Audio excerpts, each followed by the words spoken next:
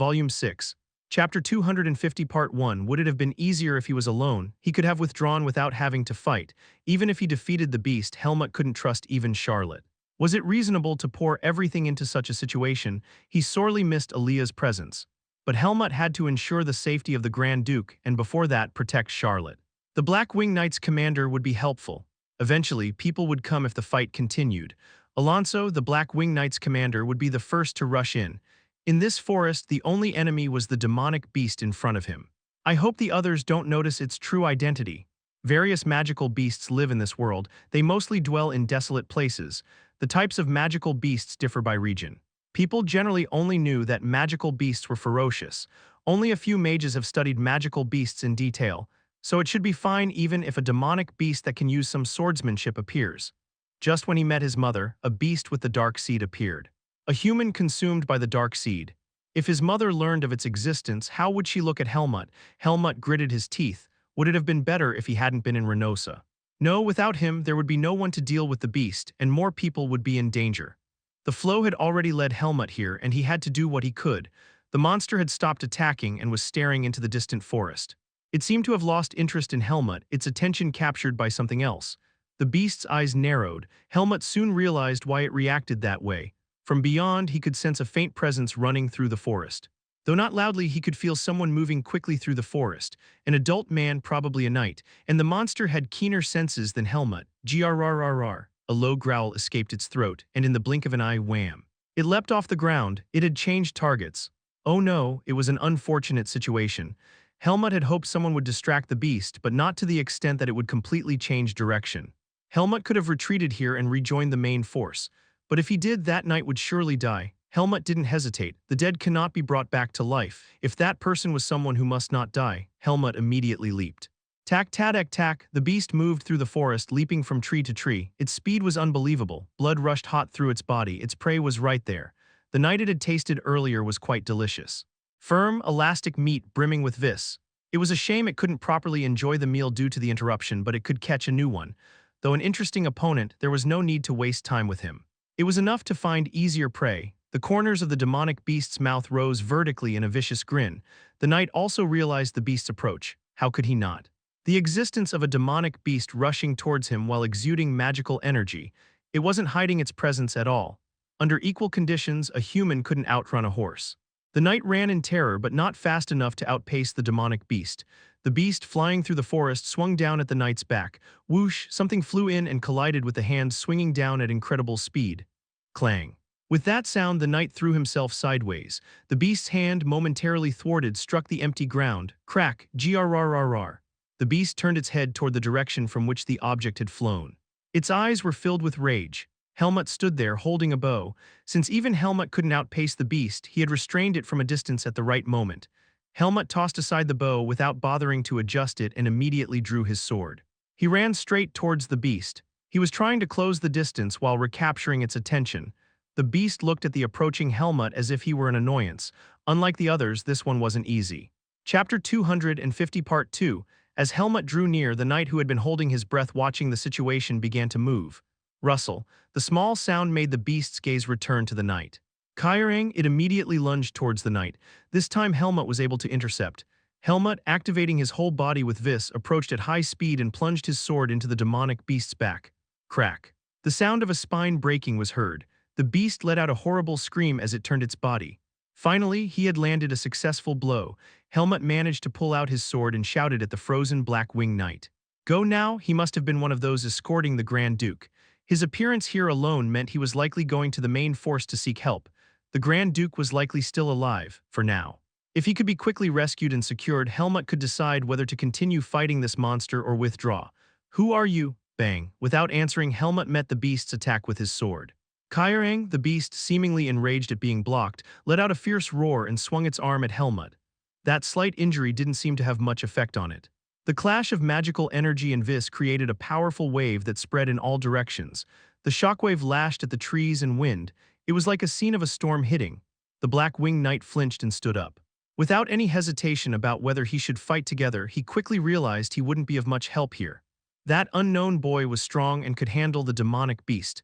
The knight determined he would only be a burden. He had to complete his mission, to report the Grand Duke's whereabouts. "Hold on a little longer, I'll bring reinforcements." Shouting that, the knight gritted his teeth and ran. Helmut's arduous battle resumed. At that time, another knight who had taken a different path arrived at the main force.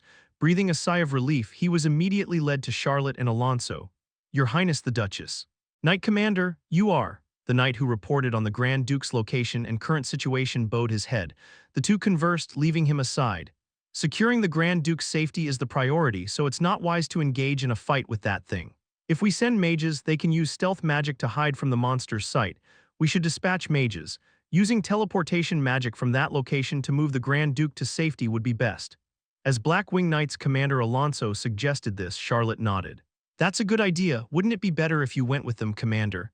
I must protect not only the Grand Duke but also you, Your Highness. The monster could appear here and I can't go there alone. Nor can we both leave this place empty. We need someone to command the troops."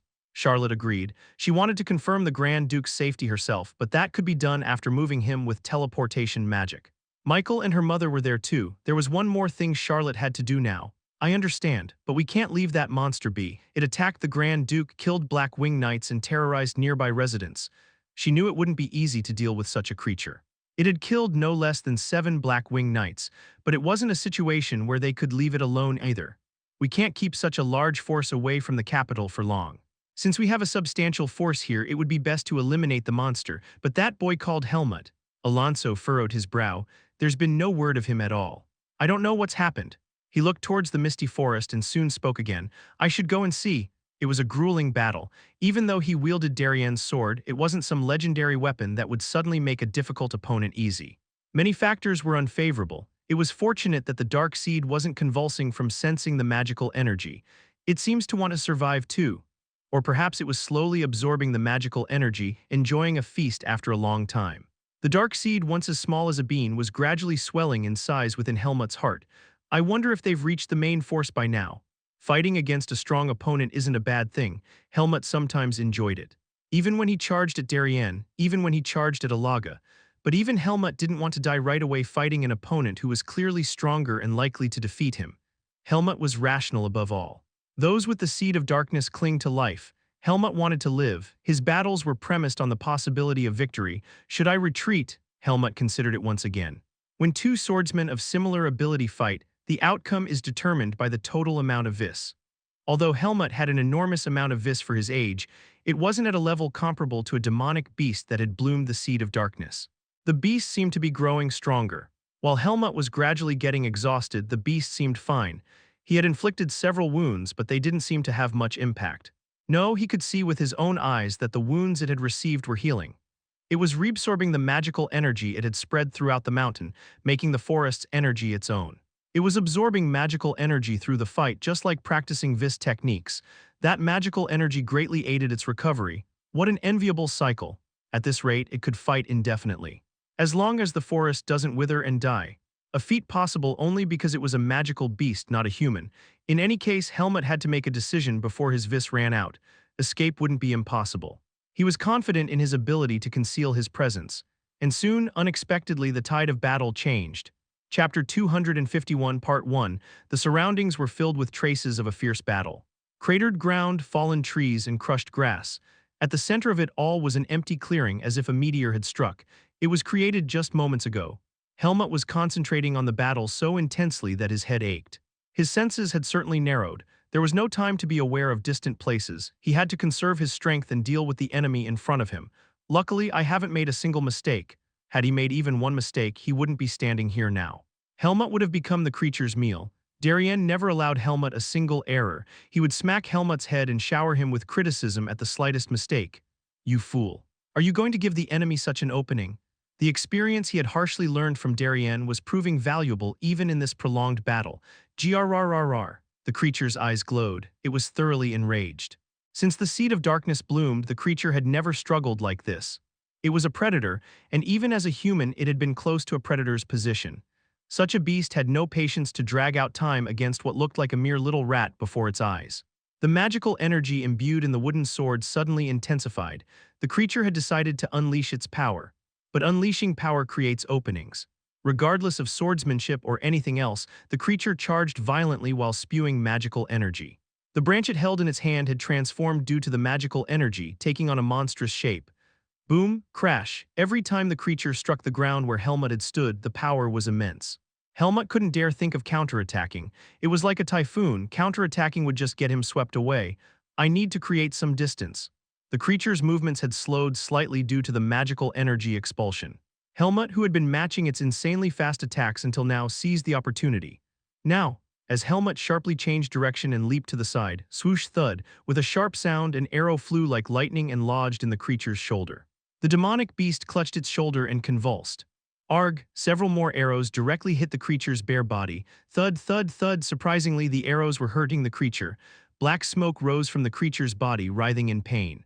Fall back! A shout came from somewhere, prompting Helmut to move. A man in black armor stood in the distance. And around him, black winged knights and soldiers were lined up, aiming their arrows.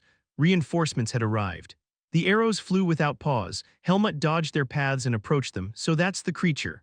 The Black Winged Knight's commander muttered, frowning as he saw Helmut approach. You look terrible. It was more a frank assessment than picking a fight. The Black Winged Knight's commander spoke down to Helmut regardless of whether he was an honored guest or not. In fact, it was Charlotte and the other Reynosa family members who had treated Helmut especially well. Since he hadn't allowed even a single hit, Helmut's condition was relatively intact. But he couldn't completely escape the shockwaves of the attacks, so his hair was a mess and his clothes were torn in several places. Helmut coldly retorted, You sure took your time getting here. A battle of this scale should have been felt even from a distance, yet they moved sluggishly. We were able to locate the monster thanks to the knight you spared. His tone suggested praise as if saying, Well done. Helmut glanced briefly towards the demonic beast. It was crawling on the ground, being hit by the rain of arrows. Smoke rose from its body as if it were burning. The creature must be feeling pain like being burned at the stake. So the arrows are effective. For Helmut, who couldn't even wound the creature with arrows imbued with vis, it was a bit of a blow to his pride. But those arrows weren't effective against the beast for no reason. They must be no ordinary arrows. Alonso explained, These are purification arrows made by the temple. They're for hunting great magical beasts kept in the treasure vault. I didn't think we'd have a chance to use them. It seemed they hadn't come unprepared for the subjugation. They had their own reliable means, and it was proving very effective. The power of sacred energy was indeed remarkable, even in small quantities, against entities possessing magical energy. Holy power was the natural enemy of magical energy. What couldn't be achieved with vast amounts of vis was being accomplished. Chapter 251 Part 2, a brief, rapid exchange followed. That sword too, it's been imbued with holy power. Alonso had already drawn his sword. Helmut asked the most important question, the Grand Duke. You should say His Highness the Grand Duke. He's safe since the monster is here. Charlotte. Her Highness the Duchess is safely positioned in the rear. You seem worried about your junior. Not really. There was a sense of protective wariness in Alonso's gaze, like an uncle wary of someone eyeing his beloved niece. The suspicion that Helmut might like Charlotte was now tedious. Hundreds of arrows were raining down. The soldiers kept firing without pause, as if intending to turn the beast to dust by exhausting all their arrows. The demonic beast now lay sprawled, being hit by arrows without even making a sound. It seemed to be using all its magical energy to regenerate its body. What about the signal flare? There was no time to take it out. There hadn't even been a moment to fumble for the signal flare. He had been busy restraining and facing the creature. First, deal with the annoying mosquito buzzing in front of you. The creature's sole focus seemed to be attacking Helmut. The Black Winged Knight's commander spoke while keeping his gaze on the beast. I can see that you're strong, but acting alone isn't necessarily wise. Keep that in mind. Then prove that you can be of help. An arrogant reply struck down. Helmut gave the Black Winged Knight's commander a cold stare. This surely wasn't the end. The creature's magical energy was like an eternally burning flame. Even holy power hadn't damaged its core, the seed of darkness. The blossomed dark seed was an infinite source of power. Until it was completely destroyed, it could be restrained but not stopped entirely. And then the rain of arrows ceased. Although they had brought a considerable number of arrows, even the wealthy Reynosa family didn't have an unlimited supply of purification arrows. Until this incident occurred, they had been free from attacks by magical beasts. It's not moving. The Black Winged Knight's commander raised his hand. All the knights and soldiers stood alert, awaiting his instructions. The monster was quiet, as if its breath had been cut off just like that. The black smoke rising from the creature's body persisted, and the arrows densely lodged in its body as well. There was no point in forming an encirclement, it could easily break through. For that reason, the troops were positioned in one place. The Black Winged Knight's commander slowly stepped forward. The sword in his hand, imbued with holy power, emitted a sharp light. He intended to pierce the creature's vital point with it. Undoubtedly, that was his plan. Helmut followed about a step behind. Someone of the Black Wing Knight's commander's caliber should be able to deal with the creature's attacks sufficiently. However, when they had closed the distance somewhat, the creature's body twitched. Its body rose up as if lifted into the air. A sudden eruption of magical energy from within. In an instant, the arrows densely lodged in its body melted away. SSSHH, like a volcano ejecting steam, black smoke explosively gushed out in an instant. It was smoke carrying magical energy. An enormous amount of smoke obscured the entire view like a fog, turning everything pitch black. The Black Wing Knight's commander and Helmut quickly held their breath and raised their vis. Even with their sight obscured, their senses were keen and alert. The creature could attack, taking advantage of the obscured view. Their nerves were taut with tension. They stood still in place, waiting for the smoke to clear. As the wind blew and time passed, the smoke gradually dispersed, and when their vision cleared, they couldn't believe their eyes. "It's gone. Where on earth did it go?" The place where the creature had been was empty. No one had been attacked. The Black Wing Knight's commander muttered, "Did it escape?" It had been hit by purification arrows and depleted its magical energy. In that state, with the number of enemies increasing as well, it would make sense to retreat if it felt disadvantaged. Even an intelligent magical beast might do so, let alone the creature which had been human. It should have that much intelligence. But Helmut didn't agree with Alonso's speculation. Something felt off. An ominous premonition was rising. There was something they were missing. Suddenly, his heart plummeted. In an instant, the blood in his fingertips went cold. He shuddered. It was a sensation very similar to fear. The moment a certain thought occurred to him, Helmut cried out involuntarily. His tone was uncharacteristically agitated. Charlotte, while fighting the creature, he had suspected it might possess some rationality. Since it could wield swordsmanship, it might be able to think somewhat like a human. What if it had heard what Helmut said?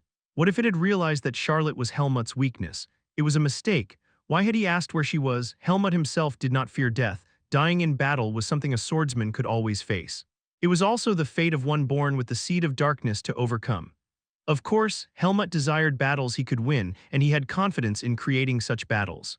But even so, he did not forget the fact that he was close to death. He had the courage to accept that, but what if that death wasn't his? That was what he feared. A moment later, Helmut shouted again. "Where's Charlotte?" The Black Wing Knight's commander gestured in a direction. His expression was also frozen. Helmut's feet struck the ground. No thoughts came to mind. He just ran with all his might in the direction where Charlotte was. There was no time to worry about conserving vis or not. Charlotte must not die. He couldn't let her die. She was more than just a junior who admired and recognized him well. She was his sister. A blood relative he hadn't even known existed. She was his mother's daughter. He couldn't let her die. Absolutely not.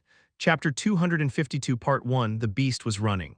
Crushing and trampling the twigs and leaves that blocked its path. It seemed to be running on the ground at the speed of a bird flying through the sky.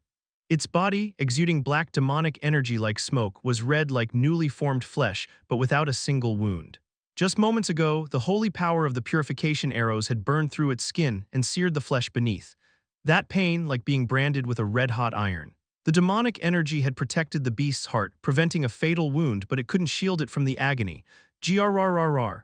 The beast's eyes rolled back. Its murderous intent and rage amplified the demonic energy. It wouldn't be satisfied until it killed all the humans here and crunched their bones and flesh between its teeth. That fierce hostility stimulated the seed of darkness. The blooming seed of darkness was powerful, and the creature, having not suffered a fatal wound, was able to endure that brief yet intense pain. Though the arrow's wound didn't leave a mark, the extreme resentment was deeply etched into the demonic beast. It would kill them all. However, the number of humans was great and quite a few were formidable. No matter how powerful the creature was, having the seed of darkness, it couldn't face so many humans after being hit by the purification arrows. But it couldn't retreat just like this.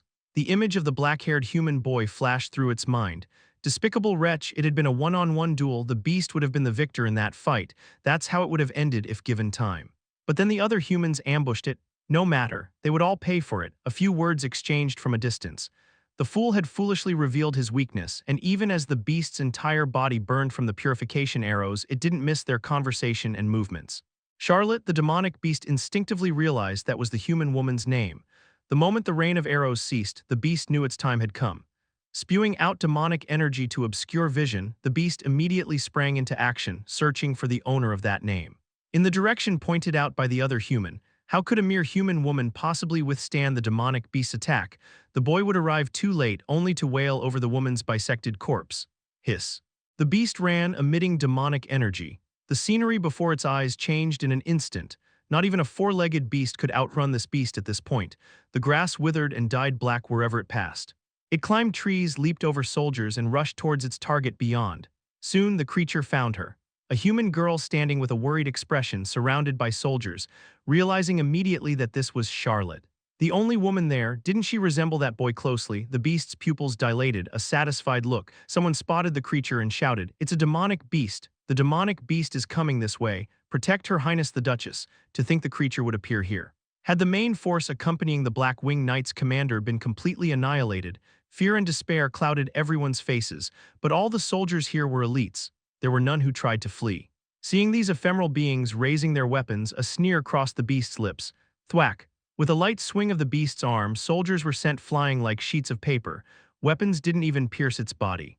With each swing of its arm, one head was crushed, one torso pierced through, blood and flesh splattered. It was a crucible of terror. The demonic beast roared in front of Charlotte. Rag, worthless and weak humans. Even those of Renosa's noble bloodline were no different.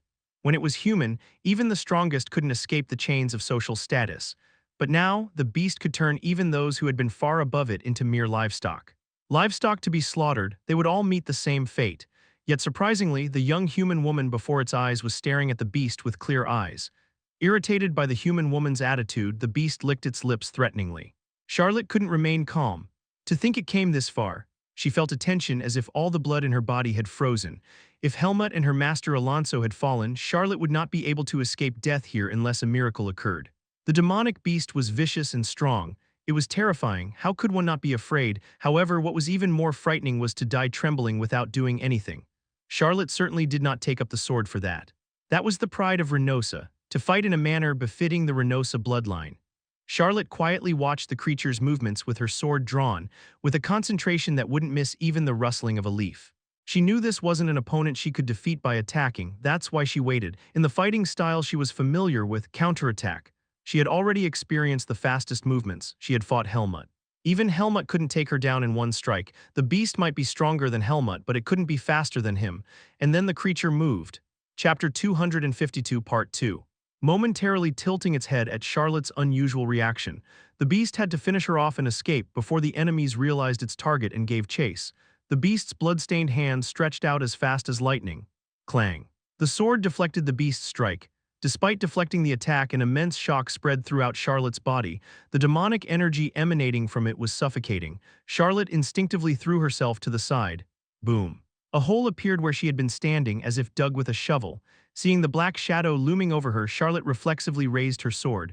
All the vis she possessed gathered in her sword, but it was useless. Crack. The sword in her hand shattered and a massive hand struck her abdomen like a hammer. Thud, Charlotte fell helplessly and rolled on the ground. She couldn't even feel the pain. All strength drained from her body. Charlotte, someone called out her name loudly. It was a familiar voice. Charlotte looked in that direction with blurry eyes. "I'm Oka." She lost consciousness before finishing her words. Blood soaked her abdomen. "I'm too late." Helmut stood protectively in front of Charlotte. The creature smirked, licking the blood on its hand, as if saying, "In the end you lost." A faint breathing sound could be heard from behind. Charlotte wasn't dead yet. She could survive if treated quickly, but this beast wouldn't allow that to happen. In that case, his heart was burning. A certain power surged from the very center of his heart as if about to explode. He would give it his all. The moment that thought struck his mind, Helmut realized he hadn't been giving his all. Because the seed of darkness was part of his full strength, he always had to keep the seed of darkness in check. But now, for the first time, it escaped his consciousness. The lock inside him was released. Vis erupted from Helmut's sword. It was a darker, ashen vis than before. Drawing on the power of the seed of darkness was frighteningly natural. Like a fish knowing how to swim, now it was a battle of instincts. He unleashes Darien's swordsmanship with full power. As his consciousness numbed, Helmut charged at the creature. Bang, crash, boom, debris flew everywhere and dust billowed. It was no longer a human battle, but it was certainly different from before. What defeats demonic energy is ultimately stronger demonic energy. The beast's demonic energy, weakened by holy power, no longer surpassed Helmut's. When the two clashed head-on, bang, with a tremendous noise, the beast's body stiffened from the impact. Seizing that moment, someone's sword came flying in from behind. The sword of Alonso, the Black Wing Knight's commander. That sword, precisely targeting its back, sent sacred energy coursing through the beast's blood vessels. Grrrr, its body had already taken damage. The demonic energy wrapped around it like armor dispersed. At that very moment, Helmut's ashen sword pierced the beast's heart. Thud, with a dull sound, black blood spurted. The beast's movement ceased. Helmut vividly felt what he had pierced, the blooming seed of darkness. That which had blossomed vibrantly, even after being hit by purification arrows, now shattered like glass. Black demonic energy spread around like miasma flowing from a corpse. Alonso quickly retreated from the creature. Helmut also stepped back, leaving his sword in place. Thump! The beast, its heart pierced, fell to its knees. The strength rapidly drained from its body, only its upper body remaining upright. At that moment, the consciousness that had been dominated by the seed of darkness regained control for just an instant. The beast's eyes blinked. Focus returned to both eyes, that gaze fixed on Helmut. It was a piercing look befitting a platinum-rank mercenary. You too will eventually. Along with a sneer, the monster uttered a curse. Helmut seemed to understand the words it couldn't finish. Become like me. A moment later, the focus disappeared from the monster's eyes. Its lifeless head drooped. It was over.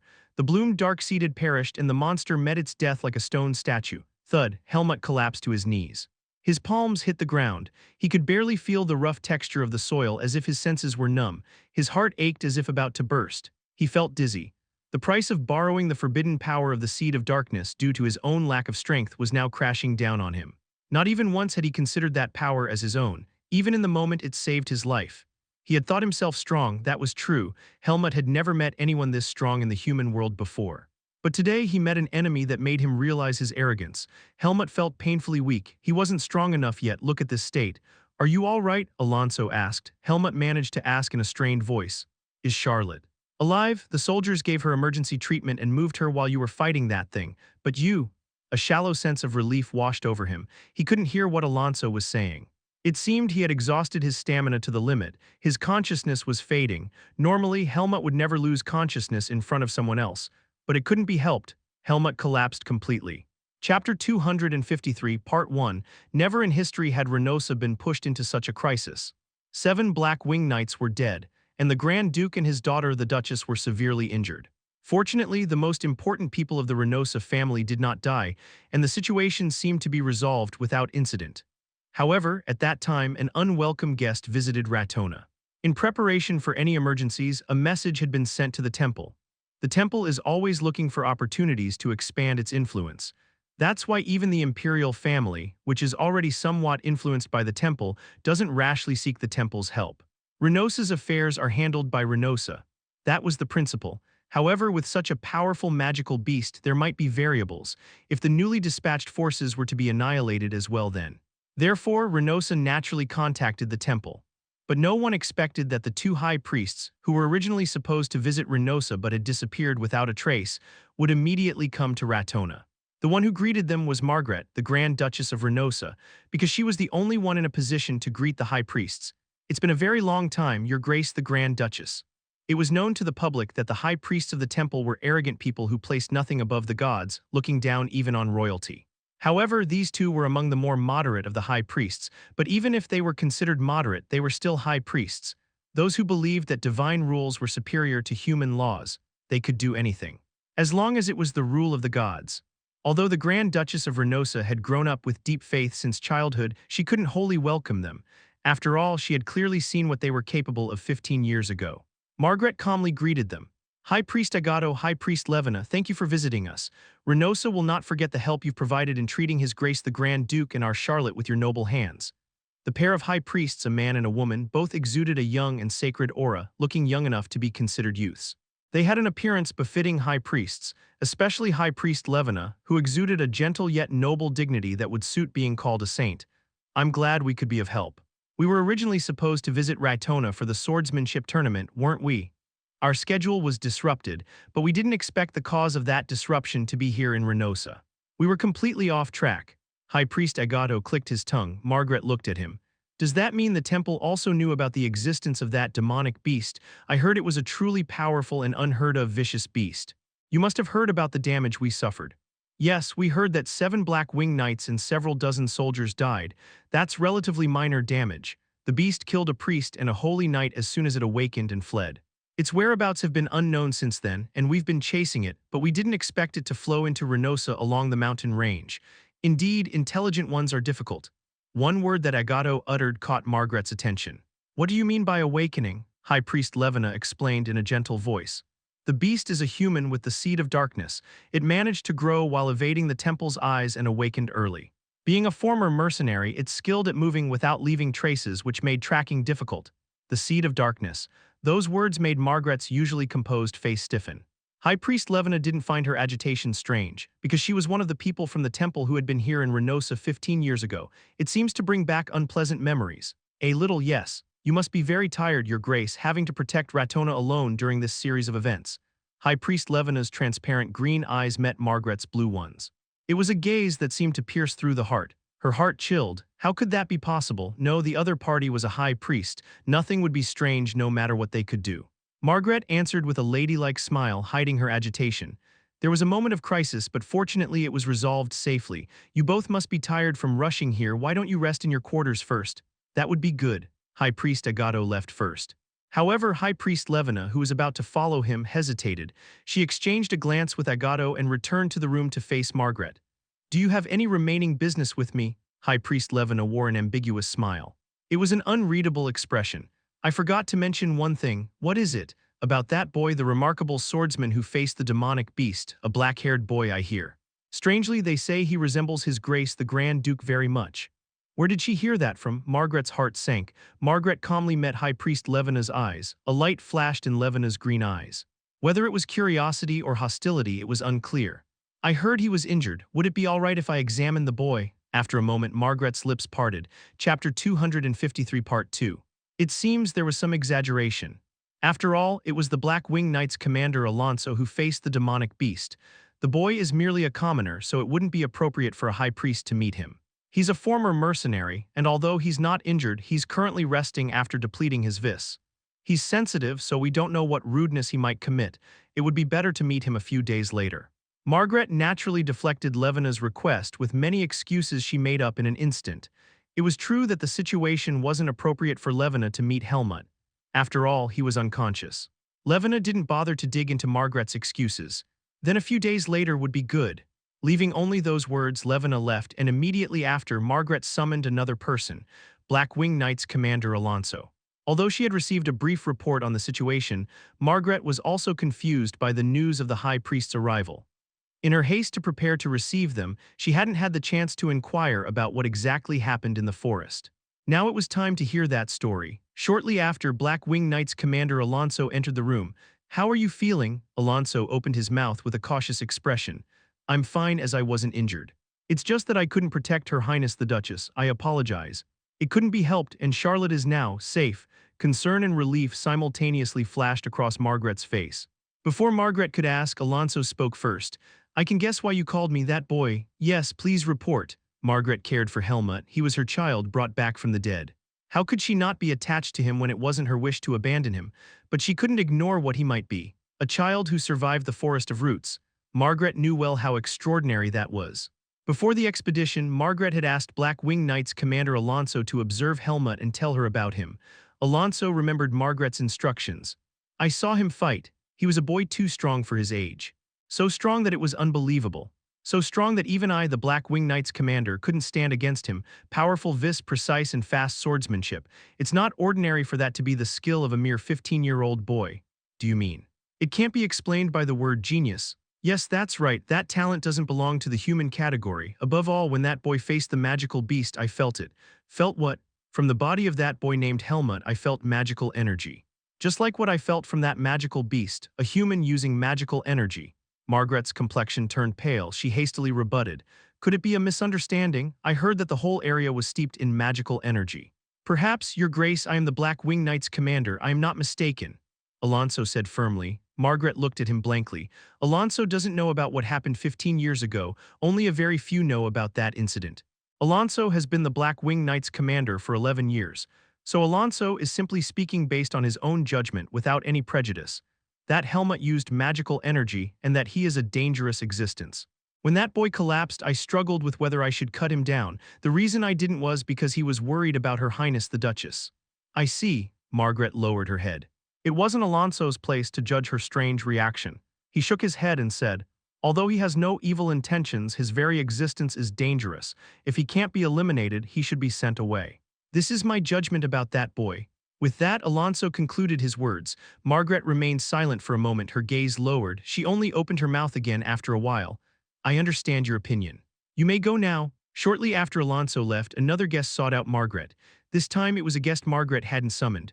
Margaret had been sitting still, lost in thought, ever since Alonso left the room. It was only when she heard the news of Michael's visit that Margaret raised her head. Mother, Michael, what brings you here? Unlike his usual self, Michael wore a face without a smile. I have something to tell you, Mother. Go ahead. I had a brother 1 year older than me, born with the name Helmut, disappeared without even his existence being known. Margaret's pupils shook at this sudden truth. Michael saw her reaction clearly, and he was certain that what he was saying was the truth. In reality, a cursed child born with the seed of darkness and sent to the forest of roots. Michael continued speaking in a calm manner. And he survived that place where no one was supposed to return alive and came back to this Ratona. Margaret immediately sprang to her feet. Who else knows this? Looking at the pale-faced Margaret, Michael quietly shook his head. It hasn't leaked out yet, not even to the high priests, but they will find out. They have eyes and ears after all. Besides, aren't they quite perceptive in such matters? Michael still wore a face without a hint of a smile. He continued speaking in his characteristically calm and affectionate tone. I have only one thing to say to you. You are the Grand Duchess of Reynosa, aren't you? Michael's blue eyes were cold. Although they were similar in color to Margaret's, they were colder than hers. However, the essence of the two was not different. They were mother and son after all, Margaret with her gentle and affectionate gaze. However, Margaret was a woman who could make colder decisions than Michael even with that gaze. She was a born noble and the Grand Duchess of Reynosa. Michael's declaration pierced her like a cold sword. Make a decision for Reynosa. And then Michael finally smiled, his characteristic innocent smile across his face. As always, I will respect and follow your choice, Mother. Whatever that choice may be. Chapter 254 Part 1 A Decision for Reynosa. Margaret, born and raised as a noble, had there ever been a time when those words, which she had followed without difficulty except for once, felt so heavy? After Michael's visit, Margaret, who had been lost in thought for a while, opened her eyes that had been heavily closed. She could guess how Michael had found out about that fact. In the Grand Duke's study, there was a journal recording significant events happening in Reynosa. It was a journal that the Grand Duke personally wrote in. With the Grand Duke absent now, it was Michael who had control over Reynosa. It wouldn't have been difficult for Michael to extract information from there. Michael only needed to find the record of that day 15 years ago. Margaret let out a sigh. She knew it too. If Michael had figured it out, the high priest could figure it out as well. If Levina showed interest in Helmut again, how long could Margaret hold them back with excuses? Michael could reveal that fact to the high priests at any time.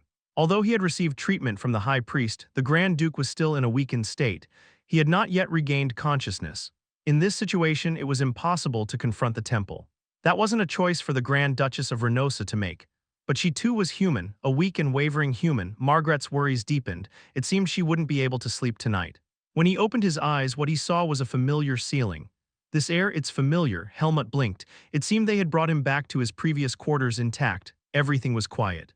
Helmut, who was about to get up, immediately frowned. His whole body felt stiff and weak, as if he had been drained to the bottom and just recovered enough to open his eyes. It had been a long time since he had been pushed to his limits like this, but he was in much better condition than when he had just left the Forest of Roots. It seems the situation has been resolved safely. He had been gripped by anxiety as he lost consciousness in a place where he had no one to trust. But seeing that he had been moved to his quarters like this, there must have been no problem. It was enough that he was alive. Helmut examined his own condition. He looked into himself as if observing. The seed of darkness had grown again. The series of processes of using and expelling demonic energy was enough to make the seed of darkness grow. But what bothered him was that the seed, which always wriggled like a fetus in a womb, was oddly quiet. As if it were in hibernation, perhaps it too had struggled to survive. Helmut stopped pondering and suddenly looked down at his arm. There was someone who came to mind first. Is Aaliyah still? His girlfriend probably didn't even know that Helmut had nearly died. Well, even she wouldn't have expected that Helmut, who had been fine, would face a life-threatening crisis. It happened in too short a time. What on earth is she doing? He didn't feel like blaming her anew. Aaliyah was that kind of girl, a research-addicted mage. No, I do want to blame her. Helmut changed his mind. But it was also true that he couldn't think of any other suitable words to blame Aaliyah. Because his body wasn't moving properly, Helmut only raised his upper body and sat with his back against the wall. How long had it been since he had let go of his sword? He wanted to head to the training ground right away if he could. His clothes had been changed into clean ones. Only his cloak and sword were nowhere to be seen. Click. Soon the door opened and then closed, followed by the sound of footsteps running somewhere. After a while there was a knock and someone entered the room. Just by hearing the footsteps, Helmut recognized who it was. Helmut immediately raised his gaze. Mother, blue eyes full of worry were staring at him. It was a face that had visibly thinned in just a few days, but her expression as she looked at Helmut was calm and affectionate, really like that of a mother. Don't get up, the physician said that your bones and muscles were all damaged due to the clash of vis. As your recovery seems to be good, I didn't call for a healing mage separately. How long has it been? 3 days, dear. I wasn't unconscious for as long as I thought. Short, but his instincts must have judged that it was time to wake up from unconsciousness. Helmut brought up another question. Charlotte. She's fine, she's being treated, people from the temple just arrived. Thanks to that, she's past the critical point and there's no danger to her life. It will take some time to recover, but they say she'll be as healthy as if nothing had happened. People from the temple. Helmut instinctively examined his mother's expression. His wariness peaked. His mother shook her head. They didn't see you. That seemed to be true.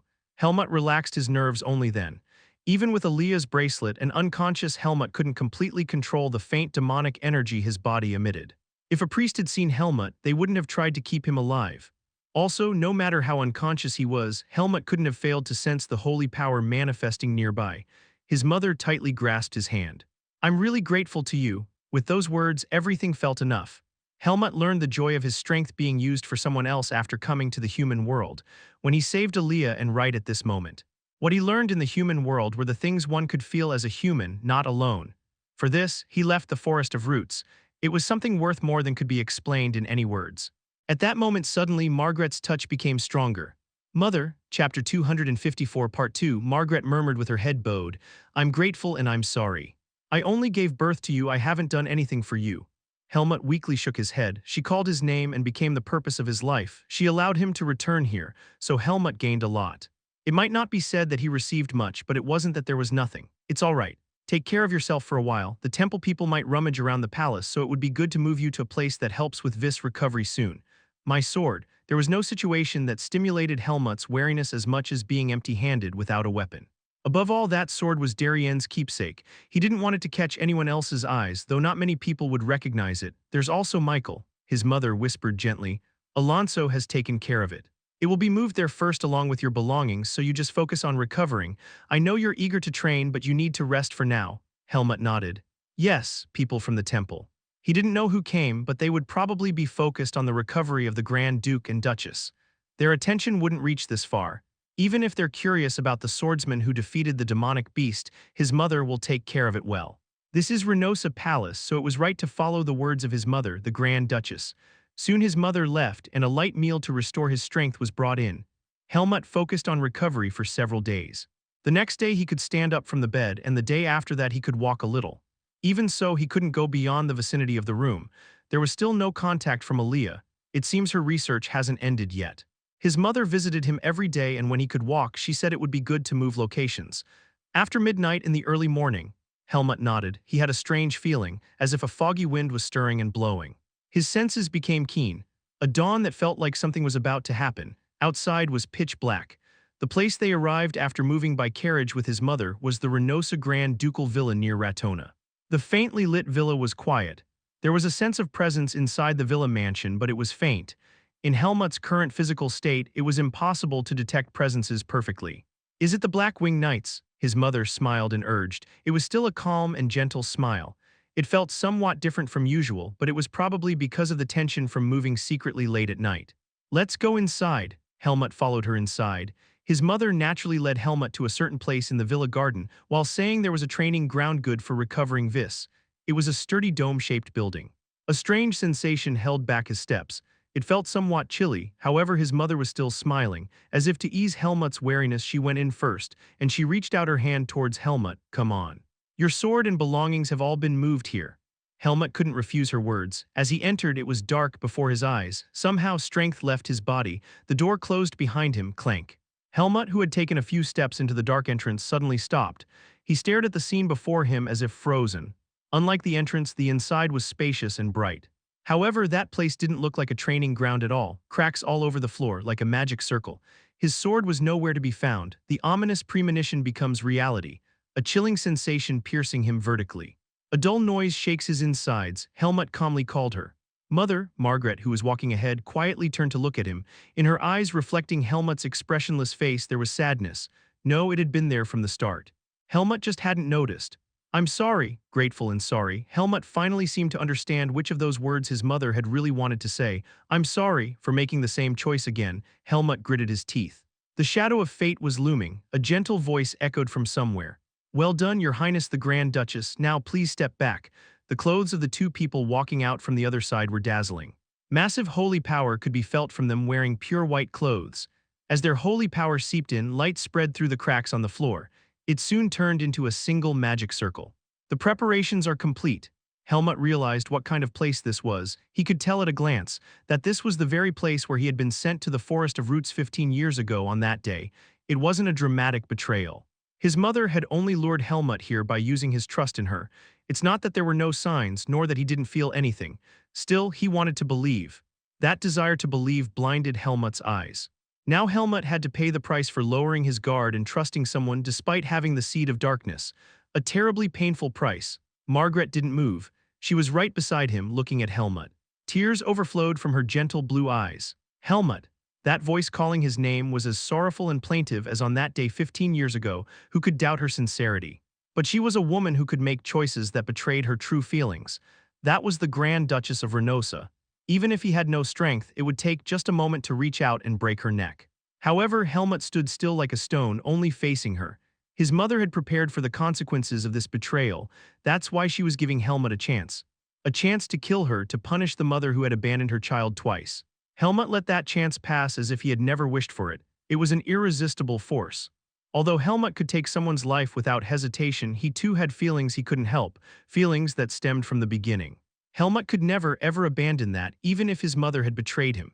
Someone led his mother away. Helmut was left alone on the glowing sacred magic circle. Two high priests surrounded him.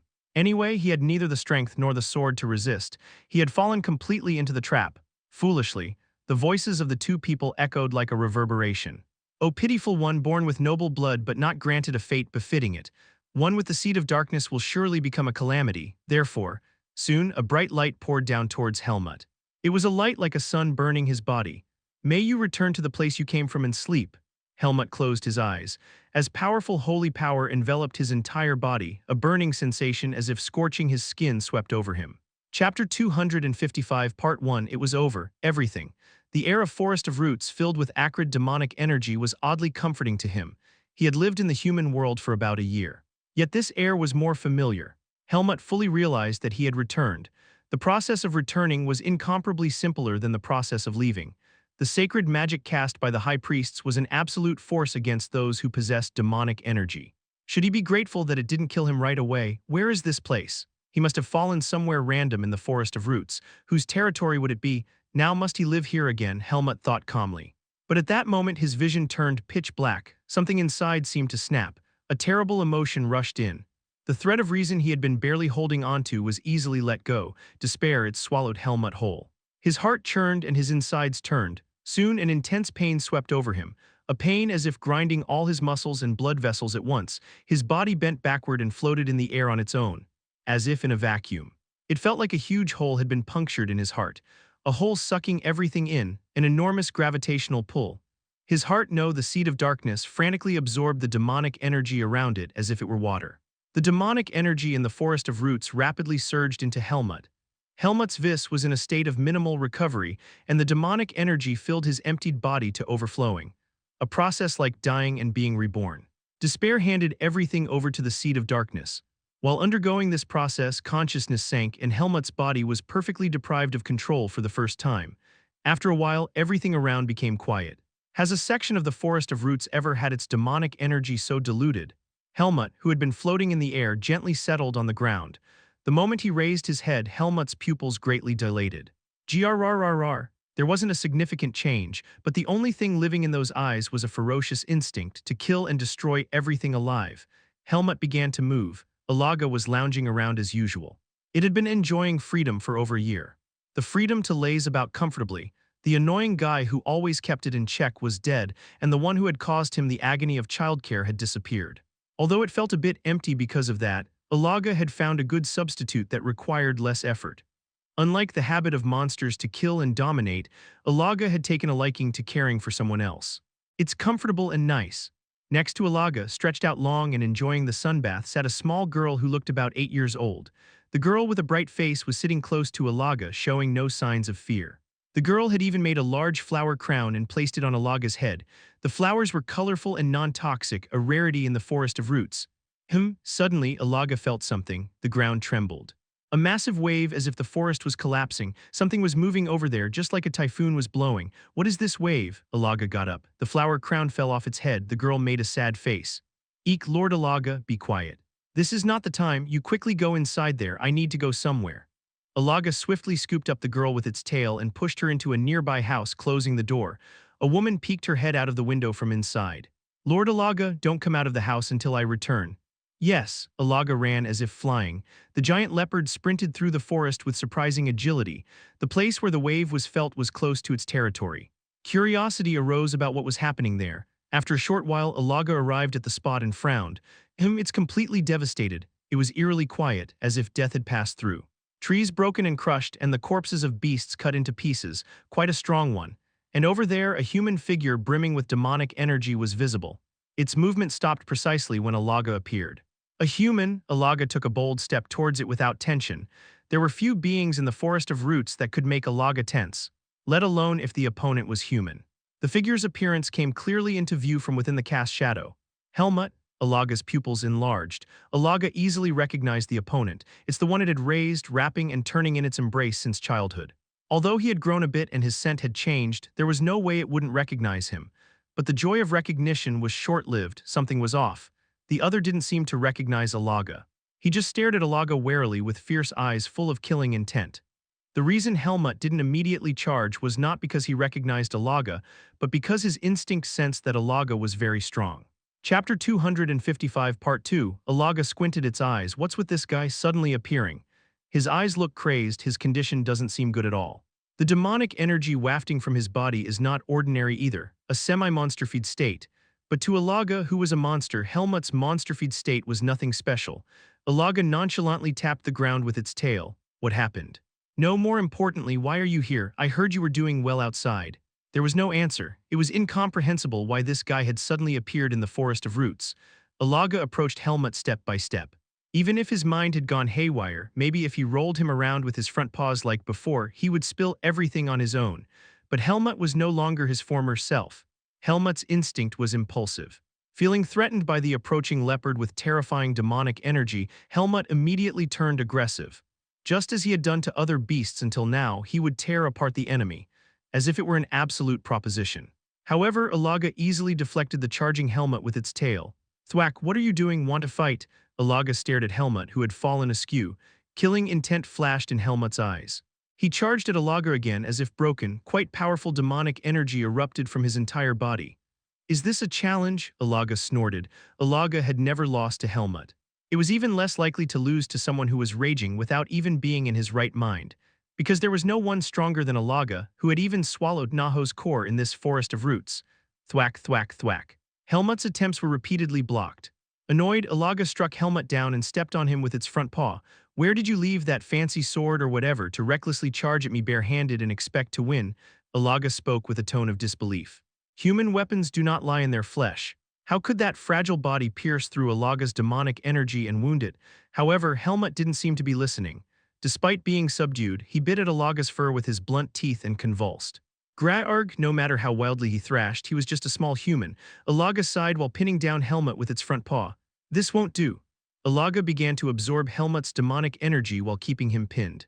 In the forest of roots, rich with demonic energy, it's rare for beasts to show madness. It's a comfortable environment like fish living in water. The seed of darkness was similar in nature to beasts. Whatever had stimulated it this much, it wouldn't have lasted long normally. But Helmut was human, so it was unclear how things would turn out. This seemed more like a case of demonic energy intoxication. If so, the solution was to drain the demonic energy. The seed of darkness surprisingly complied with Alaga's intent, recognizing him as a stronger presence. It didn't resist. Helmut's body was quickly drained, leaving only a bit of vis. It wasn't long before Helmut regained his senses. His chest felt heavy as if a stone was placed on it. He frowned and looked up at the giant leopard pinning him down. Elaga, yes, what are you doing here? The moment the situation was recognized, Helmut's breath caught. What did I? He didn't want to answer. There was nothing to answer. Alaga's questions continued. Did you find what you wanted outside? Yeah, then why are you in this state? Helmut glared at Alaga. It was a cold gaze. Leave me alone. What are you saying after I helped you? Fine, I'll leave you alone. Offended, Alaga left Helmut and abruptly departed from that place. Somehow it felt like that's what he should do. Helmut was left alone, lying there. He muttered dryly to himself. Alaga is still the same. It was probably watching him from over there. As if his heart was empty, he felt no emotion. Helmut lay on the ground and looked up at the sky that was now surrounded by pitch-black darkness. His whole body felt powerless. He had let the seed of darkness take over his body and ravage through the forest of roots. Whether it was good luck or bad, he hadn't encountered any dangerous enemies. Even destroying himself wasn't easy for Helmut. Once again, Alaga had saved him. Alaga is just a demonic beast, and yet, the beast had given him more affection than his own flesh and blood. A surge of emotion welled up from a corner of his heart. Memories flashed through his mind, memories that were sweet for a moment and terribly painful. The affection he felt from his mother wasn't a lie. She was genuinely happy that Helmut had returned. But humans could abandon even if they loved. They could betray even if they loved. They could turn their backs even if they cared. Helmut didn't know humans could do that. He had only believed in affection, because those he knew had not betrayed affection. It was bitter, but he learned a lot. The pain of that learning was so great that Helmut never wanted to leave this forest again. When Helmut was in the forest of roots, he had nothing, but he wasn't lonely. A life driven by longing couldn't be lonely. If he could see the stars above and hope to reach them one day. Even when exhausted from grueling training, that aspiration led and filled him. But how was it when he went outside the forest of roots? Helmut gained many things, but in the end, returned to where he started. Having lost even what he had, betrayal. No, what Helmut experienced was loss, a loss that seemed irretrievable by anything. There was still a glimmer of light flickering before his eyes. In that light, like a strand of moonlight, someone's figure is reflected, but if even that light goes out then, an enormous void swallows him. The burning heat felt like it was scorching his heart. Something inside him had crumbled and it seemed irreparable. Helmut covered his eyes with his hands, they were hot. Chapter 256 Part 1. A few days had passed just like any other. The guests who had visited Reynosa had already left. It was a peaceful afternoon with the warm sunlight streaming down. The Grand Duchess of Reynosa, Margaret, gently closed and opened her eyes. A cool breeze flowed in through the window. A teacup sat before her. It was just like any other day, as if no hardship or sorrow had ever swept over her. She hadn't forgotten yet, but she didn't regret it either. Yes, she had no regrets. Just as she hadn't 15 years ago, a child once abandoned could be abandoned twice. Why would it be impossible? She hadn't regretted it back then either. Helmut was already a child she considered dead. Family is formed by sharing life together, not just by blood. Thus, Helmut was her child but not her family. Before it came to that, Margaret was forced to make a choice. Every circumstance forced that choice upon her. Even so, the choice was hers to make. Margaret abandoned Helmut once again, and she would not forget that fact. She would continue to live bearing another grave within her. As the Grand Duchess of Reynosa, she was prepared to bear that weight. The seemingly fragile Margaret was, in fact, a cold and strong woman. The noble life she had lived made her so. Thud, the sound of a door opening was heard. Someone roughly pushed the door open and entered. "Your Highness the Duchess?" The voice of the head maid called out in surprise. Margaret raised her head. There stood Charlotte with an expression she had never seen before. Her two eyes were hot with passion. Those eyes were strongly condemning Margaret. "Do you know what you've done, mother?" It was a voice brimming with emotion. It was the first time Charlotte had spoken like this. Margaret lightly raised her hand, dismissing the head maid. Clunk, the door closed again. Only then did Margaret calmly open her mouth. It was unavoidable. Her expression remained terrifyingly gentle and calm, like a lake without a single ripple. How could a person? Charlotte's voice was choked with reproach because, no matter what reason was given, it was unacceptable to her. "Mother, you are the Grand Duchess, but before that you are a mother and a human." A moment ago, when she heard the truth from Michael, it was like being struck by lightning. Only then did it make sense. The inexplicable attraction. It wasn't as a man, but as a blood relative. Charlotte liked Helmut, respected him, and followed him. That Helmut was betrayed in exchange for saving her. It was betrayal, a betrayal Charlotte could not accept. Margaret quietly responded. "It was a choice for Reynosa." Charlotte spoke in a suppressed voice. "How can that be, mother? Senior Helmut saved the Grand Duke and saved me." "Yes, he did. That's why Helmut was spared from being executed by the high priests." The high priests calmly accepted when Margaret told the truth. As if they had already guessed, High Priest Levena's insight was not to be underestimated. As soon as she heard Helmut's name, she recalled that Helmut from 15 years ago. Levina didn't rule out the possibility of that child surviving and escaping from the Forest of Roots, an unlikely event. Levina was determined to confirm it, even without Margaret's permission, so it was bound to happen anyway. Margaret explained that 15 years ago, Helmut had fallen on the outskirts of the Forest of Roots, and as a newborn, he had accidentally come out of the barrier and was saved. She said that now that the seed of darkness had grown, he wouldn't be able to leave the barrier. Also, since he had performed a great service in saving the Grand Duke and Duchess, it would be unacceptable to kill him when he was currently without crime. Therefore, she proposed sending him back to the Forest of Roots, from which he could not escape this time. Margaret presented the minimum point of agreement to persuade them without confronting the temple. The high priests agreed. It was unprecedented for someone to escape from the Forest of Roots. Whatever principle allowed it to happen, they believed it wouldn't happen twice. Moreover, they were burdened by the idea of eliminating Reynosa's bloodline against the Grand Duchess' will. They had already fallen out with Basser. It was unthinkable to turn Reynosa against them as well. Margaret spoke in a clear voice. The same words as before flowed out a little longer. But for the sake of Reynosa and for your sake I had to do it.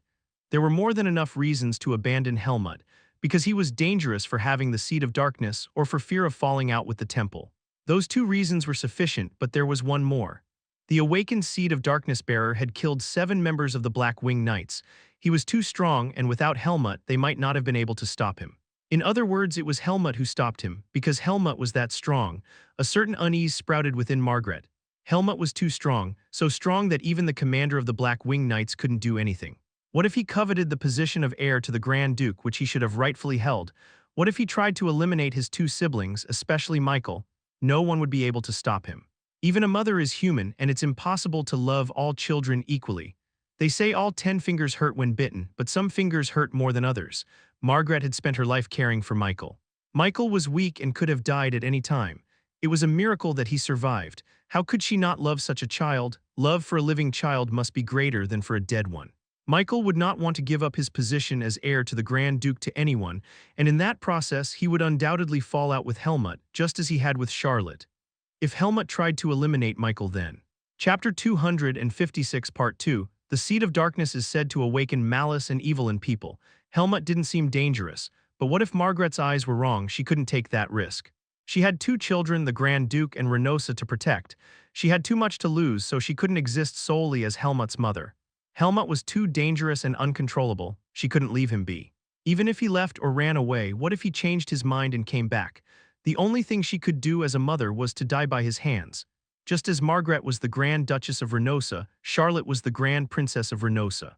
And so she caught the things Margaret didn't say in her stern gaze, but the words coming out of her mouth were still the same. You were wrong, mother, you shouldn't have done that. I had to, I simply cannot understand. You're that kind of child. I know, Margaret nodded slowly. Firmness emanated from her, tears flowed from Charlotte's eyes. The sense of guilt was hers, not her ruthless family's, but Charlotte was not one to simply weep in guilt. Her life, her sword, her beliefs. Charlotte had not grown up to be a weak girl. A storm of betrayal, guilt, and sympathy passed through her, and in the calm Charlotte a resolution was formed. This resolution would now become her everything. A determined light settled in Charlotte's eyes. She declared, I will set things right. Margaret looked at her with incomprehensible eyes. What has been done, even if it cannot be undone, can still be corrected. Even if it harms Reynosa? Yes, because unlike you, mother, I want to be human before being the Duchess of Reynosa. She had been saved. They were blood relatives. Living with guilt and gratitude was not enough. Charlotte didn't want to live bearing a grave. She had to repay that debt to the person concerned, without fail. Charlotte. Margaret's face contorted for the first time. A soft voice, as if pleading, as if coaxing. In the past, she would have wavered at her mother's voice and gaze, but not anymore. It's no use trying to stop me. Charlotte turned her back and left the place. Helmut would be alive in the Forest of Roots. She believed. That belief would guide Charlotte to him. Everything happened in just a few days. In the few days when contact with Helmut was cut off. It wasn't that Aaliyah wanted it to be that way. The problem started when she heard those words from Hike. The temple's movements, well, it seems the high priests are busy because some priests were killed. Hike shrugged. The priests were killed. Who did it? I don't know. Ah, but have you taken over Lampine's dungeon yet? Not yet. There should be that thing left in Lampine's dungeon. It would be very useful in a fight against the temple. At Hike's words, Aaliyah immediately explored the dungeon and found the thing. It seemed that mastering the thing would require quite a tricky process. It would take at least a few days. But if there was a conflict with the temple, the thing would be a great force. Aaliyah calculated and concluded. She thought that even if contact was cut off for those few days, nothing serious would happen to Helmut. After focusing without even sleeping, Aaliyah succeeded in mastering it and felt ecstatic. Only then did she realize quite some time had passed and thought of her forgotten boyfriend. Wanting to tell Helmut this news first, she immediately tried to contact him. However, her artifact didn't work, no signal at all. As if he didn't exist in this world, her blood ran cold. Aaliyah immediately realized something was wrong and headed to Renosa. In Ratona, Helmut's existence was already nowhere to be found. Everything was clean and peaceful as if wiped clean. Over several days, Aaliyah explored the entire Ratona with Hike's help and read the memories of the Earth. In the process, Aaliyah learned that the High Priests had visited Ratona. This could not be a mere coincidence. If Helmut had disappeared, that event must be absolutely related to the Grand Duchess of Renosa. Aaliyah tracked the Grand Duchess's whereabouts and finally found where Helmut had last disappeared, the Grand Duke's mansion. Aaliyah, who had infiltrated there, realized the identity of the holy magic performed there. Teleportation magic, an absolute punishment, banishment to the Forest of Roots. Helmut was sent to the place he had spent his lifetime escaping from. For him, with the Seed of Darkness, he cannot cross the sacred barrier. It felt like a death sentence had been passed. What she thought would be a brief separation had torn them apart forever. Why had she been so obsessed with the dungeon, not knowing what situation he was in? Regret and despair swept over Aaliyah. She could almost see how Helmut must be feeling, even without seeing him. She couldn't be by his side at the most important moment, but soon she raised her head straight. No, I can bring him back. I'll make it happen. Aaliyah didn't blame herself. She was a mage. Mages are beings who make the impossible possible. Helmut is strong and familiar with the Forest of Roots. There's also the leopard that took care of him. Helmut must be alive. As long as he's alive, Aaliyah can go find him, and she will cross the sacred barrier and liberate Helmut from there. Aaliyah clearly told Hike, I'm going to the Forest of Roots to go and meet Helmut. A clear light rose in Aaliyah's amethyst-like eyes. She would bring Helmut back and also make those who sent him back to the Forest of Roots pay the price someday. Chapter 257, Part 1. From the bottom, it took quite a long time to get back up again. Falling from the cliff to the bottom, everything about Helmut was shattered. Looking up from the broken state, all that could be seen was the cliff. There must be a sky above it, but that sky was ashen. Who would want to climb towards an ashen sky? Despair breeds lethargy. Helmut was deep in lethargy. A fire without firewood can no longer blaze. It seemed like all that remained for him was ashes. His once vivid and intense eyes lost their light, and his expressionless face was clouded with emptiness. After pouring out all his emotions, he felt nothing, as if he had become empty. No pain, no hatred, no anguish. Maybe I've decided not to feel. Emptiness devours life. He didn't know what to do. He didn't know what meaning there would be in doing anything, just a monster living and breathing as it is. Because he didn't want such a life, because he wanted to be human, he left this place, but in the end he was back where he started. Just like this. He didn't want to do anything. Immersed in the emptiness that deeply filled his lungs, what Helmut chose was silence and sleep. He spent the day listlessly lying in place, not knowing how it passed. That day became 2 days, then 3 days, and flowed on like water. A completely different life from when he lived in the Forest of Roots before. The previous Helmut didn't waste even a single day, but the Helmut then and now were different. Helmut had grown, but the driving force that made him grow was gone. Helmut abandoned even the training ingrained in his body and lived like a corpse, lying on the ground, quietly gazing at the sky. The abundant magical energy in the Forest of Roots quickly restored his body, and the Seed of Darkness slowly regained its momentum. Though not as fiercely as before, it exerted enough influence over Helmut. While his body recovered, the recovery of his mind was slower. What truly moves humans is, in fact, the mind, so Helmut was in a state no different from being fatally wounded. Helmut's lethargy was in a realm incomprehensible to some. For the first time in his life, the white leopard looked with displeasure at Helmut, who was being lazier than when he was a newborn. Well, I was glad to see him return. But the joy of reunion was brief. In Alaga's eyes, Helmut's state was utterly incomprehensible. The guy who rarely cried even as a newborn was suddenly whining, which was strange, so it left him alone, but it was getting worse. For a weak human, Helmut hadn't eaten or drunk anything for days. The past of swinging the sword like mad was long gone, and the sight of him lying like dead was somehow unpleasant to see. A slight sense of urgency arose. He shouldn't starve to death. Whether he had the Seed of Darkness or had grown stronger, in Alaga's eyes, Helmut was still a miserably weak and young human. And taking care of Helmut so he doesn't die is something Alaga is used to. It still couldn't shake the habit of looking after something. It was this habit that made it look after other humans as well. Frustratingly, Alaga, following its old habits, shoved food at Helmut and scolded. How long are you going to stay like this? Eat this. What Alaga thrust at Helmut was meat. Now that there was a cook to prepare its prey nicely, it was jerky with seasoning. However, Helmut didn't even glance at it. Alaga scolded again. Those who don't hunt don't deserve to eat, but I'm giving this to you as a special treat since you've returned. Eat it now, I don't need it. As the brief refusal fell, a fierce growl leaked from the massive white leopard. Grrrrrrrrrrr. Alaga did not tolerate Helmut rejecting its goodwill. Should I shove it down your throat? A cold light flashed in Alaga's eyes. It was literal sincerity. The Forest of Roots is a world of survival of the fittest. The weak must obey the strong. Helmut realized in a strange way that he had indeed returned. How annoying. In the outside world, Helmut had never met a human stronger than himself. He had only been outnumbered. This situation of being newly placed in a weak position stimulated Helmut's dulled senses. It's bothersome. But what could he do? Alaga was strong and could carry out its threats. And Helmut didn't even have his sword. Helmut forcibly chewed and swallowed the jerky. Alaga watched Helmut eat the jerky with a gaze too fierce to be called motherly, and only after the meal was finished did it leave. Alaga didn't sit around all day to torment Helmut, but this was repeated daily. Of course, not for long. Chapter 257 Part 2. From the bottom, Alaga was never a considerate or understanding creature to begin with, and why Helmut was acting like this wasn't an important issue to it. It was only important that in Alaga's eyes, Helmut appeared to be lazy, and that was unpleasant to see. Before long, Alaga, whose patience had reached its limit, shouted, "How long are you going to live on what I bring you to eat? You useless creature," but Helmut didn't respond. Amidst the pouring scolding, Helmut lay still as if he had blocked his ears. Finally, Alaga frowned and asked, "What exactly happened outside? Did your mother abandon you again, saying she doesn't need a cursed child?" Helmut's body twitched slightly at that question. Only then did Alaga realize, so that's what happened. "I thought something was off about your state. I sent you off to the human world only for you to return betrayed." After a moment, Alaga bluntly said, "Stupid fool." Those words were purely criticism, not at all meant as comfort. To Alaga, the one who gets beaten is at fault. Of course, it wasn't like that when it was the one getting beaten. "So how long are you going to live uselessly like this? Are you trying to die?" With a flick of its tail, Helmut muttered dryly. "Leave me alone." For the first time, some emotion showed on his face. It was irritation, but that irritation was soon covered again by emptiness. He reacted to stimuli, but the reaction was quickly buried. Alaga persisted and asked, "If I leave you alone, how long will you stay like this?" Instead of giving an open-ended answer, Helmut chose silence, and ironically, Alaga read hope in his silence. The fact that Helmut hadn't completely given up on everything. His will to live isn't completely extinguished. Desire makes humans live on. What Helmut needs now is to want something again. He's strong for a human, so he'll get back up someday.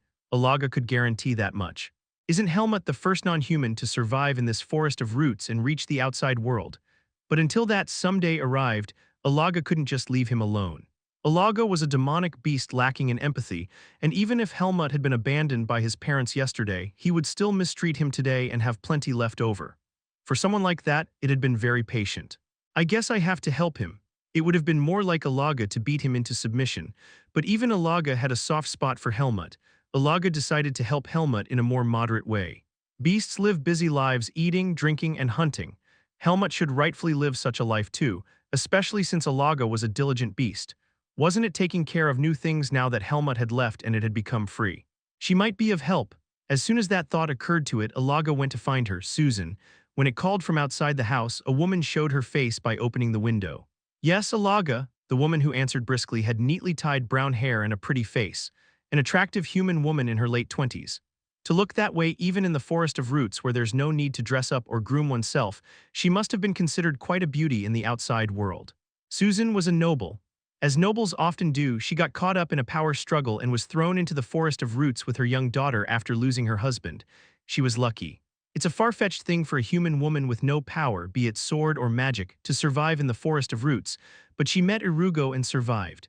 And the luckier part is that Irugo died not long after she fell into his hands. Along with the owner of the human farm where she was, there were dangerous moments. As soon as Naho died, the monsters lurking near his territory bared their teeth greedily towards the fragile humans. It was on a whole different level than the previous offensives. The injured Irugo could do nothing. Thinking that beasts would no longer run wild now that Naho had awakened, he stepped out of the lab and was immediately caught alive by sharp teeth. Other humans followed a similar course. Without Naho and Irugo, they were powerless, and the attacking beasts were strong enough to break down the walls of the houses where the humans were hiding. When Alaga absorbed Naho's core and immediately found the human farm, everything was almost over. All those humans were completely devoured by the greedy beasts without leaving even corpses. Susan was holding her daughter tightly and holding her breath in Irugo's lab. Luckily escaping to Irugo's lab whose door was open, she managed to survive there for days with only a small amount of water and food. Irugo's lab, the most solid hiding place, was the only one that didn't collapse under the beast's offensive. They were the only survivors. The reason Susan and Sarah survived was that while she was escaping with her daughter, others became sacrifices. Alaga found their location by smell. They were terrified when Alaga spoke to them from outside the lab.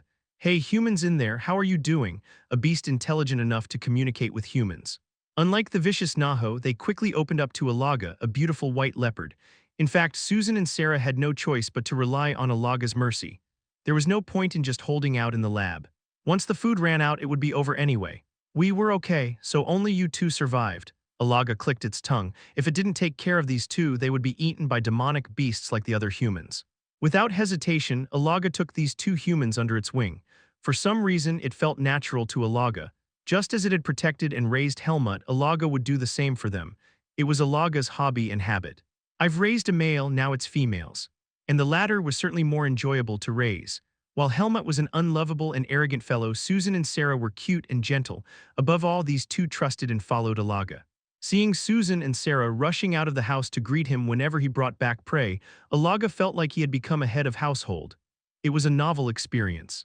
Wounds inflicted by humans should be healed by humans, Alaga thought simply, and it said to Susan, who was looking at it with eyes full of trust, "You have a job to do." Chapter 258 Part 1. The surroundings were desolate and quiet. An unusual peace had settled in this part of the Forest of Roots. No beast in the area was unaware that Helmut was under Alaga's protection. Therefore, he wouldn't be attacked. For Helmut, it was a familiar day, but that day was different. As Alaga approached lazily, Helmut sensed a faint presence beside it. Helmut turned his head. Two humans stood next to Alaga. One was a woman, the other a small girl. Alaga spoke triumphantly. "Now why don't you humans have a chat with each other?" Hello, that guy's name is Helmut. The bigger one is Susan, the smaller one is Sarah." Helmut quietly observed the woman and girl who cautiously greeted him.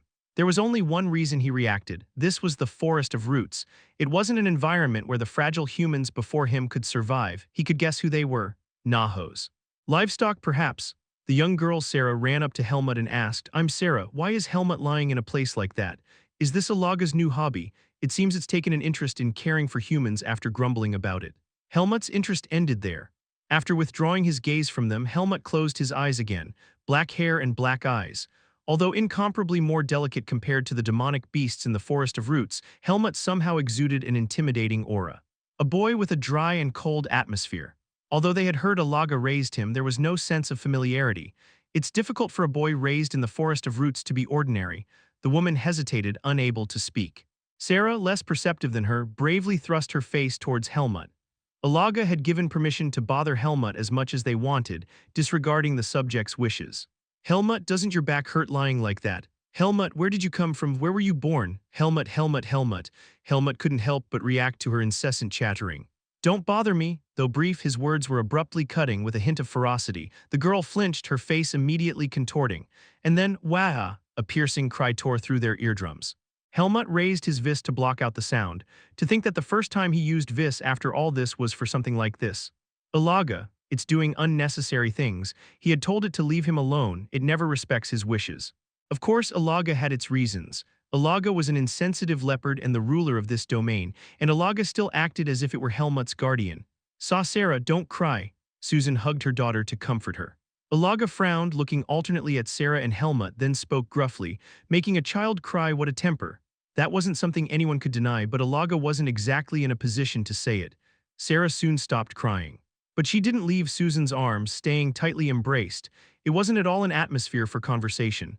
Alaga, dissatisfied, tapped the ground with its tail and gently pushed them with it. "We'll come back tomorrow." Helmut didn't answer. His answer wouldn't have mattered anyway. The problem was that Alaga really kept its word. The next day, it brought the two human females to visit Helmut again. This time, they came with a basket full of food that Susan had personally cooked. There was even bread, somehow baked with ingredients they had obtained. It's food that's hard to come by in the Forest of Roots. However, Helmut didn't show any reaction to the food that was emitting a delicious aroma. Helmut had tasted all sorts of delicacies from the outside world. Also, while some fill the emptiness in their hearts by filling their stomachs, Helmut was the opposite. This time too, Helmut only chewed and swallowed the food perfunctorily after being threatened by Alaga that it would force it down his throat if he didn't eat. How does it taste?" Susan asked cautiously. She was of noble origin. The boy before her seemed far younger in comparison. But there was a feeling that she couldn't treat him carelessly, which naturally made her speech more polite. Helmut didn't respond this time either. He chewed and swallowed the food perfunctorily, then lay back down. These unfamiliar women, the existence of humans, irritated him like insects crawling on his skin, but he chose not to react. Helmut, hello, children are simple. Sarah, her mood recovered in just a day, tried to speak to him again, but Helmut ignored her. This time, Sarah didn't cry. Susan and Sarah spent time there, chattering with each other, regardless of Helmut's silence. They passed the time doing needlework they had brought or reading books from who knows where, as if Helmut was just a background to them. Alaga occasionally conversed with them, staying there for hours before taking them away. This continued. Not every day, but quite frequently, about every other day. And at some point, their visits became unbearably irritating to Helmut. They weren't constantly talking to him, but just their presence, moving around and making noise next to him. It invaded the time Helmut desired. What Helmut wanted was just silence. A swamp-like silence where no one existed. He wanted to be immersed in that. He needed no one. But the voices he could hear even without listening, their movements, their existence. He tried to ignore it, but even the act of trying to ignore it was irritating, and at some point it became unbearable. Helmut finally called out to Alaga when it came to visit him alone a few days later. Chapter 258 Part 2, Alaga, have you finally decided to get up? Alaga raised its head proudly as if it knew this would happen. A cold voice flowed from Helmut. Don't you think I might harm them? Alaga snorted derisively. Don't be ridiculous, you weakling. As long as I'm watching with both eyes wide open, you can't do that. It was Alaga who was being ridiculous. No matter how easily it subdued his rampages, Alaga couldn't prevent him from breaking the neck of a woman right in front of him. Does Alaga think I won't do that? Alaga couldn't guess how much Helmut might have changed in the human world. Was that confidence born from a beast's instinct? The one who knew best that Alaga's confidence was right was Helmut himself. No matter how broken he was, no matter how immersed in emptiness and despair, Helmut was still Helmut. Helmut doesn't do such things, absolutely not. They say humans have a rock bottom, but Helmut's rock bottom didn't reach the point of harming the weak out of frustration. It was his nature. An unadulterated essence that couldn't be twisted or degenerated. Helmut realized that he hadn't shattered, like an unbroken bead among fallen fragments. He just needed time now. He didn't know how much he needed, but... Alaga casually threw a question. What do you think, those two women? What do I think? Helmut asked coldly. One might be considered a woman, but the other was too young to be called a woman. Which one do you like more? Helmut doubted his ears for a moment. The nuance of the question sounded strange. Which one do I like more? Yeah, I've been thinking. It might be a bit early, but you're almost of age in human years. It's time for you to find a mate. That might make you feel better. Alaga thought that the wound from his mother could be healed by creating a new family. Its intention in bringing Susan and Sarah wasn't simply for them to befriend Helmut. Alaga was presenting them to Helmut. It didn't consider their wishes. After all, Helmut was a cute and strong human male. It didn't think of them as livestock, but unlike the independent Helmut, the two women were completely dependent on Alaga. They were as good as Alaga's possessions. Alaga threw out as if doing him a favor. Choose whichever one you like. The younger one will need some time to grow, but there'd be less of an age gap than with Susan. Helmut unknowingly shouted fiercely. Alaga, are you out of your mind? Curses and condemnations filled his throat. Watch your language. I'm saying this all for your sake. What's the problem? You don't know what the problem is. His chest felt tight. Right, Alaga, being a beast, might not understand. But really, bringing a mother and daughter and telling him to choose one of them. It was unacceptable from the perspective of human common sense and ethics. Even for Helmut, who was dull to such things, hearing Alaga's words made him feel not just frustrated but angry. It was stimulating Helmut in some way. Having a mate, bonding, having children, it'll make your life here more bearable. That's what humans say. You're wrong, that's not me and not them. Helmut cut off decisively. He had never been this resolute in his life. Alaga tilted its head, genuinely curious. Why not? Have you met women outside? I have. Was she pretty? It seemed that even a monster's eyes could discern human beauty. Helmut frowned, a memory he didn't want to remember when he had forcibly buried within himself faintly surfaced.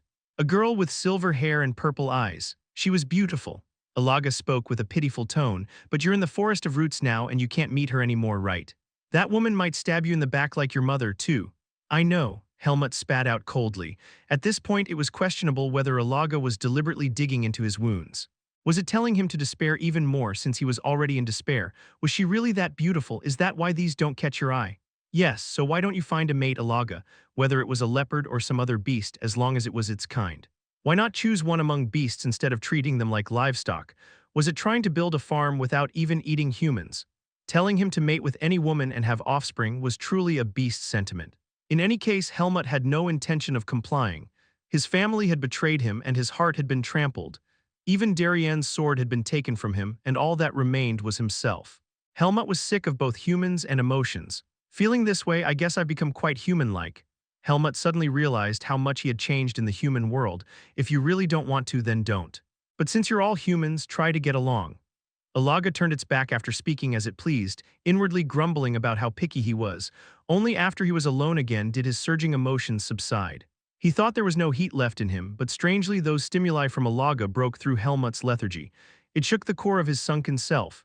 That shaking, faster than expected, made Helmut stand up.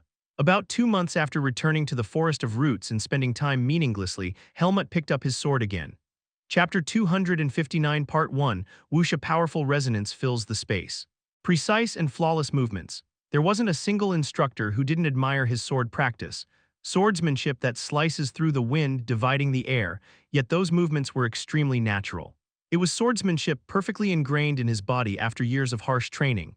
Even though there had been a recent gap in those years, long-established habits didn't disappear. Helmut was inherently like rock or iron.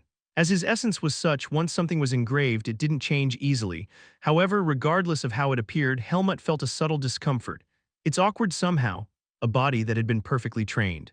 Attempting intense movements after a long time, it feels stiff and rusty somewhere. This has a property of trying to preserve the body in its best condition. Even if it had stiffened, it wouldn't return to a softer state worse than that of an average person. But even so, a body that hadn't moved for 2 months couldn't be in its best condition.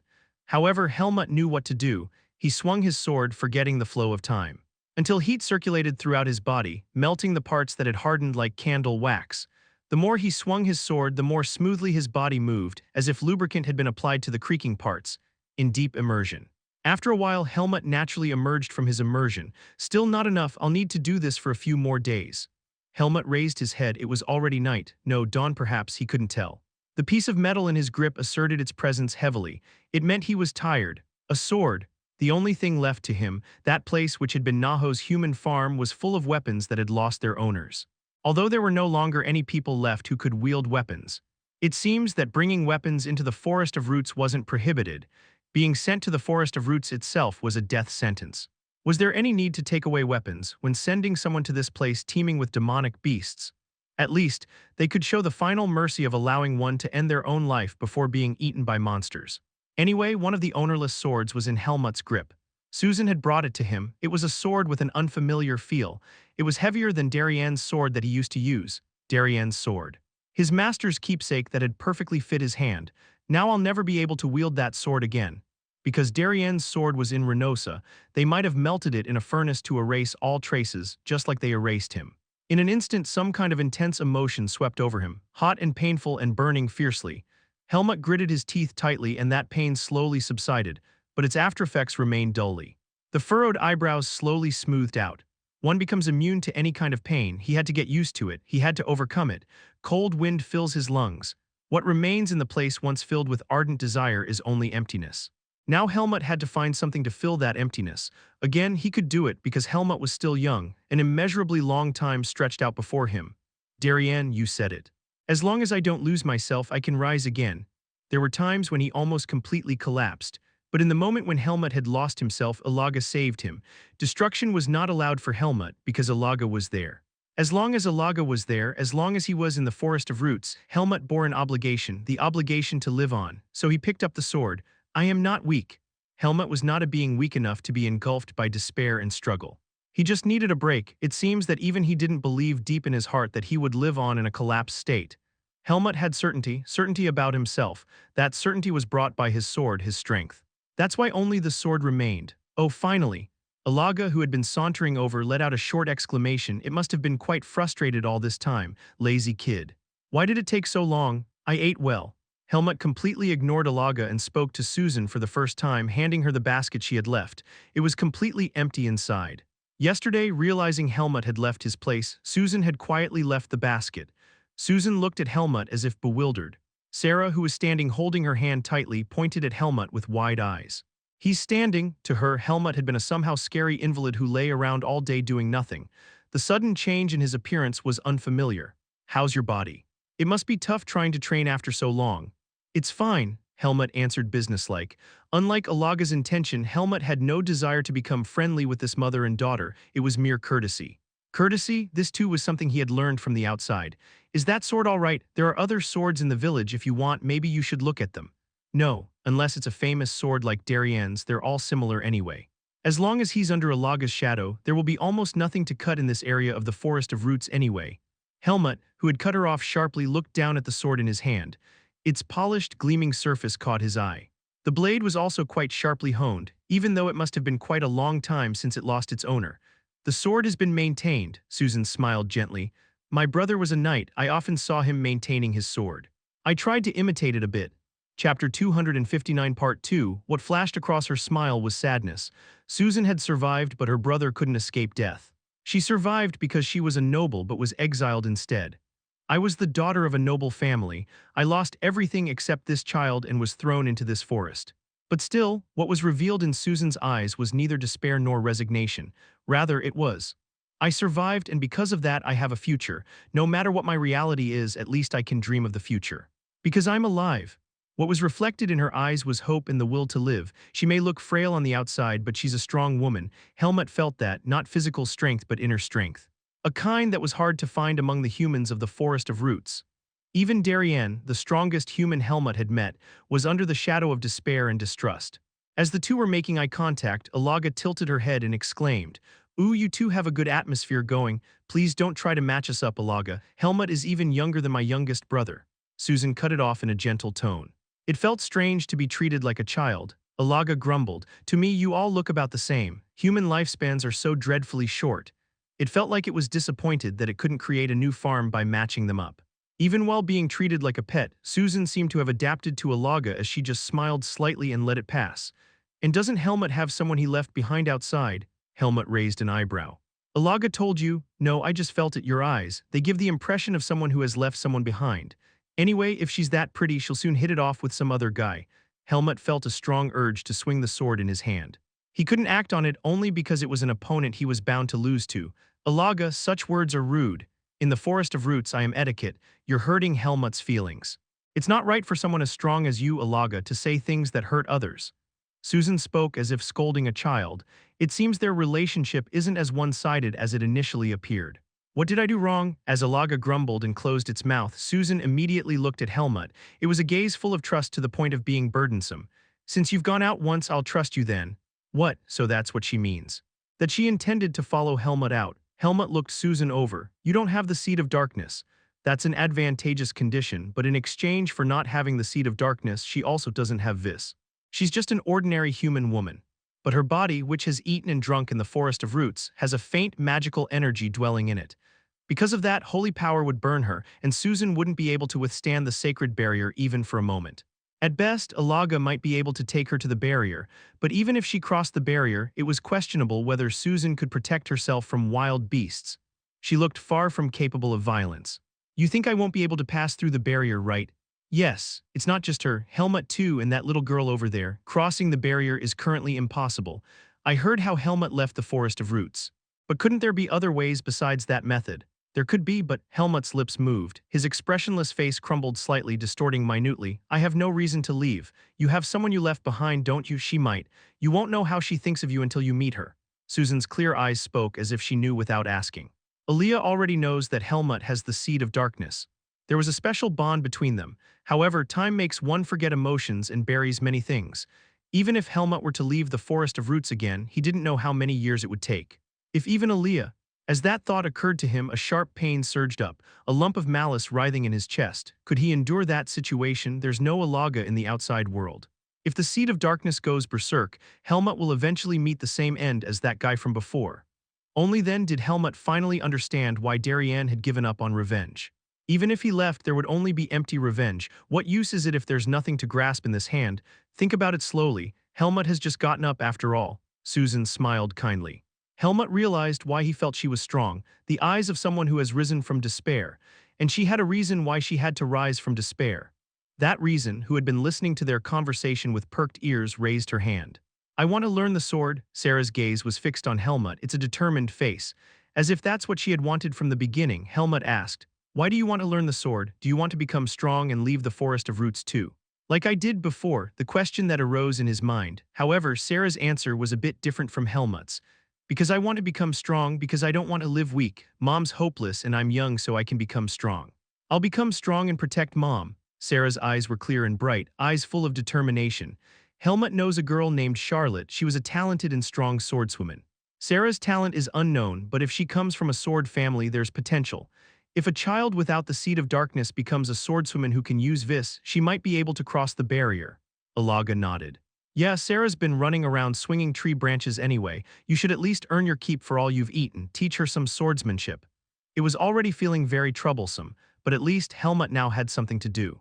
These people would become his driving force. Helmut soon nodded slowly. All right, Chapter 260 Part 1, Sarah adapted to Helmut's training better than expected.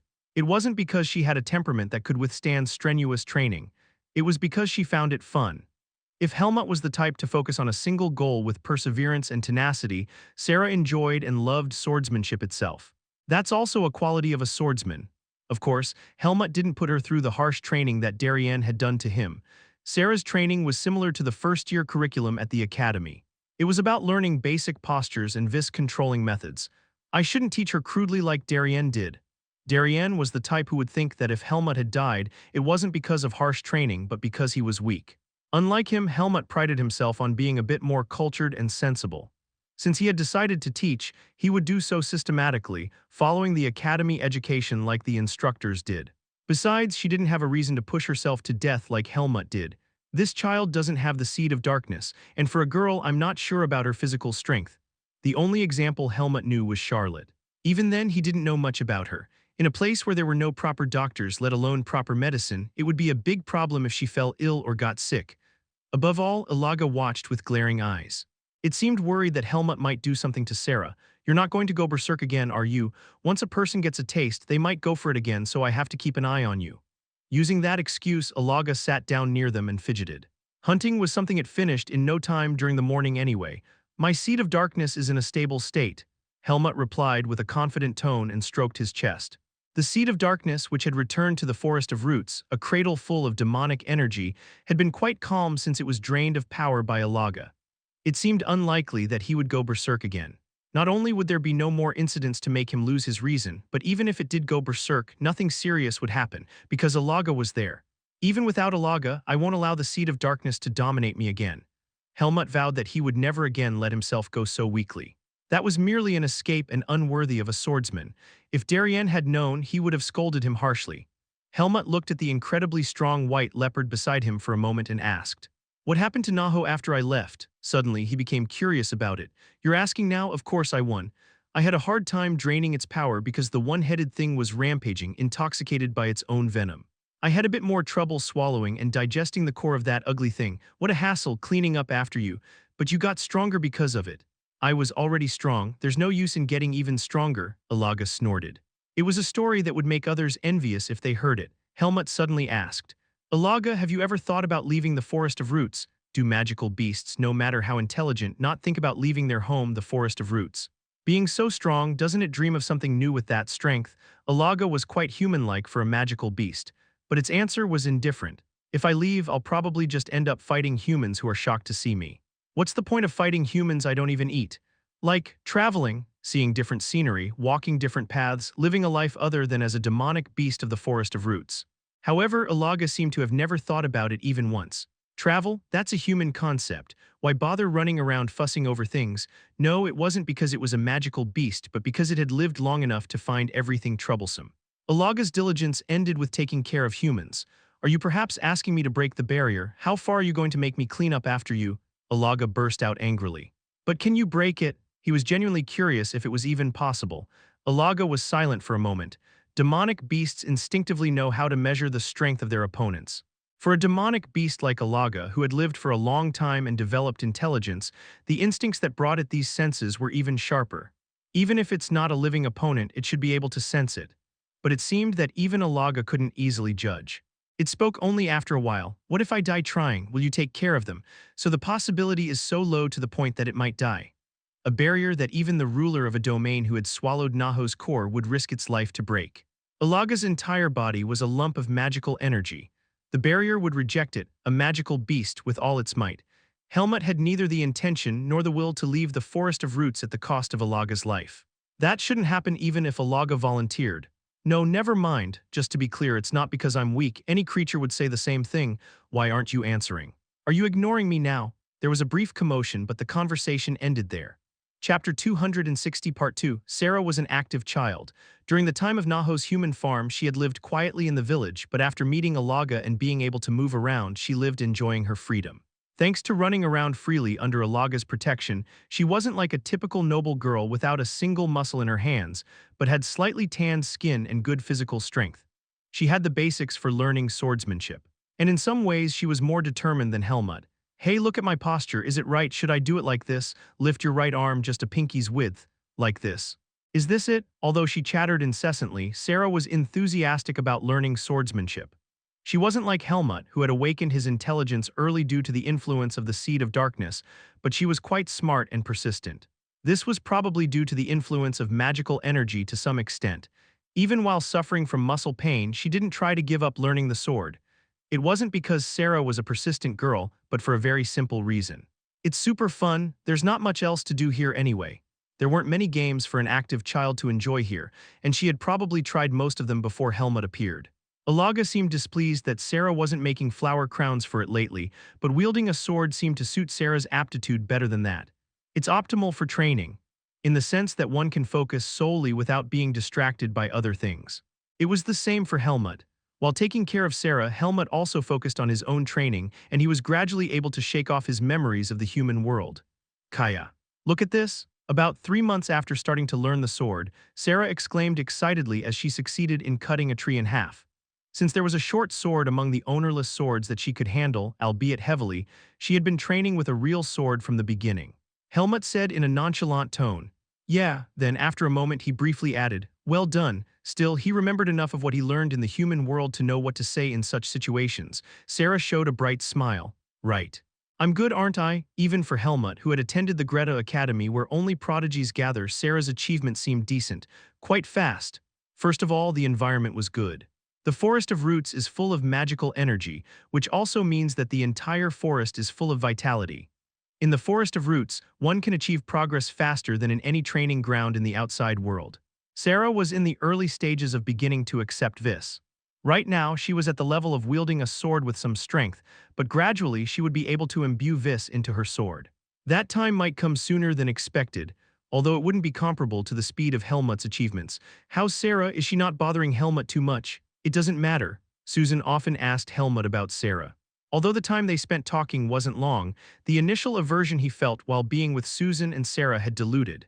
Helmut was gradually getting used to this mother and daughter. What will you do when you leave the Forest of Roots? Helmut asked Sarah one day. Like Helmut, Sarah had almost no memories left of the outside world. No, Sarah disliked remembering itself. Perhaps because the situation in which she left was so shocking, Sarah's answer was simple. I'll eat sweets. The food here is terrible. It was a truly trivial goal. She seemed to be feeling something similar to what Helmut had felt before. Hadn't he also felt like leaving the Forest of Roots after eating the food Darien made? It's better now than it was then.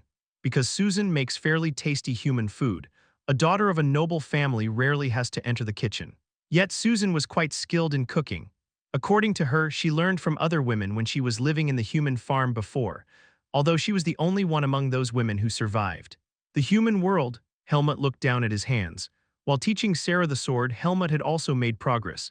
Since he wasn't taking classes at the academy, he could invest more time in the sword than he could outside. And Helmut was feeling it, that he who had taken up the sword again was different from before, of course in a good way. Is it because I faced death? He had met a truly strong enemy and fought against them. And he had rampaged through the Forest of Roots under the control of the Seed of Darkness. Like steel that had been tempered, Helmut's vessel had become harder and larger after going through 2 arduous experiences in a row. When he looked back at his condition after recovering his vis, he felt that his level as a swordsman had grown. Now Helmut had to fill that vessel. But a cool wind blows in his chest. He couldn't completely shake off the helplessness seeping into a corner of his mind. The past Helmut had a ball of fire burning inside him. There was something he wanted to pour all his energy into, even if it meant consuming himself. Life without that something was empty. No matter how much he swung his sword and trained, there was an emptiness that couldn't be filled. Helmut thought, if he focused on what he could do, wouldn't change come someday.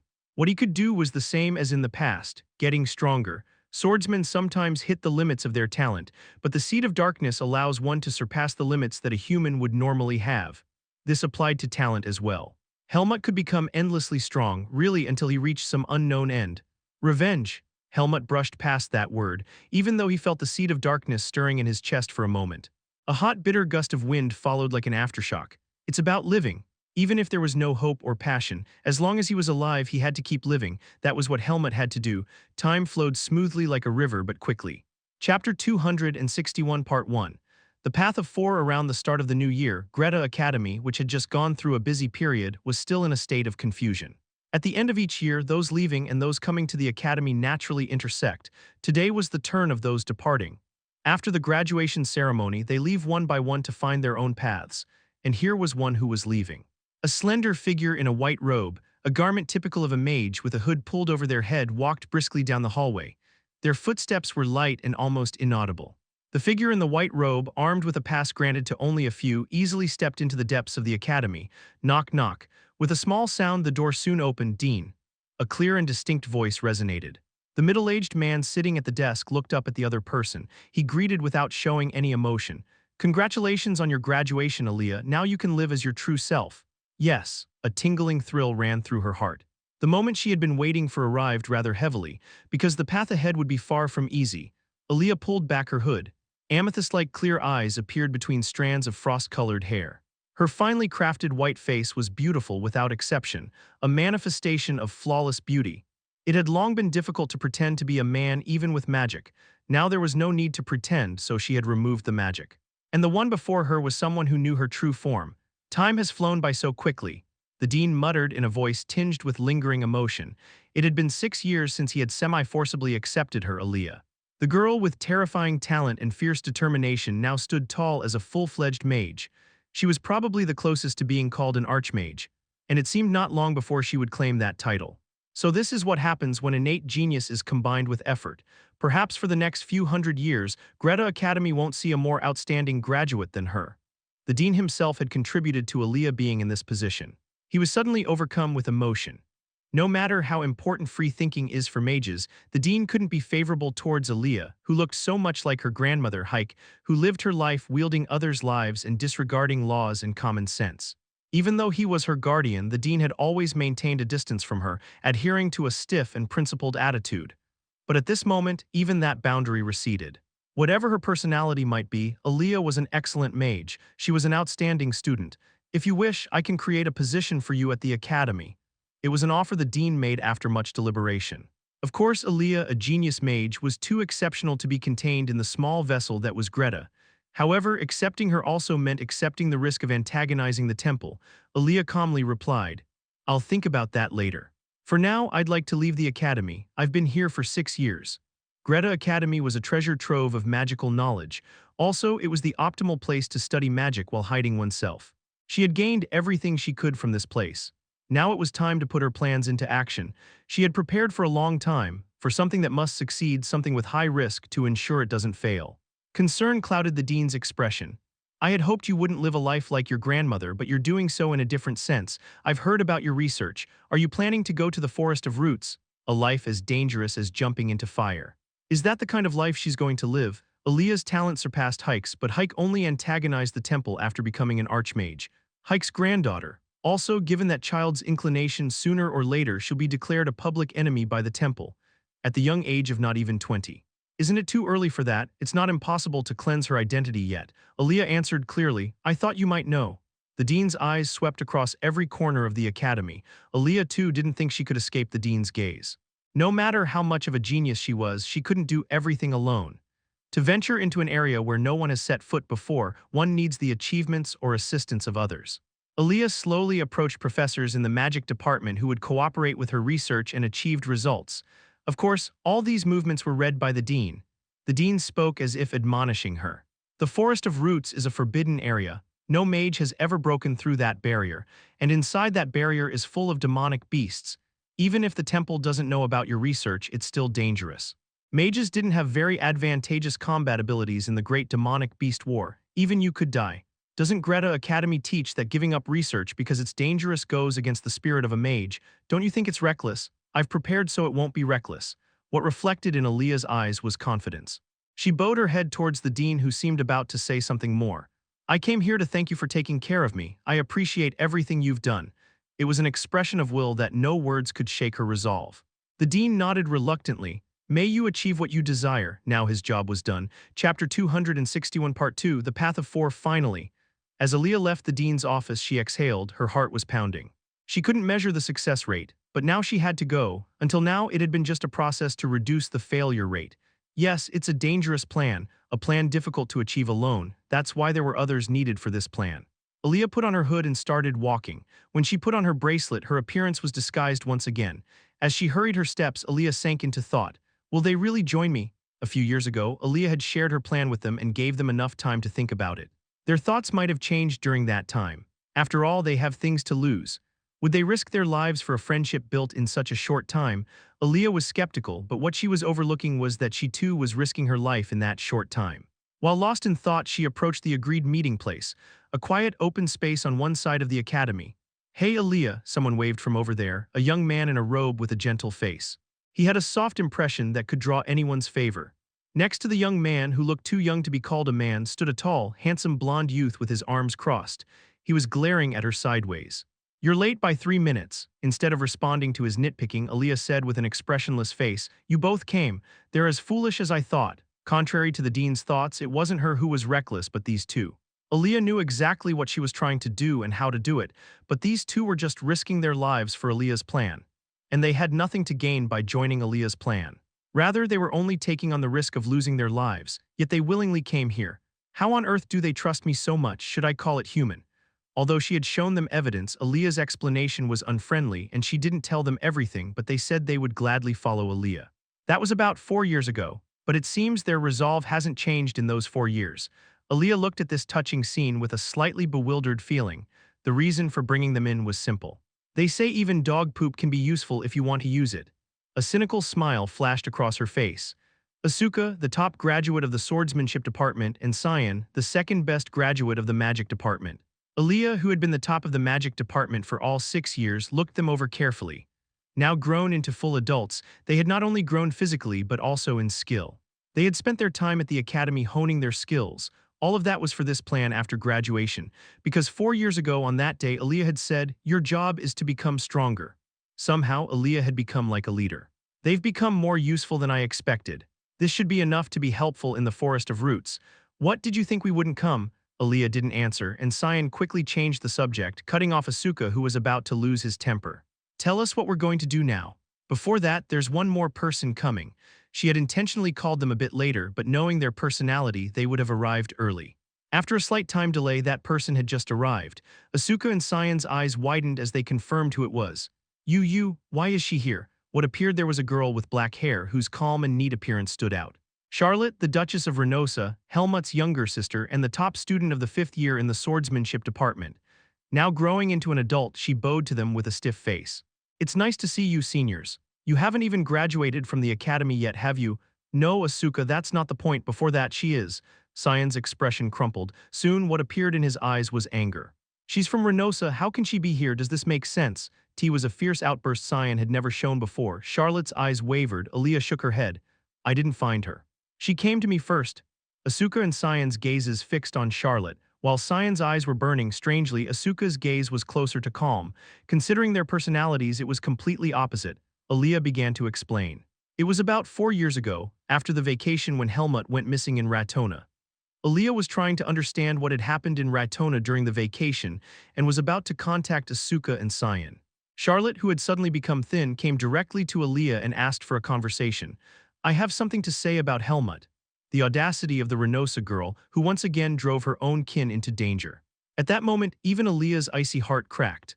Aaliyah had to try her hardest not to use attack magic on Charlotte out of rising anger.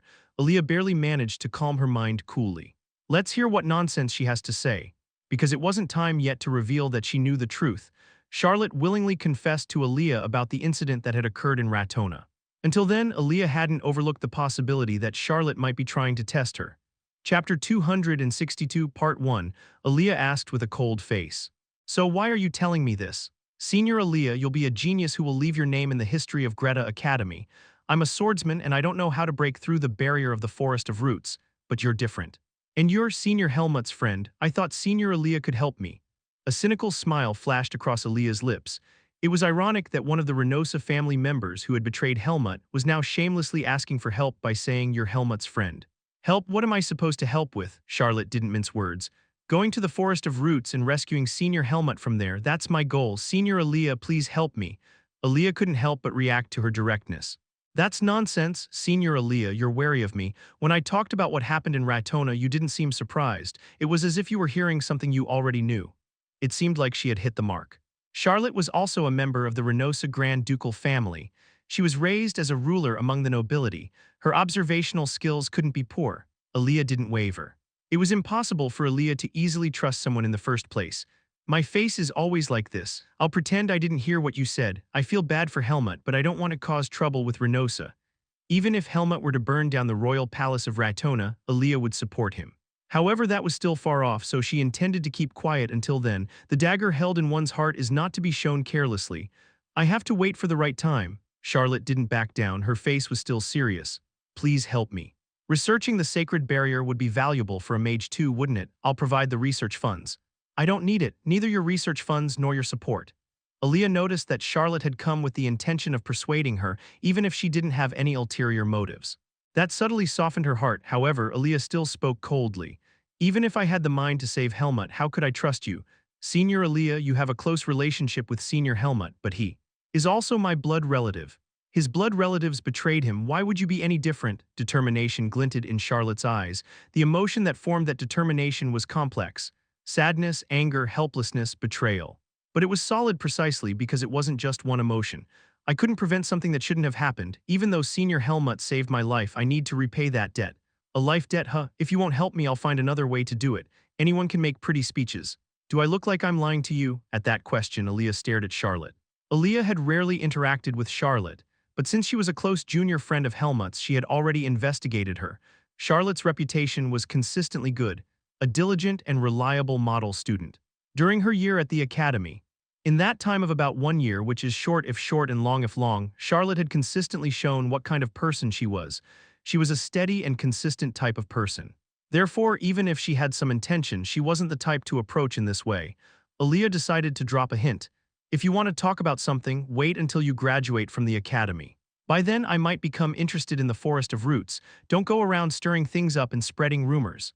Charlotte immediately understood the meaning of those words, but doubt appeared on her face. Wouldn't that be too late? Helmut isn't that weak. He survived there in the first place, so you don't think unnecessary thoughts and just focus on honing your swordsmanship. With your current skills, even if you go to the Forest of Roots, you'll only be a hindrance. Charlotte's body flinched at the possibility Aaliyah hinted at. She looked at Aaliyah with wavering eyes. And don't misunderstand.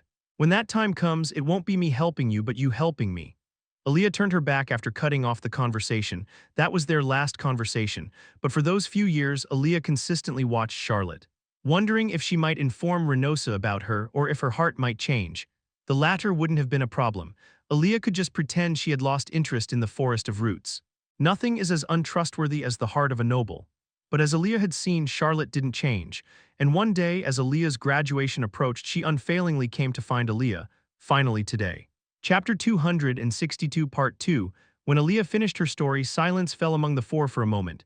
Charlotte silently stared at the floor and Asuka scratched his head vigorously. Cyan was the first to open his mouth. No matter what you say, Aaliyah, Cyan's face was full of distrust. He might be a bit weak, but he's not the type to betray others or use them in that way. Also, he couldn't tolerate repaying kindness with treachery, even with the excuse of possessing the seed of darkness. When Aaliyah told them all the facts, it wasn't the hot-tempered Asuka who was most indignant, but Cyan, who usually calmed down quickly even when he got upset.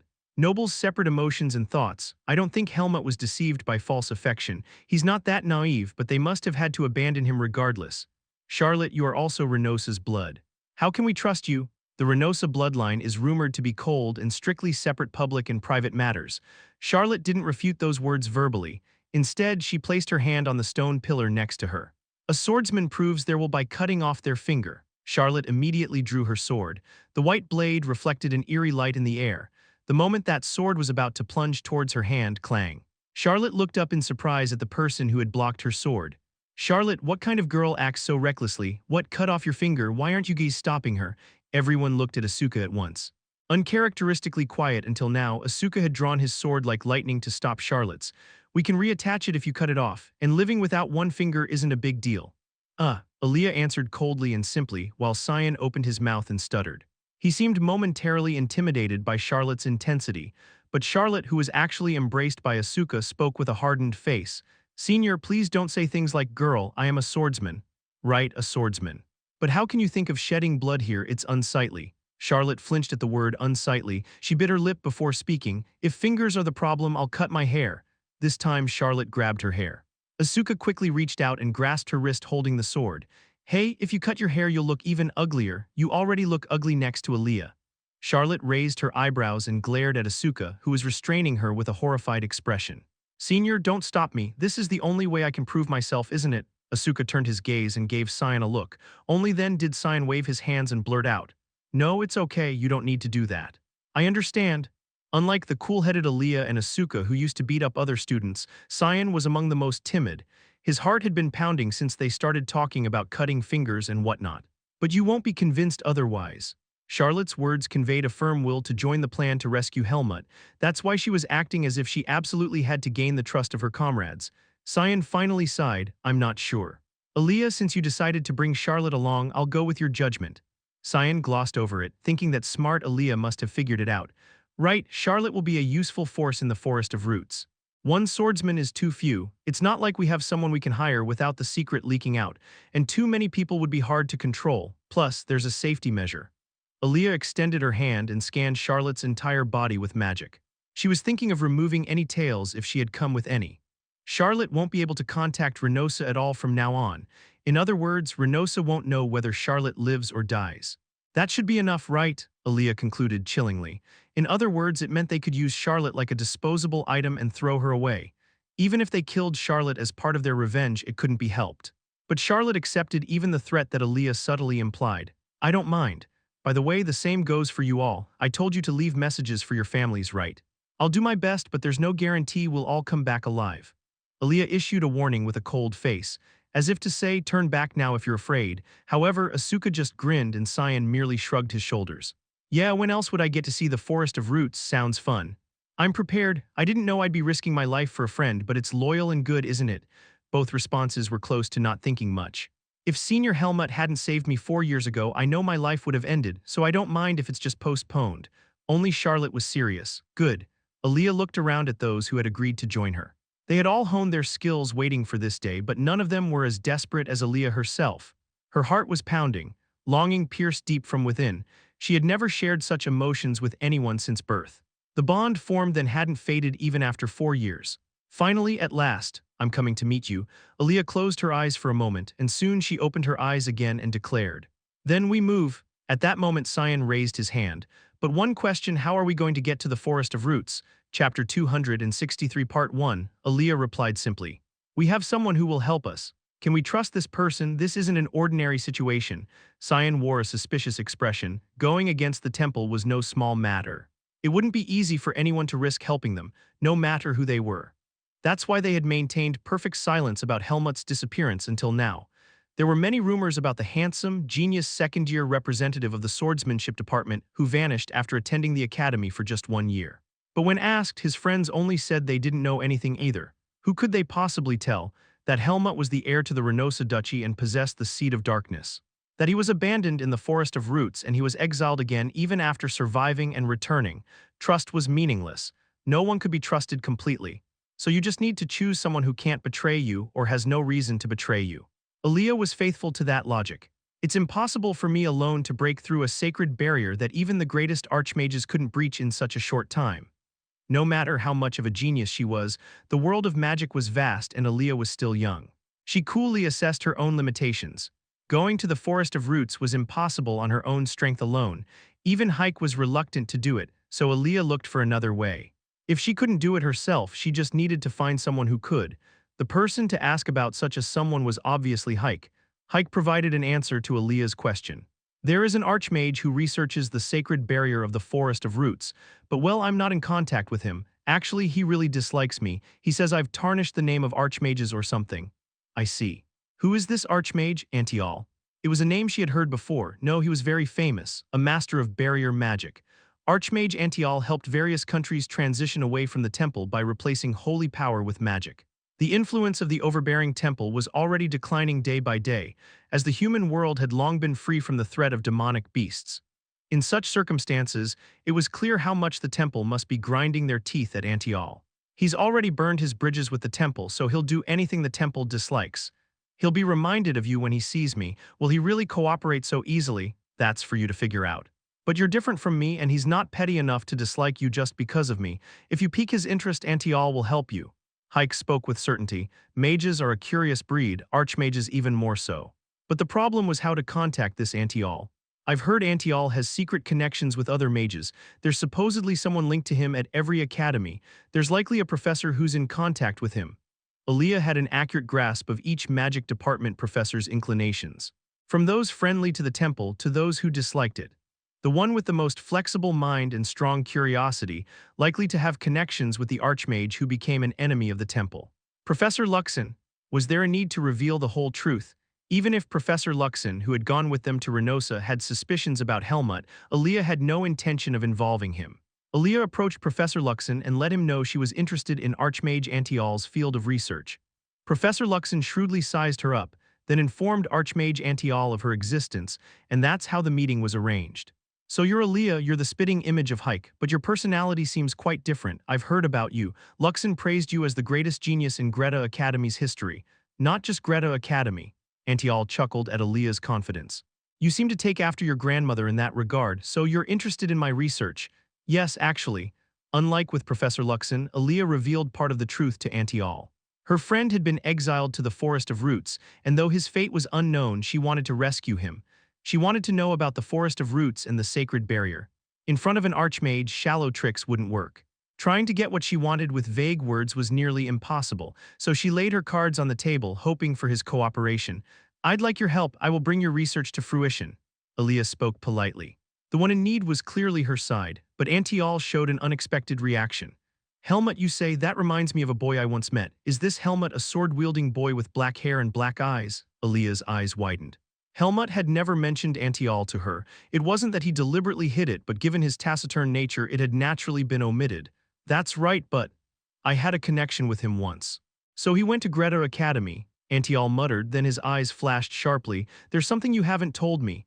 That Helmut possessed the Seed of Darkness. Chapter 263 Part 2. Rescuing a boy exiled to the Forest of Roots was vastly different from extracting a bearer of the Seed of Darkness. Is he still controlling his dark seed well? I've never seen any sign of it going out of control. He manages himself perfectly, even when facing another bearer of the Seed of Darkness. Aaliyah told him about what had happened to Helmut. It was a story that could evoke sympathy even in Archmage Antial, who had grown numb to most things after living so long. Antial clicked his tongue with a complicated expression. I never imagined there was someone who escaped from the Forest of Roots. If I had known who he was looking for earlier, I would have told him. Nobles are utterly untrustworthy creatures. Especially the Renosa bloodline is ruthlessly cruel. What's done is done. A look of concern crossed Antial's face. But me helping you is a different matter. Of course, what happened to him is utterly tragic, but for the sake of the world, it might be better for that child to remain in the Forest of Roots. If a swordsman of his caliber awakens the Seed of Darkness and goes berserk, it would be no ordinary disaster. Countless lives could be lost. Aaliyah shook her head. Her voice flowed out clearly and deliberately. For the sake of the world. Small sacrifices are unavoidable for the greater good. That is the justice the temple espouses. I was under the impression that you, Archmage Antial, did not agree with such temple doctrines. That is, Helmut is innocent and was exiled to the Forest of Roots solely for possessing the Seed of Darkness. Those who return from exile to the Forest of Roots are forgiven of all crimes. But he was not even allowed that rule because he possessed the Seed of Darkness. He never committed any crime in the first place. Is what happened to Helmut just? It's not just, but for nobles, their family has the right to decide the fate of its members. Helmut is not the official heir to Renosa. He never enjoyed any of the wealth or honor Renosa could offer. He was just a young boy trying to remember and find the mother who gave birth to him, but his mother abandoned him twice. A moment of silence followed. Antial's brow furrowed. Though he was an archmage who had lived realizing his desires, he could not easily participate in something that might bring calamity to the world. But he did not deliberate for long. Your attempt to appeal to my sympathy was quite useful. All right, I'll help you. Perhaps my meeting him back then was my fate as a mage. In the end, perhaps it was meant to come to this. Thank you, no need for thanks. You may have moved my heart, but it was my decision to comply. With that, it was settled for now. With Antial's help, Aaliyah was able to make plans up until today. As Aaliyah's story came to an end, everyone wore dazed expressions. Asuka raised an incredulous look. Archmage Hike and Antial, wow, real heavyweights just keep popping up, Cyan chimed in. I feel like I just heard some incredible story. Let me be clear, they won't be coming with us to the Forest of Roots. We don't know what will happen in there.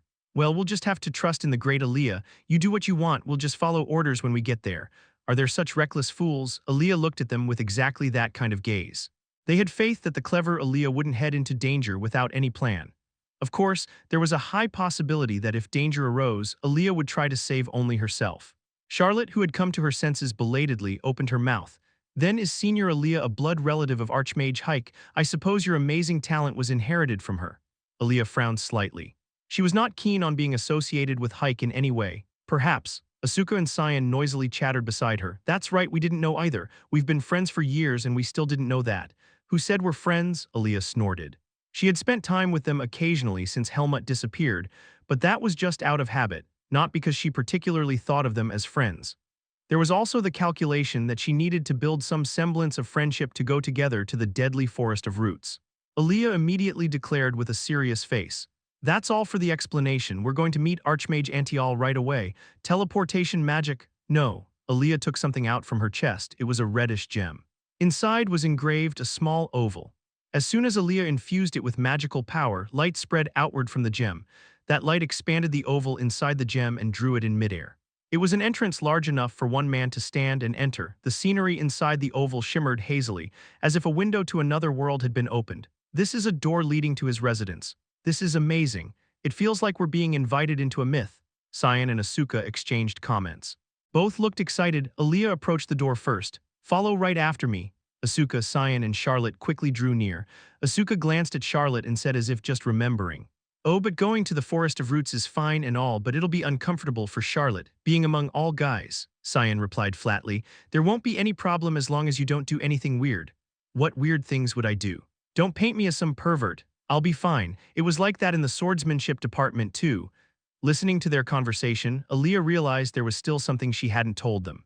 Tilting her head slightly, Aaliyah said nonchalantly, I'm a woman too.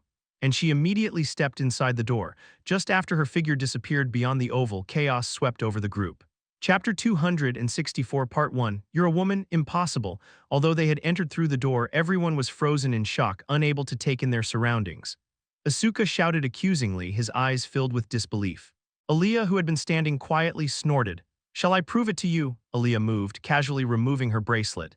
In an instant, the magic dissipated, revealing her true appearance. The subtle effects that had made her appear male were gone. Now standing there was a beautiful woman with silver hair and violet eyes. A woman's appearance, unfamiliar even to herself. Having lived in disguise for so long, Aaliyah felt strange standing before others as a woman, and as unfamiliar as she felt, so did the others. No, it was downright shocking. This can't be. It's impossible. Asuka wore an expression of wanting to deny reality.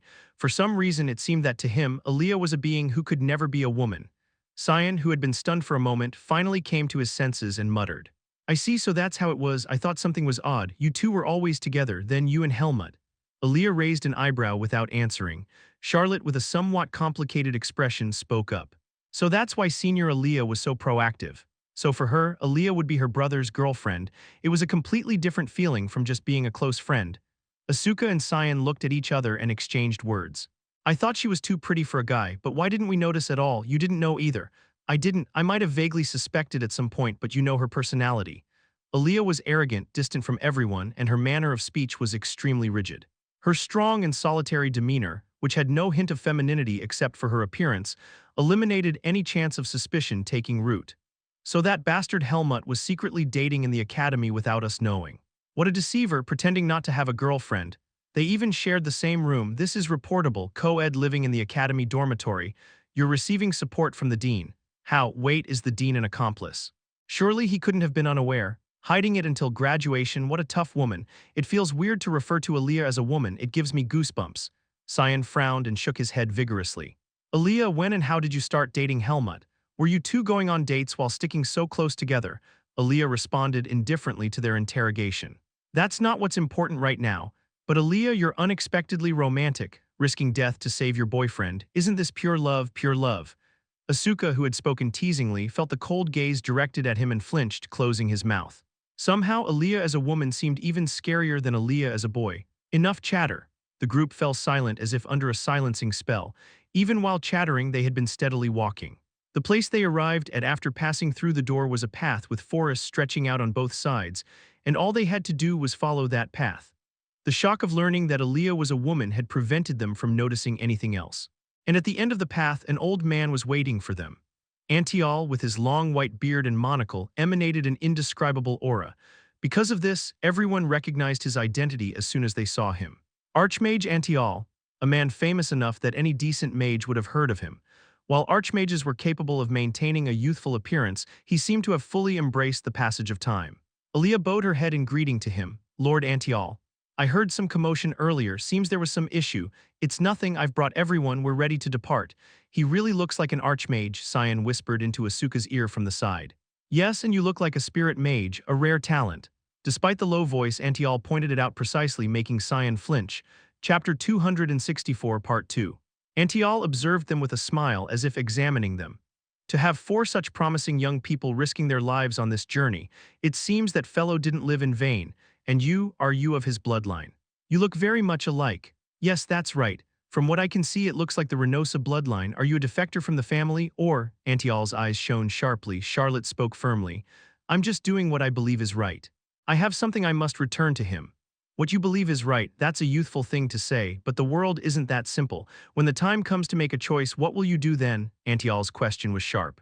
It was a difficult question, asking whether she would choose her family or Helmut. Before Charlotte could answer, Aaliyah interjected. We are prepared. After all, Charlotte's value lay in being a useful force in the Forest of Roots. Even if she were to turn her back after rescuing Helmut, it wouldn't be an immediate problem, so there was no need to complicate things prematurely. Antial's gaze returned to Aaliyah. Did Hike agree? It's my choice. There won't be a problem. Aaliyah's words were no less resolute than Charlotte's. Of course, Hike didn't agree readily, but the reason for her disagreement was different. Good heavens, my granddaughter risking her life for a mere boy. Half the world is men, what on earth is so special about that guy? However, despite her initial incredulity, Hike came to terms with it using her own logic before Aaliyah could say anything. Well, that fellow was exceptionally handsome. Such men are rare. In any case, Hike decided to cooperate with Aaliyah, reasoning that it would be worth it if she could see a handsome grandson-in-law. Only she said she wouldn't accompany Aaliyah. No matter what preparations were made, heading to the Forest of Roots was a dangerous adventure. Because of this, Aaliyah didn't expect that much from her either. Antial nodded. Well, all right. If Hike hadn't permitted it, she wouldn't have let you come this far. I too have finished my preparations. I have a question. Cyan quickly raised his hand. His manner of asking questions like a model student seemed quite familiar. Why are we here? Aaliyah didn't tell us anything about it. Cyan subtly pointed out Aaliyah's unfriendliness. At this rate, it seemed they would be swept along without knowing what they were doing. Antial stroked his beard. Right, I should explain. How much do you know about the Forest of Roots? Cyan and Charlotte shared the knowledge they had gathered about the Forest of Roots. Naturally, Asuka just watched blankly as they talked, knowing nothing. He had been solely focused on honing his sword skills all this time. It seems you've picked up as much as is commonly known. As you know, no one who has entered the Forest of Roots has ever come out. Except for that boy Helmut previously. Then how do we enter the Forest of Roots? Can we just walk in? Cyan asked curiously. The Forest of Roots is a place you can't leave once you enter. Because of this, no one tries to enter. So there was no information on whether entering was possible without any hindrance. There was no treasure hidden in the Forest of Roots, and no one was willing to risk their life trying to enter a place teeming with demonic beasts. I'll explain it simply. First, the sacred barrier is a boundary that separates the inside from the outside. Separation means division. In other words, the sacred barrier prevents both coming out from the inside and going in from the outside. Of course, the latter is much easier than the former. So you mean it's not easy to enter either? Yes, it might actually be easier for an ordinary person with no power in their body. Holy power and demonic energy are incompatible. To a lesser extent, holy power also repels other powers. Magic power then vis in that order. The resistance to magic power is quite strong, while the resistance to this isn't that great. However, the greater the power one possesses, the stronger the sacred barrier's resistance becomes, so the power consumption increases. Then when we cross the sacred barrier and enter the Forest of Roots, sword users would be in better condition than mages, right? Antial nodded. Here's where the problem lies. According to my research, the sacred barrier acts differently when exiting and entering. When exiting, it's particularly sensitive to demonic energy, not allowing even a little demonic energy to leak out of the barrier. In exchange, it's relatively less sensitive to other powers, but when entering, the resistance to other powers is quite significant. How challenging! Right after you enter the Forest of Roots, mages might not even have the strength to stand. Sword users would be in a better situation, but entering in such a depleted state is risky in itself. How did Helmut, who was sent to the Forest of Roots, overcome this resistance? He has both vis and demonic energy. Ah, Cyan exclaimed as if he had realized something. Yes, the only ones who can pass through the barrier without any loss of power while possessing power are those who can use holy power. In other words, sacred magic. All those who have been sent to the Forest of Roots so far were sent through sacred magic. Sacred magic allows even those with demonic energy to pass through the sacred barrier without any problem. Then, if we kidnap a priest and make them get Helmut out, Cyan's eyes sparkled as he suggested something dangerous. That's only for entering. As I said, the sacred barrier acts differently when entering and exiting. The barrier doesn't allow those with demonic energy to escape even through sacred magic. And to begin with, sending someone to the Forest of Roots through sacred magic requires the mobilization of many priests or a high priest. Are you suggesting kidnapping a high priest? Cyan scratched his cheek. That would be difficult, right? The Forest of Roots is an extremely dangerous place. Formidable demonic beasts might be lurking near the barrier. Only strong ones would be able to suppress the instinctive pressure felt from the sacred barrier. Entering the Forest of Roots after consuming a lot of power carries too much risk. After pouring out his words, Antial opened his mouth confidently after a moment. That's why I've devised a method. Chapter 265 Part 1 What is that? We will use holy power to enter the Forest of Roots. Cyan looked at Antial with curiosity. What? I thought you said we shouldn't kidnap priests. That's right, but there's no law saying we need priests to use holy power. Think creatively. A shiver ran through them. You mean? Antial nodded slightly. We implement sacred magic to go to the Forest of Roots using magic. That's the method I've come up with. Smiling, Antial explained his theory. What I primarily researched was extracting and gathering holy power. I collected items from temples, herbs grown in temples, and extracted holy power from them. The Butin Trading Company had helped with this. Helmut had once escorted goods destined for Antial during his brief mercenary career. That's when Helmut and Antial first met. It was truly ironic that the items Helmut escorted would be used to save him. To put it simply, we read the Earth's memory to mimic and construct Raitona's sacred magic circle that banished Helmut, and implement the magic using the extracted holy power. The intermediate process is accomplished through magic. I've already successfully completed the experiments, although I don't know what happened to the test subjects after they moved to the Forest of Roots. One wonders what he used as test subjects. It was somehow a frightening thought. Antial spoke with a slightly excited voice. As a result, you'll enter the Forest of Roots in a similar way to how Helmut was banished by sacred magic. Aaliyah quickly added an explanation. I can guarantee the entry itself will be successful. I'll also help stabilize the magic implementation within the magic circle. Antial can't come with us. He needs to operate the magic circle. The four of us are the entire party. Antial looked at Cyan with interest and said, the Forest of Roots is still a forest. The presence of a spirit mage will be very helpful in hiding you from the eyes of demonic beasts. Especially if it's a dark spirit, 2 skilled swordsmen and 2 mages, an efficient combination, not too many in number so you'll attract less attention. If you work well together, you should be able to overcome the dangers. Aaliyah turned to look at the group and said, I don't know what will happen in the Forest of Roots. I've heard some things from Helmut, but not in detail. What's certain is that the entire environment of the Forest of Roots will be hostile to us. We can't let our guard down, not even for a single blade of grass or insect.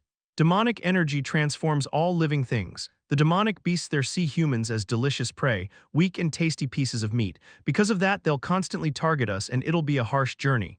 A gleam appeared in her purple eyes. So for the last time, I'll ask again, are you ready to go to the Forest of Roots? Their answers quickly came out to that question. Of course. Absolutely. Yes, it wasn't just for friendship or repaying a debt. It's rare to find people willing to risk their lives for something. Whatever the reasons, they were all now walking into a deadly situation together. Either they all die, none of them die, or some of them die.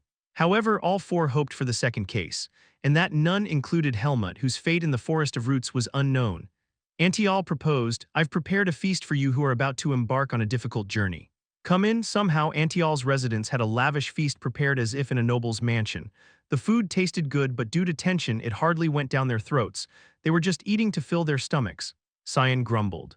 "Somehow it feels like a feast served to death row inmates. It's the least appetizing meal I've ever had in my life." And Antial caught that small voice with uncanny precision. He smiled and snapped his fingers. Flap. Papers fell from the air in front of each of them. "Death row inmates, you say. Here, write your last will and testament before you go. If there's no news from you, I'll deliver them to your parents. Write down the recipient too." Everyone wrote their wills with gloomy expressions. Asuka nudged Cyan's side. "Hey, did you tell your parents?" Asuka knew that Cyan had grown up in a harmonious family. On the other hand, Cyan didn't know much about Asuka, but he knew that Asuka's family history wasn't smooth. "Would my family allow it? I didn't say much. Anyway, I've been living away from home because of academy life, so they probably won't even notice my absence. Sending me to the academy was like sending a child far away." Cyan spoke indifferently. "What about you?" "Well, even if I told them." Asuka trailed off. Although Asuka could never be called a filial child, he did feel a bit concerned about his mother, if not his father. "I told them I'd travel around for a while after graduation before going." "Well, I guess that's enough." They both glanced at Charlotte for a moment, then turned back to their wills. It was because they remembered who her parents were. A will? Who would have thought that the will of the Duchess of Renosa would be written like this? Chapter 265 Part 2. Charlotte suddenly thought of her parents, and Michael, her angelic-faced brother who harbored a viper inside. "It's been a long time since I've seen them." Charlotte had never returned to Renosa during holidays since she came back to Greta Academy 4 years ago on that day. Once they confirmed their differences in intentions, there was no point in going back. Her mother would try to change Charlotte's mind, and facing Michael would only result in him trying to read Charlotte's inner thoughts. Charlotte abandoned herself as the Duchess of Renosa. Ignoring all contact from Renosa, she lived solely for one goal. She has no regrets about not looking back at Renosa. She only feels concerned about not being able to check on her father's health, who had recovered from a critical condition. Ironically, although her father was the Grand Duke of Renosa, he didn't partake in the crimes committed by Michael and her mother. If His Grace the Grand Duke had been awake, it's a meaningless assumption. The Grand Duke of Renosa is known for his cool-headedness. The result wouldn't have changed, but it's also true that he wasn't in a position to decide anything anyway. Charlotte fiddled with the will and then put it down. Rather than having her resolve shaken by news delivered later, it was better to leave nothing behind. Having firmed her resolve, Charlotte put her hand inside her cloak. She felt the solid sword handle in her cloak. A sword preciously kept in a cloak with space expansion magic. Charlotte's original sword was at her waist, and the sword in her cloak wasn't Charlotte's. It was a sword that had lost its owner. Helmut's, also the legacy of the Sword Saint Darien. Charlotte had smuggled that sword out of Renosa. It was to return it to its owner. Fortunately, the sword hadn't been disposed of yet. It would have been right to melt the sword if only to erase the traces. To its original owner, she will definitely return it. Charlotte once again strengthened her resolve. "Well, now if you're all ready, let's depart. The food you just ate will protect your body from demonic energy and activate your physical abilities for about 10 days. It's better to be in the Forest of Roots when the drug effects are stronger, don't you think?" Everyone stood up from their seats with grim faces at Antial's words. A magic circle was drawn on the floor of his spacious research room. Unfamiliar characters and shapes intricately engraved, not belonging to a mage. It was an exact copy of a sacred magic circle. "Everyone, step up. It's better to depart quickly, as lingering will only complicate your feelings. I'm also in the best condition right now." Antial spoke calmly as if he was going for a walk. His eyes, realizing long years of research, were serious rather than excited. Everyone stepped onto the magic circle and stood close together. The arrival point was not random, but a certain place close to the sacred barrier. It was a precaution. If the Forest of Roots turns out to be more dangerous than expected in the worst-case scenario, they would need to escape through the sacred barrier. Aaliyah warned for the last time, "Take care of your own life. Never let your guard down." Soon, the magic circle was dyed in a bright white light. The process of entering the sacred barrier was smoother than expected. It felt like casting an ordinary teleportation spell. Falling from midair, they quickly regained their senses and landed on the ground. Thud tap thud, "We've arrived properly." Aaliyah was the first to speak. Unlike Antial's bright domain, the surroundings were noticeably gloomy. The sky was ashen, and the sparsely scattered trees around them were all tall with lush foliage on their branches. And not far behind them, along with the aura of holy power, was an opaque white wall. It was the sacred barrier. How is everyone's condition? Three voices spoke in succession. I'm fine, I'm okay too, me too. Then wait a moment. While Aaliyah cast a small concealment spell around them, Asuka, who had looked around, asked excitedly, hey, it's really a dense forest, isn't it? No wonder it's called the Forest of Roots. The air quality is really bad. It feels like we've come to a place from a terrifying legend. Yeah, so this is the Forest of Roots where those demonic beasts are said to be swarming, Asuka snorted. Don't wet yourself out of fear. Who's wetting themselves? Both of them speaking looked paler than usual. Aaliyah, who had cast the concealment spell, opened her mouth. Keep your voices down, this is a dangerous place. Don't let your tension drop, Cyan, take this. Aaliyah took out a large pouch from her cloak and handed it over. Cyan, who opened it, muttered, magic stones, why these? From now on, replenish your magic power with magic stones. We should absorb as little demonic energy as possible, even considering our exit. It will be an obstacle when passing through the barrier. This can't be replenished with magic stones, so it will have to absorb demonic energy, but those two swordsmen should be able to pass through the barrier in most cases. In other words, you and I have a lower chance of escaping from the Forest of Roots. The longer we stay in the Forest of Roots, the lower that possibility becomes. So we should hope to meet Helmut as soon as possible. There's no one here to ask for directions or to inquire about Helmut's whereabouts. Finding Helmut in this vast Forest of Roots was like finding a needle in a haystack. The demonic energy is very dense. Everyone, let's move. Aaliyah and Charlotte took the lead side by side, and Cyan followed behind, bringing out the Dark Spirit. The Dark Spirit plays a role in enhancing the effect of the concealment spell. Asuka took the rear. Now the adventure was beginning. However, that adventure would soon face a very dangerous and new phase, due to the appearance of a certain being. Chapter 266, Part 1. They moved forward silently in a tense atmosphere. Though it seemed quiet and peaceful, this was the Forest of Roots. Anything could jump out at any moment. They proceeded cautiously without haste. Ah. What's this? At one point, Cyan yelled dramatically and kicked at the air. A caterpillar that had been gnawing on his shoe fell off. Where the caterpillar had been biting, a white vapor arose and a hole formed. Aaliyah spoke as if it were nothing unusual. It's a bug carrying acidic poison, watch your step. They had managed to conceal their presence with magic, but there was nothing they could do about direct contact. After about half a day, small creatures started to appear. It began with small and weak ones. Cyan looked around and said, every tree and blade of grass is infused with demonic energy. How do they manage food supply here? We brought enough food and water. Consider this just an exploration. There might be edible things in the Forest of Roots, but there was no need to search for them since they weren't planning to live here. The further we get from the holy barrier, the more intense the demonic energy becomes. It's interfering with magic use. It felt as if the magic that usually flowed smoothly was now being filtered through a sieve. Just as holy power conflicted with magical power, demonic energy also conflicted with magical power. Unless one used black magic to fuse the two forces, there were some restrictions on using magic in the Forest of Roots. This meant that Aaliyah couldn't exert 100% of her abilities. We'll have to manage. Given their thorough preparations, there shouldn't be any major problems unless they encountered a formidable enemy. Asuka asked Aaliyah, by the way, where are we supposed to go? Shouldn't we have at least some basic reference point? There was indeed a minimum reference. Aaliyah answered readily. For now, towards the center of the Forest of Roots. Why there? Helmut said he grew up there. I don't know the exact location, but if he returned to the Forest of Roots, wouldn't he have gone back to his hometown? Helmut had grown up in the care of Alaga, the leopard ruler of the central region. If the meaning of center in the Forest of Roots was no different from the outside world, it would be somewhere in the middle of the forest. Alaga was said to be a huge white leopard. A leopard as big as a house, it could even talk. Since the central region was the domain of Alaga, the leopard that had raised Helmut, he would probably be there. For Helmut, who had lost his sword and fallen into the Forest of Roots, it would have been the most reliable place to go. That is, if he was in a state to find that leopard. Yes, he must be alive, he has to be. Aaliyah shook off the ominous feeling that suddenly arose and organized her thoughts. You certainly know a lot about Helmut. Asuka grumbled with a somewhat dissatisfied expression. Until Aaliyah told them, neither Asuka nor Cyan knew anything about Helmut. He only told everything to his girlfriend, Despite having hidden things about himself, Asuka made an unlikely resolution to beat up Helmut. Inside here, there were many things that interfered with magic, making it difficult to gauge direction. The sky was always cloudy and gray, so sunlight rarely penetrated.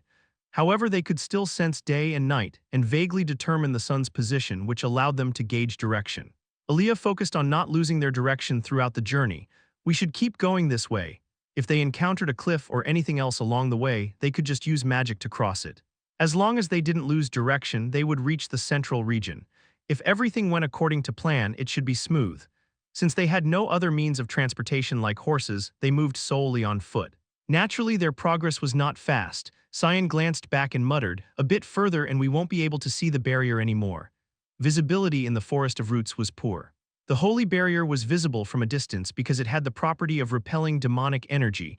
The fact that even that would soon be out of sight meant, "We're about to enter the real forest of roots." Those words sounded like an omen of something. And just as the barrier completely disappeared from view, it appeared. What first appeared was a huge, pitch-black shadow. In an instant, their vision darkened and wind howled from the sky. Whoosh, what's that? A storm cloud in the sky. Look there! Everyone looked up at the sky, bracing against the wind that lashed their entire bodies. A bird with beautiful, dazzling rainbow-colored feathers was descending from the sky, flapping its wings. It was a beautiful and overwhelmingly large bird, as if it had descended from the heavens. But this is the forest of roots. That is a demonic beast. A powerful demonic beast that had no need to camouflage itself with natural colors. Its landing motion was graceful and light, but as soon as it landed just 10 paces away, a wind arose from it. Whoosh, Chapter 266, Part 2. Aaliyah's concealment magic and the barrier set up by the dark spirit were instantly shattered by the gust of demonic energy. They were exposed bare before the demonic beast's gaze, as if it had targeted them from the start. Well, for humans, I never thought I'd see such a lucky day in my life. A clear voice rang out. "Ara, the bird is talking," Asuka shouted, pointing his finger. Cyan poked him in the side to make him shut up. "It's not just a bird, it's a demonic beast. A talking demonic beast. A demonic beast strong enough to have such intelligence with this level of demonic energy. Could it be a ruler of one of the regions?" As if responding to Aaliyah's suspicion, Igrel gracefully greeted them. "Allow me to introduce myself, humans. My name is Igrel. They call me Igrel of the South, the ruler of the southern region of the Forest of Roots." "Oh, so my name is known even in the human world." Igrel laughed merrily. It was a clear, melodious birdsong that bewitched the ears. Not only its appearance but even its voice was beautiful, seemingly out of place in the Forest of Roots. However, separate from that, a terrifying demonic energy could be felt from it. An overwhelming, explosive demonic energy that made their skin tingle. The eyes of the group, who had been confused by its sudden appearance, hardened. Asuka and Charlotte both tensed up and reached for their swords. "I didn't expect to encounter such a powerful demonic beast so quickly, but crisis was opportunity." Aaliyah stepped forward in front of the group and spoke politely. "My name is Aaliyah. Do you happen to know a human named Helmut?" "Oh, human, are you speaking to me? You're as beautiful as my feathers. Go ahead, say my name." It was an irritating way of speaking, but the demonic beast before them was so strong. Aaliyah wasn't foolish enough to act arrogantly in front of a powerful being. She was pragmatic and good at assessing situations. She calmly asked a more detailed question. "Yes, Lord Igrel. Do you happen to know anything about a human named Helmut?" With no one else to ask, it was fortunate that they could communicate. "Helmut." Igrel blinked. Of course, he remembered the owner of that name. There weren't many moments as impressive as that one in Igrel's life. "Well, I do know, the first human to leave the Forest of Roots. In all my life, I've never seen a human with such guts, such a tiny thing but with such lively eyes. A sense of intense desire, you could say. You could feel the ambition." Aaliyah gathered from Igrel's words that he had encountered Helmut before. Before Helmut left the barrier, he must have encountered this bird. And since Helmut had left the Forest of Roots, there was a high possibility that this bird wasn't hostile towards him. Aaliyah casually asked a question. "He has returned to the Forest of Roots due to an unfortunate incident. It's been quite a while since he returned. Have you seen him?" A moment of silence passed. Igrel tilted his head nonchalantly. "Returned, you say? Well, that could be. I don't know if you're aware, but the Forest of Roots is quite vast, so news doesn't travel that quickly. Even if it weren't vast, demonic beasts wouldn't have proper communication among themselves." Igrel lowered his head slightly and asked casually, "So are you humans that Helmut befriended in the human world? Is that why you've come to find him, into this Forest of Roots, fearless despite being human?" "Yes, how curious. Is this what humans call friendship, affection, something like that?"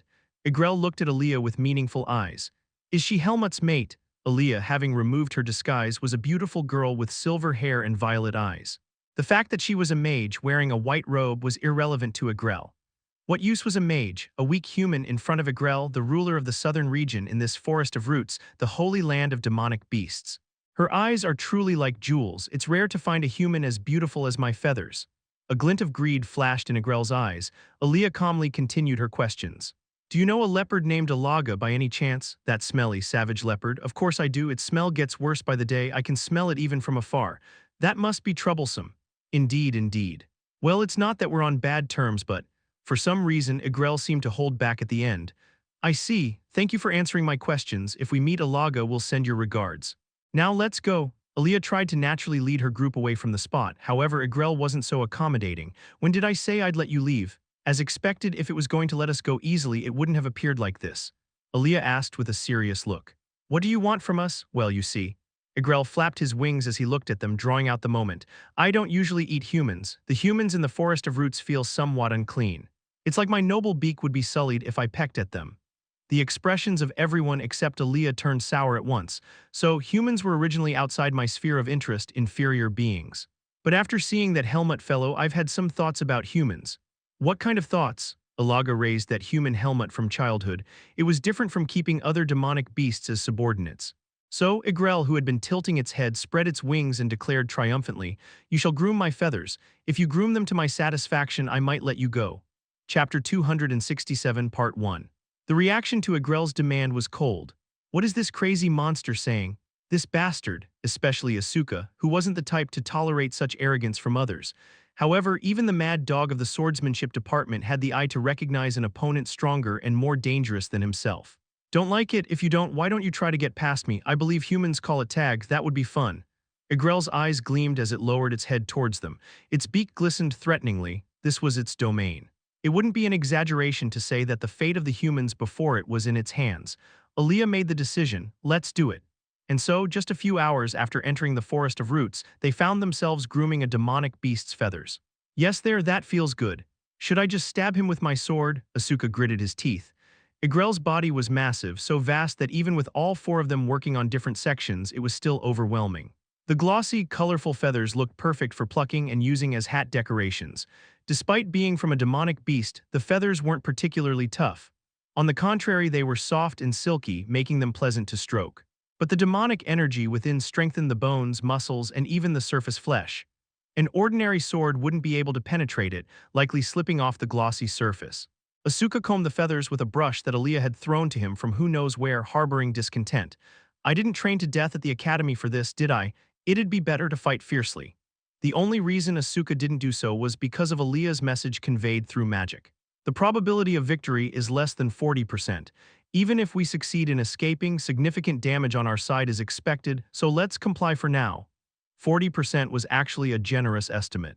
They had never faced such a powerful demonic beast before, of course. In the outside world, there were no demonic beasts as powerful as Igrel. Igrel, who was lying on the ground almost flat, leisurely enjoying the grooming, provoked Asuka, who seemed to have the worst temper. You there, clean more delicately. Blue hair, your handiwork is really rough and unskilled. Asuka asked gruffly. How long has it been since you last washed? Igrel was silent for a moment. Asuka withdrew her hand and scrunched up her face. Ah, please wash yourself with all this fluffy fur, how filthy. Fluffy fur, filthy. Igrel was dumbfounded by this unprecedented criticism. This was Igrel, who had lived proudly as the ruler of the southern region until now. Just as he was about to get angry, another voice cut in. Bird feathers naturally need some oil to shine. You've managed them excellently. I can sense the dignity befitting the ruler of the south from these feathers. Asuka looked at Cyan with an incredulous expression. Cyan winked slightly, giving Asuka a hint. This one seems to know something, Igrel boasted. I sense a strange power from you, something like what dwells in the forest. Oh yes, that's a spirit. You humans have diverse powers. They must be quite strong in the human world, but unfortunately, as soon as they entered the Forest of Roots, they met this Igrel. Igrel chuckled inwardly. At that moment, Aaliyah stood up. I'm finished. Oh, your skill is remarkable. As expected, the beautiful ones are also talented. Very good. The feathers that Aaliyah had groomed were perfectly aligned, shining brightly. As expected of a model student, Aaliyah had focused and finished the job. I'm glad you're satisfied. Aaliyah replied indifferently and looked at the others. It was an urge to finish quickly without further ado. She had no intention of helping. Igrel's focus shifted to Charlotte, who was quietly grooming his feathers. You, the quiet, black-haired human woman, what's your relationship with Helmut? Are you his kin? That's correct. I thought so. You smell similar to that guy. Blood ties can't be hidden. I see. A bitter smile flashed across Charlotte's face. Although blood ties couldn't be hidden, it was none other than that blood that had betrayed Helmut. Charlotte herself couldn't be free from that sin either. In the silence, Igrel leisurely enjoyed the human's touch.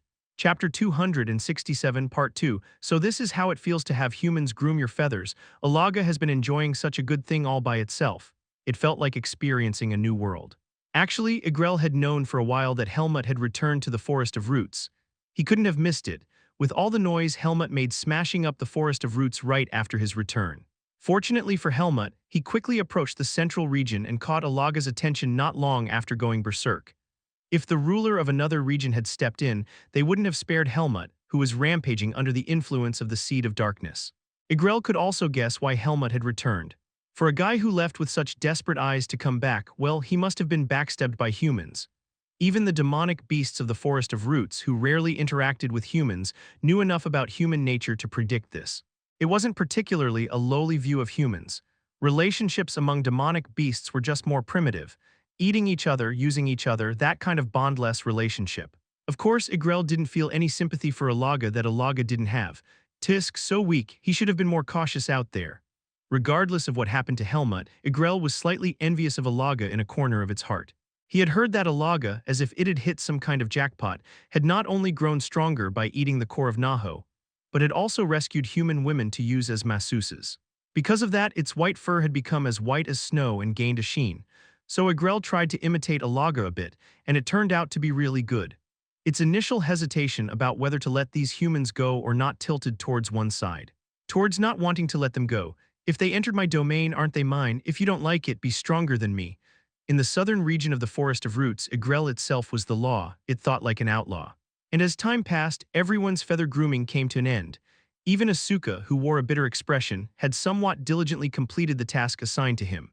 The colorful feathers sprouting from Igrel's vast body now held a more brilliant light than before.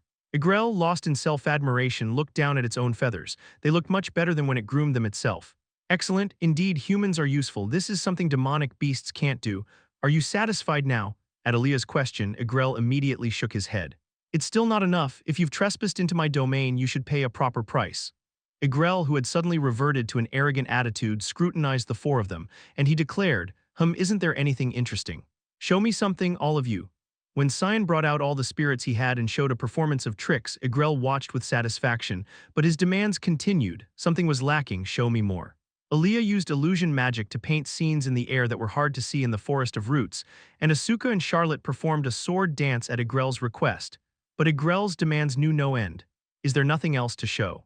Something grand, something eye-opening. Finally, Cyan secretly sent a message to Aaliyah using magic. How long do we have to keep doing this? It seems like there's no end to this. I thought it might let us go if we indulged it, but it doesn't seem to be working. Igrel wasn't as ferocious as Aaliyah had assessed. Didn't say it doesn't even eat humans. But Igrel was persistent and above all had too much free time, enough to hold them and try to extract fun or whatever until they died. Aaliyah spoke to Igrel. Now as promised, please let us go. Did I make such a promise? Igrel asked innocently. I clearly said I might let you go, not that I would let you go. We are humans and the Forest of Roots is not a place for us to stay. I can protect you. Now that it's come to this, how about staying here with me? I can guarantee your safety. If you want to build a village, you can do that too. Igrel's attitude was leisurely but somehow ironclad. We're going to leave the Forest of Roots after we find Helmut. Leave after you find him? Well, you might be able to leave again, but isn't it impossible for dear Helmut, and he might not want that. Helmut might want to live in the Forest of Roots. As Igrel rebutted, Aaliyah's eyes narrowed. She realized one fact from Igrel's words. Helmut is in the Forest of Roots. And you, Igrel, have heard news about him. At this direct point, Igrel flinched and rolled its eyes. Aaliyah pressed further. Helmut is in Alaga's domain, isn't he? Finally, Igrel sighed. As beautiful as your smart human kid, Aaliyah, was it? I like you more and more. Greed appeared in Igrel's eyes. It was an emotion more intense than before. It envied Alaga for having Helmut. But if it could have this beautiful, talented, and smart human before Alaga, it wouldn't have to envy Alaga. Aaliyah realized that she couldn't persuade this giant with kind words. She immediately spoke in a cold and clear tone. Igrel, of course we can't defeat you, but Alaga is different, isn't it? Igrel, who had seemed to shrink earlier when Alaga's name was mentioned, showed a similar reaction this time as well. Do you think Alaga would fight me for your sake? Aaliyah quickly noticed their hierarchical relationship. Although they were both rulers of regions, Alaga was above Igrel. Charlotte over there is Helmut's younger sister and the rest are Helmut's friends. If anything happens to us, Helmut won't stand idle, and if Helmut steps in, Alaga will too. Igrel whined, but I don't want to let you go. It's over if it doesn't reach Alaga's ears. Do you know how far it is from here to the central region? If the four of us split up and run, even you, Igrel, won't be able to stop us. Igrel flinched at Aaliyah's declaration. But the stubbornness of one who had lived as a ruler of a region rose up. How dare you threaten me? No matter how much I like this human, I can't yield to threats from mere humans. Demonic beasts are sometimes like children. If they don't like something, they don't like it regardless of any rational reasons. Sensing Agrel's reaction, Aaliyah threw out a compromise in a softer tone. Then how about this? Chapter 268 Part 1. Agrel, please come with us. Even if you go to the central region with us, you won't have to fight with Alaga. We'll groom your feathers as much as you want throughout the journey. This was Aaliyah's clever plan. First, traveling with Agrel ensures their safety. In the world of demonic beasts, it's survival of the fittest.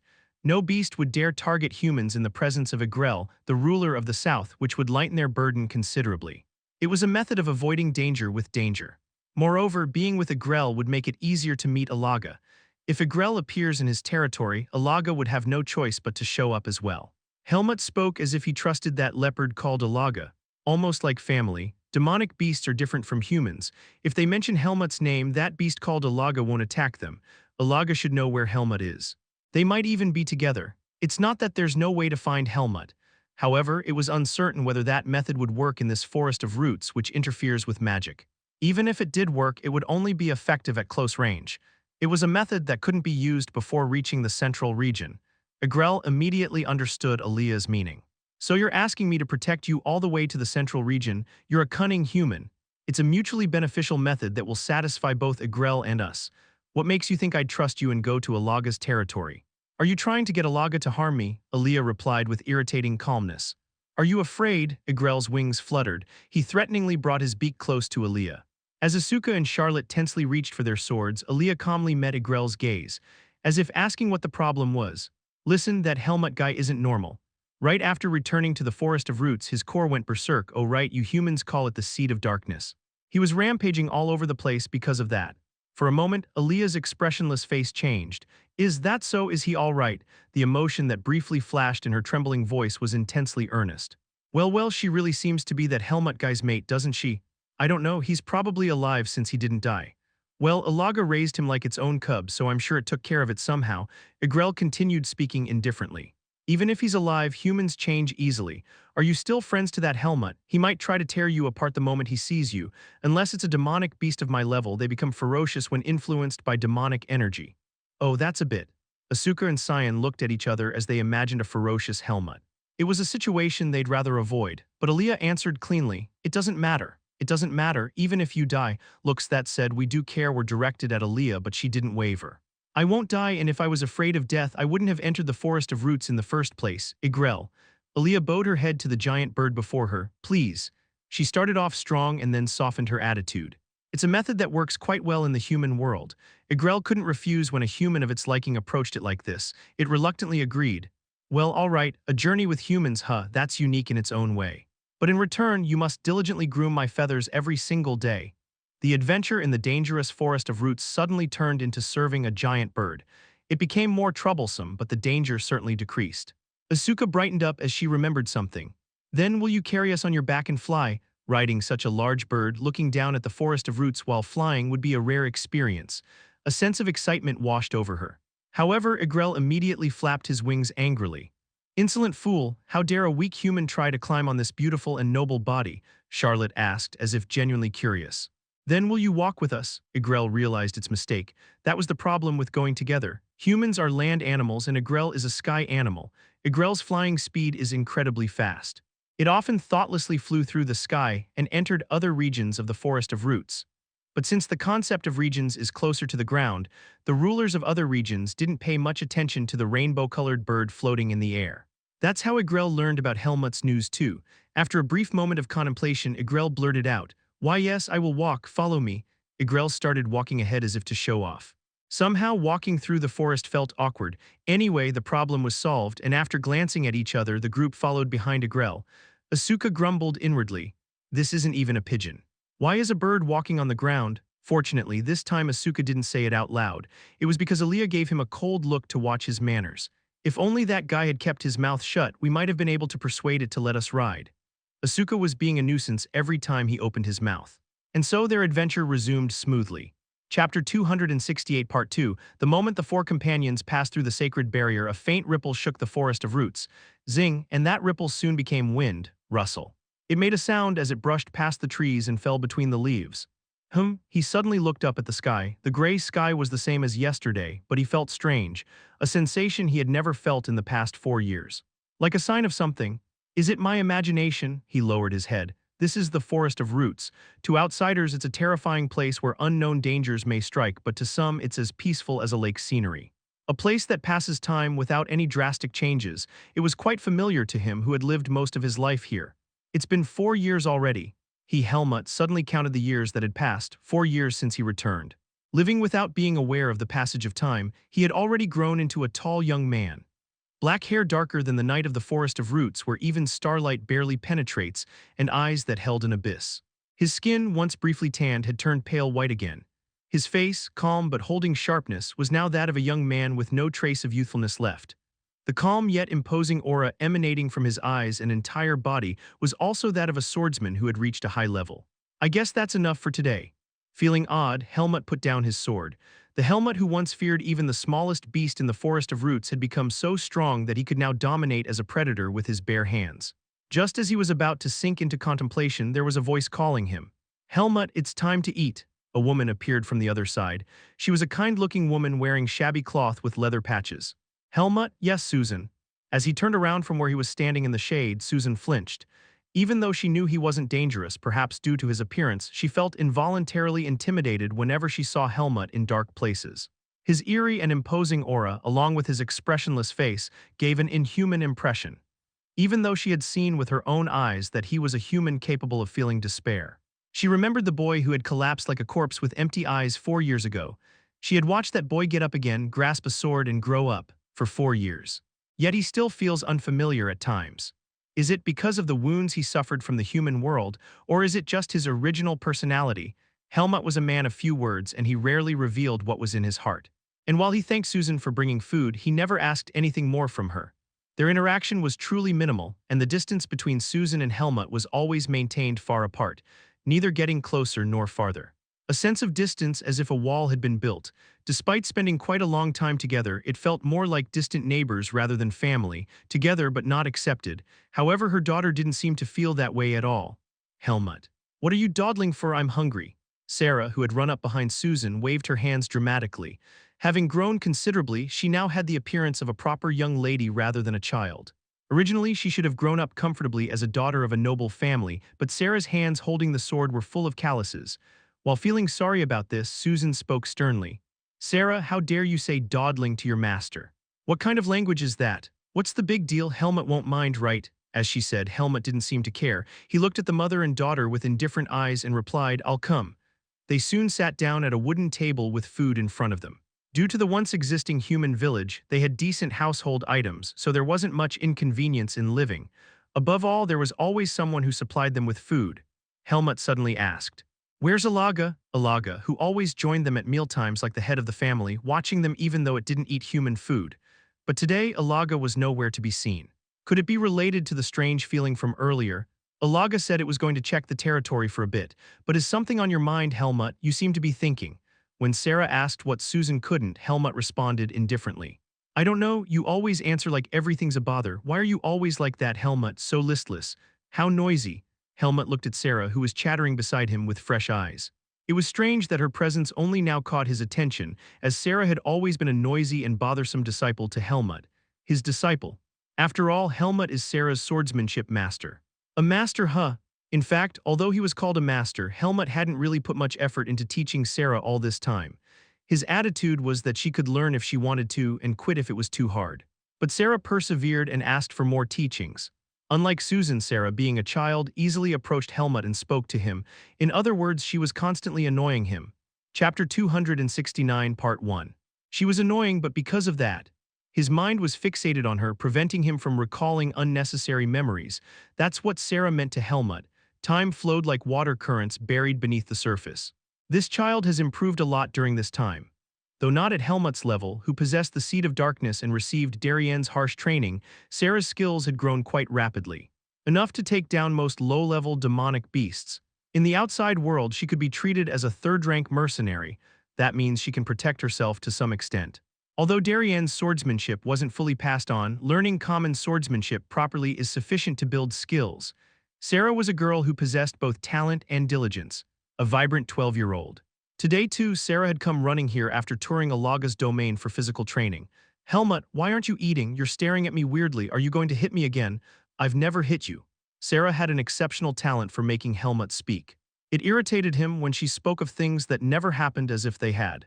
Having received education at the academy, Helmut couldn't tolerate being treated as someone who frequently hit a young girl. Sarah grinned brightly, holding a piece of meat she had been nibbling on. Wow, you finally spoke. Susan smiled softly as she watched them. Sarah, stop chattering and eat your meal. Somehow he felt like sighing. Are children always like this? I don't think I was like this. Perhaps that's why Alaga often compared Helmut to Sarah, demanding from him the cuteness and charm he lacked. Why is your expression so stiff? Look at how that child smiles. Doesn't it make the world seem brighter? This continued even now, when Helmut was 19 years old. How could one demand the charmingness of a 12-year-old from a 19-year-old young man? Whenever Alaga demanded such playfulness from Helmut, even Susan would make an awkward expression. Right, it lacks common sense. Helmut himself wasn't particularly common either, so expecting it from Alaga, a demonic beast, would be foolish. Sending them outside quickly would be less troublesome. At least to Alaga, Sarah was just young, only 12 years old. Even if all sins are forgiven upon leaving the Forest of Roots, her family has been exterminated. Being traitors, everyone would avoid them, so she can't live using her original family name. The outside world isn't easy for a girl with no connections to survive with just the swordsmanship skills of a third-rank mercenary. Even more so if she's with Susan, who has no power. But Sarah wouldn't want to part with Susan either. She wants to go to the outside world, but above all, what she desires is to be with her mother. After all, she wanted to learn swordsmanship to protect Susan. Perhaps the fearful and suffocating memories of being thrown into the Forest of Roots and being oppressed by Irugo and magical beasts at first served as a strong motivation for Sarah to learn swordsmanship. Fortunately, not long after they entered the Forest of Roots, both Naho and Irugo died, and they came under Alaga's shadow, so they didn't suffer greatly. If Susan is the issue, she can go with her too. Helmut realized one thing he had been missing through Sarah. A new method that didn't exist before he left the Forest of Roots. Alaga had extracted the demonic energy from the rampaging Helmut, and just as Alaga did with Helmut, it could extract demonic energy from others. From Susan and Sarah too. When asked how this was possible, Alaga tilted its head and said it seemed to have become possible after absorbing Naho's core. It was in the realm of instinct, where even it didn't know the principle of how it was possible.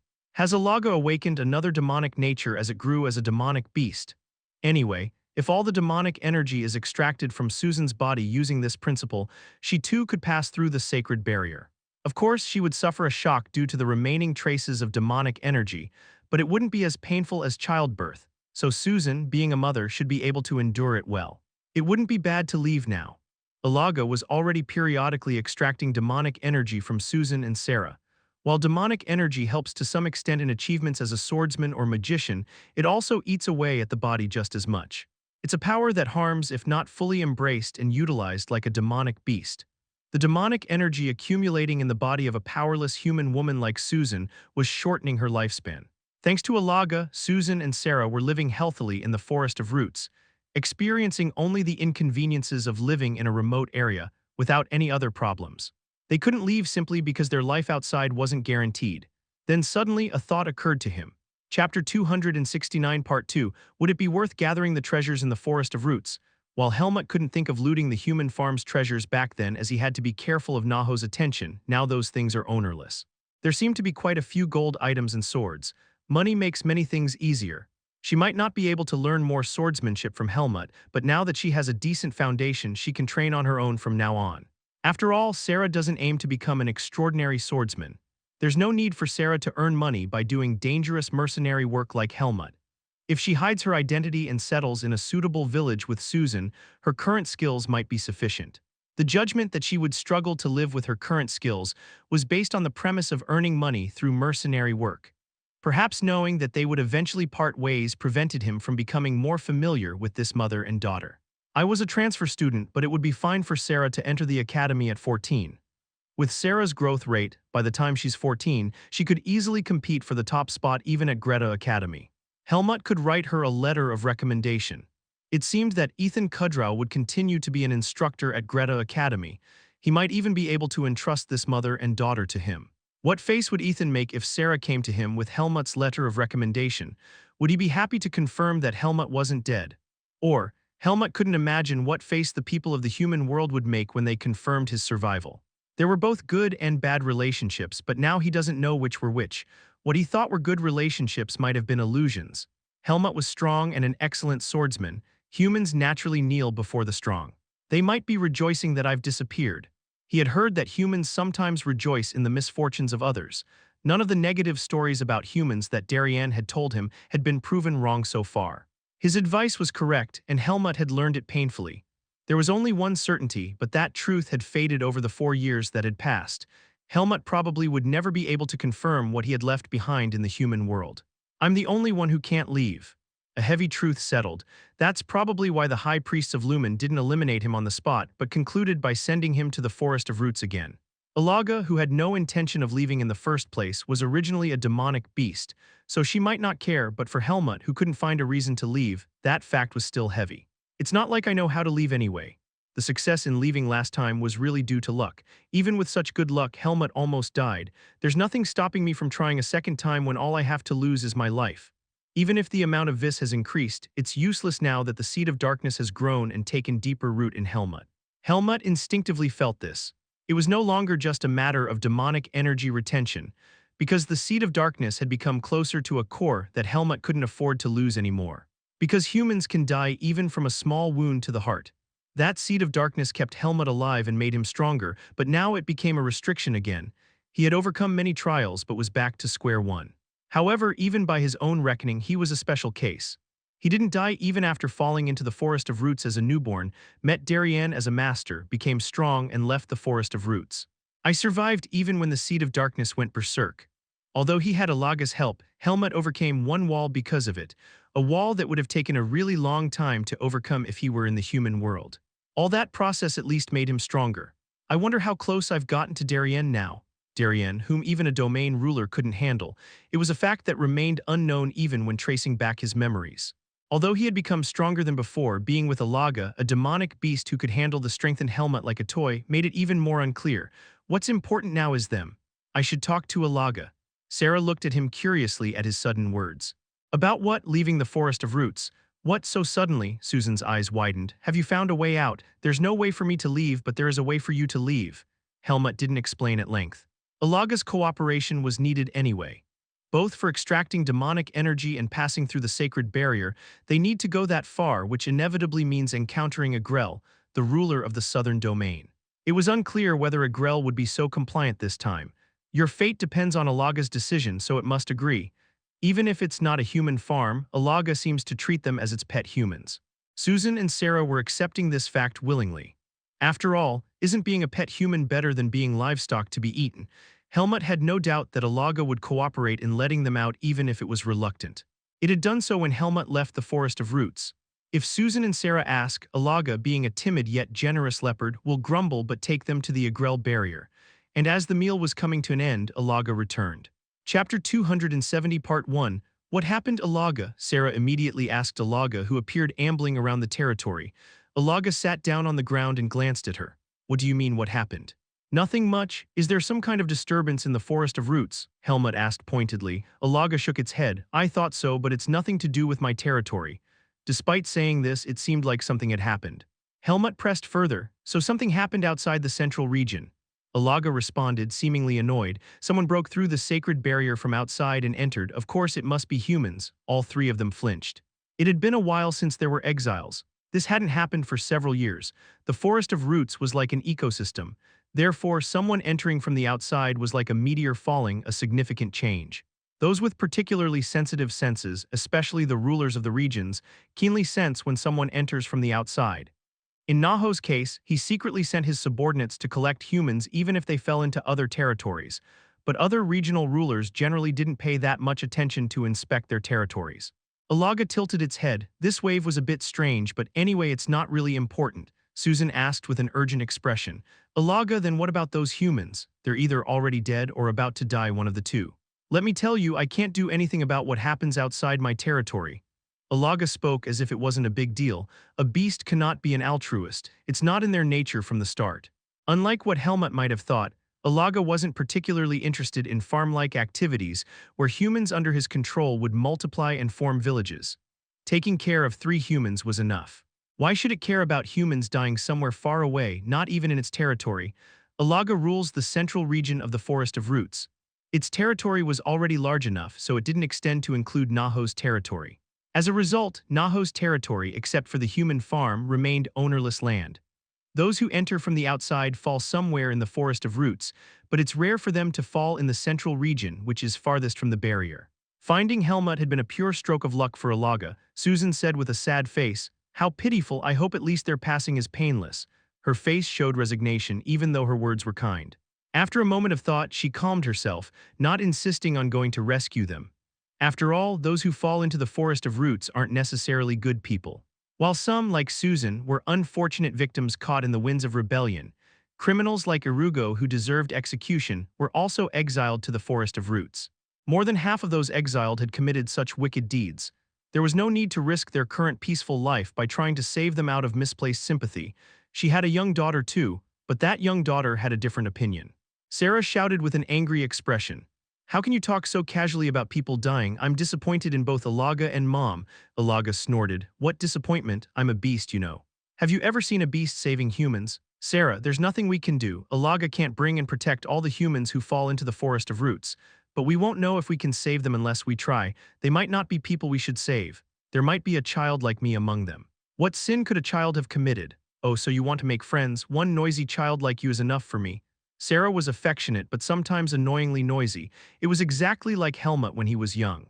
Helmut too used to annoy Alaga with constant questions. Still, it was fortunate that her mother Susan was there to indulge her. Sarah shouted loudly, "Stupid leopard, you're mean.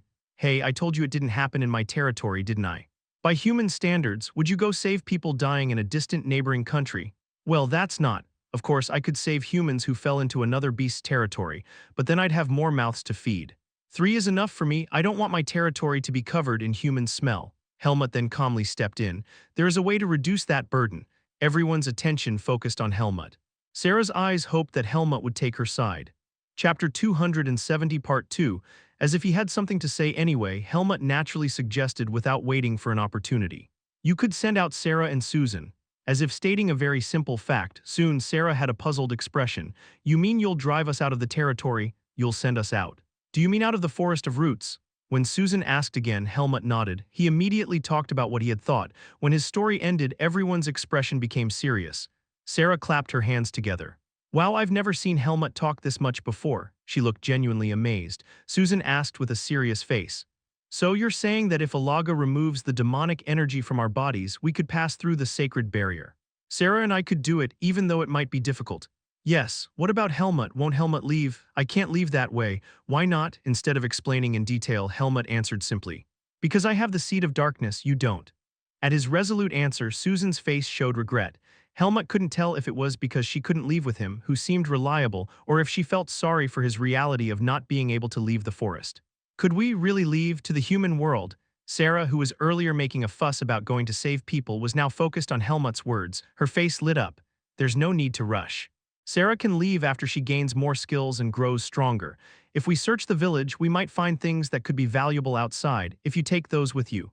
Susan shook her head. She looked even brighter. "Noble families keep secret accounts in banks. There should be enough there for the two of us to live comfortably. Then there's no problem." Helmut thought of his own wealth, now useless. "If I had known it would come to this, I should have given all of Darien's wealth to Luke Yeager."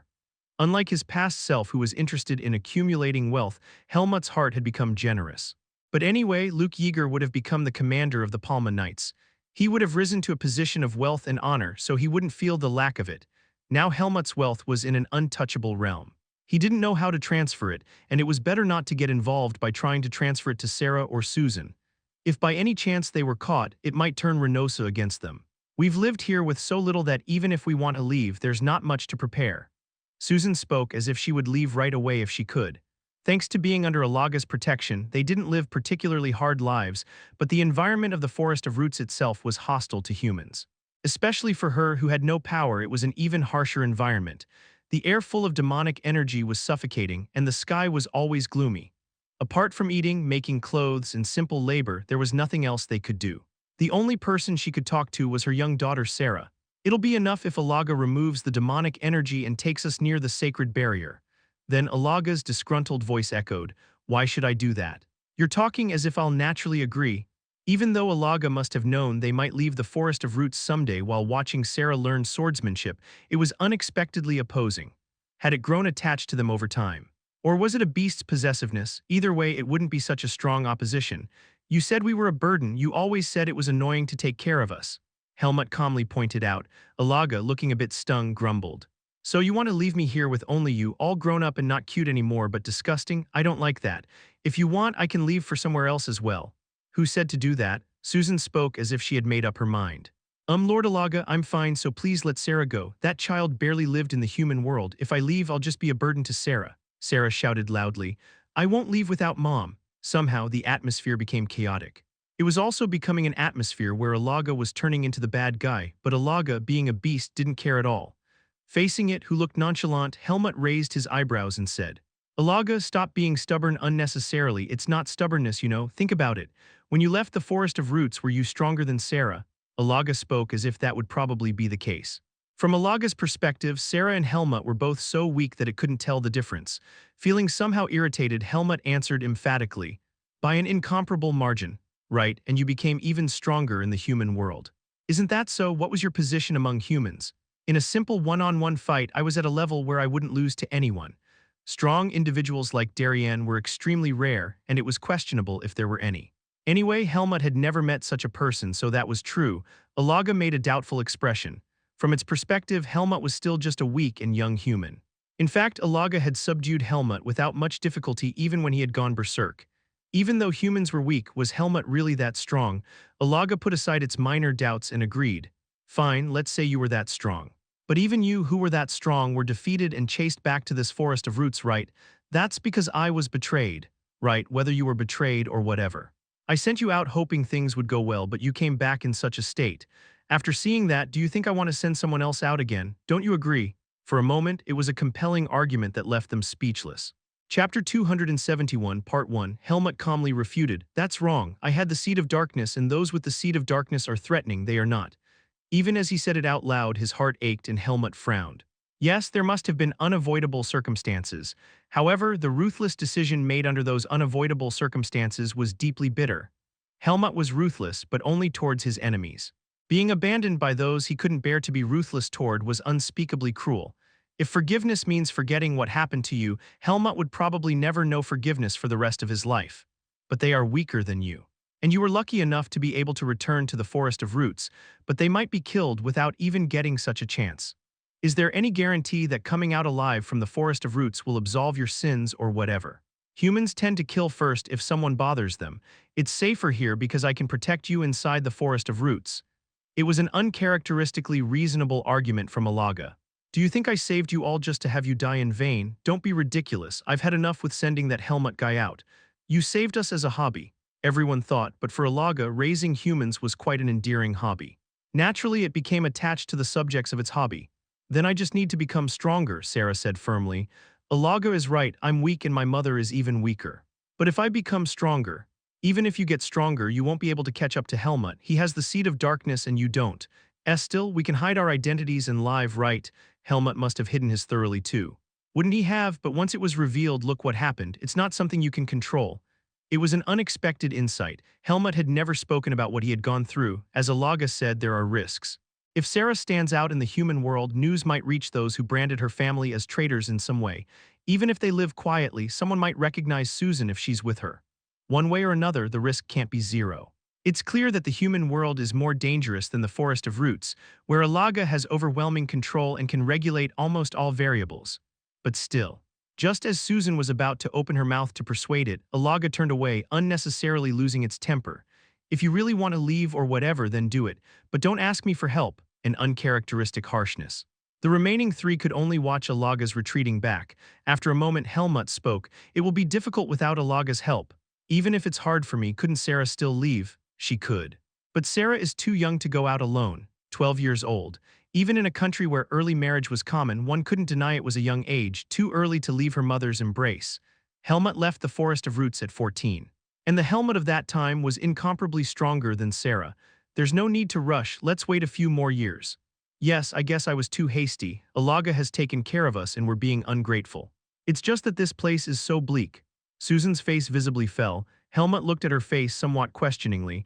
He couldn't quite understand why she who had lost everything would want to go outside and take risks. Helmut asked, "Is it because life here is uncomfortable? Alaga's domain is safe, and Susan knows that, so it can't be because of threats to her life. As the daughter of a noble family who grew up comfortably, she must find it particularly difficult to live in a place where she had to find or make substitutes for everything she needed." Susan shook her head. "That's part of it, but I'm human. Shouldn't humans live among humans, even with whatever dangers and hardships that may bring? I'm sorry to Alaga, but I feel that the Forest of Roots is not where I should live.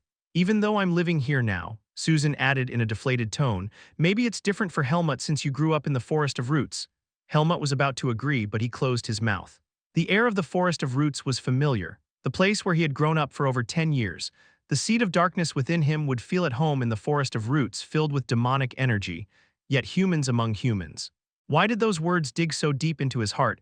It was those very humans who had left him with wounds no beast could ever inflict. "I have no reason to leave the Forest of Roots. No, really. Do I not?" He suddenly suspected that maybe he had just been running away, buried in despair and fear.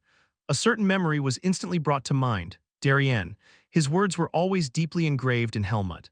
Darien always spoke negatively of humans, but looking back, Darien never told Helmut that he shouldn't leave the Forest of Roots because humans were like that.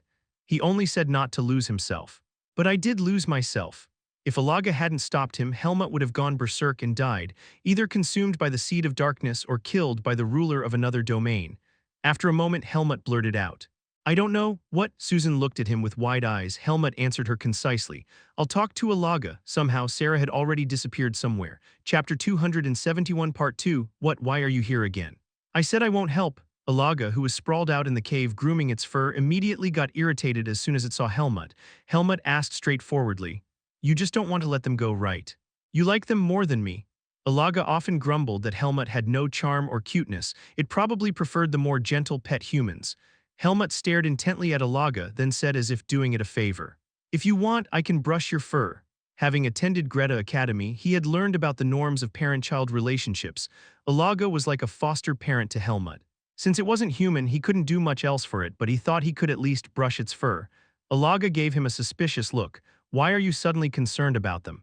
"I thought you said you didn't want to mate with either of them." Helmut answered calmly, "I feel indebted."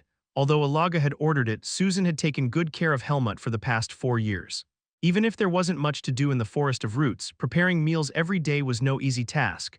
Not only that, she made his bed and sewed new clothes for him. Susan took care of Helmut with all her heart.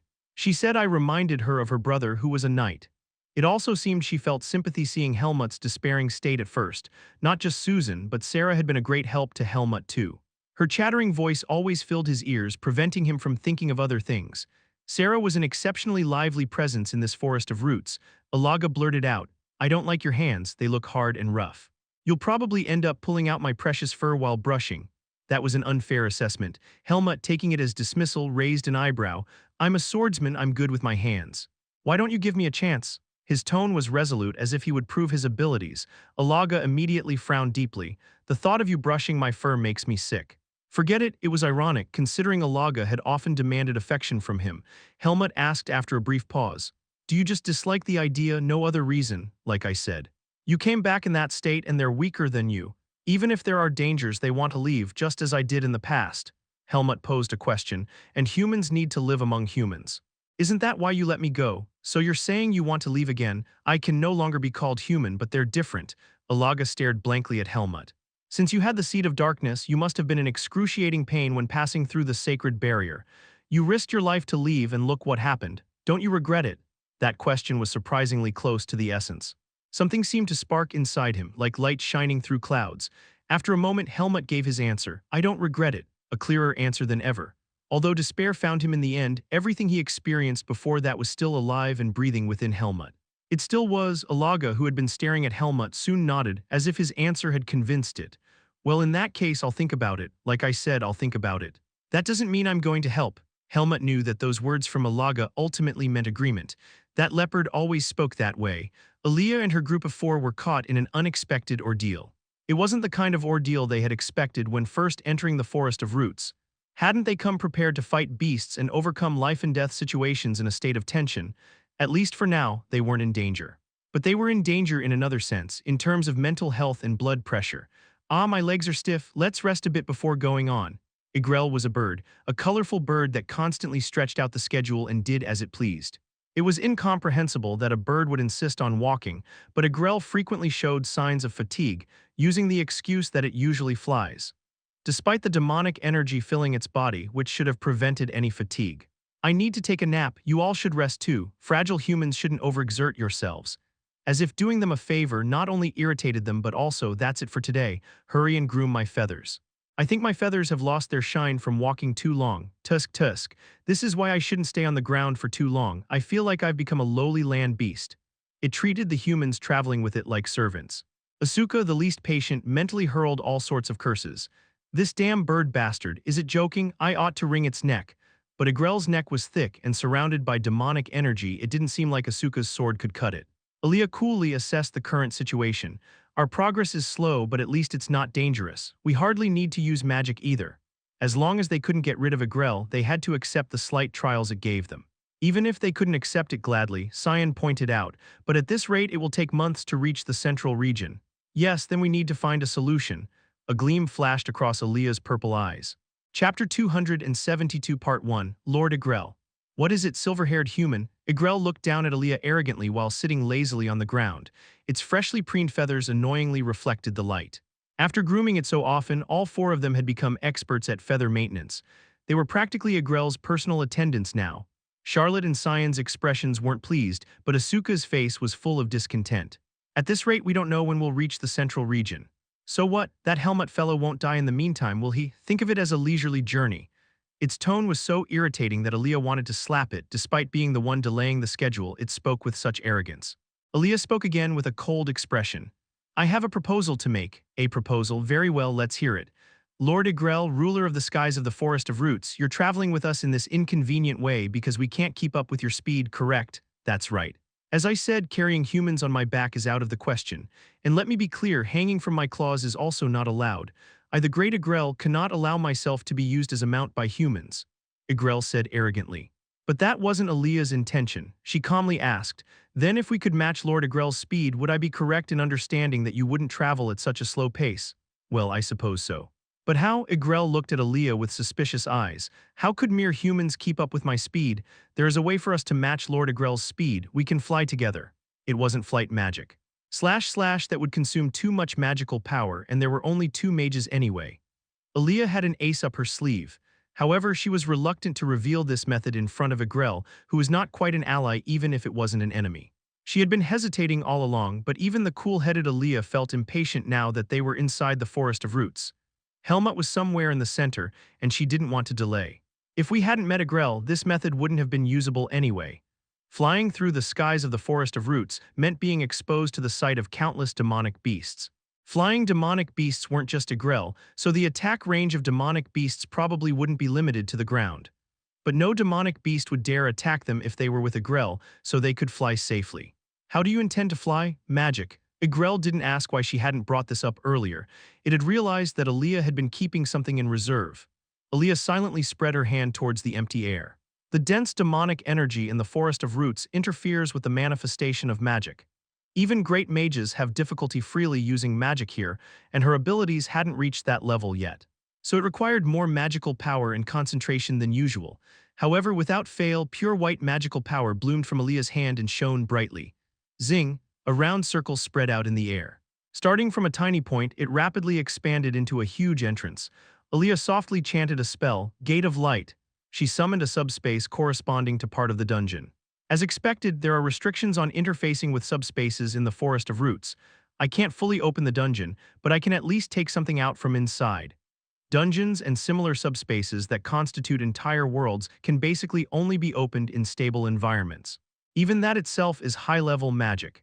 In a place filled with oppressive demonic energy like the Forest of Roots, entering a dungeon is impossible even for great mages. Igrel watched the scene unfolding before its eyes with curious interest. Even for the ruler of the southern region who had lived for countless ages, it was its first time seeing proper magic. So this is magic, opening space. You're quite a skilled mage. And then a huge object leaped out of that entrance filled with white light. Thud, everyone's gazes turned towards it. The object that fell to the ground, kicking up a cloud of dust, was enormous, about half the size of Igrel's body. The object, which had a metallic golden hue, looked like a boulder. A huge boulder densely engraved with magic symbols. However, there were long cracks all over it, suggesting it could be separated into pieces. As Aaliyah closed the subspace, a bead of sweat formed between her brows. She had consumed a large amount of magical power in an instant. She reached into her pocket and gripped a magic stone. The magic stone, rapidly drained of power, soon crumbled into an ordinary pebble in her hand. At that moment, Cyan muttered, "Is it a golem?" Asuka spoke in a doubtful voice. "It just looks like a rock to me." "How is that a golem?" Cyan spoke with certainty. "Those magic symbols, it's definitely a golem. Come to think of it, Archmage Lampione was deeply versed in golems, but I've never seen a golem in this form before. Golems are usually made in specific shapes, but this one has no form, which means could it be?" Instead of explaining, Aaliyah pointed towards Agrel and opened her mouth. Mimic, Chapter 272 Part 2. Grrrr. As soon as the engraved master's command was given, the boulder began to move.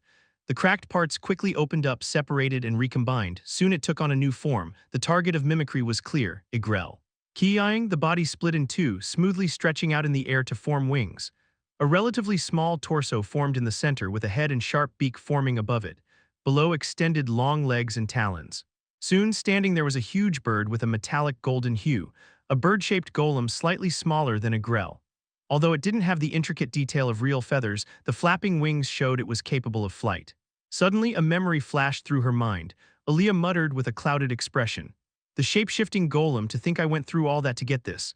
Following Hike's advice, Aaliyah explored deep into the dungeon and discovered this golem hidden by Lampione. Probably the only one of its kind in the world, a culmination of powerful magic. Aaliyah cut off contact with Helmut and began breaking through the layers of barriers Lampione had set up to secure the golem. She thought the shape-shifting golem would be a great help if they ever had to fight against the temple. In the end, that choice turned out to be a mistake. It took longer than Aaliyah expected to break through the barriers and gain control of the golem.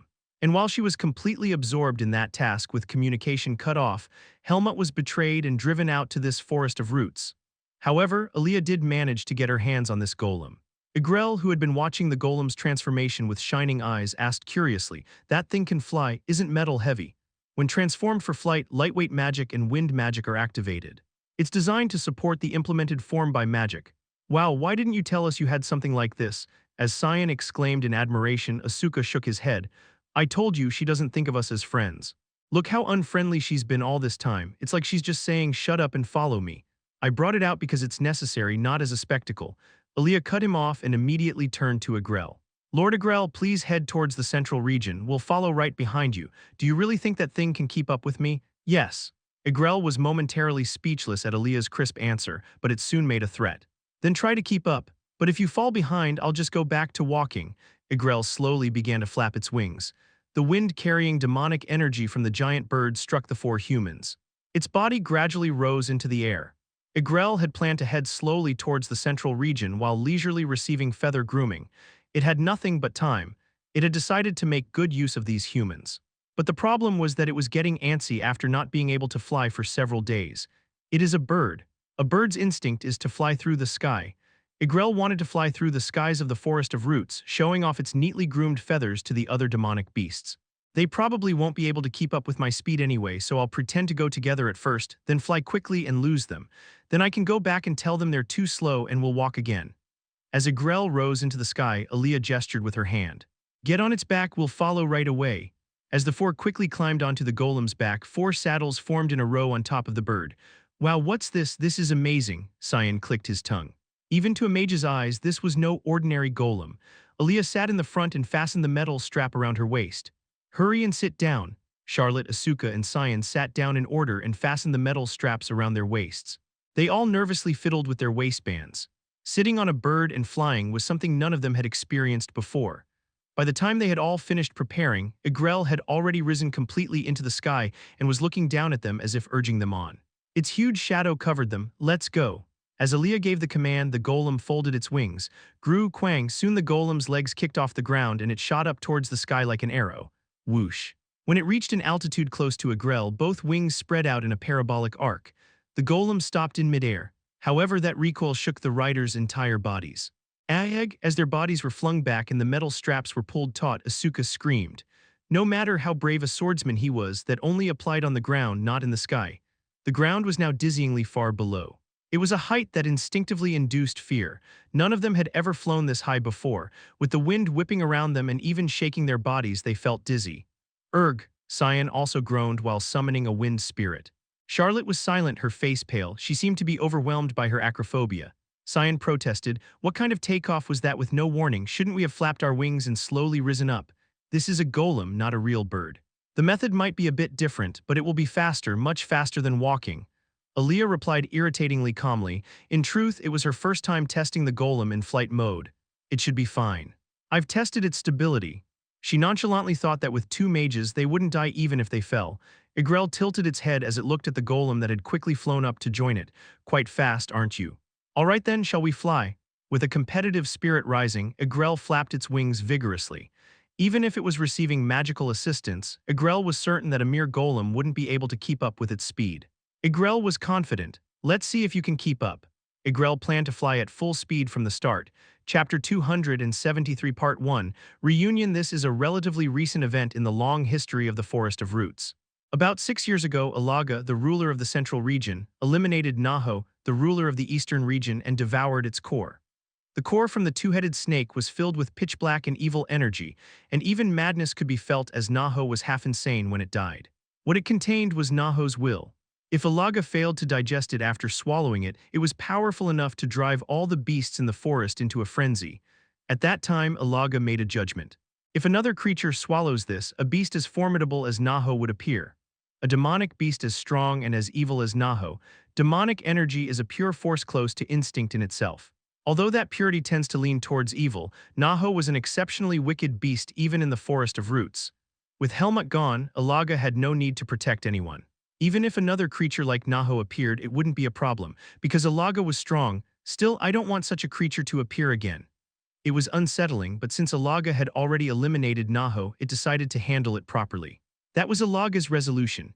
However, contrary to its resolution, Alaga wasn't very thorough. When Alaga left after absorbing Naho's core, Naho's body was left behind. The remnants of blood from Naho's body and the demonic energy from the core merged and formed a lump.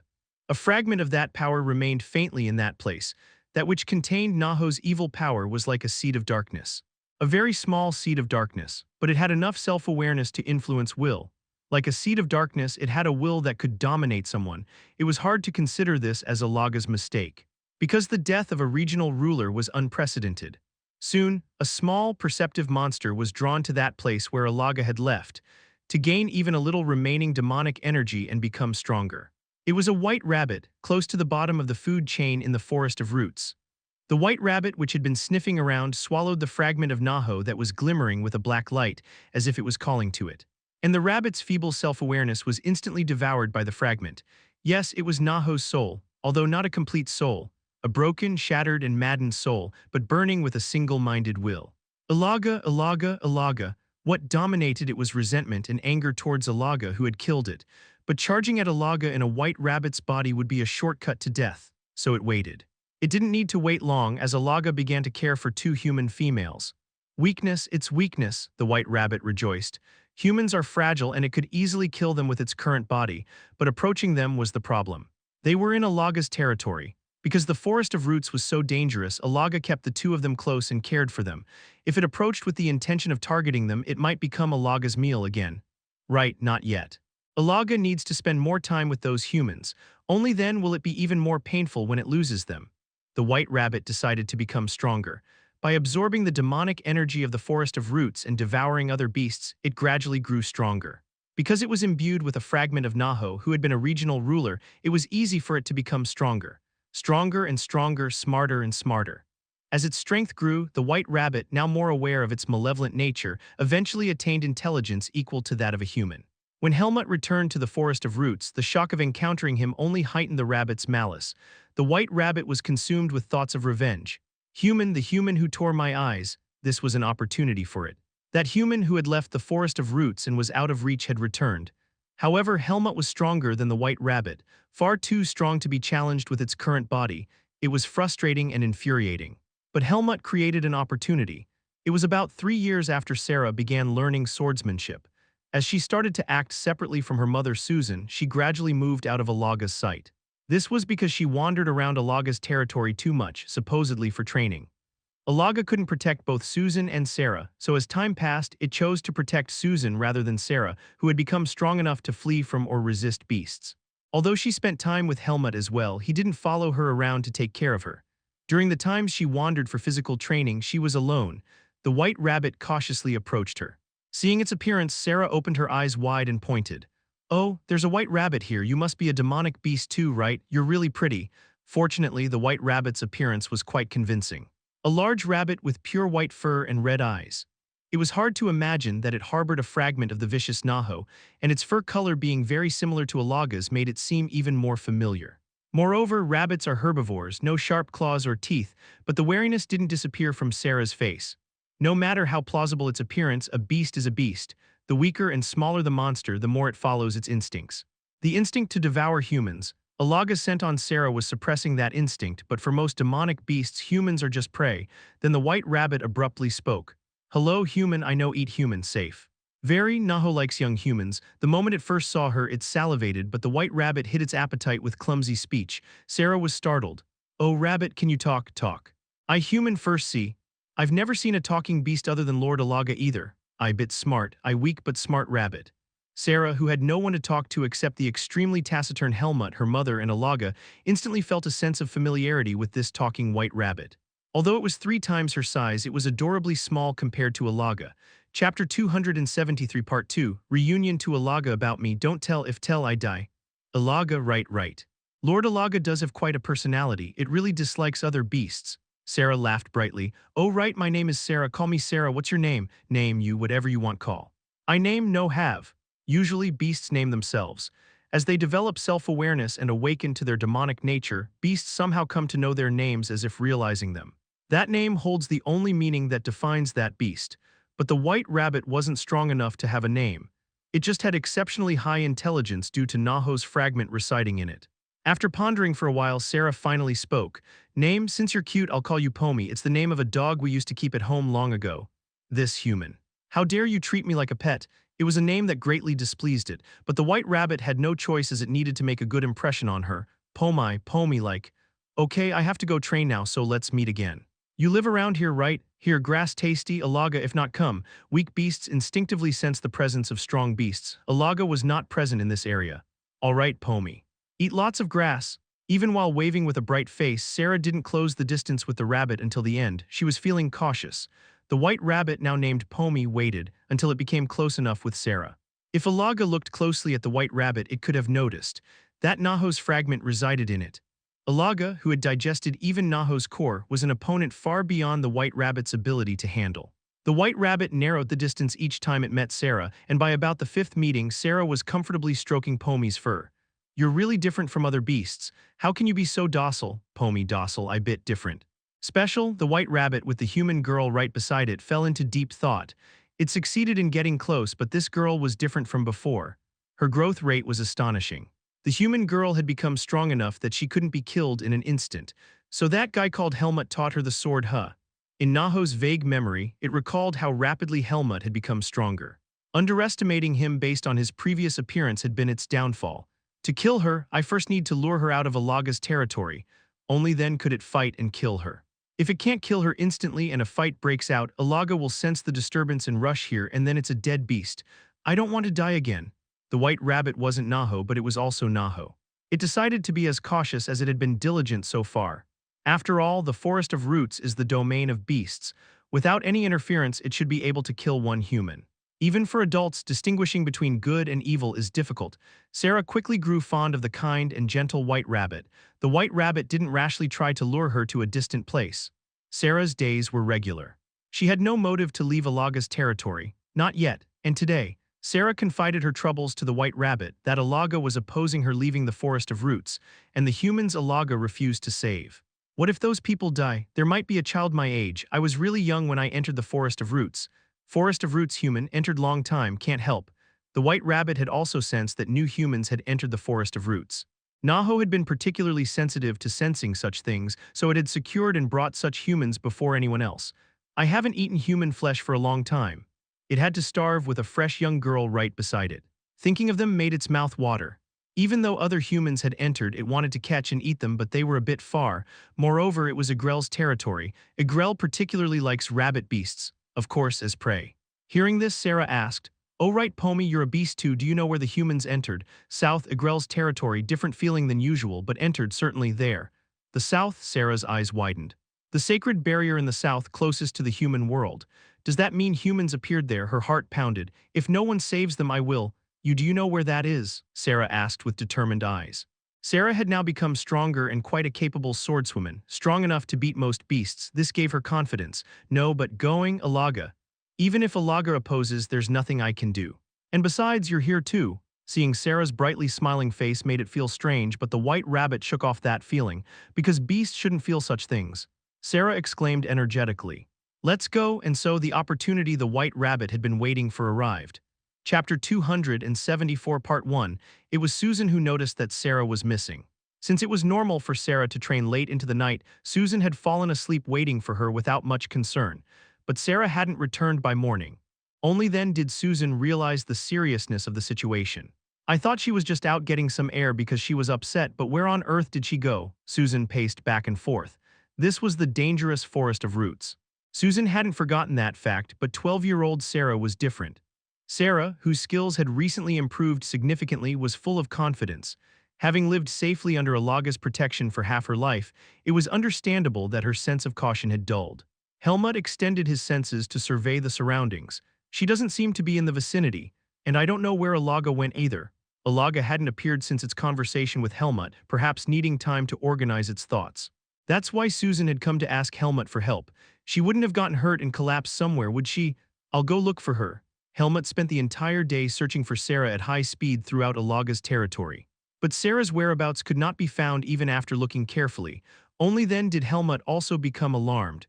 Could it be she's not in the territory? Helmut was unable to track Sarah's missing whereabouts. There were very few traces of Sarah, and they were already scattered throughout Alaga's territory. Even if he found traces, it was difficult to distinguish whether they were from yesterday. I hope she wasn't kidnapped by a beast. The forest of roots. Even though it was Alaga's territory, some bold beast might have attempted something. Human flesh was the most favored delicacy for demonic beasts. If a strong one targeted her, Sarah wouldn't have been able to resist. If so, Sarah was already dead. But if something that strong entered the territory, could Alaga not know about it? Beasts that can hide their demonic energy are rare. Revealing one's demonic energy to make others feel one's strength is the way of survival in the forest of roots. Alaga appeared, sauntering over just as Helmut finished searching and returned to Susan. Hey, I've been thinking, huh? Where's Sarah? Looking at the two of them, the atmosphere was clearly not good. Helmut replied, she's gone. Susan asked Alaga with an urgent expression, can't you sense Sarah's presence within the territory? She's not around here. But if there had been a fight in my territory, I would have noticed. At that moment, something suddenly occurred to Susan. She muttered as if frozen, those people, who, the humans, the people who entered the forest of roots. Sarah said we must go and save them, remember? Could she have gone there? It was an insightful motherly deduction. Alaga replied indifferently, how would Sarah know where they are in this vast forest of roots? But you know, don't you, Alaga? Yes, near the southern sacred barrier. Then could you please search the southern part of your territory? Susan was indeed sharp. Alaga found in the southern part of its territory what Helmut couldn't find. It was Sarah's trace, and next to it the faint trail of a beast. Only then did Alaga become serious. There are no signs of resistance. They moved together. What was this girl thinking, following a beast? Both Susan and I told her never to trust beasts and never to leave the territory. Helmut calmly pointed out, she's only 12, still young. Without the seed of darkness, she's just a child. She could be easily deceived. Helmut knew about the general developmental process of humans. Unlike Helmut, who was calm and cautious, mature early due to having the seed of darkness, Sarah had a lively and impulsive personality. She had been subdued by the ominous atmosphere upon entering the forest of roots, but her personality came back to life after learning swordsmanship. She was also overflowing with confidence due to being praised for her recent improvements. But how could she think she could go rescue other humans in this forest of roots? It's true that she's had some success hunting beasts and has decent skills, but she's still far from ready. Did I praise her too much? Objectively speaking, Sarah wasn't skilled enough to roam freely in the forest of roots. But unlike Darien, Helmut wanted to teach her, so he occasionally said things like well done to Sarah, in line with the level of ordinary humans. Sarah firmly believed Helmut's words. Moreover, one fact she was overlooking was that Alaga's scent was on her body. Few beasts near the central region could properly fight a human with Alaga's scent. She had caught beasts stronger than her level, so her arrogance was somewhat justified. I hope Alaga's scent keeps Sarah safe. After swallowing Naho's core, Alaga's scent had become even stronger. All nearby beasts trembled at Alaga's presence. But what kind of beast could it be? Sarah was also a child who grew up in the forest of roots. She wasn't the type to lack caution, so how did a beast manage to deceive her? It must be a very intelligent one. I have a bad feeling about this. Let's go, Alaga. We know where they're headed, so we need to find her. I hope we're not too late. Feeling a sense of crisis for the first time in a while, Helmut naturally climbed onto Alaga's back. Feeling the same, Alaga just frowned a little without resisting. Chapter 274 Part 2. The White Rabbit was sprinting through the forest of roots at high speed. After running for hours, Sarah tugged on the White Rabbit's ears and shouted, "Stop, I'm tired, let's rest for a bit." The White Rabbit obediently stopped. "We've come quite a distance. Even Alaga would have a hard time catching up now." Sarah, who had dismounted onto the ground, exclaimed in admiration as she brushed off the white fur stuck to her body. "Wow, amazing. You're really good at running." "I good at running, fast rabbit."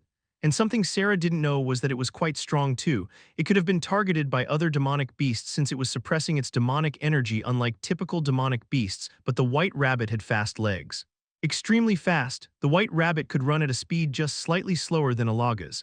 I can't let others snatch away my prey. Getting her out of Alaga's territory was one thing, but it would be troublesome if some other beast benefited. Rest little. If Alaga follows, it's over. Humans might be dying, still long way to go. Right, we need to hurry. Sarah plopped down on the ground, already looking a bit tired.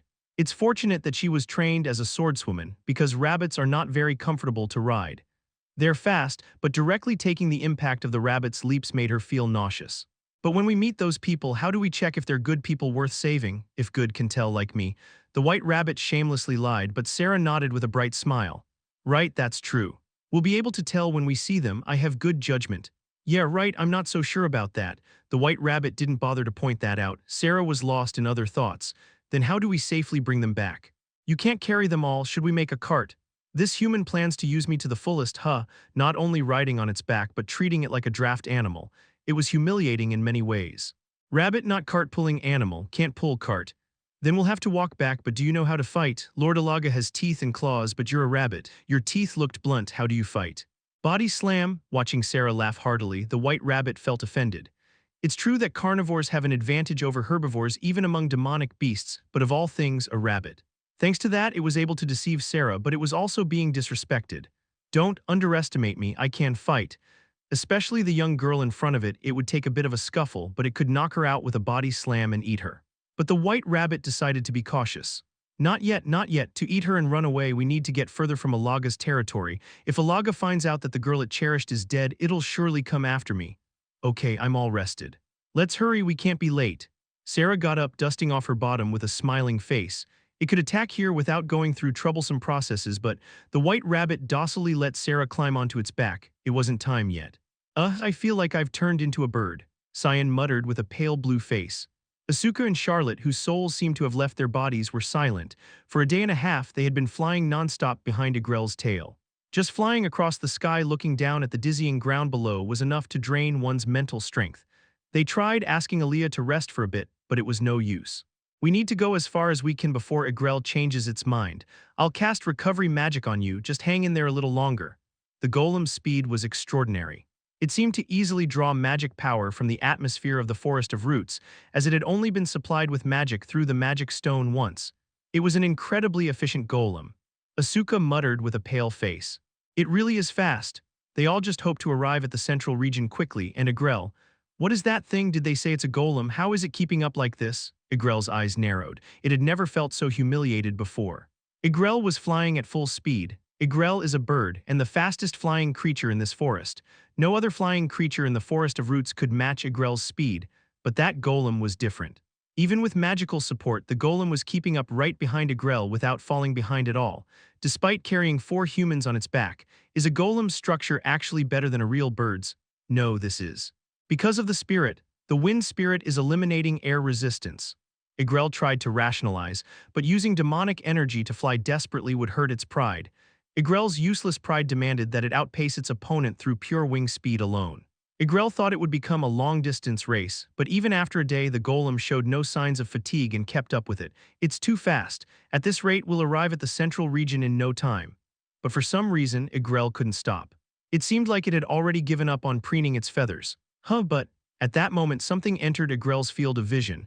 Chapter 275 Part 1 That's Igrel's pupils dilated greatly. His exceptional eyesight had detected something white and plumped down in the forest below. A rabbit with an adorable appearance that Igrel would just love to sink its beak into. But the tiny thing clinging to it escaped Igrel's whirling eyes. A rabbit, Igrel loves rabbits, tremendously so. At that moment the presence of the golem following it disappeared from Igrel's mind. Igrel was in this instant acting purely on instinct, geeing. The enormous bird beast plummeted down with a deafening roar. Before Igrel could pounce, a shadow engulfed them first. Sarah and the white rabbit whom she had named Pomi. It suddenly got dark, this is. The white rabbit sensed the danger. It was the rabbit's instinct, not Naho's. Thud crack, the white rabbit dodged to the side as the massive talons swept violently through the space it had occupied. Wherever Igrel's talons tore, the trees collapsed and the forest was ripped apart.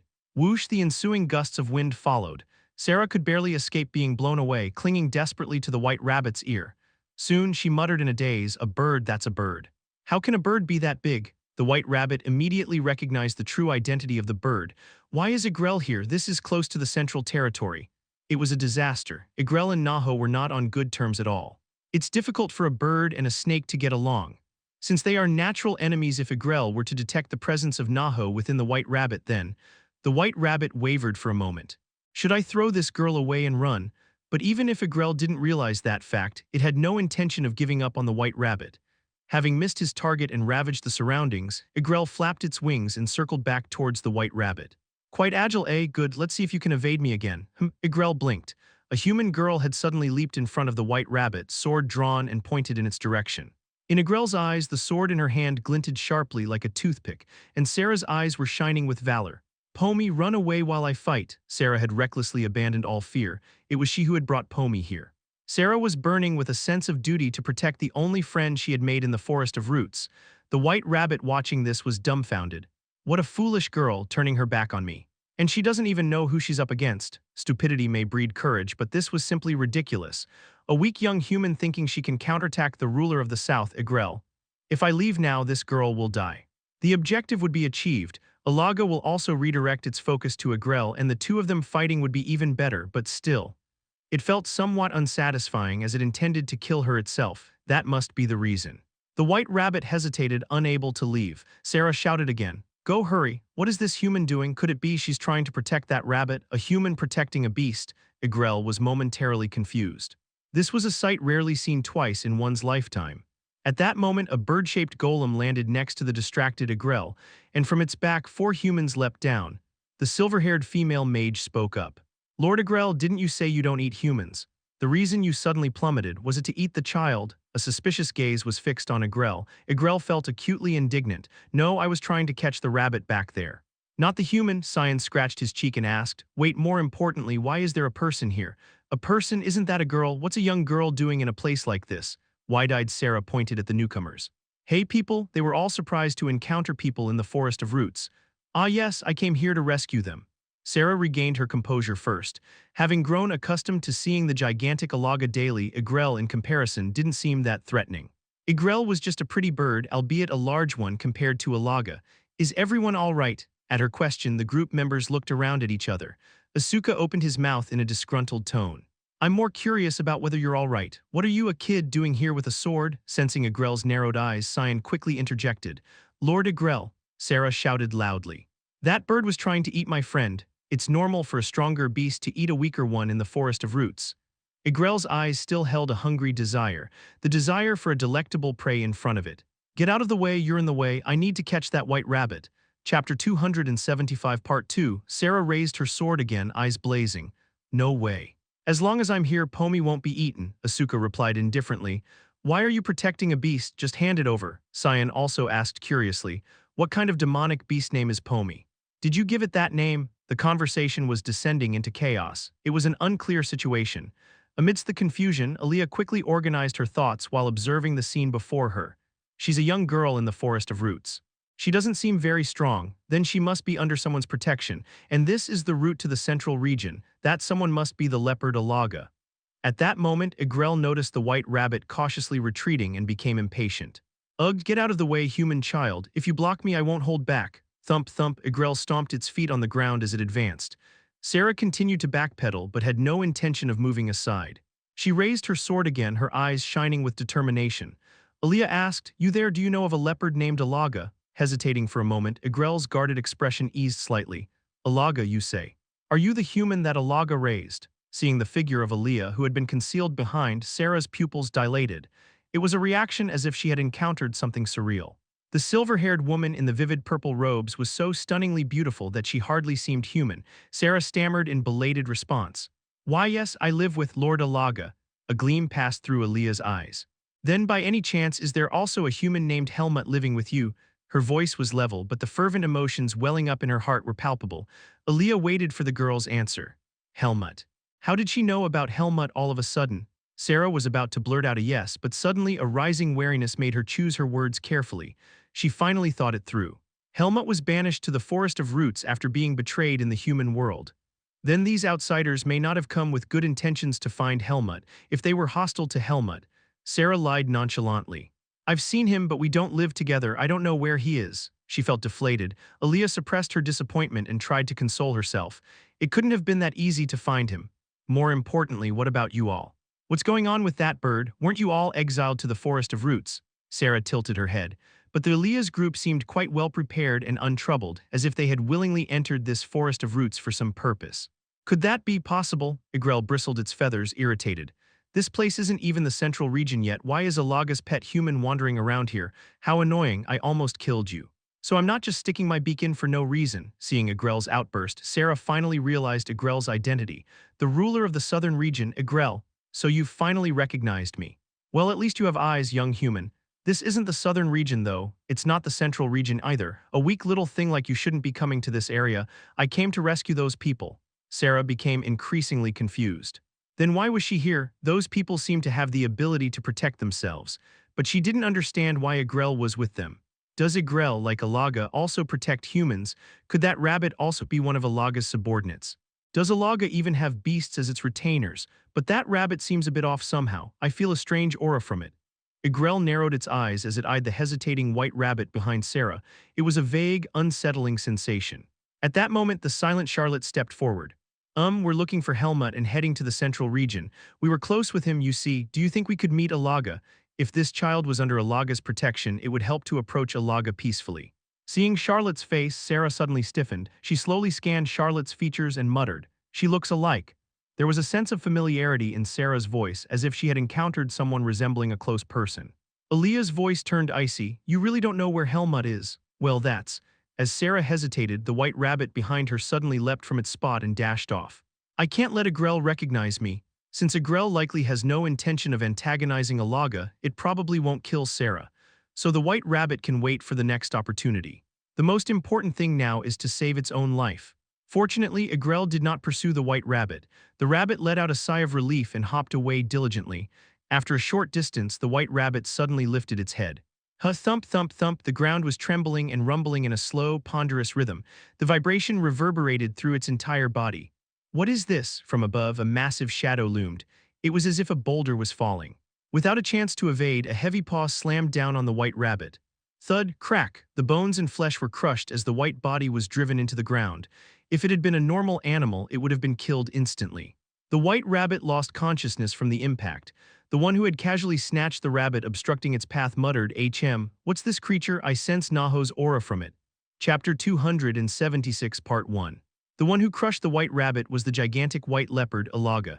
It rolled the unconscious rabbit back and forth with its front paws. It was certain it's unconscious. Or is it just pretending to be?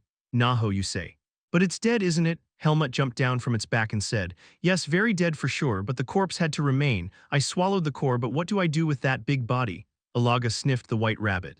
"This one has the scent of Sarah. Did it already eat her?" Grrrrrrrr. Alaga opened its mouth wide. A roar infused with magic shook the surroundings, filled with fury.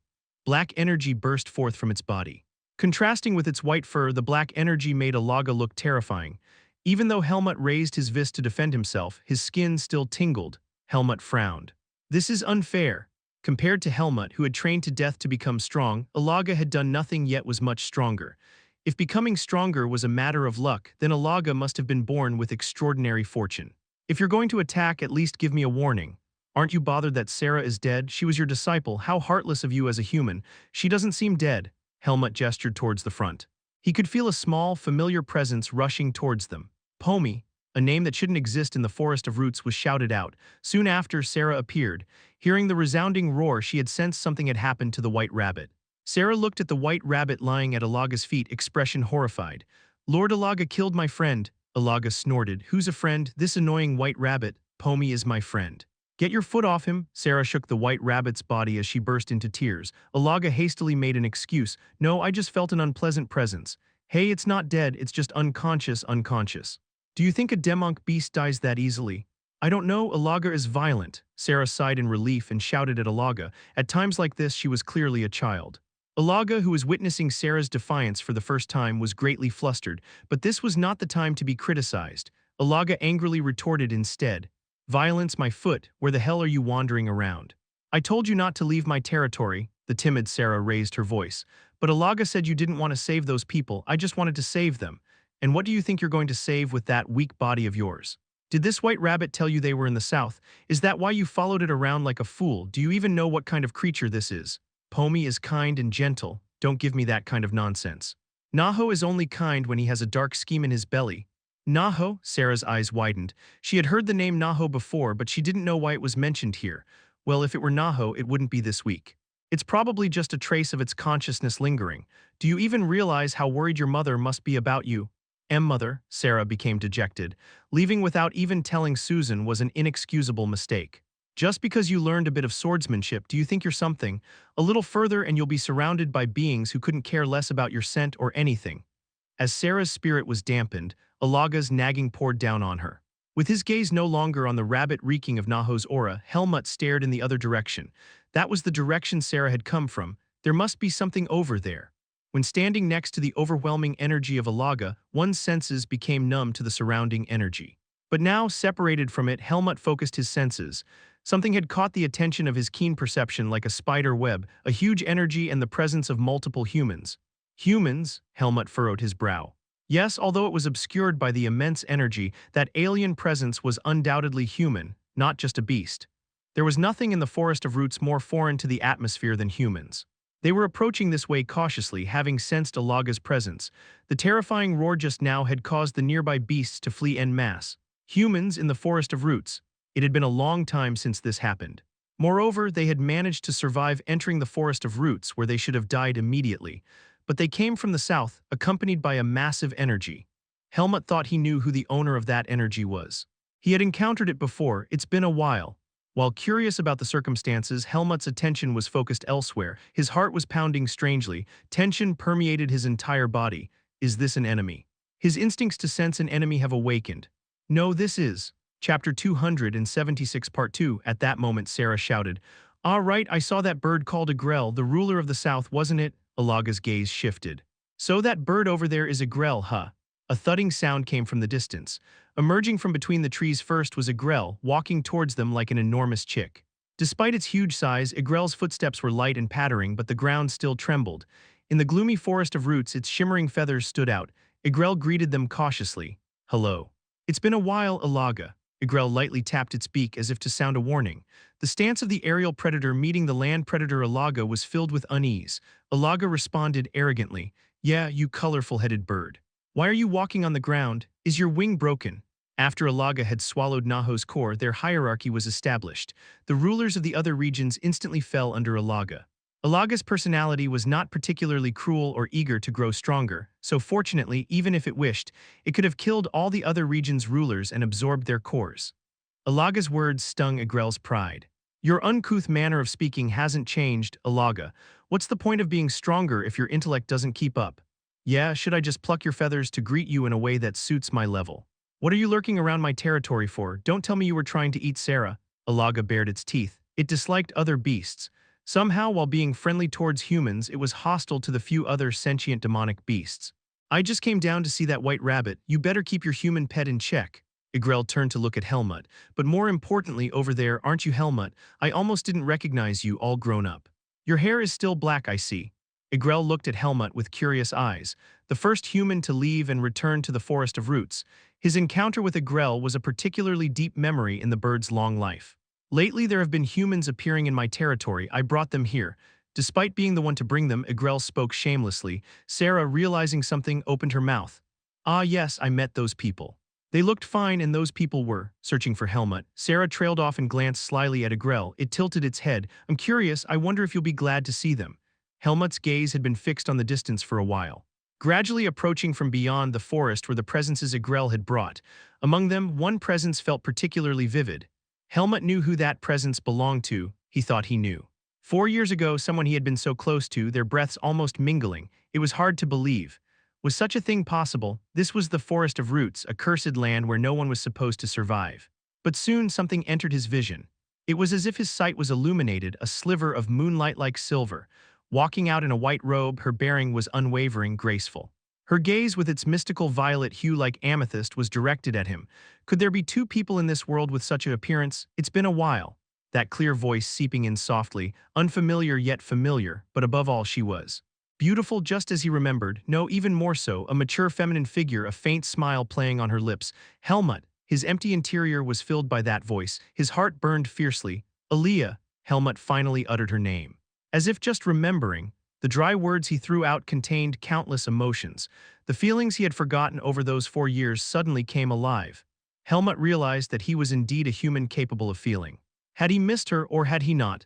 It seemed he had tried not to think of it, to protect himself after enduring the pain that had torn through his heart, for fear that he might remember he had lost her and would never see her again. For fear that he wouldn't be able to endure it. After all, he couldn't return. Even if he could return, what if he had to face her turning away from him once more? But what had he feared? Helmut. Aaliyah called his name again. Somehow she had drawn closer to him, just a few steps away. Helmut's black eyes trembled, his gaze, full of agitation, met hers. Aaliyah was different from the Aaliyah of 4 years ago. The moments when he had felt Aaliyah to be special had faded and his heart had grown cold. It was only natural for it to be so. Perhaps she had even become his enemy. Humans change easily, they say. But that hardened defensiveness crumbled within him. Amidst the change, there was something unchanging. You still. There was no need to confirm it with words, he just knew. Helmut reached out his hand. The warmth of her embrace filled his arms. Or was it he who was burning? His trembling hands held her tightly. Her arms, embracing him in return, felt soothing and kind. They simply stood there, vividly sensing each other's existence. Chapter 277, Part 1. This guy, it's like we don't even exist. Asuka, who had just appeared, grumbled with dissatisfaction. Helmut, who was tightly embracing Aaliyah, seemed completely oblivious to their presence. Even though his friends had risked their lives to rescue him, their existence paled in comparison to his reunion with his girlfriend Aaliyah. Friendship and all that doesn't matter in front of a girl. Cyan sniffled as he looked at the scene with an emotional gaze. Why do I feel so moved? I think I might cry. Disgusting. Asuka glared at Cyan as if accusing him of being a crybaby. Cyan looked back and forth between Helmut and Aaliyah with renewed curiosity. But Aaliyah really was a girl, huh? Why didn't I realize? She looks like a girl when she's next to Helmut. Yeah, and that makes it even creepier. Did you ever imagine we'd see those two like this? Asuka added sarcastically. To him, Aaliyah was an entity that could never be considered a woman, almost like a third gender. Cyan nodded his head. It's as shocking as talking birds or leopards. What's this, a tearful reunion or something? Igrel muttered, its eyes gleaming. Ever since meeting this human called Helmut, it's been having one strange experience after another. Seeing humans leave the Forest of Roots, then seeing other humans enter the Forest of Roots again to find the one who had returned. How interesting, I'm glad I helped that guy back then. Igrel nodded its head. Ilaga, who had been closely observing Helmut, frowned. Although it had pressured Helmut to breed, now that Helmut was with his girlfriend, the feeling was quite unfamiliar. It was ticklish and strange, so that's Helmut's girlfriend. I can certainly see why she'd be hard to forget. Even as a leopard, Ilaga had to admit that Aaliyah was quite a sight. The absolute standards of beauty were similar between beasts and humans. Sarah stared at them with wide eyes. So she was his girlfriend. She had thought of her as a pretty but cold and scary older sister.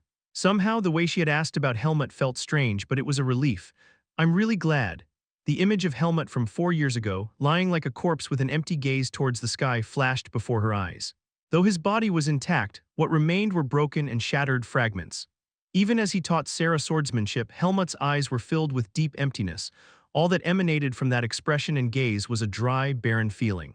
As if he had lost his soul. It felt like he had lost everything. Through him, Sarah understood the word despair in its literal sense, but in this moment Helmut seemed alive, as if hope had returned to him once again. A bittersweet emotion washed over her like a wave. She was witnessing a miracle. A miracle that had never occurred in the Forest of Roots before, one that no one expected to happen. After a moment, Helmut released Aaliyah and asked, "How are you here?" His dark eyes held an especially intense light. "I'm a mage, remember? It took some time, but I found a way to cross the sacred barrier, because I knew you'd be alive in here." And she had resolved to find him no matter what. Aaliyah smiled and looked back. Though they hadn't done much since entering the Forest of Roots, having avoided danger thanks to meeting Agrel right away, they were still comrades who had risked their lives to come this far together. She hadn't forgotten their contribution. "I'm not the only one who came here." Only then did Helmut turn his gaze to his friends. It was a delayed reaction that could be perceived as indifferent. "Helmut, long time no see. Can you finally see us now?" Asuka, waving his hand, had a completely different impression from when they had last met. 4 years ago, he was a delicate, pretty boy, but now he had grown into a tall, handsome young man. Though not burly, he had a build and frame befitting the name of a swordsman. Only his sarcastic expression remained the same, but the difference from the past was clear beyond simple growth. Helmut evaluated that difference simply. "You've grown twice as big." Asuka immediately flared up. "What are you talking about? I wasn't that small." Cyan rubbed his nose and greeted calmly, "I'm glad you're alive, Helmut." Unlike Asuka, Cyan had only matured a bit from his previous appearance. Though not as much as Asuka, he had grown much taller and looked like a slender scholar. Helmut paused for a moment to choose his words before speaking. "You all seem to be doing well." Asuka grinned. "Of course. How have you been living in this gloomy forest?" "I grew up here." "Right, of course. Hey, you should greet him too." As Asuka gestured towards the back, she who had been hesitating walked forward, Charlotte. She looked stiff as if not knowing what to do. "Charlotte." Helmut's expression disappeared. Chapter 277 Part 2, his face, usually close to emotionless, now carried a faint coldness. Helmut did not express anger or condemnation. He simply stared at Charlotte silently. He didn't know how to treat her. She was a reminder of the nightmare that was 4 years ago. "Senior Helmut, I'm glad you're safe." Charlotte spoke with difficulty. "I wanted to return this to you." What she took out from her cloak and held out was a sword. Helmut looked down at the sword she offered, Darien's sword, his master's heirloom. Helmut reached out and picked up the sword. Despite the gap of years past, it fit perfectly in his hand. This sensation of a perfect fit, the feeling of something he thought he had lost forever being filled, was truly unfamiliar. "How did you find this sword?" "Fortunately, it hadn't been disposed of. I was lucky to be able to bring it." Charlotte replied briefly and kept silent. She watched as Helmut tucked the sword at his waist. A calm and quiet attitude, as if ready to accept whatever his judgment might be. "You're still the same." Though he had never spoken it aloud, Charlotte was his younger sister. He knew what it meant for her to come here. Though 4 years had passed, Helmut remembered what kind of person she was. Charlotte was an upright and proud swordsman, almost to the point of being inflexible. For her, it must have been unacceptable, unforgivable injustice to have Helmut cast out of Renosa. But she's also of Renosa blood. And also his sister. The people of Renosa had hearts of ice. To Helmut, nothing was as meaningless as blood ties. His mother, who had only seemed affectionate, abandoned him. Michael, who had acted friendly, quickly changed. Charlotte, too, might be harboring some hidden intentions. However, what was certain was that Helmut didn't know well what kind of person his mother was, but he knew Charlotte better than that. After all, she had been Helmut's junior before meeting as a younger sister.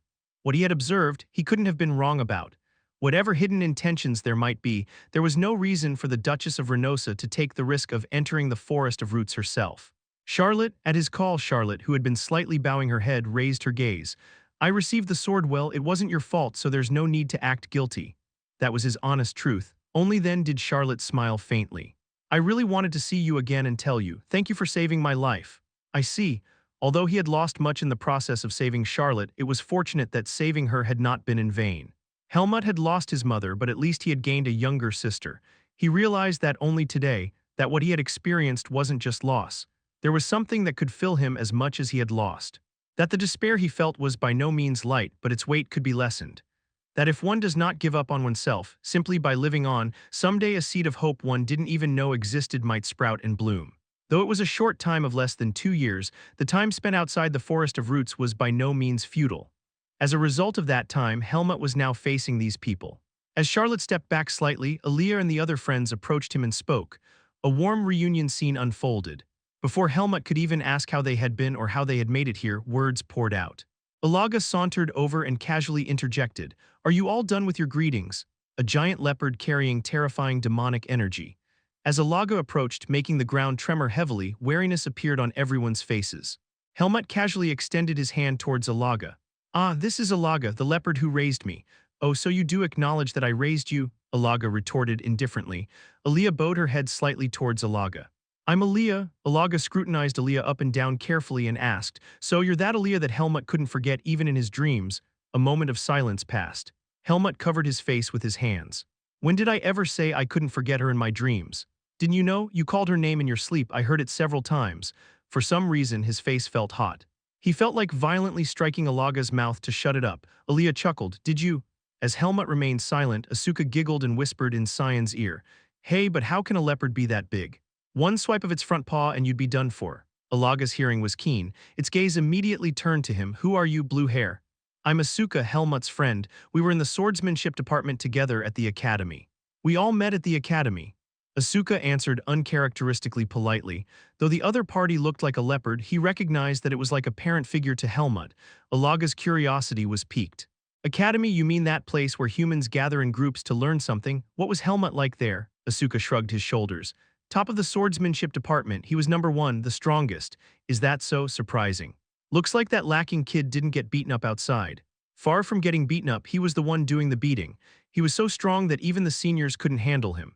Only after hearing his friend's testimony did Alaga finally accept the fact that Helmut wasn't such a pathetically weak guy after all. Though he looks frail, that kid is actually strong among humans. Alaga, who had swallowed the core of a Naho, failed to realize that it had become too strong itself, making Helmut seem weak in comparison. Alaga originally didn't have much feeling about its own strength.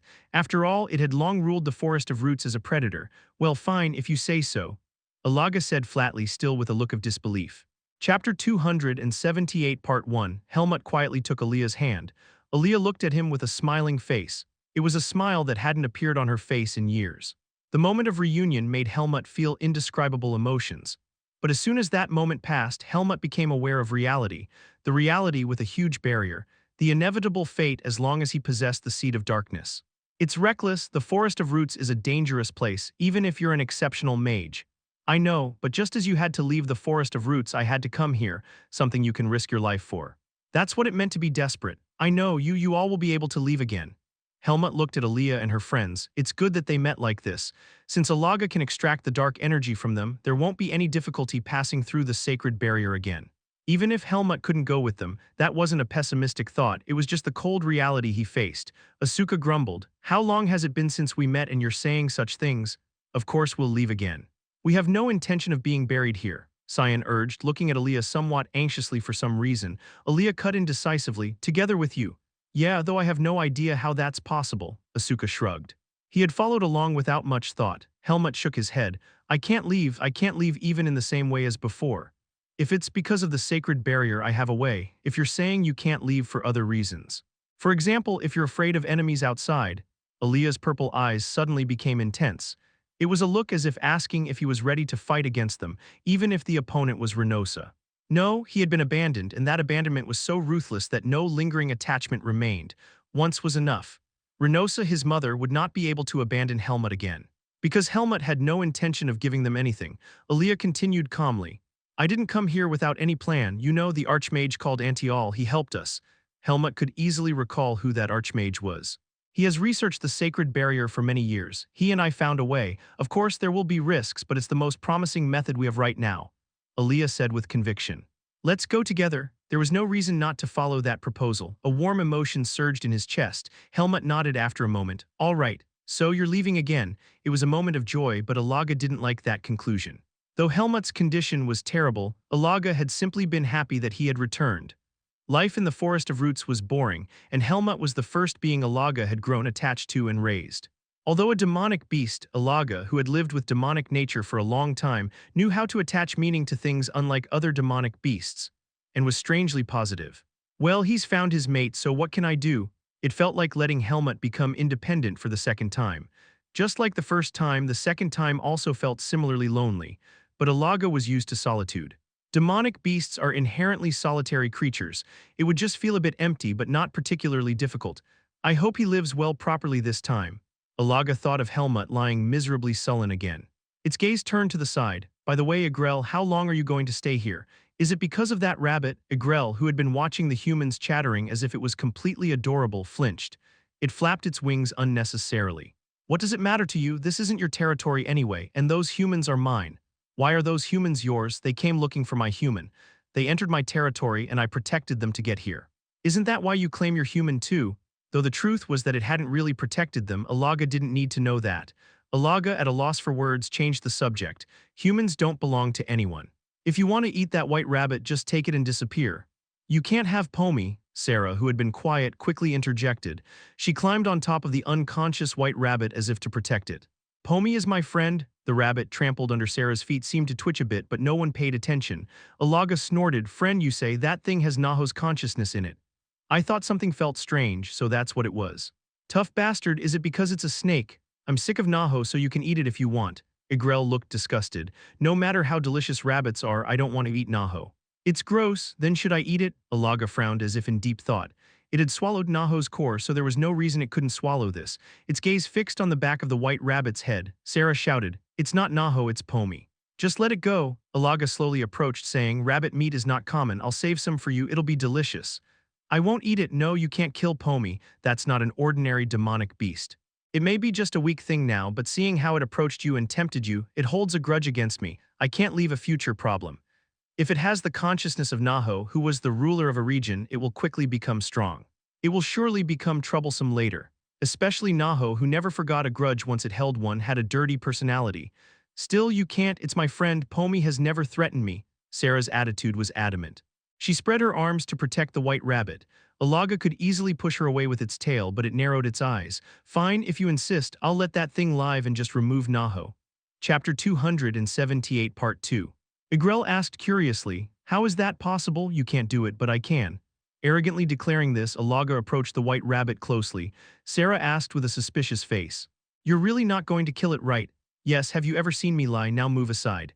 Sarah slowly moved away. The white rabbit, which had regained consciousness and was watching cautiously, tried to jump up and run away the moment Sarah stepped back.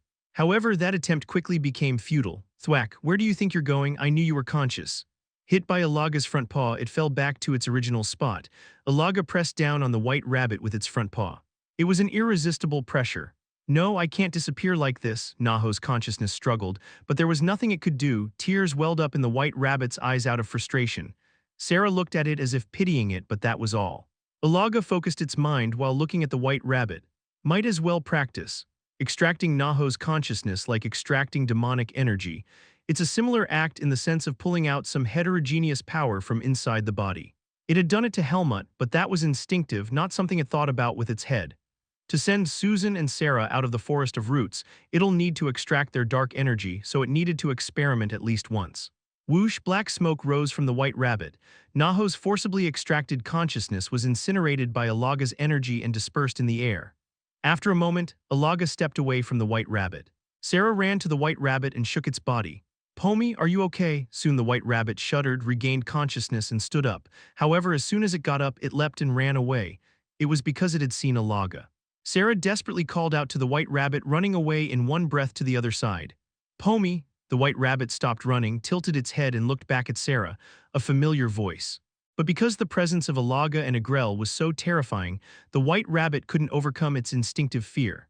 After looking back for a moment, Sarah was shocked to see the back of the rabbit running away with its tail between its legs.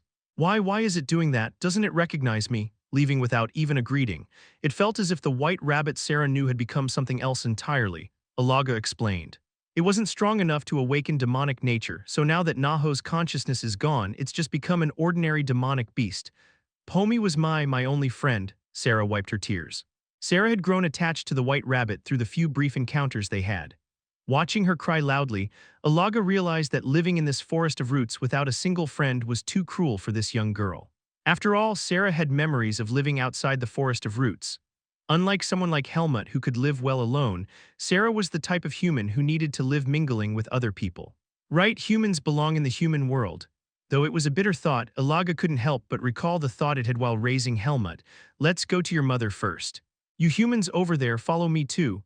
If those humans can take Helmut out of the forest of roots, then this mother and daughter can leave together at that time. It planned to leave the rest to Helmut after that. Since he was strong in the human world, he should be able to help Susan and Sarah settle and live in the human world. "What should I do?" Igrel, who had been looking regretfully at the white rabbit moving away for a moment, pondered. The humans it had brought had met Helmut as intended. This should have been the end of their connection, but it was regrettable to end it like this. Of course, Aaliyah and her group weren't at all regretful about getting away from the annoying Agrel, but Agrel had shaken off boredom for the first time in a long while. It couldn't give up this exciting feeling so soon. Agrel declared proudly, Alaga, I'll go with you too. What? I'm going to the central region. That's my territory. Why are you coming? Think of it as repaying a debt since I helped your human get out of the forest of roots. Do as you please. Alaga was a demonic beast who knew how to count what he had received. Igrel might be curious and willful, but he wasn't a bad creature, so it wouldn't cause harm. We'll move quickly in the same way as before. Aaliyah called the golem. She, Asuka, Cyan, and Charlotte would travel riding the golem. Helmut and Sarah naturally climbed onto Alaga's back, and so, with only one white rabbit having left the group, they all headed towards the central region. Chapter 279, Part 1, Mom, Sarah. Where on earth have you been? Susan, who rushed out with an anxious face, hugged Sarah tightly. Sarah apologized to her obediently. I'm sorry. Having experienced the betrayal of the white rabbit, she wore a noticeably dejected expression. Susan cried out, almost sobbing, I thought I'd lost you. I'm so glad you're safe. A deep sense of relief settled in. She had been so anxious while waiting that she didn't even feel like getting angry. Susan, only after Helmut called out did Susan realize there were other people present. Ah, Helmut, thank you for bringing Sarah back, but who are these people? She was startled. The people who had newly entered the Forest of Roots, had they really been rescued? Helmut introduced them with a gesture. This is Aaliyah and these are my friends. You're just going to lump us all together as friends. That's not much of an introduction. This is Asuka, I'm Cyan, and this is Charlotte. While Asuka protested and Cyan supplemented the lacking explanation, Susan's gaze fixed on Aaliyah. She couldn't help it. Aaliyah was a beauty that lit up the eyes. Moreover, she was wearing a mage's robe, but somehow her gaze towards them was cold. After scanning Susan and Sarah, Aaliyah asked in a chilly voice, Who is this? She's someone who fell into the Forest of Roots with her daughter and lived with Alaga. I've been teaching her daughter Sarah swordsmanship. She took good care of me when I returned to the Forest of Roots. Is that so? Noticing that Aaliyah's reaction was unusual, Susan hastily added, I just looked after Helmut because he reminded me of my dead younger brother. Helmut is so independent that we didn't actually live together. I see. Only then did Aaliyah's face relax into a more composed expression. She politely greeted them. I'm Aaliyah, I'm Helmut's girlfriend. Did you come all this way to meet Helmut? That's really amazing, but this is the Forest of Roots. I'm aware. At that moment, Alaga, who had been watching silently from behind, stepped forward. Susan, hurry and prepare to leave. You need to go with them too. What? Where to? To the human world. Alaga seemed reluctant to say those words, but it didn't hesitate any further. It had already decided to help them leave the Forest of Roots. What? Susan's eyes widened. Her mind had cleared after finding Sarah, but the situation was still bewildering. Helmut's girlfriend here says she has a way out. You should take Sarah and go with them. Once you're out, Helmut will help you settle down. Without asking for Helmut or Aaliyah's opinion, Alaga spoke decisively. But didn't Helmut say he couldn't leave? They say there's a way now. So hurry and get ready. Ah, hope filled Susan's eyes. Sarah was also smiling brightly by now. Aaliyah calmly spoke up. Before that, I'd like to discuss how we're going to escape from the Forest of Roots. It involves a somewhat complicated process. Soon, everyone sat down in the open space next to Susan's house. Igrel, who had followed without any particular task, was also present. Igrel asked with shining eyes, Aren't you just going to leave through the sacred barrier in my territory? That's how Helmut left before. Helmut can't leave through that method anymore. We didn't just come here to see him. We came to take him with us. They had already guessed that Helmut wouldn't be able to leave using the same method as before. Entering the Forest of Roots was possible, but that had taken a lot of time. It took time to experiment with theories and make adjustments. There was only one chance, and since it required risking their lives, they couldn't move carelessly. As everyone focused their attention, Aaliyah posed a question. How much do you know about the sacred barrier that isolates this Forest of Roots from the outside world? Cyan, second in the magic department, quickly raised his hand. It was raised neatly, befitting a model student. The sacred barrier appeared after the Demon King War. After defeating the Demon King, everything related to the Demon King was sealed in the Forest of Roots, and the sacred barrier isolated it so that nothing could escape from this forest. That's why this place became a forest filled with demonic energy. That demonic energy transformed the flora and fauna here into demonic beasts. The sacred barrier is known to be the most perfect and powerful barrier on Earth. It's said that no demonic beast can cross it. Chapter 279 Part 2, The Forest of Roots gradually faded from human awareness, becoming a place that might appear in history or legends. There were few who properly studied this place. Whether it was the effect of the sacred barrier or if it was naturally avoided as an ominous and dangerous place is unknown. The temple's disapproval of humans taking interest in the Forest of Roots also played a part. That's the commonly known information, but how exactly was the sacred barrier formed? Everyone tilted their heads. That's how legends usually are. They're made up of unrealistic and unexplainable stories, but the Forest of Roots was a living legend. Asuka questioned, wasn't it just made by the temple? Like a bunch of priests gathered and created the barrier. This sacred barrier was created by the power of a single being. Think of it simply, Lumen created this sacred barrier. Right, Lumen. Since he's a god, everyone's expressions became peculiar. Lumen only proved his existence through holy power, not as a being that directly gave rewards or punishments. In fact, none of those present had any faith. However, at Aaliyah's next words, Lumen is not the name of a god. It's a human name, a human who created the sacred barrier that sealed this forest of roots. Everyone was shocked. It was almost blasphemous. Just uttering those words was enough to make Aaliyah an enemy of the temple. Just as demonic energy originates from the demon world, each world has its own power. Holy power is the force and will that protects this world. Although it may be misused by the corrupted temple in this long era of peace, holy power itself is a force for the continuation of this world. It's the power that forms the foundation of this world, originating from creation. Aaliyah continued her explanation calmly.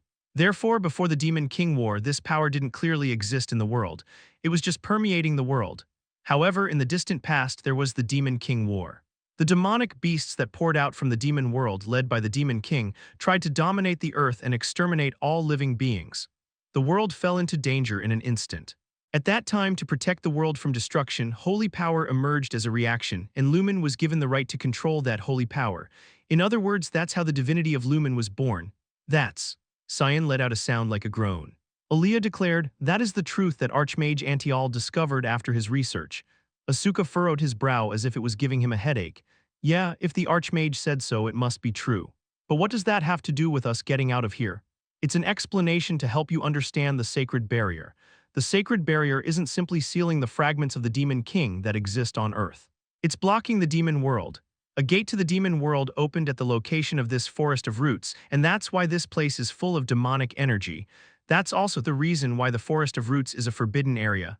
The demon world here, Cyan wore an appalled expression. Charlotte also looked down at the ground with a hardened face, as if the ground might open up a black maw and swallow them. The demon world is closed. Because the Demon King who opened the gate to the demon world is gone, and the sacred barrier is blocking this place. That's why the sacred barrier is so powerful and forms a complete shape. For example, it's shaped like this. Aaliyah drew a circular line in the air. It was a circle. The sacred barrier surrounds the forest of roots in the shape of a sphere, she was saying. The forest of roots can't be escaped through the ground or the sky because the barrier envelops everything. Lord Agrel, who flies in the sky, would know, right? Yes, that's right, I've tried it before. I tried to fly to the end of the sky to escape the forest of roots, but there was a barrier up there too. Yeah, we get that the sacred barrier is amazing, but we can still get out, right? Because we're not demonic beasts. But Helmut is different. Asuka, who had blurted this out as if frustrated, flinched for a moment. It seemed like he had just referred to Helmut as a demonic beast. Aaliyah changed her tone. The other person kept using informal speech to interject, and it didn't suit her character to keep explaining politely with formal speech. I already said no matter how impressive the barrier is, it was created by a human. Yeah, that Lumen or whatever was a human. But he became a god, didn't he? Even if he became a god, the barrier was created using human methods. Do you think such a barrier would suddenly appear out of thin air just because Lumen wanted it to?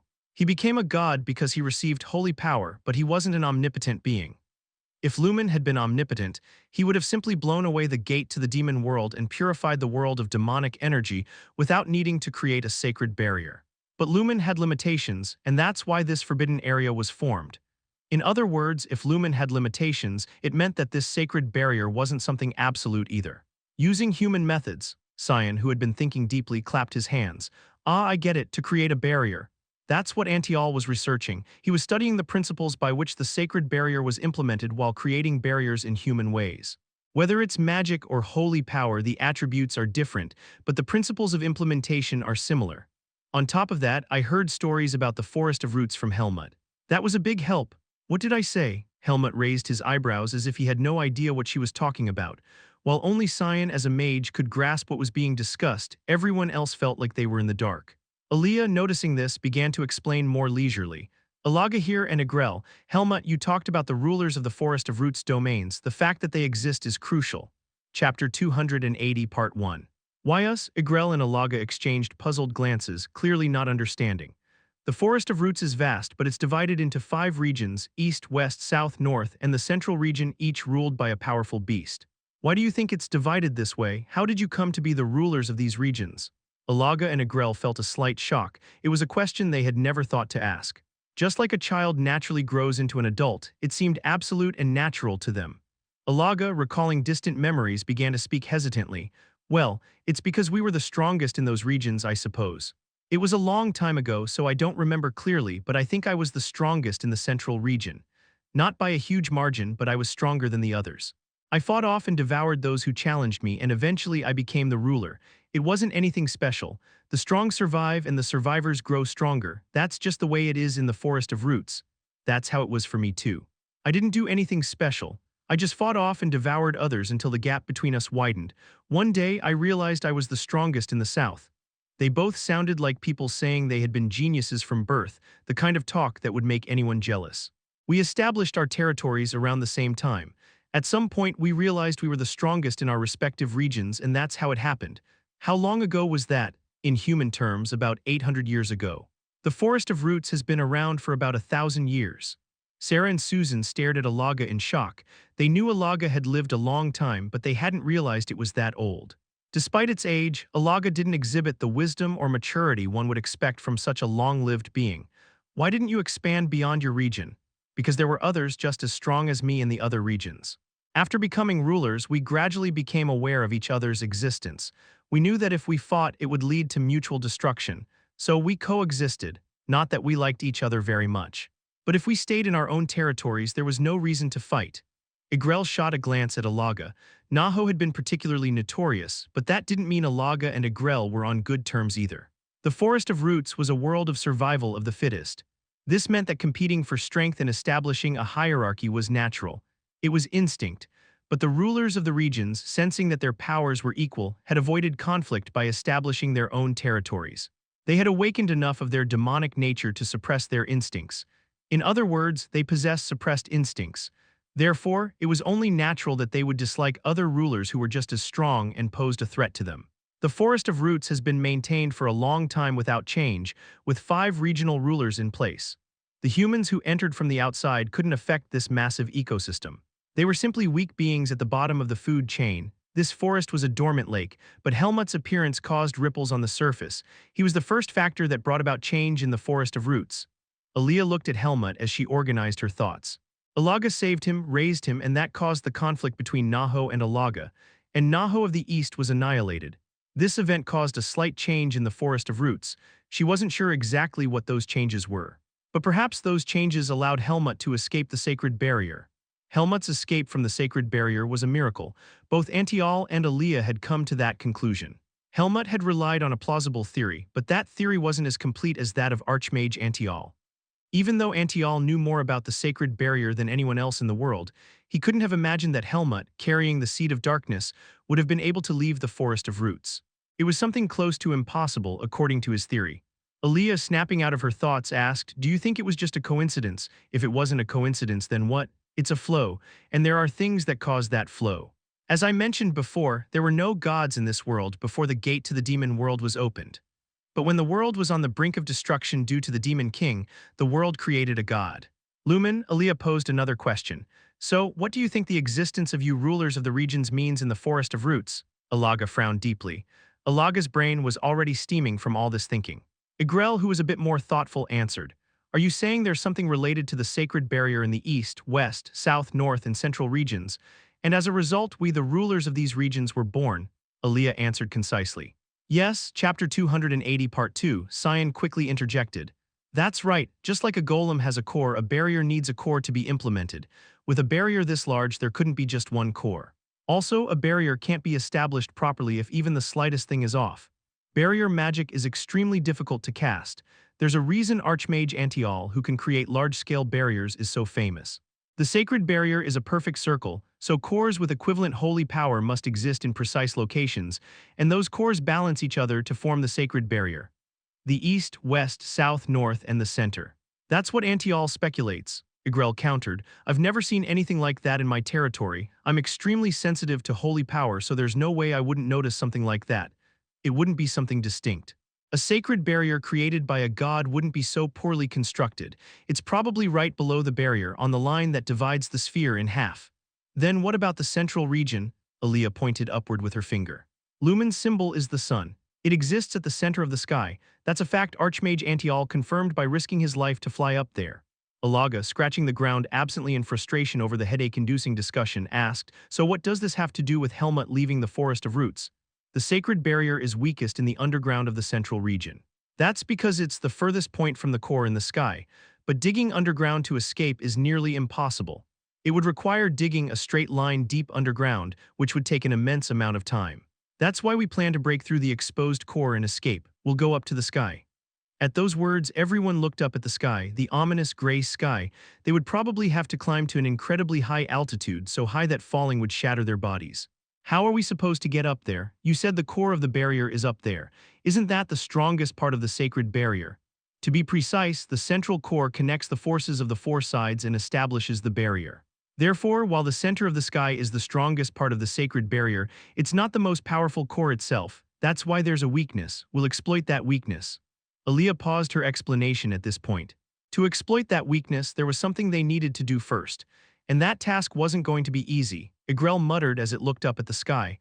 I don't understand. I'm not from the central region, but I've flown up to where the sacred barrier is in the southern region.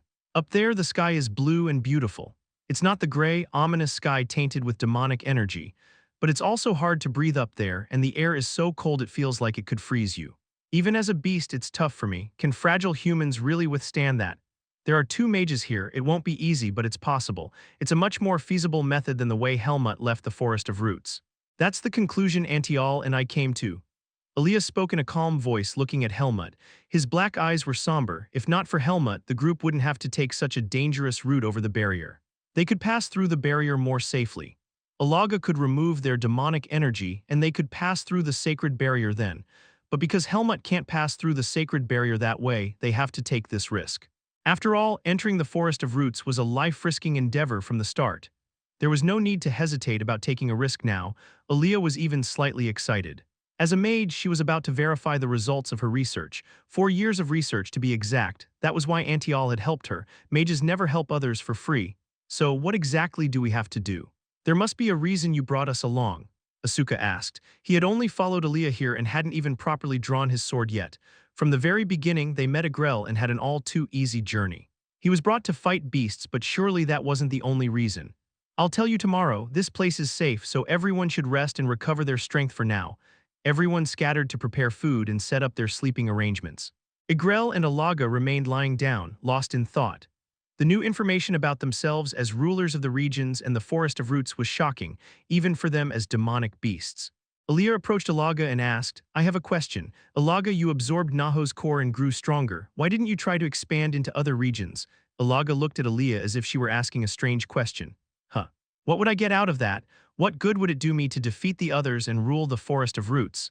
You could have made them your subordinates and taken control of the entire Forest of Roots. You could have become something like the King of the Beasts.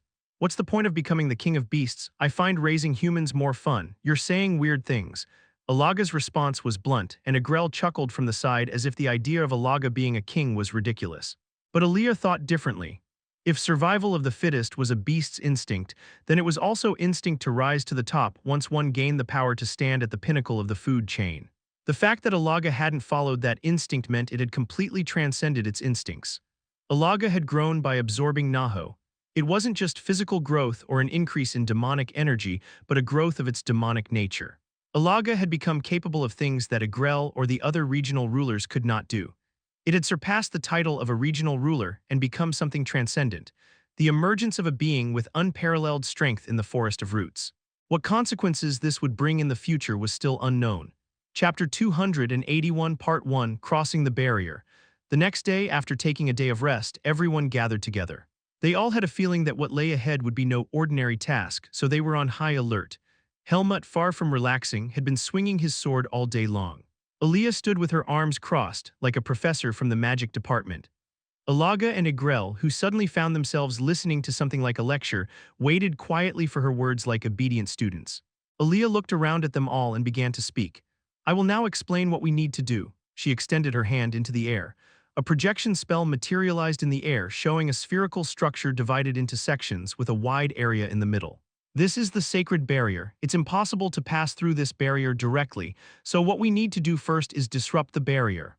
White lights appeared around the edges of the sphere and a red dot appeared in the center. As I mentioned, the central core gathers the holy power from all directions. This means that if we disrupt the flow of holy power coming from the surrounding cores, the barrier will weaken. We can't completely stop it, but for a short time we can interfere. We need to act before the Lumen priests who constantly monitor the barrier notice the anomaly. This sacred barrier is the very purpose of the temple's existence. The sacred barrier had remained unchanged for countless years, quietly maintaining its stability. If any changes occurred, the temple would sense something was wrong and work to restore the barrier to its original state. However, the temple would need some time to react. Archmage Antial and Hike would distract the temple's attention from outside the barrier. During that window of opportunity, they would escape the barrier. That was Aaliyah's plan. This is how we can suppress the sacred barrier. She took something out from her robe. It was 4 small, round metal plates, each about the size of a palm. Intricately detailed magic circles were engraved on them, with a large blue gemstone embedded in the center. The power within the gems shimmered like the waves of the sea. The amount of magic contained within them was immense, like an ocean. Cyan murmured in awe. Wow, I never thought I'd see this here, adamantium. It's the gemstone that can hold the most magic in the world. It's not just rare, gems of that size are incredibly valuable and there are 4 of them, and to store that much magic in them would have taken even an archmage several years. Aaliyah nodded and continued. Place these on the cores of the sacred barrier and they will activate. Ideally, all 4 should activate simultaneously, but as long as even one of them disrupts the balance, the barrier will weaken. We're not trying to break the sacred barrier, we're just trying to exploit the gap. Helmut, who had been listening quietly, pointed out sharply, so what you're saying is that we need to split up. We need to activate them simultaneously from 4 different directions. Exactly, it's best to activate them around the same time, then regroup in the central region as quickly as possible to escape the barrier. How long will those work? 3 days at most. Maybe less. We have to regroup as quickly as possible. If the sacred barrier truly reflects the will of Lumen, we don't know how it might react to such a threat. The uncertainty of how the barrier might react was the biggest variable. So we have to regroup in the central region within 3 days. 4 days after departure at noon, that's when we place the devices on the cores. The adamantium will guide you when you get close to the core. How will we divide the group? Asuka asked with a serious face. Now he was starting to feel a bit tense. If they split up, he couldn't just mindlessly follow Aaliyah around like before. For the first time since entering the Forest of Roots, they were about to face real danger. But that's what they had been honing their skills for all this time. His eyes brightened with excitement. Let's start with the south, which should be easy. We have Agrel, the ruler of that area here. Me. Agrel blinked innocently, its curiosity piqued as it had been listening intently. It wasn't for nothing that Aaliyah had included Agrel. Even though they were prepared, she hadn't expected they could weaken the barrier in all 4 directions, but having Agrel made the task easier. Agrel will have difficulty approaching the sacred barrier. One of us will handle placing the adamantium, so please take just one person with you to the south. Agrel protested. Why should I do that? Are you telling me to carry a human on my back now? You don't have to carry them on your back, they can hang on while you fly. Aaliyah said calmly, since it wasn't something she would have to do anyway. At this point, there was no one who couldn't endure that level of discomfort. If you're not going to help, why are you hanging around my territory with nothing to do? Just do it if we ask. Alaga growled, revealing its demonic energy, and Agrel grumbled in discontent. Stupid leopard, this is why beasts shouldn't have power. So who's coming with me? You. Having decided it might as well get its feathers groomed, Agrel looked around at the humans. Naturally, it wasn't thrilled with Asuka. Aaliyah was Agrel's top choice, but Charlotte and Cyan seemed just as good. Aaliyah spoke as if she had already decided. Charlotte would be good for that. Chapter 281 Part 2 Crossing the Barrier. Charlotte stood up immediately. I can't take the easiest job. Following Agrel to install the core and returning was the simplest and least risky task. Charlotte felt she hadn't fully atoned for her sins yet. She felt obligated to take on the most dangerous task. A privilege like this wasn't something she deserved, but Aaliyah's response was cold. You're mistaken, you're taking this job because you're weaker than Asuka. And Cyan, being a mage, has a separate task, so you're the only one left. I can't send a child to do this, can I? Sarah, who was pointed at by Aaliyah's finger, flinched.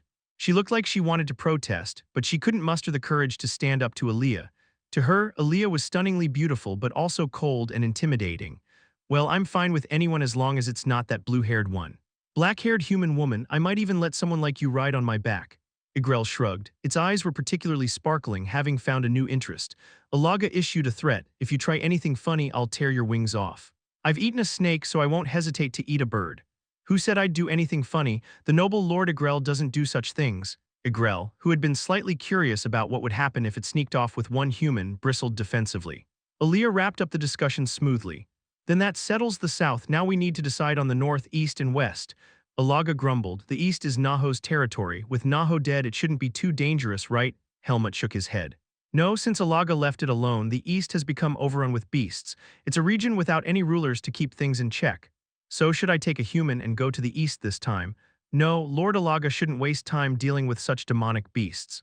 You're meant to face much more formidable opponents. Alaga was meant to face other regional rulers. That was Aaliyah's calculation. Her violet eyes shone brightly. Right, Bahirk in the west and Kantara in the north. I almost forgot about them. Having absorbed Naho's core, Alaga was the strongest among the regional rulers. At this point, where they had to inevitably pass through other territories, Alaga couldn't be wasted on the east. And we don't need to waste many people in the east either. Except for Agrel and Charlotte, everyone will start by going east. We'll leave one person in the east and immediately scatter in our respective directions. That one person just needs to activate the item at the set time and come to the central region. Asuka objected. It's easy to go, but in the end, when coming back, they have to fight through all those demonic beasts alone, right? He looked excited yet anxious, wondering if it might be him. His fighting spirit hadn't gone anywhere, even if the opponents were demonic beasts. With Lord Agrel's speed, it could finish its task in the south and then fly straight to the east. Lord Alaga can do the same. But time-wise, you'll need to join up with them while heading from the east to the central region. And there's someone perfect for the job, Cyan. Everyone's gaze fell on Cyan, who had been quiet. Me. Alone, Cyan made a nervous expression. Unlike Asuka, he was more worried about his own safety. He was far from taking risks proactively, even if he acted in a supporting role. Even though he was a spirit mage familiar with the forest, this wasn't an ordinary forest. His principle was that a mage should always move with a swordsman in combat situations. You're a spirit magician, so you can hide from demonic beasts, and it's easy for you to let Agrel know where you are. That's why it's you. Aaliyah's reasoning was logical, undeniably so. Cyan nodded with a gloomy face. I understand. Then now we need to decide on the north and west. Where is Alaga going? Helmut asked. His eyes, staring intently into Aaliyah's, were intense, an expression he hadn't shown in years. He was certainly alive now. Not just listlessly surviving like before, but filled with more motivation than when he left the Forest of Roots. And the one who had given him that motivation answered in a softened tone to her lover. The West. Because Alaga will have to face Bahirk of the West. It's certain that Bahirk of the West is more unreasonable and hot-tempered than Kantara of the North, though not as much as Naho. Bahirk doesn't sleep much and has a keen sense of smell, so if you guys with my scent on you infiltrate Bahirk's territory, it'll come charging at you, making it hard to avoid it. But that doesn't mean Kantara will be easy to deal with. Well, if you're lucky, you might pass through without encountering it. Lord Alaga, you should go with Asuka. While you deal with Bahirk, Asuka can head towards the sacred barrier. And as for the north, Chapter 282 Part 1, Aaliyah's gaze shifted. Helmut and I will go. A fleeting light crossed her eyes as they fixed on Helmut. With both Agrel and Alaga unable to go, it was only natural for the strongest among the humans to take on the ruler of the northern region. Naturally, Helmut and Aaliyah were the best choices. You're not just trying to be alone together, are you? Asuka's expression turned suspicious. It was difficult for the two to be alone here with all the bustle and many eyes around. Since their reunion, Helmut and Aaliyah hadn't had much time to talk privately. Helmut had been focused on his sword training, while Aaliyah had been busy reviewing her plan. In a way, Aaliyah's haste was also for this reason. She wanted to wrap everything up quickly so they could leave the Forest of Roots and spend time together at leisure. For now, she was fully dedicated to the plan. Do you have a better idea? Aaliyah didn't deny it. Instead, she asked quietly. Asuka closed his mouth. He had no reason to argue. Everything was now decided. Cyan, Asuka, and Charlotte exchanged tense glances. They had been thinking only of working together, not that they would be split up like this. It should be fine. We'll depart in 2 hours. Lord Alaga will accompany us to the eastern edge, so it should take 2 days if we move at full speed. Lord Agrel, please depart southward from here in 2 days. 4 days after departure at noon, that's when we'll activate the items. And within 3 days after that, we must return to the central region. The most important thing is, Aaliyah looked around at everyone. It's not activating the items but returning to the central region within 3 days. You must stick to the time limit. We have to leave before the barrier regains its strength. It would be ideal if the items could be activated, but even if not, don't push yourselves. According to the calculations, even activating just one should be enough to disrupt the balance of the sacred barrier. I'm confident that at least one of the eastern, southern, or western items will be activated successfully. The biggest unknown was the north, where they wouldn't have the help of the regional rulers. Kantara of the North. Helmut repeated the name in his mind. He knew nothing about the creature except its name. Helmut had grown much stronger since his fight with Naho, but he still wasn't sure how strong he had become. Alaga had also grown significantly, making it difficult for Helmut to gauge his own level. Excuse me. At that moment, Sarah raised her hand high. What should I do? I can fight too, she spoke up because she hadn't been assigned a role. Instead of saying that a weak person like her wouldn't be of help and should stay put, Aaliyah spoke more gently. Stay here in the central region and protect your mother. This place will be empty for a few days. I can enter the barrier too. Of course, that was possible, but the problem was what came after. She wouldn't be much help in a fight against demonic beasts. Igrel spoke up nonchalantly. So you want me to leave in 2 days? Fine, I'll hang around Alaga's territory for the time being. You can groom my feathers. You groom Alaga's fur, don't you? Alaga glared up at Igrel in annoyance. Why do you think you can just order my humans around? We'll be in your territory anyway. I'm even helping out. Just think of it as borrowing them for a bit. What are you talking about? You've got nothing better to do than shed dandruff while flying around. Who's shedding anything? I'm clean. Unlike you, you smelly furball beast. With the bickering between the two demonic beasts as the final note, the conversation ended. With that, the plan to escape the forest of roots was set in motion. Helmut, be careful. I'm sorry I can't be of more help. Before leaving, Susan said goodbye to him with a look of regret. Sarah, holding her mother's hand, waved to Helmut. Come back safely, master, Helmut responded coldly. Don't wander around. Stay inside the house. It was a scene reminiscent of a wife and daughter seeing their husband off. The familiarity between them made Aaliyah's eyes grow cold for some reason. They look almost like a family, don't they? Alaga, oblivious, spoke up. I was just about to say that those. Why are you looking at me like that? Helmut's pitch-black eyes locked onto Alaga with a warning, and Alaga quickly changed the subject. If Alaga kept talking, Helmut was ready to deliver a swift punch to its most sensitive spot, its nostrils. Helmut didn't want to suffer because of Alaga's careless words, which had nothing to do with his own intentions. Aaliyah, still on edge, reacted, Those, it's nothing. Alaga quickly shut its mouth. It couldn't understand why it had to watch Helmut's moods, but it decided to stop talking. Fortunately, Aaliyah didn't press further. Chapter 282 Part 2. Before they left, Aaliyah handed adamantium and provisions to Charlotte. The central gem will show the location with light, just place it there. I understand. Good luck to you. With Charlotte's determined farewell, they set off immediately. Among the 4 humans, Asuka, Cyan, Helmut, and Aaliyah, 3 rode on Aaliyah's golem, while Helmut alone rode on Alaga's back. The others had declined to ride the leopard without a saddle.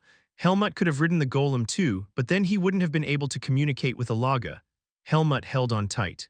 He endured the vibrations and impacts transmitted through Alaga's body. It was a process Asuka would soon have to experience. After a grueling journey, they finally reached the eastern edge. A day and a half had passed. Alaga stopped, keeping a distance from the sacred barrier. As soon as the barrier came into view, the holy power began to burn Alaga's demonic energy. It wasn't an overwhelmingly intense sensation, but just getting close to it was enough to weaken the demonic beast. Alaga's face contorted in discomfort. Ugh, what an unpleasant feeling. How can anyone live with something like that near their territory? Helmut realized something and asked, Is this the first time you've seen the sacred barrier? Yes. It's in the sky above the central region, so it's not visible. Though Alaga had never seen it, it knew about the sacred barrier, knowledge instinctively acquired through the awakening of demonic power. Helmut focused on the sacred barrier at the eastern edge. The seed of darkness within him was reacting as well. He felt nauseous. He couldn't help but activate his vis. Thud. The golem flew down from the sky and dug its claws into the ground. Aaliyah, Cyan, and Asuka disembarked, preparing to rest. At some point, Cyan murmured, So now everyone's leaving and I'm the only one left here, right? The east was a land without an owner. Although it was close to the sacred barrier and supposedly safe, Cyan couldn't help but feel anxious as he looked around. Being alone in the forest of roots was like a test of courage. Unlike the southern region with its waterfalls, the east was simply an extension of the forest. All you have to do is activate the item and come back. I'm the one with the real problem. Asuka glanced warily at Alaga. Even though Alaga was the demonic beast who raised Helmut, it was large and possessed terrifying demonic energy. He had to go west with Alaga to where another ruler of the region was. Riding on the back of such a large leopard was going to be grueling, not to mention the possibility of getting caught up in a battle between 2 demonic beasts. His task was the second most difficult among the group. Alaga snorted. Don't worry, I won't eat you, little one. Who are you calling little? Asuka, on the verge of snapping, held his tongue. Helmut was treating Alaga casually because he was so familiar with it, but Alaga exuded an aura that even a former mad dog couldn't handle carelessly. Well, even though they say Bahirk has a nasty temper, that's an old story. I'm much stronger now. Alaga was trying to reassure Asuka. With Naho dead and the balance of power already disrupted, it wouldn't be surprising if another regional ruler disappeared. Even if its personality wasn't overtly violent, Alaga was still a demonic beast. It wasn't the type to always resolve problems peacefully. If things go wrong, I can just kill them, Alaga thought leisurely. It was rather friendly towards Agrel. That was because Agrel knew when to bow out gracefully. It shouldn't be too dangerous, take this. Aaliyah handed Cyan magic stones, food, and the adamantium. To enter the sacred barrier, even you as a mage will experience magic depletion. Hurry with your task as much as possible, and use the magic stone to replenish your magic right after you come out. After that, carefully make your way back to the central region. It would be ideal if you could meet up with Lord Alaga or Lord Agrel on the way. Cyan received the items with a tense face. Got it. Helmut turned to Alaga. Alaga, extract the demonic energy from Cyan. Just being in the forest of roots, consuming food and drink, caused demonic energy to seep into one's body. At Helmut's request, Alaga naturally raised its front paw towards Cyan. It was a huge front paw with claws as sharp as beast fangs. Cyan's face naturally turned pale. But Alaga, unconcerned, very lightly, as if tapping, placed its front paw on Cyan's chest. Soon, Cyan felt a faint energy leaving his body. It was the remnants of demonic energy. I feel refreshed somehow. As he looked at his hand in wonder, Helmut replied, You're near the sacred barrier, so you shouldn't accumulate more demonic energy. But Aaliyah, how do I use this adamantium? Do I just take it towards the sacred barrier? Hold it up. This. When Cyan held the adamantium toward the sacred barrier, a thin beam of light emanated from the adamantium. The blue light, though faint, clearly pointed to a specific location within the sacred barrier. Cyan exclaimed in wonder, So I just have to follow this, Aaliyah spoke calmly. Stay around here for a few days, then move when the time comes. Not yet, Cyan nodded, putting the adamantium into his pocket. All right, I might be a bit bored for a few days, but it shouldn't be dangerous. You all take care of yourselves, especially you, Aaliyah and Helmut. No matter how strong you are, a demonic beast that's a ruler of a region doesn't sound easy to deal with. They had already encountered Agrel, and even if not on Alaga's level, any demonic beast of that stature opposing them would be a formidable enemy. Chapter 283 Part 1. Well then, it's time to go. It was time to depart. Cyan, after saying goodbye, walked towards the sacred barrier in front of everyone. He intended to wait at a location where no demonic beasts would approach before activating the adamantium. The remaining 3 humans and 1 demonic beast now had to disperse in their own directions. Helmut asked Alaga. Alaga, do you know anything about Kantara of the North? It would be good to gather information about a potential opponent they might have to face. Frowning, Alaga searched its memories. Well, I've only seen that one once, so I know even less about it than Bahirk. It was when we were confirming each other's existence and setting boundaries. That one is, how should I put it? Completely opposite to Agrel. What do you mean by that? Agrel is an active one, talkative and curious. But as you can see, it's also quite bright in temperament. On the contrary, Kantara is gloomy, very quiet and heavy. Extremely territorial and rigid, so even if it were me, if someone invaded Kantara's territory, that beast would probably fight to the death. Well, from its perspective, you humans are like gnats, so it might not care much. Alaga added this almost dismissively, naturally downplaying the importance of humans. I'm not sure how Kantara fights either. Agrel is a bird, but that one. Helmut and Aaliyah exchanged glances as they listened. Aaliyah spoke up. It doesn't matter what kind of creature it is, we'll choose not to encounter it. Alaga, usually even a regional ruler, wouldn't approach the sacred barrier, right? Unless they're as curious as Agrel. Holy power is extremely unpleasant. It feels like it's eating away at my power. That's fortunate then. Aaliyah turned to Helmut. We'll stick close to the sacred barrier and move along its edge. It'll be a more gradual curve toward the northern end, so it might be a longer distance, but I believe it's the safest route to avoid demonic beasts. Helmut, that won't be too much for you, right? She was considering the seed of darkness within him. Helmut shook his head. As long as we're not too close, it's not a problem. In fact, it was better this way. Just being close to the sacred barrier would cause his seed of darkness to lose demonic energy. The seed of darkness had already experienced something like awakening once. It was best to drain its power as much as possible before leaving. That Helmut who went berserk, controlled by the seed of darkness 4 years ago, that wasn't something he could ignore. Well, enough chatting, it's time to go. You blue-haired human, hurry up and get on my back. Asuka stared for a moment at Alaga, who didn't think to lower its posture. Alaga's back was far higher than Asuka's own height. Asuka had seen how Alaga ran. It was a dynamic movement completely unsuitable as a mount. This is crazy. He finally sighed and jumped from the nearby tree onto Alaga's back. As he firmly grasped the mane, Alaga said indifferently, "Hold on tight by yourself. I won't be responsible if you fall off." If he were thrown off while running at Alaga's speed, he might crack his head open. It would truly be a life-risking ride. Damn it. Asuka muttered a curse. He had expected to face dangerous moments in the forest of roots, but he never imagined the danger would be of this kind. Aaliyah spoke as if giving a reminder. "Please join Cyan over there as quickly as possible after finishing your task.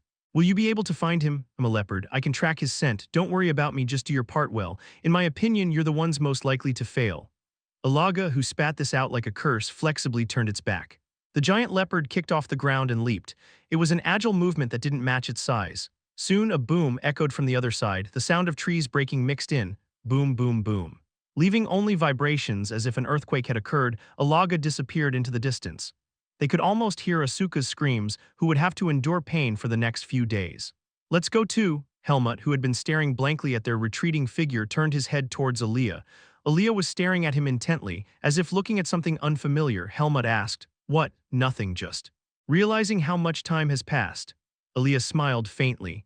4 years ago, Helmut didn't have a remarkable physique in the swordsmanship department, nor was his growth rate particularly fast. Even though he had matured after returning from Basser, he still had a boyish air about him. But now Helmut was fully a man. His skin was still pale white, but he had grown taller and his voice had deepened. His face, which used to have a youthful air, had now matured to the point where handsome was a more fitting description than pretty. His unique, intimidating aura, which made him difficult to approach, had strengthened, but strangely, it seemed to soften in front of her. He was both the same and different from the Helmut she remembered. "Let's go." Chapter 283 Part 2. Helmut naturally took Aaliyah's hand and led her forward. Suddenly, the festival from 4 years ago came to mind. It was now an old memory. Aaliyah looked down at his wrist. Something was briefly visible between the cuffs of his clothes. She remembered something she had forgotten. "You're still wearing that bracelet because I didn't lose it." Even though he lost his sword, no, they probably didn't know what that bracelet meant. Aaliyah placed her hand on Helmut's bracelet. Her magical power seeped into the bracelet in white. "It's still usable. We should be able to communicate over short distances. We won't be able to project images like we did outside, but we can at least talk, yes, like this." Helmut, hearing the voice transmitted by magic, asked back, "Then what about me? You can't speak to me from your side. The demonic energy in the air is too strong for that function to work. That seems one-sided. Just being able to use it to this extent in the forest of roots is impressive." Aaliyah raised her eyebrows as if he didn't understand. A faint smile spread across Helmut's lips. "Still, we won't be walking the whole way, right? Why don't you let go? We need to hurry too. The other directions won't be as problematic." Feeling a bit embarrassed, Aaliyah called for the golem. The golem, which had been following them somewhat awkwardly, spread its wings wide.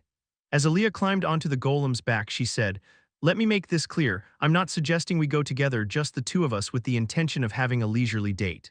Although I said not to push ourselves, it's still ideal for the adamantium in all 4 directions of the barrier to be activated. I can't afford to fail on my end." Her tone suggested that her pride wouldn't allow it. "You haven't changed." Helmut followed Aaliyah onto the golem's back. He naturally placed his hand on Aaliyah's shoulder, who was sitting in front. "What are you doing? There doesn't seem to be anywhere else to hold on to. Don't you see the hand grip in front?" "I don't see it." Aaliyah briefly turned her head to glare at Helmut, who was responding shamelessly. However, she soon turned back to the front as if giving up. "We'll fly along the barrier. If no major problems occur, we should be able to arrive within 2 days." "All right," Helmut responded half-heartedly.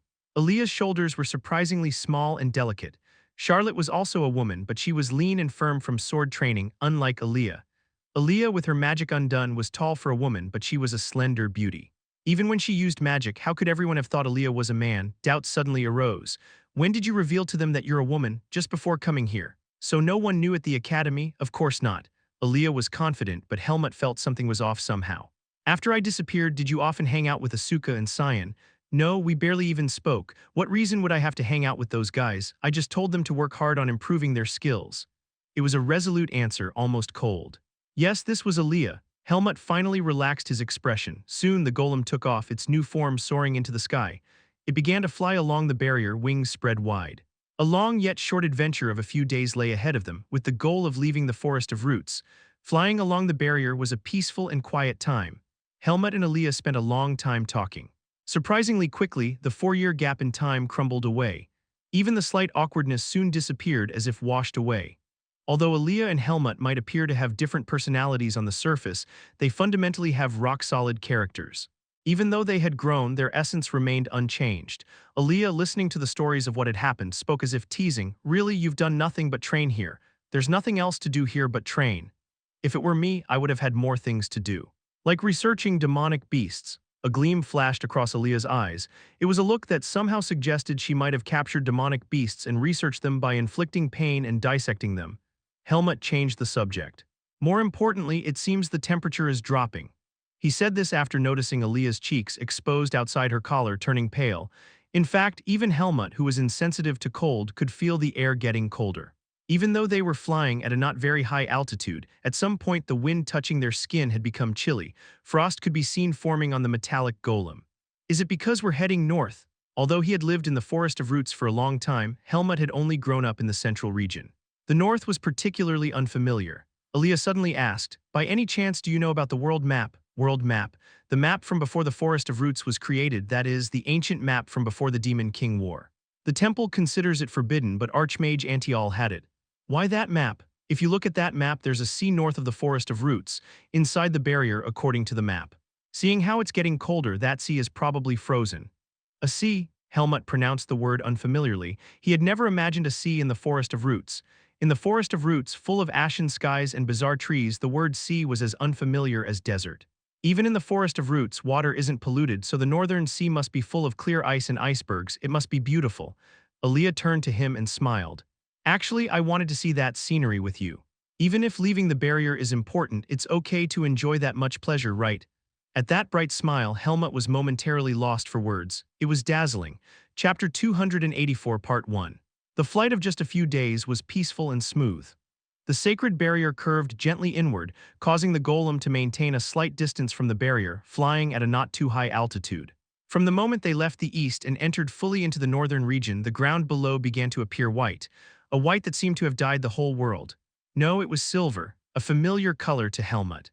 Helmut pulled on the silver hair fluttering before his eyes like a child would. Aaliyah turned around. "What are you doing? It's like you." Aaliyah, realizing what he meant, smiled slightly. "Are you bored? Just hang on a little longer, we're almost there." As she said, it was tedious sitting on the golem, unable to train with his sword, just flying endlessly. Even the novelty of the scenery wore off after a few hours. Clearly, flying was not Helmut's preferred mode of travel. "How far have we come?" They had descended to rest only once. Except for that brief nap, the golem had been flying continuously. As a result, they were approaching the northern end faster than planned. Perhaps because they were near the sacred barrier, there were no attacks from demonic beasts like when they came from the east. When they came from the east, Alaga, the ruler of the central region, was rushing at an insane speed, so everything else fled with their tails between their legs. "We should reach our destination in just a few hours." Aaliyah squinted her eyes, gauging the position of the sun. "The sky here was quite clear. There's one thing you should know, below us now is the sea. It's a frozen sea." The landscape below was a mix of snow-covered ice and large, unfrozen patches of water, like enormous lakes.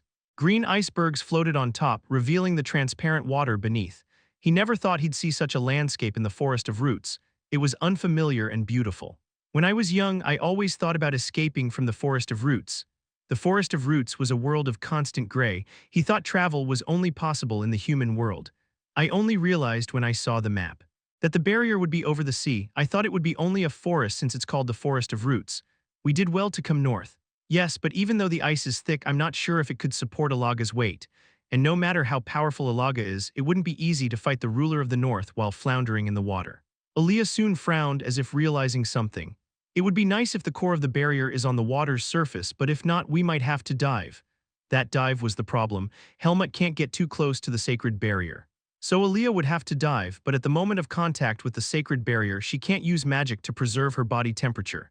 Even though she's wearing a robe, it means she has to jump into that ice-cold water practically naked. This moment will be chilling to the bone.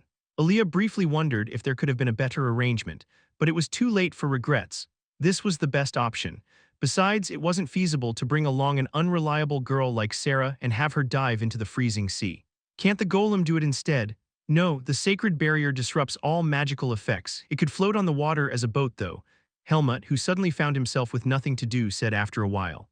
"On the way back, I'll make sure to fight hard." The path from the north to the central region would certainly not be safe, even in the sky, because it would be outside the influence of the sacred barrier. Yes, that's after we finish the job, so rest until then. Perhaps they might even have to fight Kantara, the ruler of the northern region, but they didn't reach the northern end as smoothly as expected. It happened just as they were passing over the only unfrozen lake in the frozen sea.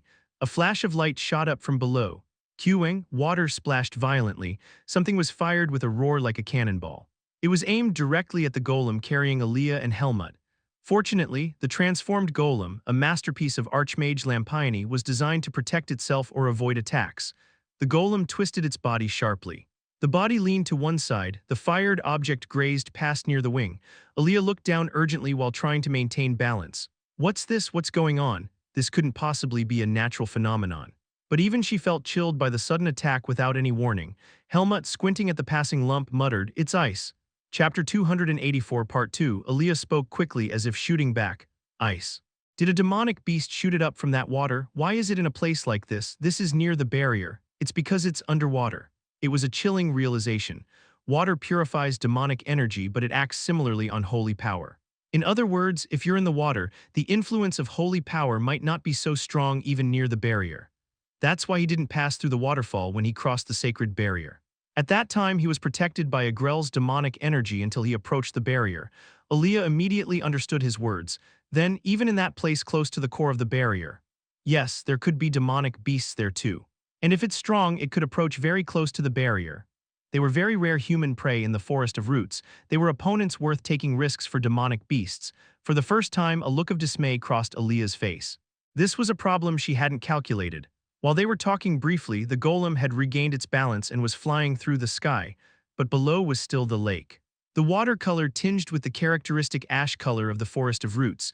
The water below rippled ominously. It wasn't a natural wave. Helmut warned, "It's not over, be careful, they're coming." Quang, quang, quagging. No sooner had he finished speaking than several ice chunks were fired up from below in succession. A force that would instantly crush flesh and shatter bones upon impact. No matter how sturdy this golem is, if hit, it couldn't avoid crashing. As the golem twisted and turned to avoid the barrage, another wave of attacks followed. As if they had been charging up power, even more ice chunks were flying towards them. This is the sky. There's nowhere to land. It was a crisis. With only a few hours left to their destination. At the time when they were in crisis, Agrel and Charlotte had arrived near the southern barrier. As expected, no demonic beasts in the southern region, ruled by Agrel, dared to block their path. They had reached their destination as smoothly as Cyan, who had already arrived in the east and was taking a long nap in front of the barrier. "Echo, my wings are stiff." Despite having wasted time lounging in the central region, Agrel complained exaggeratedly. "We've already arrived. It's amazing. I didn't know it was possible to move so safely and quickly in this forest of roots," Charlotte said, seemingly impressed. Due to her personality, she wasn't one to exaggerate and usually spoke plainly. So when she praised, it sounded more like the truth. When Charlotte, a beauty with crow-black hair that shone, though not as brightly as Aaliyah's, said such things, Agrel felt unnecessarily proud. "Yes, it is amazing. Now we'll need to activate that adamantium or whatever soon, so why don't you check the location?" At Agrel's suggestion, Charlotte took out the adamantium. The place they had landed was on the ground. To the right, a vast stream of gushing water could be seen. At its end was a waterfall where the water could be seen bending below the horizon. Fortunately, the light emanating from the adamantium pointed somewhere on the ground, not in that direction. Unlike Aaliyah, she didn't need to dive into the water, but Charlotte's gaze was still fixed on the waterfall, as if she had realized something. "It's over there, ah yes. That's where that Helmut guy left the forest of roots." Charlotte had asked Aaliyah about Helmut, but she had kept silent. But after they had fully become comrades on the way to the central region, Aaliyah opened up. On the back of the golem, she told the story of Helmut, how he had lived in the Forest of Roots, how he had left the Forest of Roots. When he left the Forest of Roots, senior Helmut was 14. To cross this Forest of Roots, risking his life and jumping into that waterfall, how much bone-grinding training must he have done, how much courage must he have needed, to find the mother who abandoned him, to return to where he was born, fighting against Naho, the ruler of the eastern region, and even standing proudly in front of Agrel, the ruler of the southern region, convincing it with dignity. Charlotte repeated this heavily. But it was Renosa's family who ruined it all. Sometimes blood relatives can be crueler than strangers, but this is not something that can be justified by such words. Especially for Charlotte, whose life was saved by Helmut, as a member of that family and his blood relative, this fact still tore at her heart. Perhaps it would have been better if his mother had left no trace for him to find, nothing to remember her by, not even the name he was given. Having spent the past few days in the central region, hearing the stories of these humans, Agrel, who had been lounging around, muttered with a hint of indifference. I don't get it. I'm a demonic beast, so I don't understand these things. Why do humans want to go back to their parents? If you're strong enough to stand on your own, isn't that enough? Once you're out, why not just live freely? It doesn't make sense to me. I don't understand it either. Because I've never experienced it. If you haven't gone through something, you can't truly say you understand it. So what are you going to do after leaving the forest of roots? I mean, I'll know when the time comes. But one thing is certain, I won't betray Senior Helmut. Igrel looked at Charlotte with indecipherable eyes. Humans have something that demonic beasts don't. That attracted Igrel. It stimulated its inherent curiosity. After a while, Igrel said in a nonchalant voice, well, anyway, we have some time left, so why don't you groom my feathers? Yes. Chapter 285 Part 1 Could I actually die from this? Asuka thought. It wasn't a pessimistic thought. It was remarkable that he hadn't lost consciousness and fallen off already. Every time Alaga's foot touched the ground, it shook Asuka from his intestines to his bone marrow. His entire body colliding with Alaga's back felt as if it had been pummeled. He tried to suggest taking a break, but every time he tried to speak, he almost bit his tongue. Naturally, Alaga was focused solely on reaching the destination and didn't care at all about the condition of the human on its back. Of course, if it were Sarah or Susan on its back, it would have been a different story. But what he was carrying was a big, sturdy-looking guy. When will we arrive? Why is this cursed forest so vast? It was clearly supposed to be a short journey of just a few days. But even a short journey feels different when you're enduring such torture. That wasn't the time to worry about pride. During a brief rest stop on the journey, Alaga gave Asuka a puzzled look as he lay sprawled on the ground, panting. You're a weak one, unlike Helmut. Who are you calling weak? Asuka burst out angrily, still lying down. This is no problem for me, I'm just a little motion sick, that's all. Asuka immediately regretted his bravado. Is that so? You're fine then, but weren't you one of Helmut's subordinates? You've got quite a temper. I'm not, why would I be his subordinate? You're weaker than Helmut, aren't you? Asuka gritted his teeth. Being weaker is. True, but we're friends, not subordinates. We're fellow students, that's not how it works. Alaga asked, as if agreeing. How was Helmut at that academy or whatever? I heard he was first in his class. The question somehow gave off a parent-like vibe. What would a demonic beast know about human academy life? But being alone with a giant leopard exuding demonic energy, even Asuka couldn't help feeling intimidated. Right, it raised Helmut after all. Asuka spoke, feeling it was only right to answer. That guy joined midway, but there was something about him, an aura, cold, pretty looking. Other guys tried to pick on him because he was a commoner, but he'd beat them up.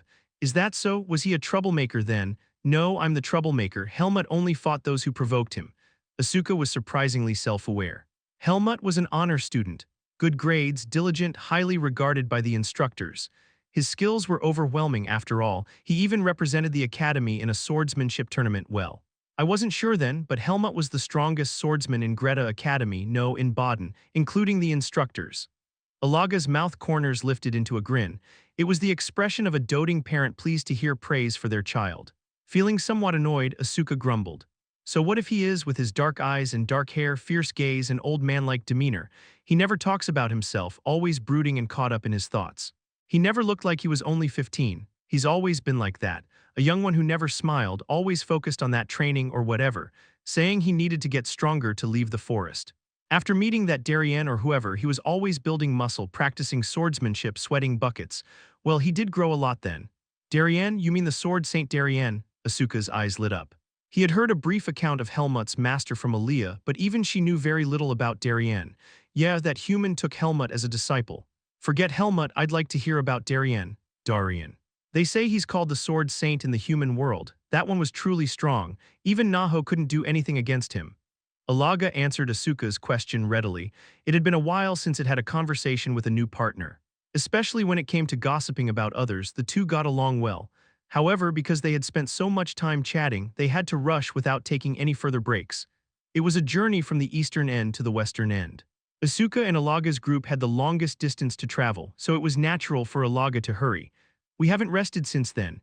But Asuka, clinging to the fur of the giant leopard without a saddle, began to care less and less about such circumstances. He had been consuming Vis just to hold on to Alaga's back. Using Vis for something like this, it might be better to jump off and fight demonic beasts. No sooner had Asuka thought this than Alaga suddenly stopped. Asuka's body lurched forward as if about to fly off. His hands clutched Alaga's fur as if about to tear it out. Damn leopard! However, as soon as Asuka regained his balance, he stiffened, sensing something. He felt a dense, heavy demonic energy. Chapter 285 Part 2. There weren't many demonic beasts that could exude such demonic energy and reveal their presence in front of Alaga. Goosebumps rose on his skin. A powerful enemy, it was sensed by instinct before conscious perception. A vibration ran through the ground. Rustle, something huge emerged from between the trees ahead, lumbering. The moment Asuka caught sight of it, he startled. It was a tiger, a massive body with black stripes gleaming on golden-yellow fur. Its sharp, snow-white teeth looked capable of instantly severing the windpipe of its prey. Though both were felines, it was different from Alaga. Those two eyes filled with such ferocity that one's heart might stop upon encountering them in the darkness. If one were to imagine what the ruler of a territory in the Forest of Roots might look like, this would be it. It stopped, maintaining a cautious distance. It was the one who spoke first. Well, isn't it Alaga? What brings you to my territory? This was the first time Asuka had heard a demonic beast's voice filled with such blatant hostility. It was said to be fierce, and indeed it was brimming with ferocious energy. Even Agrel seemed docile in comparison. This one definitely looks like a villain. Asuka quietly stepped down behind Alaga's back. He wanted to avoid being exposed to its gaze, but it had already noticed Asuka's presence. What's this human you've brought? The barrier shook recently. Is this a gift for me? Baherk made a sound as if laughing. The growling in its throat sounded chilling. Alaga replied indifferently. As if, the only thing I'll be shoving down your throat is dirt. I'm just passing through, so move aside. I'll leave once I'm done. Is this leopard looking for a fight from the start? Asuka stared at the back of Alaga's head. For someone in another's territory, its tone was provocative, but Alaga was a demonic beast. It wasn't the type to speak kindly to someone weaker who was hostile. Alaga, are you looking down on me just because you took down Naho? How dare you set foot in my territory? Baherk revealed its killing intent. 4 years ago, Baherk was slightly but still stronger than Alaga. It was a minor advantage, just as Alaga was stronger than Naho. Usually tigers are stronger than leopards. Baherk was accustomed to this advantage. In other words, even though it sensed that Alaga might be stronger now, it couldn't fully accept it. It was a demonic beast that had awakened to its demonic nature, so its self-awareness was strong enough to overcome instinct. I'm not looking down on you, I just need to pass through, okay? I'll just stop by the western end and leave right away, so why don't you just leave me be? Don't meow uselessly when you can't win anyway. Despite being from the same feline family, Alaga spoke as if treating Baherk like a house cat. Baherk's eyes instantly turned savage. You white cat who used to cower before me 4 years ago, who was cowering, I just didn't bother with you because your temperament was so foul, you yellow cat. Alaga seemed to bristle at being called a cat despite having used the term first. Apparently, being called a cat is insulting to leopards and tigers. As Asuka stood there feeling peculiar, he suddenly heard Alaga's voice. Hey, blue hair, listen without opening your mouth. We're almost there, just a bit further from here. I'll deal with that one, you just run towards the barrier. Some demonic beasts might appear on the way. You can handle that much, right? It was a question that wasn't really a question. A moment where he had to succeed no matter what. Even Alaga didn't know how strong the demonic beasts that would appear ahead might be. Baherk was relatively tolerant of other demonic beasts living in its territory after all. Although the dense forest limited visibility, the energy of the sacred barrier couldn't be felt yet. Alaga's definition of just a bit further was likely different from Asuka's standard. But there was no other option. If Alaga fought with Baherk, the ensuing battle would be massive. Asuka needed to get out of the way. Luckily, I can still gauge the direction. Instead of answering, Asuka nodded. At any rate, getting off Alaga's back was a good thing. Facing demonic beasts seemed preferable now. Good, then slip away to the side, I'll keep that one busy. As soon as Alaga finished speaking, Asuka moved his feet. Just as he moved a little away, pitch-black demonic energy rose from Alaga's body. The atmosphere crackled with a tension that signaled an imminent battle. Alaga spoke provocatively. How long are you going to just flap your gums? Alaga. Baherk growled Alaga's name. The insignificant human was already out of its mind. The ground Alaga was standing on now belonged to Baherk, and Alaga was an intruder who had invaded its territory. That was disrespecting Baherk, the ruler of this western region. Alaga had to be punished accordingly. Yes, I've been curious too, just how strong have you gotten? Demonic energy exploded from Baherk. It was such dense demonic energy that its entire body appeared black. 5 years ago, was it? It reminds me of that time. Alaga's mouth curved into a smile. It was a fierce smile no less than Baherk's. About 5 years ago at that time, Naho had almost killed Helmut. Alaga, arriving late, fought against Naho, tore Naho apart and took its core. The victor then was Alaga, and this time would undoubtedly be the same. Because Alaga had become even stronger since then, I'll end this as quickly as possible. Alaga arrogantly commanded, come at me. Roar, a fierce roar shook the air. Chapter 286 Part 1 Quang Roar Crash Crackle. The sound of a violent clash echoed through the forest, accompanied by the noise of trees being shattered. It felt like a gust of wind was blowing, a gust of demonic energy. It was rare to feel such a vivid and strong collision of demonic energy in the Forest of Roots, which was full of demonic energy. Phew, I think I'm far enough away now. Asuka, who had been running at full speed without even trying to hide his presence at some point, let out a sigh of relief. The two demonic beasts were so huge that if he had stayed nearby and gotten crushed, it would have been a pointless death. Fortunately, Baherk didn't care at all where the human Alaga had brought moved. It was fortunate that it had a personality that considered humans trivial. Of course, Alaga was also a powerful enough opponent to prevent Baherk from being distracted. The world of demonic beasts is brutal as hell. Asuka had rarely seen demonic beasts in the outside world. Although he had seen similar creatures through illusions during the Academy test, the real demonic beasts exceeded his imagination. His whole body stiffened with tension, and his heart raced automatically. Although Asuka was brave enough not to be paralyzed with fear, the psychological pressure was tremendous. No wonder that Helmut guy is so fearless. Asuka glanced back at the fight behind him and hurried on his way. He continued westward. The sooner he got closer to the sacred barrier, the better it would be for him. This was, after all, the Forest of Roots. The youthful bravado of wanting to fight anyone that appeared was long gone. That leopard called Alaga will win, right? What should I do if it loses? He absolutely couldn't go back through the western region again. In that case, he would have to go out of the Forest of Roots through the western barrier. For Asuka, who didn't possess the Seed of Darkness and was a skilled swordsman with considerable vis, it wasn't impossible. Having made his decision, Asuka quickly moved his legs. Even if there were demonic beasts nearby, they would have probably run away since those two were fighting like that, if not. What's this? Asuka, who had been quickly moving while staying alert, suddenly stopped. Something felt off about the atmosphere. This silence where not even the sound of insects could be heard.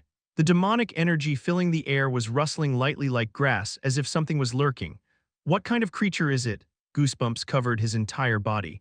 At least on an instinctual level, he was no less than Helmut. His animal-like senses told Asuka. An enemy was close by, thump thump thump. Due to its huge body, it couldn't hide its sound. A demonic beast approaching from the other side, climbing trees, became visible. It seemed to be grabbing the tree trunks rather than branches and leaping across. Asuka reached for his sword. It jumped down to the ground about 10 paces in front of him. Thud, the ground was dented. Kurr. It made a bizarre sound and twisted its head. Wow, that's really something out of a nightmare. Even while thinking calmly, his legs trembled. It was a monkey with 3 heads. Its red and vicious face had prominent blood vessels. It was truly a nightmarish appearance. A nightmare that would make you wake up startled as soon as you saw it. The monkey demonic beast drooled while looking at Asuka.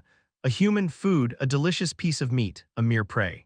This was a natural fact for the demonic beasts of the Forest of Roots. Now that the rulers of the two regions, Alaga and Baherk, were in conflict, the demonic beasts in this area had fled to avoid getting caught in the clash. But the monkey demonic beast had approached this place after sensing Asuka's presence. This meant that it was strong enough to overcome its instincts, strong enough to approach this close. Asuka didn't know, but surprisingly, it was similar to the demonic beast that Helmut had dealt with during his journey, both being a monkey and having similar demonic energy. The monkey demonic beast from that time was capable of facing 3 rank 2 mercenaries alone. Asuka immediately felt that the opponent was strong, but he grinned. You think you can take me on? I should take down a demonic beast of this level to say I've been to the Forest of Roots. He had already met strong opponents to the point of being sick of them.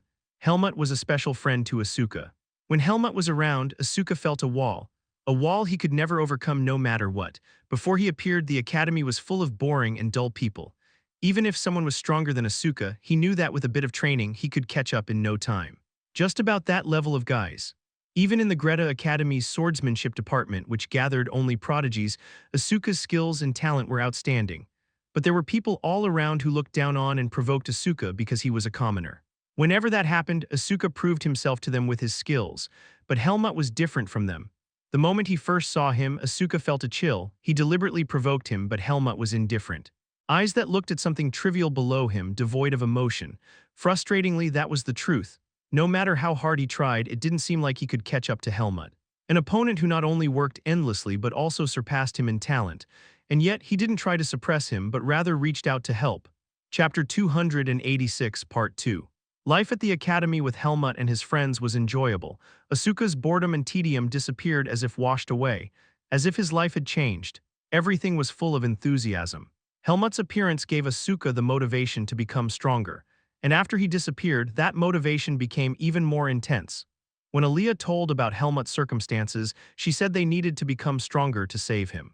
For the past 4 years, Asuka hadn't forgotten that proposition of needing to become stronger for a single moment. Of course, it wasn't as absolute as Helmut's desire to leave the Forest of Roots, but it was enough to awaken a genius swordsman like Asuka. Asuka was now skilled enough to rival a rank 1 mercenary. That meant he was more powerful than 3 rank 2 mercenaries combined. It's because it's more potent when strength is concentrated in one rather than split into 3, especially for a swordsman. This monkey demonic beast isn't like Helmut. That means it's a wall that can be overcome. No matter how strong the opponent, there's a difference between being able to overcome and not being able to overcome. And this creature had likely never faced a proper human swordsman. Cut it down and head towards the western sacred barrier. The conclusion was quickly reached. Is this thing a middle manager under the ruler of the region? Probably. Even in the Forest of Roots, surely creatures stronger than this one aren't common. If there are more, I'm dead meat, so I'll just assume there isn't. Thinking positively, Asuka drew his sword. How do you think monkey meat tastes like? Do you know, you seem like the type who'd eat your own kind, Kurr. All 3 heads stared at Asuka at once. A strangely upright human, but after all, just prey. Prey ends up in the stomach no matter how much it struggles. Kwang soon with a roar, it stomped the ground and rushed straight at Asuka. The group, which had split into 4 directions east, west, south, and north, was coincidentally facing completely opposite situations. Cyan in the east and Charlotte in the south were relaxed, while Asuka in the west and Aaliyah and Helmut in the north were in trouble. No, the expression "in trouble" was an understatement. Their lives were in danger. The golem carrying Aaliyah and Helmut was flying acrobatically, avoiding ice chunks shooting up crazily from below. Even for those two, it wasn't easy to hang on. Helmut was gripping Aaliyah's shoulder with one hand while holding onto the handle with the other. Sure, he could hang on without difficulty, but it seemed like she might fly off at any moment, dangling as she was. Lampione, I should thank that lecherous old man. A genius is a genius. To think a golem could move this dynamically. Aaliyah's current level couldn't make such a golem yet. Thanks to bringing the golem, the dangerous place called the Forest of Roots had become somewhat easier, except for one problem: I'm getting motion sickness. Aaliyah frowned. Hanging onto the constantly twisting golem made her nauseous. Fortunately, they had almost passed over the lake. Once they entered the ice field again, there should be nothing shooting up from below. They should be able to fly peacefully again. But that was an overly optimistic expectation. In the brief moment of calm, 3 ice chunks flew up towards the golem simultaneously without any time lag. The golem twisted its body urgently. It dodged 2 but couldn't avoid one, thwack. The tip of a wing was mercilessly bent. The golem, incapable of feeling pain, made no sound, but Aaliyah sensed the anomaly. That wing had become paralyzed. Thanks to the momentum, it was still flying forward, but the golem started to lose altitude in a parabolic arc.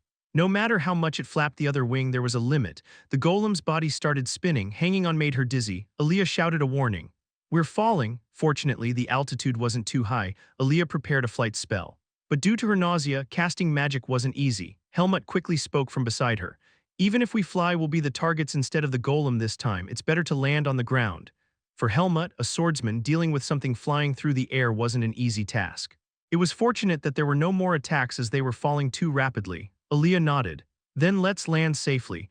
I'll jump up in the air for a moment, try to cast your spell then. He said this knowing it wasn't easy to use magic in such an unstable situation. As soon as he finished speaking, Helmut grabbed Aaliyah's waist with one arm. When the golem's body turned so that they were on top, he kicked off the golem's back and jumped. Thwack. Jumping with magical power in his legs, their bodies shot up into the sky, and soon they started falling again.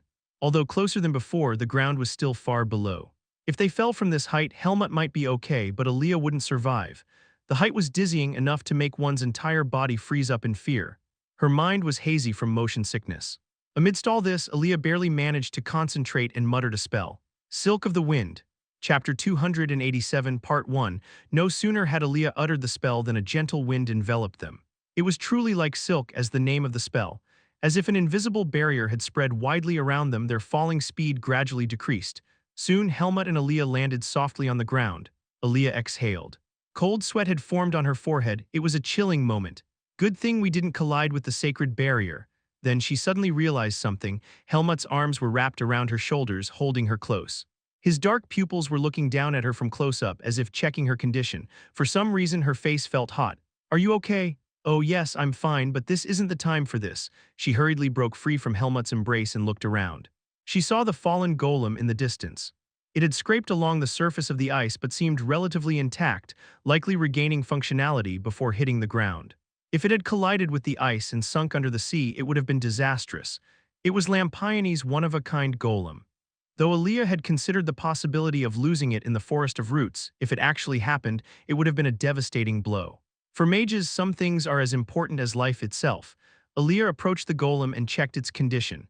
When she took out a magic stone and infused it with magical power, the golem moved with a whirring sound. Though it's regenerating and can't fly for now, it should be able to move. The damage isn't too severe. I can see the northern edge, said Helmut, looking towards where the sacred barrier gently curved northward. Aaliyah also turned her head in the direction he was looking, but with her eyesight she couldn't see anything. About 5 hours run away, Helmut added a caveat, if nothing gets in our way. Almost as if on cue, the ground began to shake. Grrrrrr, they heard the sound of something scraping against the ice from below. No, it wasn't just scraping, but scraping and boring through, to devour the humans on this ice. It was truly a greedy killing intent. In this forest of roots, demonic beasts would pounce on humans with blazing eyes whenever they saw them. Aaliyah's expression hardened. It's trying to drag us under. This was still clearly within the influence of the sacred barrier. Though they couldn't come up onto land, the demonic beasts living here knew well what to do, dragging their prey down under the water.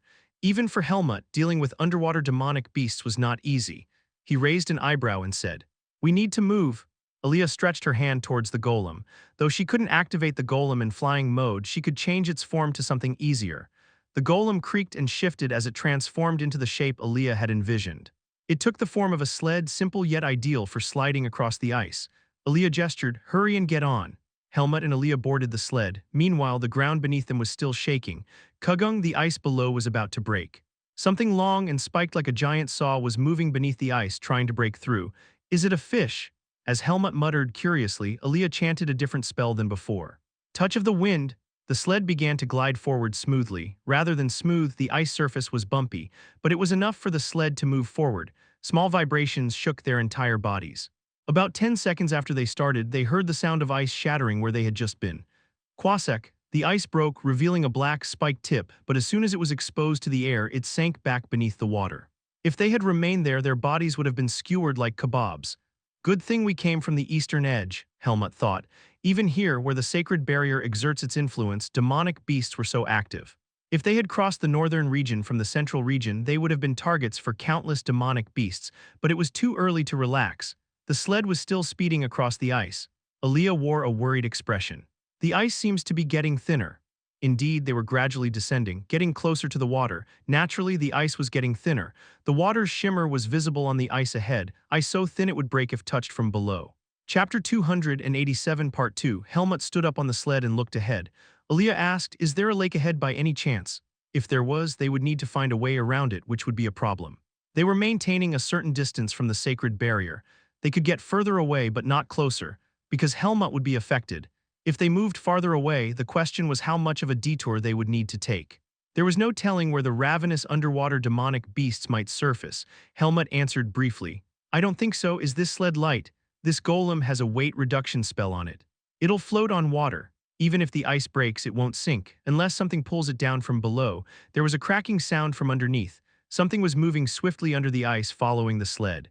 They could feel a massive presence moving rapidly beneath them. A wave of water surged up from below, causing the ice to tremble as if an earthquake had struck. The shadow of the creature beneath the ice darkened the surface. Its presence sent a chill down their spines. "Fortunately, it seems to be just one. That'll make it easier to deal with," Helmut spoke in a calm voice. "Dealing with one large creature is often easier than several smaller ones. This northern region belongs to Kantara, but the northern region is vast. That vast region is further divided into areas controlled by weaker beasts. This area seems to be this creature's territory. To be able to throw such a large chunk of ice, it must be quite a strong demonic beast. That area ahead is the problem. The ice there will break if we so much as touch it." It looked like an area that had just started to freeze. Literally just a thin layer of ice on the surface. Helmut offered his opinion. "We should deal with it there, it might throw more ice." And he added emphatically, "It's persistent. We don't know how far it will follow if we don't kill it. What do you have in mind? Wait until it's closest to the surface. Lift the sled a little off the water when that happens." "Got it." Aaliyah could also support him with her magic, but it wouldn't be easy. Even though this place is relatively free from demonic energy due to its proximity to the sacred barrier itself also interferes with magic. There's still quite a bit left in the magic stone, but that needed to be saved for the final moment. They hadn't yet reached the northern barrier. Also, crossing the sacred barrier of the central region wouldn't be an easy task either. Meanwhile, the sled was running at high speed, and the moment they reached the area where the ice was noticeably thinner, Quagic, finally the ice below shattered and the demonic beast chasing them surfaced very close to the water's surface. Hideously glittering eyes. Several sharp black spikes stretched up towards the sled, long and thick spikes that looked like they could easily crush a human body. No, now they could clearly see what those spike-like things really were. It's an octopus, and Aaliyah chanted the spell she had prepared in advance. Wings of the Wind, a spell that lightly lifted them off the ground. The sled floated up, avoiding the octopus's limbs. Helmut drew his sword. Ashen vis bloomed all over the blade. The octopus tentacles desperately rose up, trying to grab the flying sled. The black tentacles, sharp as spears, were covered in countless, eerily sinister suckers. The tentacles rushed in from all directions. Helmut calmly raised his sword and swung it horizontally. Slash, slash, the sound of flesh being cut rang out in succession. 3 tentacles fell into the water, severed in midair. Splash. Even though it was fighting in its advantageous place, it was no match for Helmut. Its demonic energy couldn't withstand Helmut's vis. Octopuses have 8 tentacles, Aaliyah advised. However, the octopus seemed to have no intention of extending more tentacles. With an angry roar, the octopus revealed itself above the water surface. Even if the sacred barrier burned its demonic energy, it was determined to catch these humans. A tenacious will and anger could be felt from it. Bizarre eyes were embedded in its body, which was mottled black and red. Aaliyah could declare it the most hideous octopus in the world. Helmut smiled coldly. This is convenient. Now that it had revealed itself, he would end its life. He kicked off the sled and jumped down. Helmut, Aaliyah shouted at the sudden turn of events, but she didn't disrupt her magic. Helmut's body blocked the sled from view. Flustered by the unexpected situation, the octopus immediately extended its remaining tentacles towards Helmut, intending to devour this pitch-black human first. Helmut coldly muttered, "If you wanted to live, you shouldn't have shown yourself above water." His sword sliced through 5 tentacles and plunged into the octopus's head. The moment it was exposed to the holy power in the air, the demonic energy barrier surrounding the octopus's body was more than half gone. There was no way it could defend against Helmut's sword. Helmut's sword, imbued with ashen vis, cut through the octopus's head like slicing soft fruit with no particular resistance. It happened in an instant. When the sword was halfway through, suddenly something hard caught on the tip. Cack. Helmut applied force and shattered it. The octopus's core broke into pieces. Having lost its source of life, the octopus died instantly. It was an anticlimactic end for something that had so persistently targeted Helmut and Aaliyah. The holy power in the air quickly purified its exposed body. The black liquid flowing from its body soon turned clear like seawater. As soon as Helmut finished slaying the creature, he leaped back up toward the sled. However, his leap fell just short of the sled's height, and his hand only grazed the edge of the sled. Oh no! If this continued, he'd fall back into the water. But then a slender hand reached down from above and grasped Helmut's hand. That hand pulled Helmut up forcefully. It was Aaliyah. Of course, she didn't have such strength, so it must have been magical power. She frowned slightly. "You really scared me," Helmut replied calmly. "It's dead now. Let's get moving." Chapter 288 Part 1 Kuang Kuang fierce roars echoed as if contesting each other's dominance. It wasn't just for intimidation. The demonic energy packed in the roars pressed down on the opponent, restricting their movements. The 2 feline predators, the leopard Alaga and the tiger Bahirk, chose a very obvious fighting style. They slashed at each other with their front paws, claws extended like daggers, looking for an opportunity to strike at the critical weakness, the back of the neck. In the process, trees were shattered and the ground was churned up in a rather intense battle. However, for a clash between the rulers of 2 regions, this level of damage could be considered minor. Their sizes were similar, but the most crucial factor in determining a demonic beast's strength is, of course, demonic energy. Alaga's demonic energy was overwhelming. Moreover, unlike Bahirk, who had been lazing around in the Western Territory, Alaga had fought and defeated Naho, another regional ruler. Alaga gained the upper hand before long. While Bahirk was paralyzed from the shock of defending against Alaga's demonic energy-infused front paw attack, Alaga quickly leaped onto Bahirk's back. The leopard's sharp fangs sank into the fur. The demonic energy-infused teeth slowly began to pierce through the nape. The flowing black blood heightened Alaga's excitement. "I wonder what tiger meat tastes like," Alaga became curious. At that moment Bahirk, feeling fear, shouted, I surrender, surrender, I lost." No matter how prideful one might be, when their nape is bitten, they can't stubbornly insist they haven't lost. And until he picked a fight with Alaga, Bahirk hadn't realized it, but it valued its life. Bahirk had lived long but still wanted to live longer. Alaga responded nonchalantly, "Surrender? Who said you could surrender? You started this fight, just die." Having already eaten Naho's core, what reason was there not to eat this smelly yellow cat's core too? Since they've already fought, it wouldn't be bad to claim the spoils. Bahirk was a nasty beast, so there might be future troubles. Bahirk quickly tried to think of a way out. The human you brought. Shouldn't you hurry after him? Alaga, who was about to bite down harder, hesitated. It was only for a moment, but being so engrossed in the fight, Alaga had completely forgotten about that human and the purpose of coming here. It would take quite some time to digest Bahirk's core. It was uncertain whether the human Asuka would reach the western barrier intact, but it would also be extremely difficult for him to return to the central region alone without Alaga's company. But Alaga tried to appear calm. It was an instinct not to reveal weakness. That guy can handle himself. But that human seemed weaker than Helmut. Would he be able to take care of himself? Suddenly, doubt arose. Bahirk, noticing Alaga's hesitation, quickly spoke up. "I don't care if other demonic beasts enter and leave my territory. That's why there are quite a few strong and aggressive ones swarming around here. There are more than a few that would be eager for human flesh." "So what?" That human looked weak. "How many of them could he possibly take on? Are you really okay with that? If Asuka dies," Alaga frowned. "If disrupting the western barrier fails, it could be considered a failure. More importantly, Asuka was Helmut's friend. Regardless of whether he had the skills to save him, he was a gutsy guy who entered the Forest of Roots to save Helmut, who had been betrayed outside. If he dies, what would Helmut say to me? Since they're friends, he wouldn't cry, would he?" As the ruler of the central region, Alaga couldn't tolerate the idea of being criticized for failing to protect a single human. With this justification, Alaga continued holding Bahirk by the nape. "You don't think about trying any tricks. You know you can't escape from me, right? I've got plenty of time to hunt you down. Once Sarah and Susan are sent out of the forest, there really won't be anything to do. Alaga will become free enough to chase down and kill the yellow cat living next door." Bahirk grumbled. "I said I lost. You've defeated me, so you have the right to roam my territory freely. Fine, I'll let you live. Don't mess with me again, yellow cat." Bahirk flinched at being called a yellow cat, but it gritted its teeth and kept its mouth shut. It should be grateful just to be alive. Alaga released Bahirk and turned around. It was in the direction of the western barrier. Alaga had sensed Asuka running that way. Not long after starting to run, Alaga sensed Asuka's presence, and an unpleasantly strong smell of demonic beasts. This much demonic energy would be tough for a human to handle. But judging by how actively the presence was moving, the human seemed to be still all right. As Alaga approached stealthily, Asuka's blue-haired head came into view. It was an unusual color in this forest of roots, making it stand out.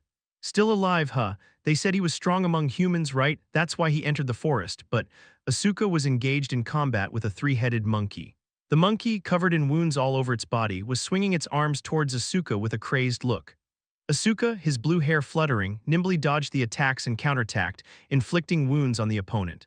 Even though demonic beasts have good recovery abilities, wounds caused by this heal slowly. Not bad. It seemed Asuka would win if he didn't make any big mistakes, but Alaga didn't wait for the result and stepped forward. Chapter 288 Part 2. Looking closely, the monkey's appearance reminded of someone from the past. The two-headed snake, Naho. "I hate creatures with multiple heads." The urge to quickly dispose of it because of this dislike surged. Alaga put strength into its legs and leaped into the air. Thwack! The white leopard that suddenly intervened struck the three-headed monkey. The monkey collapsed to the ground without even making a sound. Alaga raised its front paw and smashed it down on the center of the monkey's head. Crunch! With all three heads crushed simultaneously, the monkey's life ended right there. It looked like a small animal hit by a carriage. Alaga shook off the black blood and chided, "Is this the best you can do? You're so weak you couldn't even finish off a creature like this quickly. I had almost taken care of it. Why did you interfere?" Asuka, belatedly grasping the situation, burst out angrily. The monkey's attacks were powerful. If even one attack had been allowed, it would have been Asuka who died. But Asuka didn't allow that one hit. Being in a state of high tension and engaging in a life-or-death battle excited Asuka. He had been carefully wearing the beast down, preparing for a final strike, but the final blow hadn't come from his sword. The monkey died with its head crushed as soon as Alaga struck it.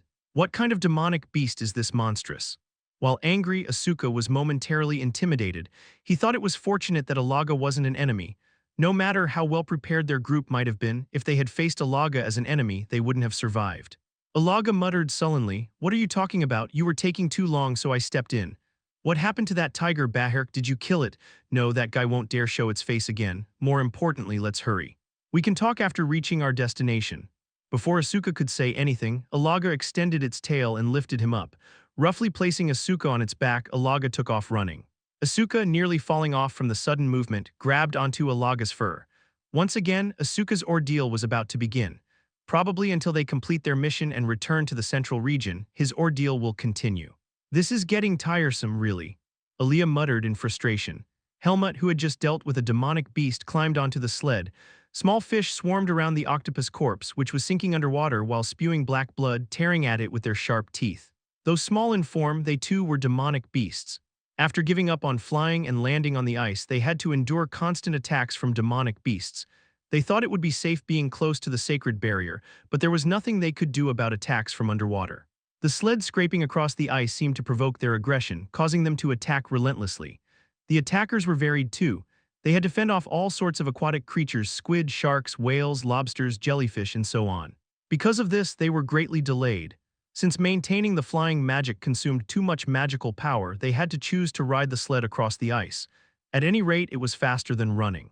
But when demonic beasts attacked and broke the ice, they had no choice but to deal with them. Aaliyah said, as if dumbfounded, "It's like a seafood party from hell. I never expected to encounter such demonic beasts." If they had the time, she would have loved to study them. Aquatic demonic beasts are extremely rare in the outside world. Even if you're tempted to resist, it probably wouldn't taste good. When Helmut casually retorted, Aaliyah's glare immediately shot towards him. Helmut, was that supposed to be a joke? Anyway, we seem to be almost there. We've timed it just about right. Let's check our position. Aaliyah took out the adamantium from her robe. Soon, light flowing from the adamantium stretched out towards the sacred barrier in the distance. As the surrounding ice reflected the light, the end of the light beam wasn't clearly visible. It was a distance difficult to confirm with Aaliyah's eyesight. But Helmut saw it properly. It's underwater, not too deep. Then I have no choice but to dive. Aaliyah's expression darkened, having to enter ice-cold water and activate the adamantium. Moreover, the moment she contacts the sacred barrier, the body heat preservation magic will be dispelled. For Aaliyah, a mage with a penchant for the comfort of her study, it wasn't an appealing task. I should have brought one more person. But it was too late for regrets. If Helmut couldn't do it, Aaliyah had to. Helmut asked, "How long does it take to activate the adamantium?" "It will take at least 5 minutes. It was longer than expected. That's why she had hoped the activation site would be above water, but now she had to endure in that ice-cold water for 5 minutes. She could only hope not to suffer from hypothermia. If she were to faint, Helmut, who can't touch the sacred barrier, would have to risk his life to save her. Don't push yourself too hard. At least there's a high chance of success in the south. Helmut's eyes were serious.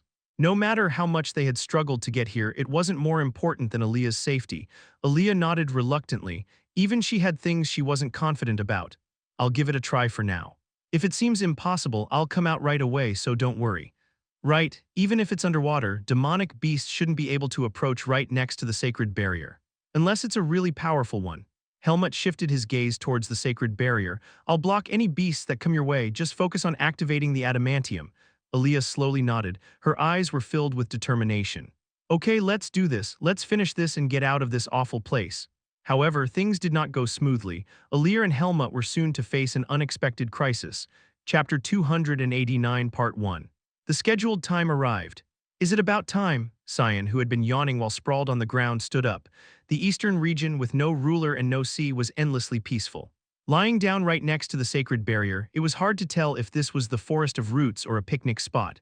Unlike Helmut, Aaliyah, and Asuka, Cyan was extremely comfortable, though the return journey wouldn't be that comfortable. "Let's see adamantium." Cyan took out the adamantium and activated it. The beam of light extended to point at somewhere in the barrier, barely 10 steps away.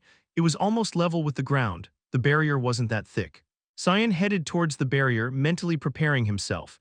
He felt increasing resistance, as if his whole body was being pushed back. The magical power in his body was colliding with the holy power. "This is tougher than I thought." Overcoming this repulsive force like swimming against a current, he installs the adamantium. It would consume an immense amount of magical power, but it was possible, so Aaliyah had tasked him with it. As soon as Cyan exited the barrier, he put down a pouch of magic stones within arm's reach. "All right, let's finish this quickly." After taking a deep breath, Cyan strode into the sacred barrier. Feeling the pressure crushing his entire body, soon the adamantium activated inside the barrier. The sacred barrier shook. Though not visible to the naked eye, someone of a region ruler's level could feel it. Igrel looked towards the barrier. Oh. Seems like some impatient one has started already. The barrier does feel a bit different, even though it's the opposite end from here. I suppose I should start too. Charlotte was just getting up from her seat. Unlike Cyan, who was literally sprawled out, Charlotte had been sitting properly in meditation, waiting for the right moment. Igrel spoke thoughtlessly. I heard it was your family who betrayed Helmut. Yet they seem to trust you. What do you mean by that? You're a swordswoman, and if you wanted to sabotage the mission, you could just throw away that adamantium and escape through the southern barrier. Oh, feel free to do that. My job is just to bring you here. That could be fun too. Igrel's eyes sparkled brightly. It sounded very much like something a demonic beast would say. It even seemed innocent in a way. But the straight-laced Charlotte didn't let it slide just because the other party was a demonic beast. That's quite rude, but if your intention was to upset me, you've succeeded. Responding seriously to the light comment made Igrel flinch. What? Why am I to a mere human? Charlotte moved towards the barrier without even looking at Igrel, a slight resistance. Clearly, what she felt was weaker than what Cyan had experienced. The light from the adamantium grew brighter. There was a sense of discomfort, like passing through an opaque membrane.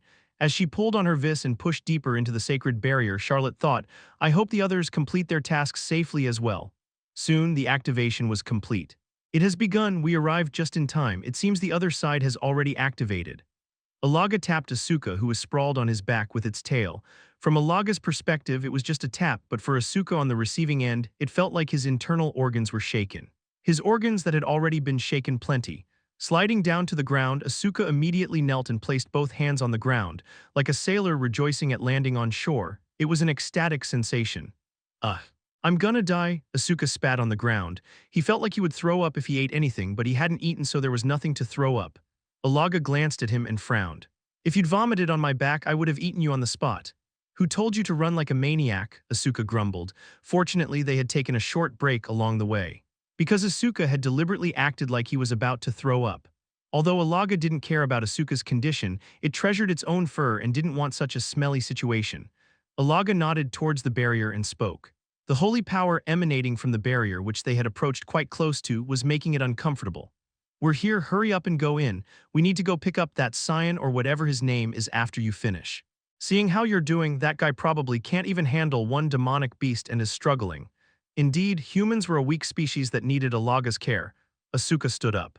Before we go east, drop me off in the central region. I'm not going to follow you there, you disloyal bastard. Chapter 289, Part 2. Loyalty my as that guy probably just had to sit still and set up the adamantium, but here I am going through hell. Did Aaliyah make me do this on purpose? Suspicion arose. Grumbling refreshingly, Asuka immediately took out the adamantium. He deliberately moved slowly towards the barrier. He was aware that as soon as this was over, he'd have to cling to Alaga's back again. There it is. The beam of light from the adamantium pointed to somewhere in the air above the ground. Asuka moved towards it without hesitation. He was a stronger swordsman than Charlotte. Because of that, entering the sacred barrier was easier for him than for her. Among those heading in 4 directions, he would likely have the easiest time entering the barrier. When the adamantium was placed in the designated position, it emitted a white light. A white crystal-like object that had been invisible appeared and then disappeared at that spot. As if swallowed by the light emitted by the adamantium, it was the core of the barrier. Is that it? That was easy. Being inside the sacred barrier continuously eats away at one's vis. Asuka, who had leapt out of the barrier, suddenly muttered, Charlotte and Cyan will succeed easily, and what's left is Aaliyah and Helmut. Well, they went together, so they'll manage somehow, right? The results could be confirmed in the central region. The activation of 3 adamantiums west, east, and south was complete. Now only the north remained. The north, where the 2 strongest humans had gone, even with the northern region ruler Kantara there, it was thought there wouldn't be much of a problem. Even Alaga had thought so. Though it looked down on Helmut, that was only because it had easily subdued him. Alaga's instincts told it that Helmut and Aaliyah together could handle the northern region's ruler Kantara. That's why it had let them go without much fuss. But the environment was the problem. Even Alaga hadn't anticipated what they would face in the northern sea. To Alaga, the Forest of Roots was a space that existed on land, not above water. Helmut and Aaliyah were approaching the northern sacred barrier, not letting their guard down until the very end. It was a close distance that could be reached in 3 minutes at full speed. So the fact that they didn't sense it wasn't because they were careless. It's unavoidable that senses become dulled as one gets closer to the sacred barrier. There were no signs. As if something that had been quietly submerged underwater suddenly surged up, it awoke the moment they approached. A sudden sense of presence. Back off. As soon as Helmut shouted, Aaliyah pulled the sled back.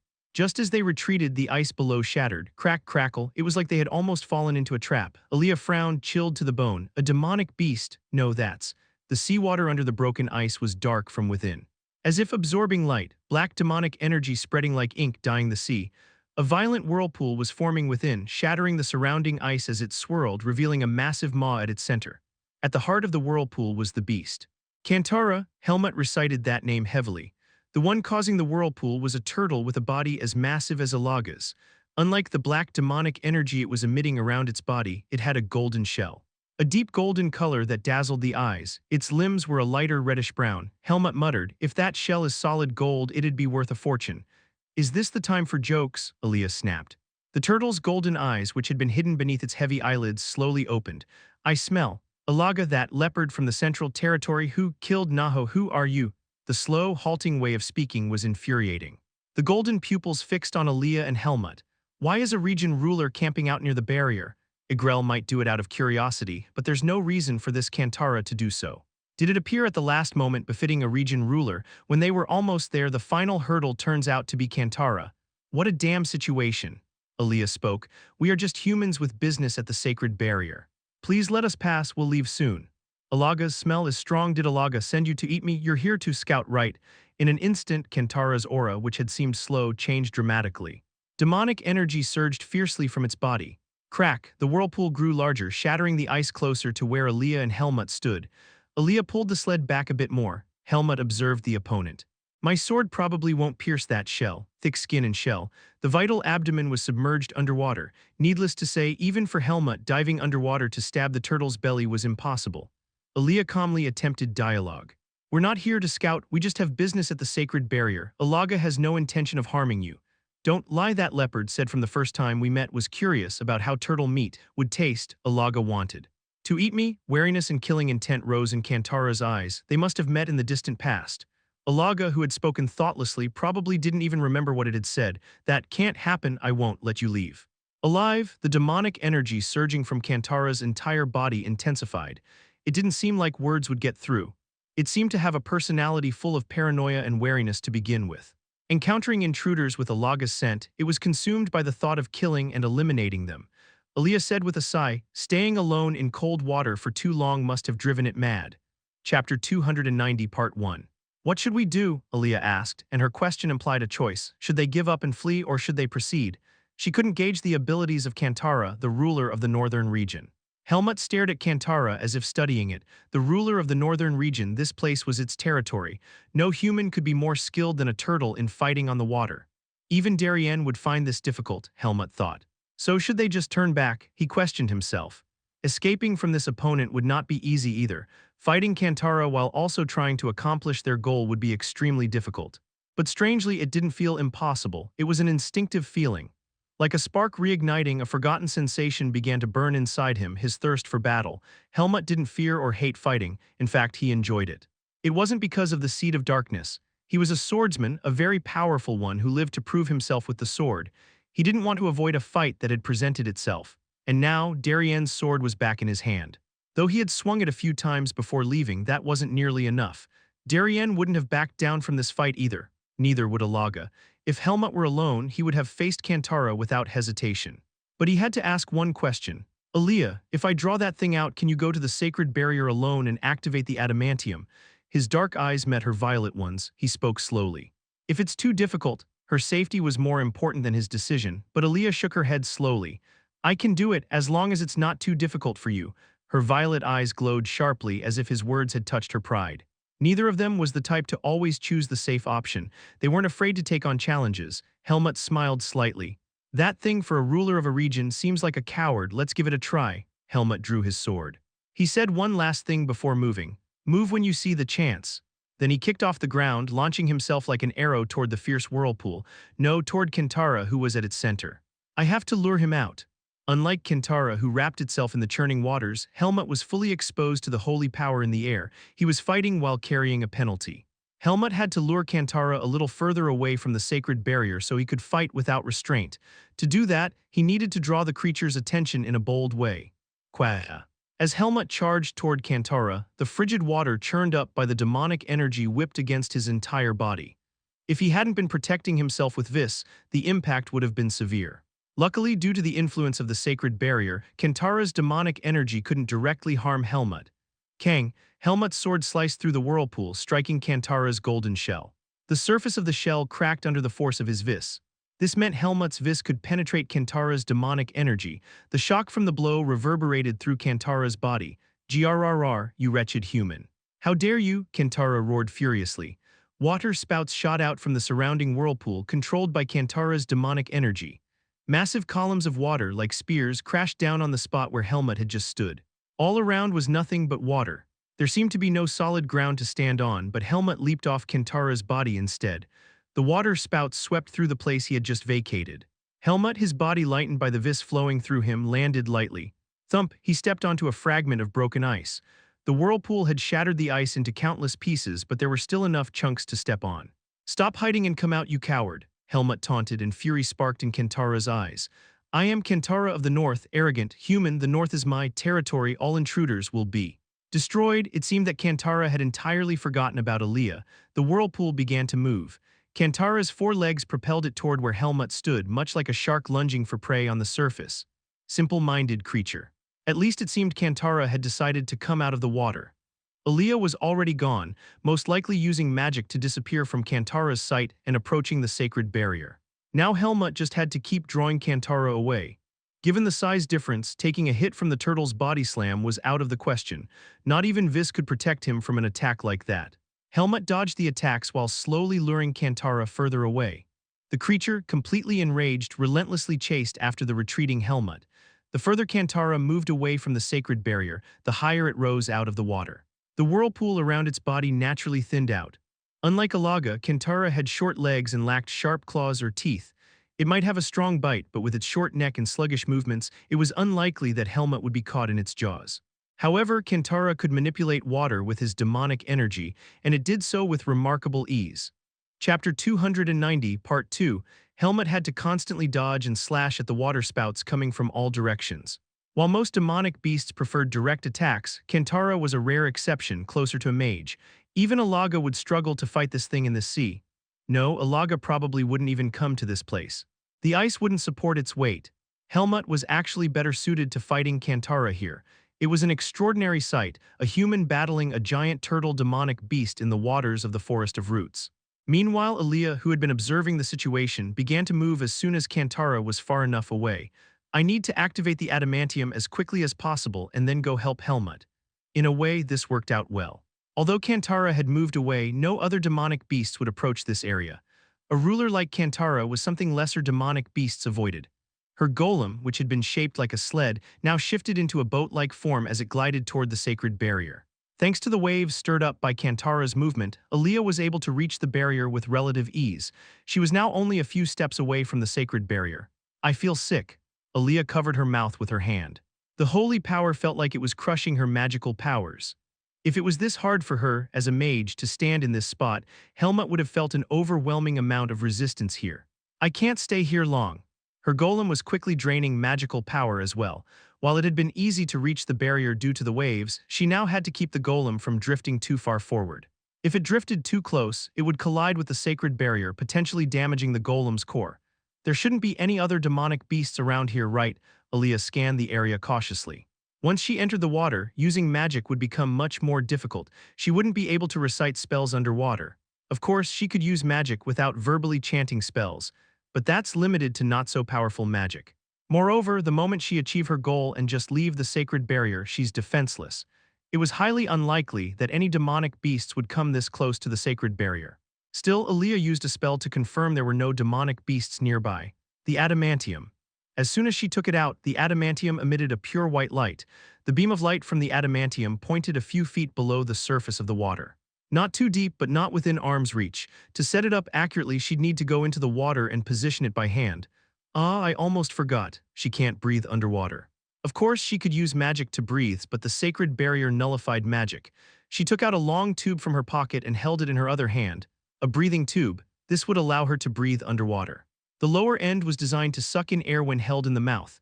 It was time to dive into the water. She stared down at the clear, rippling sea for a moment. The water near the barrier was crystal clear, a stark contrast to the dark demonic energy Kantara had been spewing earlier. And undoubtedly it would be ice cold. Although she knew how to swim, she couldn't help but hesitate. Damn it. Gritting her teeth, Aaliyah didn't hesitate any longer and jumped straight into the water. Splash. The water was freezingly cold as expected. Her robe, enchanted with temperature-regulating magic, protected her from the cold, but the exposed parts of her skin felt icy. As soon as she entered the sacred barrier, her entire body would be exposed to the freezing temperature. I won't faint, will I? Aaliyah bit down on the breathing tube. She could taste the salty seawater. The sacred barrier was right in front of her.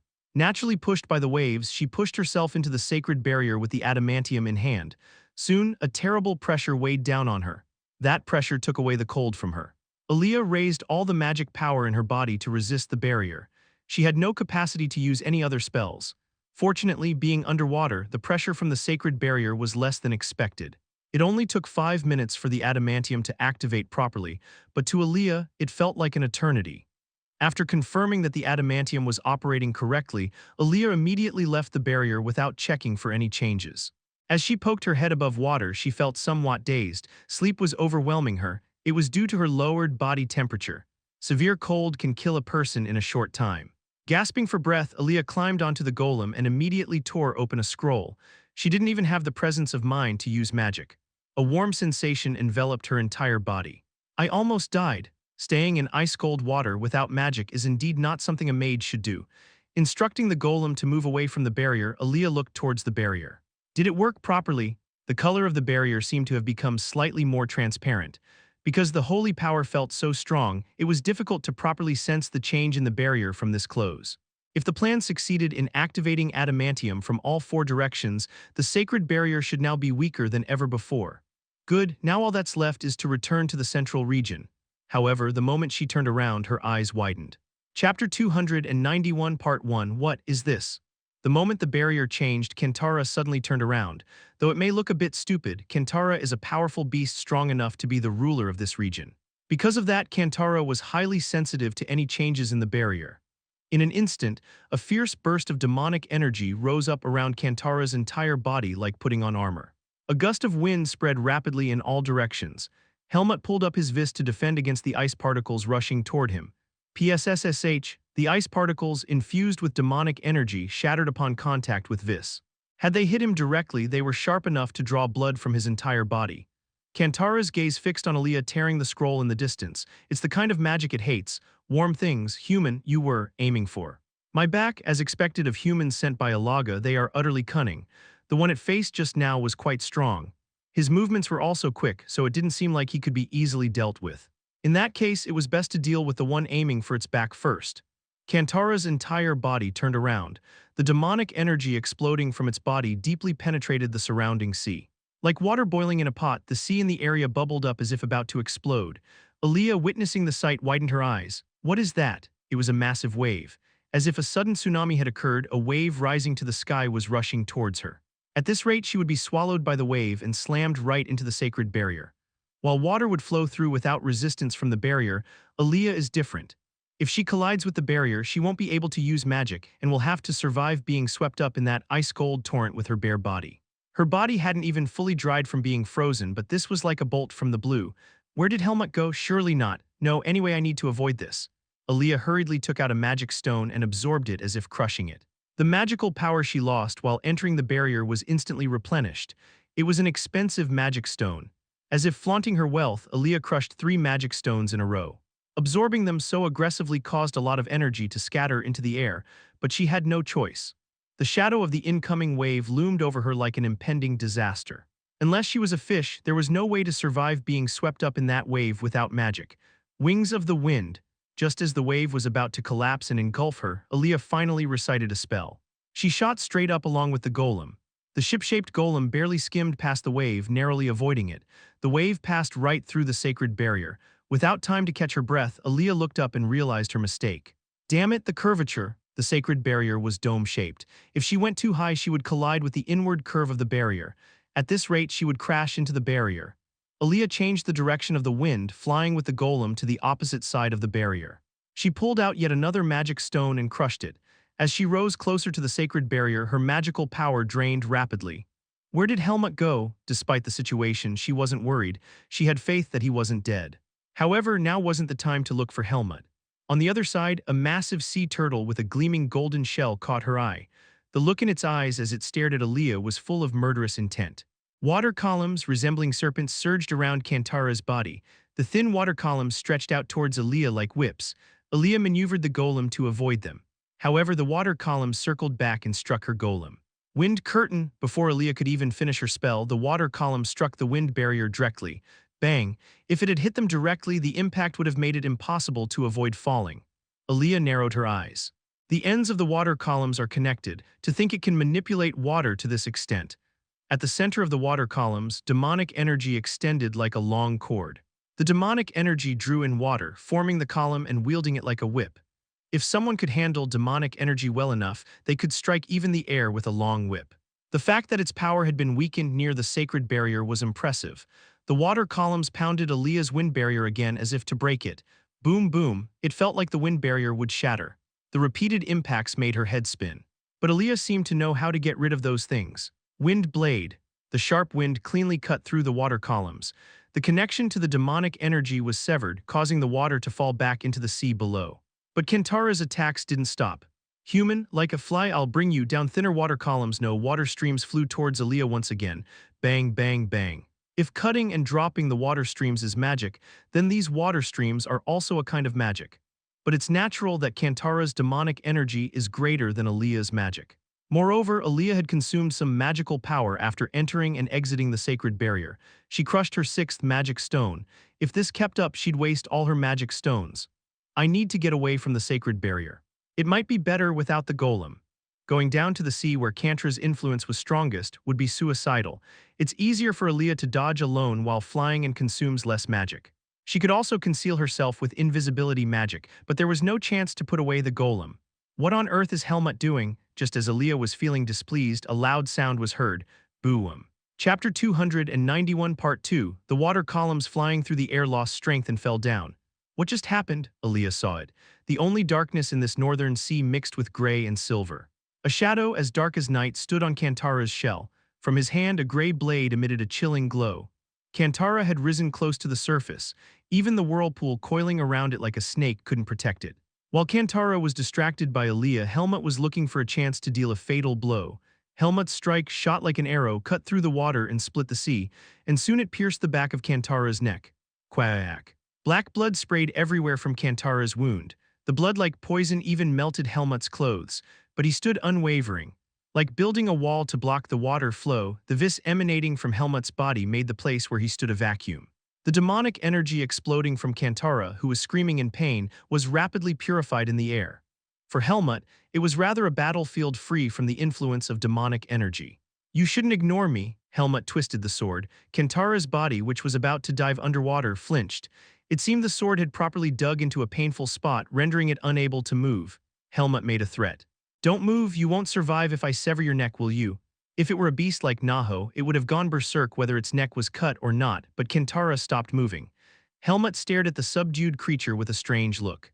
No matter how distracted it was by Aaliyah, he didn't expect to be able to subdue a ruler of a region so easily.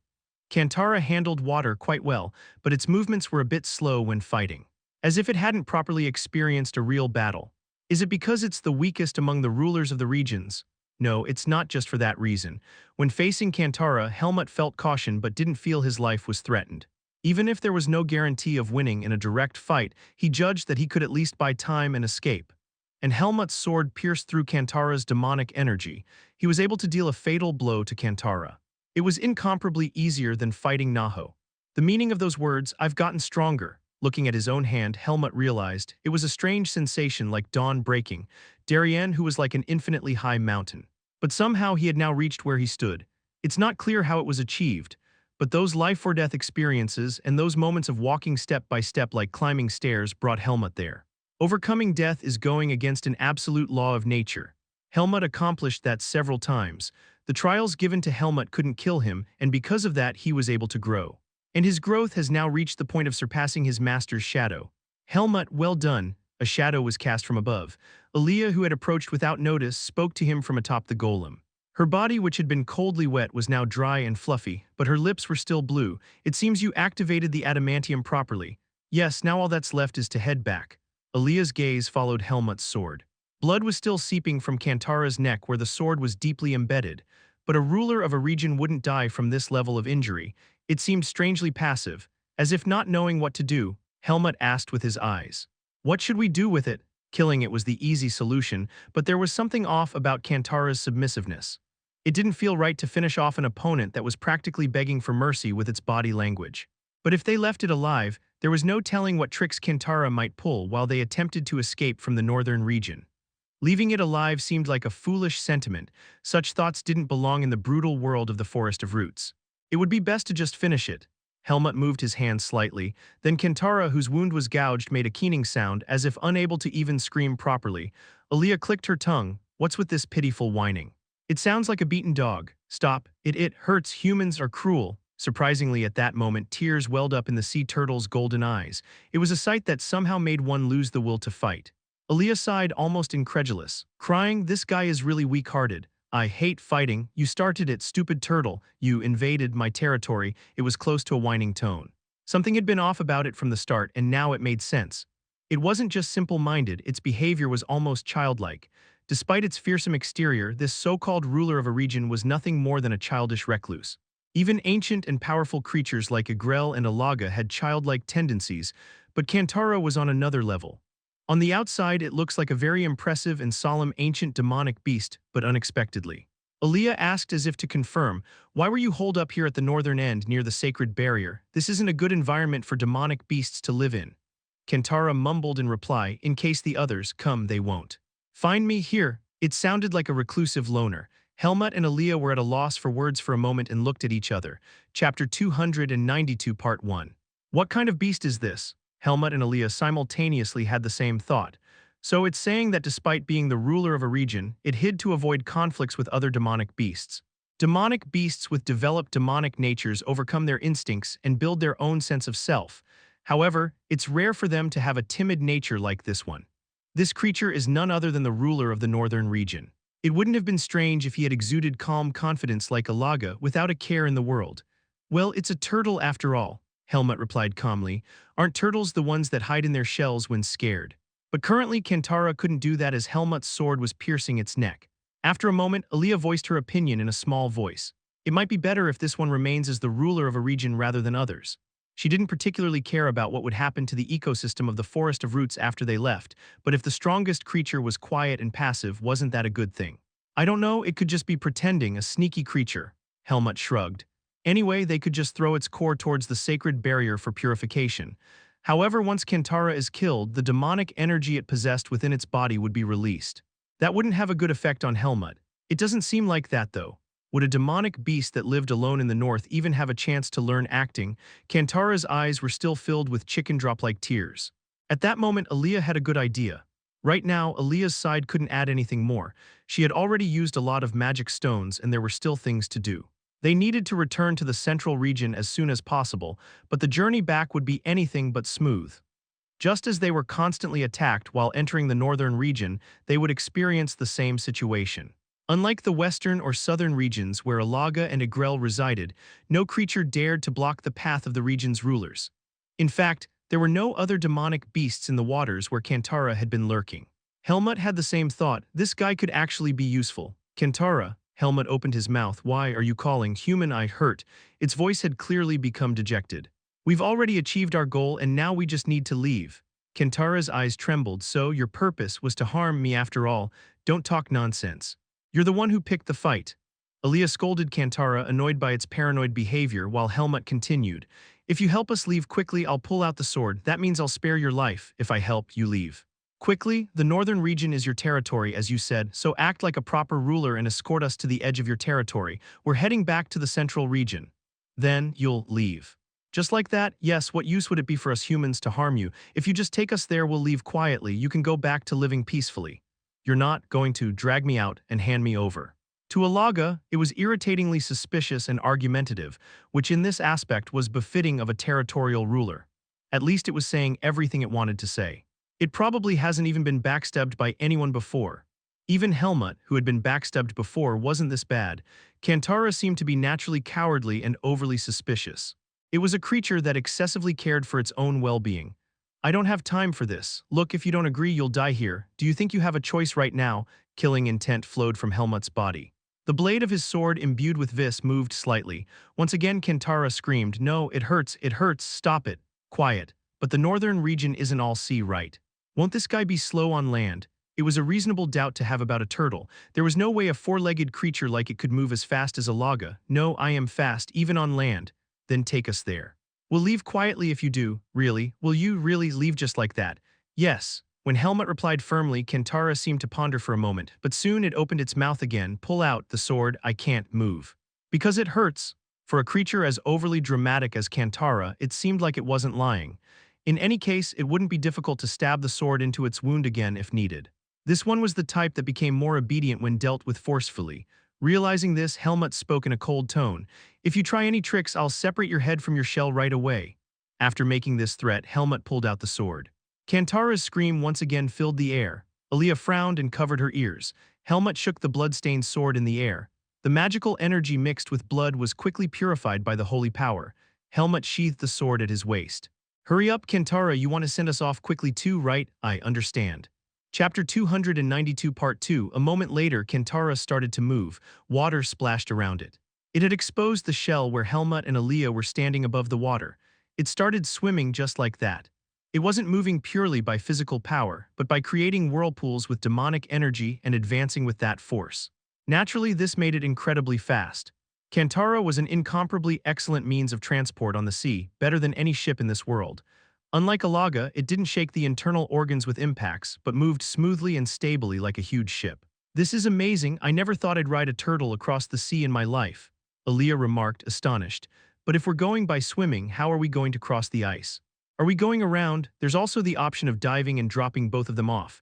Aaliyah's eyes sharpened. Kantara's response was absurdly simple. I'll break it. It was exactly as it said.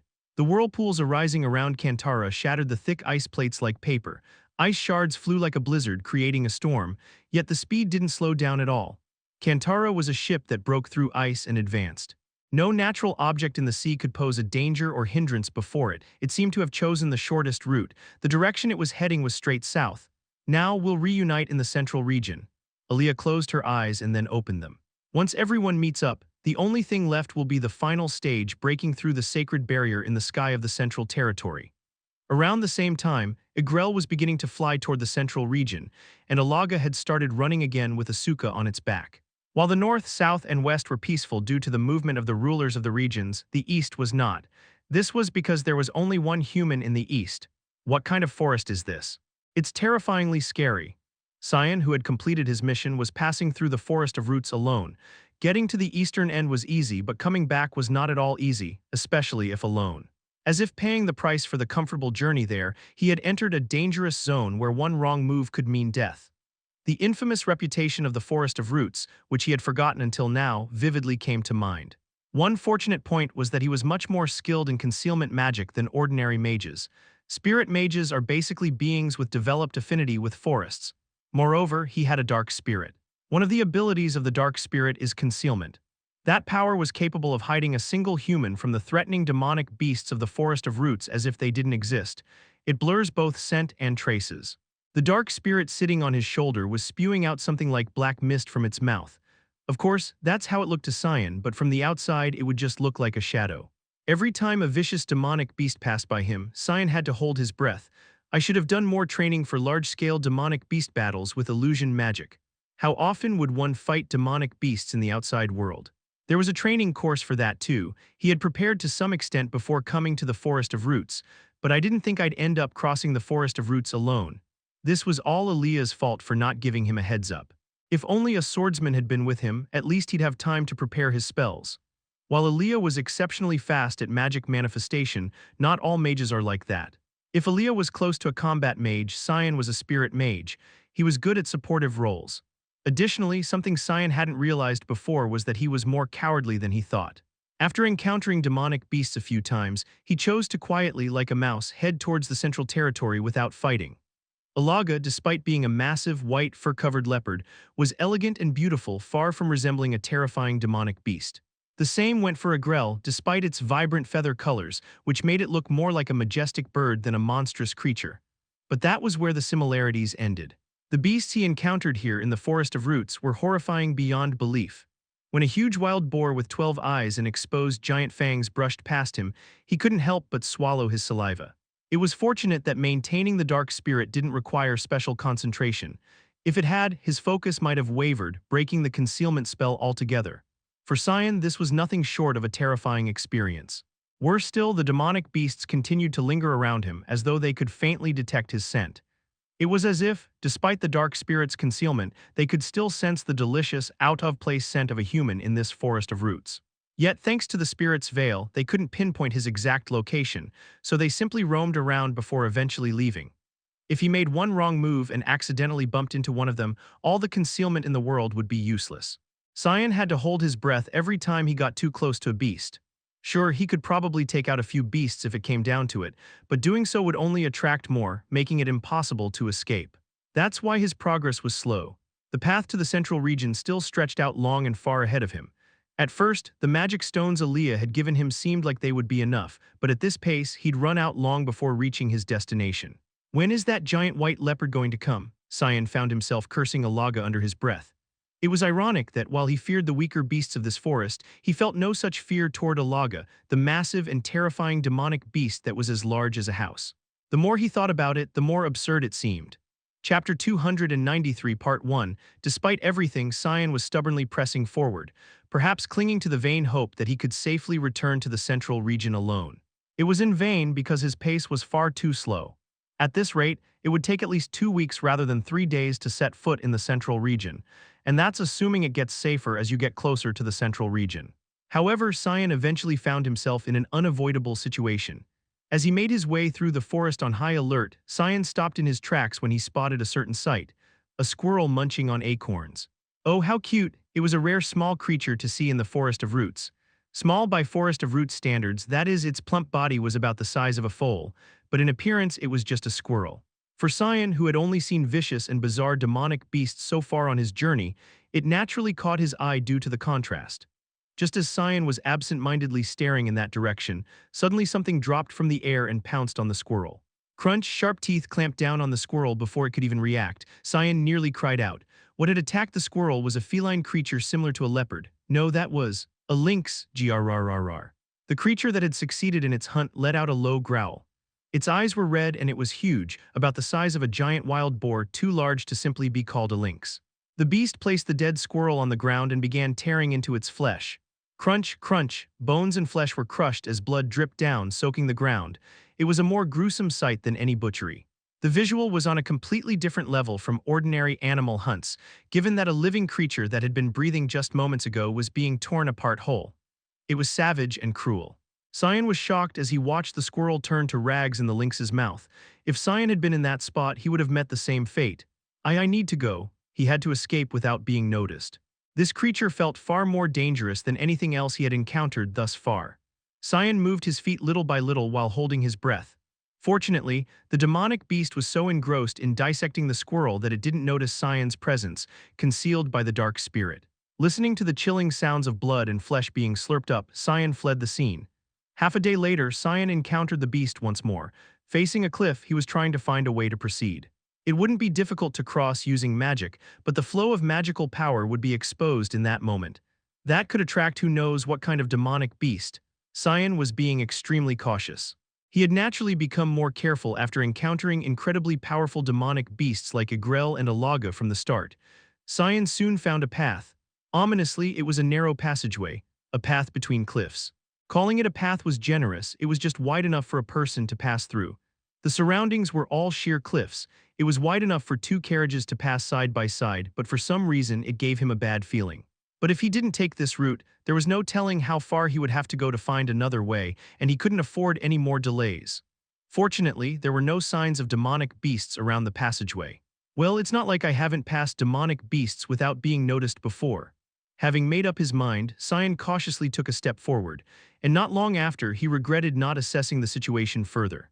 Not long after entering the passage, crunch, crunch, heavy footsteps crushing underbrush came from behind. Those footsteps made Cyan's body tremble. A demonic beast was approaching from behind. Judging by the demonic energy aura emanating from its skin, it was a large and powerful demonic beast. Damn it, after being so quiet until now, Cyan looked back. In that moment, his eyes widened. It's that thing, the vicious lynx that had been chewing up the squirrel. It was walking this way, licking its blood-stained mouth. As if it had been tracking him. Could such a coincidence exist? The creature didn't seem to be aware of Cyan, though it was hard to tell if it was an act. If this is the only path in the area, it could come this way. But that was exactly the problem. With only one path, the lynx would inevitably reach Cyan. The surroundings were full of thorny vines. If he made a wrong move and got scratched, blood would flow. There was no way that creature wouldn't smell the blood. The only thing Cyan could do was try to move his body as far from the demonic beast's path as possible. Oh dear God, Chapter 293 Part 2, it's human nature to call out to a higher power when in a crisis, even if one doesn't believe. Cyan reached out needlessly and grasped the dark spirit. As if saying he only trusted it to hide him, or as if saying if he dies it's over for the spirit too. The dark spirit tilted its head and diligently sprayed darkness to protect its terrified master. Crunch, crunch. The footsteps drew closer and closer. It was like a scene from a horror movie. Cyan could barely even breathe properly now, the moment the lynx brushed past him. Grrrrr.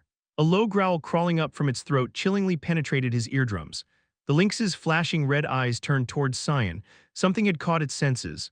Unlike other demonic beasts that just tilted their heads and passed by, this one didn't. At such close range, sensitive demonic beasts could detect disturbances in concealment magic. Roar. The demonic beast let out a roar infused with demonic energy. That wave disrupted the dark spirit's concealment magic. As if a thick fog had suddenly cleared, Cyan's scent and appearance were fully revealed to the creature's sight. A human, a rare human in the forest of roots. The pale human staring at it was delicious prey. What a windfall. The creature's red eyes gleamed with bloodlust at the anticipation of a feast. Frozen in place, Cyan stared at the lynx baring its teeth at him. Those white fangs were sharper and more threatening than any sword he had ever seen. The dark spirit looked to Cyan for direction. As if asking, what should we do? Fight? Run? Cyan, unable to think clearly, mumbled an incantation. His mind had completely frozen and he was casting magic purely on instinct. Just as the lynx was about to attack Cyan, planting its foot firmly on the ground. Boom, crack, a meteor, no, something like a huge boulder fell from somewhere and crushed the creature. It happened so fast that Cyan barely had time to register the shadow that appeared just before the impact. It was quicker than a hawk swooping down on its prey. The ground shook as though an earthquake had struck. Cyan, in the middle of casting his spell, lost his balance and fell onto his backside. He nearly bit his tongue. What? A hero appears at the critical moment, as they say. Alaga snorted arrogantly, uttering words from who knows where it had heard them. At its feet was the lynx, flattened and either unconscious or dead. Crushed under Alaga, it looked pathetic, no longer a lynx or even a cat, but as pitiful as the squirrel it had eaten. Alaga tilted its head as it looked at Cyan. Why do you look like a drenched rabbit? You already look weak, but you couldn't even handle a minor issue like this. Cyan stared at Alaga blankly before slightly bowing his head. Thank you. Cyan had nothing to say. He too had just realized how small his courage was. The forest of roots clearly did not suit his disposition. Alaga spoke condescendingly with lowered eyes. If it were Helmut, he would have taken care of this on his own and reached the central territory by now. Humans really are such needy creatures. Even if that guy is special, you should try to step it up, seeing as you're his friend. What started as one verse kept going, intertwined with bragging about its own child. Cyan felt a bit annoyed. Did he have to be nagged at by a demonic beast on top of his parents? But there was one thing he was curious about. How did you know I was here? With the dark spirit's protection, I should have been nearly invisible. Cyan had thought that he would have to signal Alaga when the giant leopard passed by to reunite. Fortunately, Alaga was such a huge leopard that you could hear it running even from far away. Alaga snorted. You flew here so you wouldn't know, but this is the only passable path on this side. Unless you want to take a huge detour. I knew you'd come this way eventually. And that spirit thing of yours or whatever is pretty weak. I could smell you the whole time. Having swallowed Naho's core, Alaga's demonic nature had developed, sharpening its senses as well. To Alaga, Cyan was an unremarkable mage. Hiding from Alaga was a futile effort. Alaga suddenly stretched out its tail and snatched up Cyan without warning. Whoa, what are you doing? We're heading back. By the time I bring you back, the others should have mostly returned as well. Did the mission in the west succeed? Of course, isn't that obvious? I went there after all. From what I sensed, there were 4 disturbances in the barrier. Seems like everyone succeeded, including Helmut and Aaliyah, who went north. Kantara, the turtle that rules the northern territory. It seemed sensitive, so I'm not sure how the talk went. Given the mess that had come out of Bahirk in the west, Alaga suspected they might have run into trouble in the north as well. However, the timing seemed too short for a full battle. It decided it'd have to hear the story firsthand. Having decided, Alaga advised Cyan, hold on tight. If you fall, I'm leaving you behind. And soon, Cyan would experience the same pain that Asuka had endured. And so, Cyan was about to experience the same agony Asuka had gone through. Thus, those who had achieved their goals in the 4 cardinal directions of the sacred barrier, east, west, south, and north, were returning to the central region. Forces suppressing the sacred barrier arose from 4 directions. This was something that had never happened since the barrier was formed. When the adamantium was activated to shake the foundation of the barrier at 4 points with almost no time difference, the tremors were noticeably large. Large enough that even the temple, which hadn't been paying much attention to managing the sacred barrier, couldn't help but notice. One of the temple's important duties was to maintain and manage the forest of roots. That was the justification for why the temple could reign supreme over humans. The forest of roots, the land where the demon king was sealed.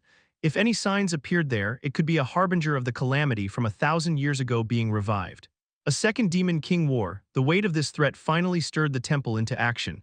Chapter 294 Part 1. Someone raised his hands and asked, "What's going on? Why have we been summoned, the high priest, so urgently? My goodness, what on earth is going on?" 6 high priests who had returned immediately after the summons were seated around a round table. High priests. Their faces were too young for such a grand title. It was youth maintained by powerful divine force. A round table conference unfolding in the temple. This was the most authoritative meeting on earth. Although the temple's influence wasn't what it used to be, sometimes even the fate of a country was decided here. Even the life of the most noble person was meaningless before the name of God. Countless decisions had been made at this round table, but it was rare for all 6 high priests to gather in one place like this. A round table conference that might happen once a year, if at all. The ultimate purpose of this round table conference was one, for the continuation and maintenance of this world. That was the will of Lumen, who had saved the world from the Demon King's war. These were the ones who inherited Lumen's power and followed his will. Even if they had become corrupt and depraved, unable to properly succeed Lumen's shining will, they hadn't completely forgotten what they needed to do. High Priest Agato opened his mouth, looking at them with solemn eyes. An anomaly has occurred in the Forest of Roots. What kind of anomaly? After an unknown disturbance occurred, it was confirmed that the sacred barrier has weakened. Suddenly, those gathered around the round table stirred. High Priest Agato added with certainty, "It's certain. The sacred artifact in the temple that measures the concentration of the sacred barrier showed a reaction. Is this a permanent change, or is it a temporary phenomenon? Or is it some kind of sign? If it's a sign, what kind of sign are you talking about? Are you saying the Demon King is about to resurrect? It's not an impossible idea. 1,000 years have passed. More than enough time for something to happen. That's blasphemy. How can you say that about Lumen's barrier? But didn't you say the barrier has actually weakened?" High Priest Levina looked around expressionlessly. The condition to become a high priest is holy power. But it seemed only Agato and herself among them could make proper judgments. They were, of course, among the more experienced high priests in this group. High Priest Paolo also had seniority, but he was notoriously greedy and obsessed with wealth. Draped in gold and jewels and dressed in the finest fabrics, his judgments were always clouded by his desires. Therefore, among them, only Levina and Agato could be considered high priests with adequate experience and sound reasoning. It was also a heavy burden that the two of them had to lead this huge organization called the Temple. Although it said there's no hierarchy among high priests, there are clearly those who take on tasks closer to the core. Because of this, Agato and Levina noticed the changes in the sacred barrier faster than any other high priest. I wonder if it's a coincidence that 2 high priests died a few years ago and now the sacred barrier is shaking. None of this feels ordinary. Everything is unclear without anything definite. Levina lowered her eyes. Her heart was heavy. The vacancy of 2 high priests was quickly filled. When one high priest dies, another becomes a high priest to fill that position, so the number is maintained constant. It was like a law of nature, the providence set by Lumen. It's not common for a high priest to be murdered or die in an unfortunate accident, but it's not completely unheard of either. After all, high priests are still human. But it was unprecedented for 2 high priests to die in quick succession like 4 years ago. High Priest Dolos met his death after clashing with the descendant of the Sword Saint in Bassar due to his unilateral actions. but High Priest Pascal had vanished, along with the knights who had been guarding him during a roadside journey. The problem was that there was no clue. The forest where they were was in a state where even the high priests couldn't read the traces as they were completely erased. It wasn't that there were no suspicions. The two archmages who became public enemies of the temple, Archmage Antial and Archmage Hike, only they would have been capable of killing a high priest and erasing all traces so thoroughly. That was where the trail ended. Because those two were already enemies of the temple, and there had been no way to track them down, further pursuit was impossible. The suspicions remained just that, suspicions. And there was no clear reason why they would have targeted High Priest Pascal in particular. Even for them, as archmages, eliminating High Priest Pascal wouldn't have been an easy task. Although they were public enemies, it was true that archmages of their level had little difficulty avoiding the temple's pursuit, allowing them some degree of freedom. Losing them was a significant blow to the temple. Both Dolos and Pascal had their flaws, but they were experienced. They were at least sufficient to carry out missions or make decisions representing the temple as high priests. Despite her personal disgust toward Pascal, who had been a known pedophile, Levina had always been able to see the bigger picture. After all, high priests were meant to serve the higher will of God. Their cold, calculating rationality was what made them so effective in their roles. The divine energy circulating throughout their bodies made their hearts even colder. This detached and sometimes cruel nature made some of them seek out extreme or twisted pleasures, but that's another story. Levina's memory suddenly touched on a few years ago. Helmut. Was it, Chapter 294, Part 2, the boy from the Grand Duchy of Renosa, the first to escape the Forest of Roots? But that wasn't all. Lampione's dungeon opened, and the possessor of the Seed of Darkness had gone berserk. Were all these unusual events connected somehow, part of some greater unknown flow? Levina harbored fresh doubts. Something is happening. But the problem was she couldn't clearly identify what that something was. There was one thing she could know. If there's an issue with the sacred barrier, it's likely connected to Archmage Antial. He's been studying barriers for many years, but maybe that boy called Helmut too. If he's still alive.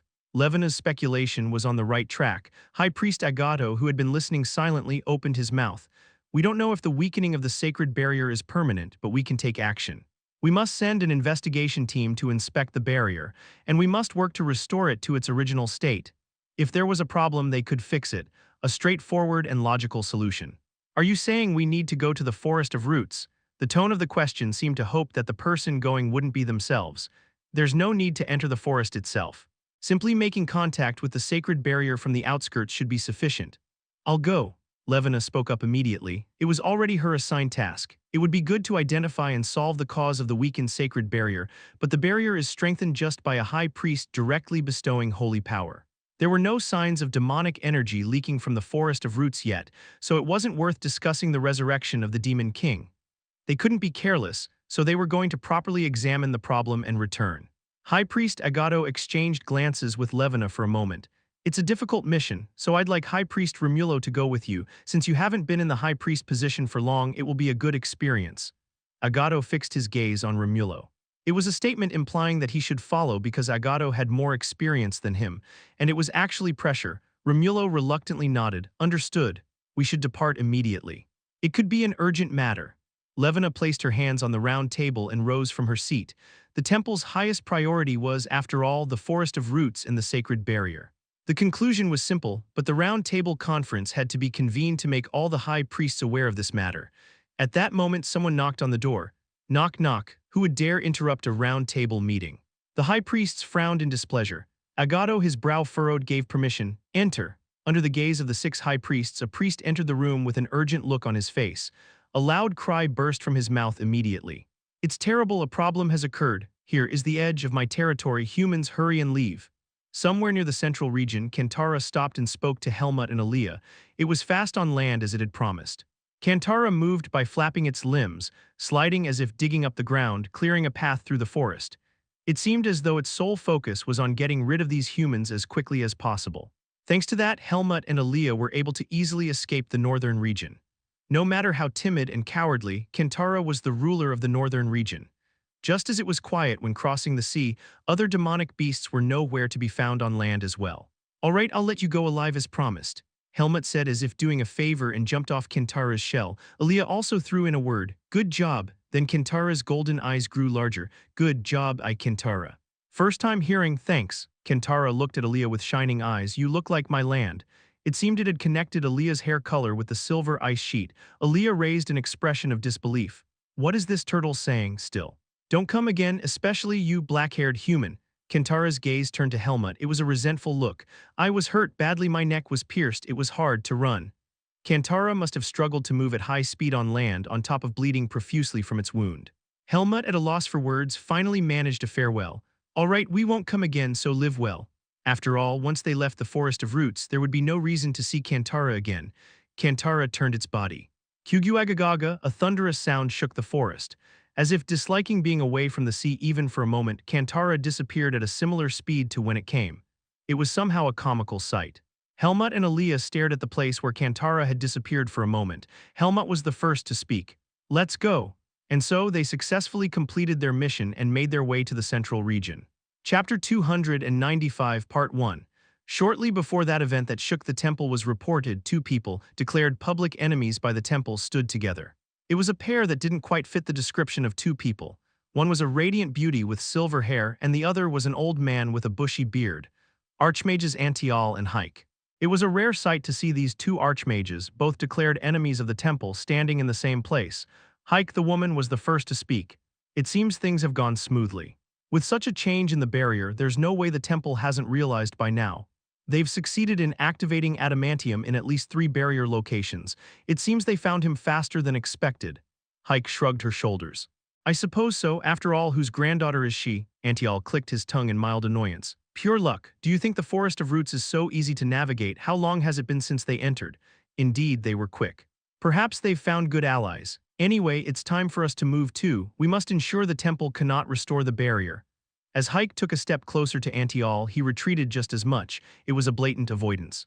I've told you to keep your distance, and don't act like we're some sort of team. Antial's gaze was sharp, unlike his usual laid-back demeanor. There was even a hint of hostility in his eyes. Hike snorted in disbelief. Please, don't flatter yourself. I have my own preferences, and old men like you aren't one of them, Antial. It's ridiculous and unpleasant to see you acting this way with that appearance. Antial's brow twitched at Hike's sharp words. Antial, who didn't care about appearances, looked like her father when they stood side by side, if one were being generous. Although Antial was over a decade older than her, age differences become less significant with age. Their positions were fundamentally equal. They were both archmages who had established strong footholds in different fields. However, there was a reason for Antial's attitude towards Hike. Do you even have standards? After all, it was your reckless behavior with the temple that cost your own child their life, Antial shouted, almost bellowing. His expression revealed outright condemnation. While Antial was known as an eccentric magician, he also had a stubbornly upright and strict side. He thought Hike had tarnished the honor of archmages. That honor was Antial's pride in pursuing his own path in magic while going against the temple. Though both were archmages declared enemies of the temple, their reasons for that status were entirely different. Hike's gaze momentarily sharpened. Antial had maintained this attitude throughout their current encounter. The reason Hike had been avoiding conflict with Antial until now was only because he had been useful to Aaliyah, not because she feared him. But now, there was no reason to tolerate his attitude any longer. I regret it too. I paid the price, so you who hasn't lost anything have no right to lecture me. I'm glad you're feeling regret, at least you won't repeat the same mistake. Antial's tone softened. Hike's eyes twisted as if in pain. A shadow of the past which she thought had dulled flashed through her mind. Your misunderstanding. Hike opened her mouth. The truth about the past slipped out from her lips for the first time. It was about 20-some years ago. Hike, who was tempted by a sacred artifact of the temple that possessed special magical abilities, made a dangerous attempt to steal it. At that time, she had become an archmage at a relatively young age and had never experienced a real failure, so she was arrogant and didn't even fear going against the temple. She was certain that if she failed, she could simply slip away unscathed. After all, the temple would struggle to track down an archmage like her. As an archmage, she could hide her identity from most temple people without much difficulty. She easily seduced a knight who was called a candidate for the position of Holy Knight's commander, and when he didn't readily give up information about the sacred artifact, she immediately seduced another knight. It was a familiar act for her. And when the knight Hike had first seduced found out about this, he fell into a rage, thinking she had been stolen from him. The two candidates for Holy Knight's commander fought a duel over her, resulting in a tragic outcome. The two knights, who were evenly matched in skill, met their deaths at the end of the duel. It was truly an unexpected accident. Startled, Hike suddenly erased her traces and disappeared. Both knights were favorites of the Holy Knight's commander of the time. The commander immediately found out that there was a woman involved in their deaths and investigated her identity, and he finally discovered it. Archmage Hike, this wicked witch, had driven 2 knights to their deaths. Whether it was true or not didn't matter. There was no way to confirm the details since Hike had disappeared. No one but Hike herself knew that she had only coveted the sacred artifact and hadn't wished for the 2 knights to die fighting. Driven by revenge, the Holy Knight's commander used all of the temple's information network to find out where her son lived. Hike's son, a mage, had barely been in contact with Hike since coming of age, tired of her dissolute ways. He had married a fellow mage from the academy and had been living peacefully with one daughter named Aaliyah. It was like a bolt from the blue when he became the temple's target. The Holy Knight's commander rushed in with the temple's forces to where he lived. There was no time to escape in the tightly woven encirclement. Chapter 295 Part 2. Hike's son, who was an excellent mage though not on her level, resisted with all his might. His residence, which the temple forces raided, was in a forest separate from the village. In that place, riddled with magic circles and traps, Hike's son fought fiercely alongside his wife. Hike's son and his wife met their deaths while annihilating the temple forces, including the Holy Knight's commander. Just as the 2 knights had died in a duel, so did they. When Hike, who heard the news belatedly, arrived at the scene, everything was already over. All she saw were the destroyed forest and corpses. The only survivor was Aaliyah, hidden inside a hollowed-out tree stump. "You must be Hike." Hike had never seen such cold eyes in a child. The heart of the girl who had lost her parents at too young of age had frozen over. Revenge begets revenge. Everyone who fought there died, and she lost the will to do anything against the temple. She had already lost her son and daughter-in-law, and only that fact remained, painfully etched in her mind. Although she might not have been a mother who cherished and loved her child enough to take care of him, her son was almost the only precious being to Hike. Hike sought to repay her sin by taking care of Aaliyah. Although Aaliyah doesn't know, if Hike had to risk her life for Aaliyah, she would gladly do so. From that day on, Hike's life was determined to live for Aaliyah. For the first time, Hike revealed this story to Auntie All. Sadness shadowed her face. "So it wasn't a game as you think. I didn't know it would turn out like that either. I was just careless, and that's why I lost everything." Auntie All's expression hardened. He had only known that Hike had seduced 2 knights and caused a tragic accident. He struggled to find words, choosing them carefully. "Fortunately, your granddaughter has grown up well. Truly fortunately, that child is a mage with even more excellent talents than me. Now shall we get moving?" She had caused the death of 2 knights, and the Holy Knight's commander had died along with her son. Although her feelings towards the temple weren't good, she didn't particularly want to clash with them again. But now was the time when the collision she had been avoiding was necessary. Auntie All nodded. "Let's go. I'm glad everyone is safe." Susan, who had been waiting anxiously with Sarah in the central region, brightened up. Charlotte was the first to return, of course. No matter how fast Alaga was, it couldn't be faster than Igrel, who could fly. "I'm the first one back, it seems." "Yes, I wonder what happened to the others." Igrel spoke to Susan, who looked worried. "I sensed the barrier waver 4 times. That means the others succeeded. Whether they make it back safely is another story." Charlotte bowed her head slightly towards Igrel. "Thank you for taking me there." "Well, no need to thank me," Igrel replied with a nonchalant hum. Beasts didn't exchange pleasantries, so receiving such gestures from humans felt strange. Charlotte asked, "Senior Scion is in the east. Shouldn't we go pick him up?" But Igrel sat down, muttering, "My wings are stiff from flying around too much lately. I need to rest a bit. You guys can groom my feathers." It was clear that Igrel was going to milk this situation for all it was worth.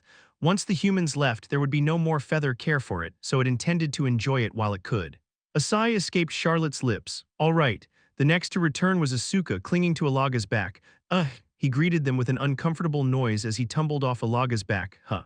Igrel, you're just lounging around here. I went to the south, that's enough help. You can handle the rest yourself, lazy bum." After spitting that out, Alaga immediately rushed towards Scion in the east. Asuka groaned. "Oh my, I thought I was going to die." Charlotte reached out her hand towards him. "Good work, Senior Asuka. It must not have been easy to cling to Lord Alaga's back for so long." Asuka looked at her hand for a moment, then turned his head away abruptly. "Why yeah, it wasn't easy. Unlike you, I didn't have the luxury of flying comfortably, but of course someone like me can handle it." Charlotte asked in her characteristically calm tone, "Then do you not need a hand?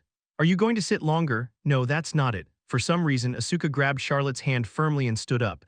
As he brushed past Charlotte, Asuka blurted out, "You did well too." "Oh my, these two." Susan looked at them alternately with suspicion. But she didn't open her mouth to voice her doubts. Chapter 296 Part 1. "Ahya!" Sion's scream echoed loudly. Everyone's attention turned to him as he rolled off Alaga's back. After hitting the ground, Sion grimaced and covered his face with both hands. Alaga swished its tail and muttered, "Ah, how annoying, my job is done here." It had truly roamed the forest of roots to its heart's content. Even for Alaga, this was the first time it had traversed such a wide area of the forest of roots. It had even set foot on lands it had never touched before. Now that it was all over, Alaga felt strangely lighthearted. Cyan, pale and sitting on the ground, began casting a healing spell on himself. He mumbled, what is my life right now? You're being dramatic for someone who just had a short ride." Asuka, who had rested and regained his energy, blurted out. Unlike Charlotte, he didn't offer a hand to Cyan. After a moment, Cyan got up and looked around. "Is everyone here? What about Helmut and Aaliyah? You're the third, those guys haven't arrived yet. They're the ones with the biggest issue. They had to cross through the northern region.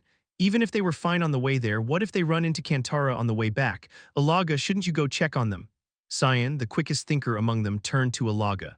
Igrel, who had arrived much earlier, was out of the question. No one expected anything from the lazy bird, who had been lounging around ever since dropping off Charlotte. Strangely, despite being a formidable demonic beast ruling the southern region, Igrel didn't give off a threatening vibe. Even though it had the power to wipe out all humans and the absent ruler of the region, everyone barely noticed Igrel's presence. They just thought of him as a talkative and silly bird. Alaga replied nonchalantly, "I didn't raise that helmet to be that weak. Ah, here they come." Suddenly, Alaga turned its head northward and frowned. Everyone followed Alaga's gaze, but nothing was visible. After some time, two figures emerged from that direction. It was Helmut with black hair and Aaliyah with silver hair contrasting like black and white. Asuka grinned and waved his hand. "Hey, last place." Aaliyah and Helmut's expressions strangely hardened. Both were far from being last place as top students. Helmut spoke first. The fact that they were last meant, "Looks like everyone made it back safely." As expected, it seemed everyone had successfully activated adamantium and returned properly. Things had been going smoothly. Ever since Aaliyah's group entered the Forest of Roots, everything had been progressing well, as if some flow was guiding them. Aaliyah shook her head slightly, but it's too early to relax. The final stage is still ahead. The temple must have started moving by now. She hadn't heard how they would be stopped, but all she could do was hope that Hike and Antial would play their part well. "Soon, once we recover our magical power and finish preparations, we'll break through the barrier." Cyan asked a question. "By the way, the north seems like it would be cold. How was it there?" "Judging by how you two returned on time, it doesn't seem like there were any issues." Aaliyah frowned. "There were plenty of issues. It was the worst. The area near the northern barrier is a vast sea with a frozen surface. Since the holy power doesn't affect underwater demonic beasts that approach through the water attacked even though we were close to the barrier. To make matters worse, the spot to install adamantium was underwater." "The sea, you say? No wonder a turtle was the ruler. I didn't know such a place existed. I'm glad I didn't go." Alaga shuddered. Even Alaga, the strongest in the Forest of Roots, would rather avoid fighting or swimming in freezing water.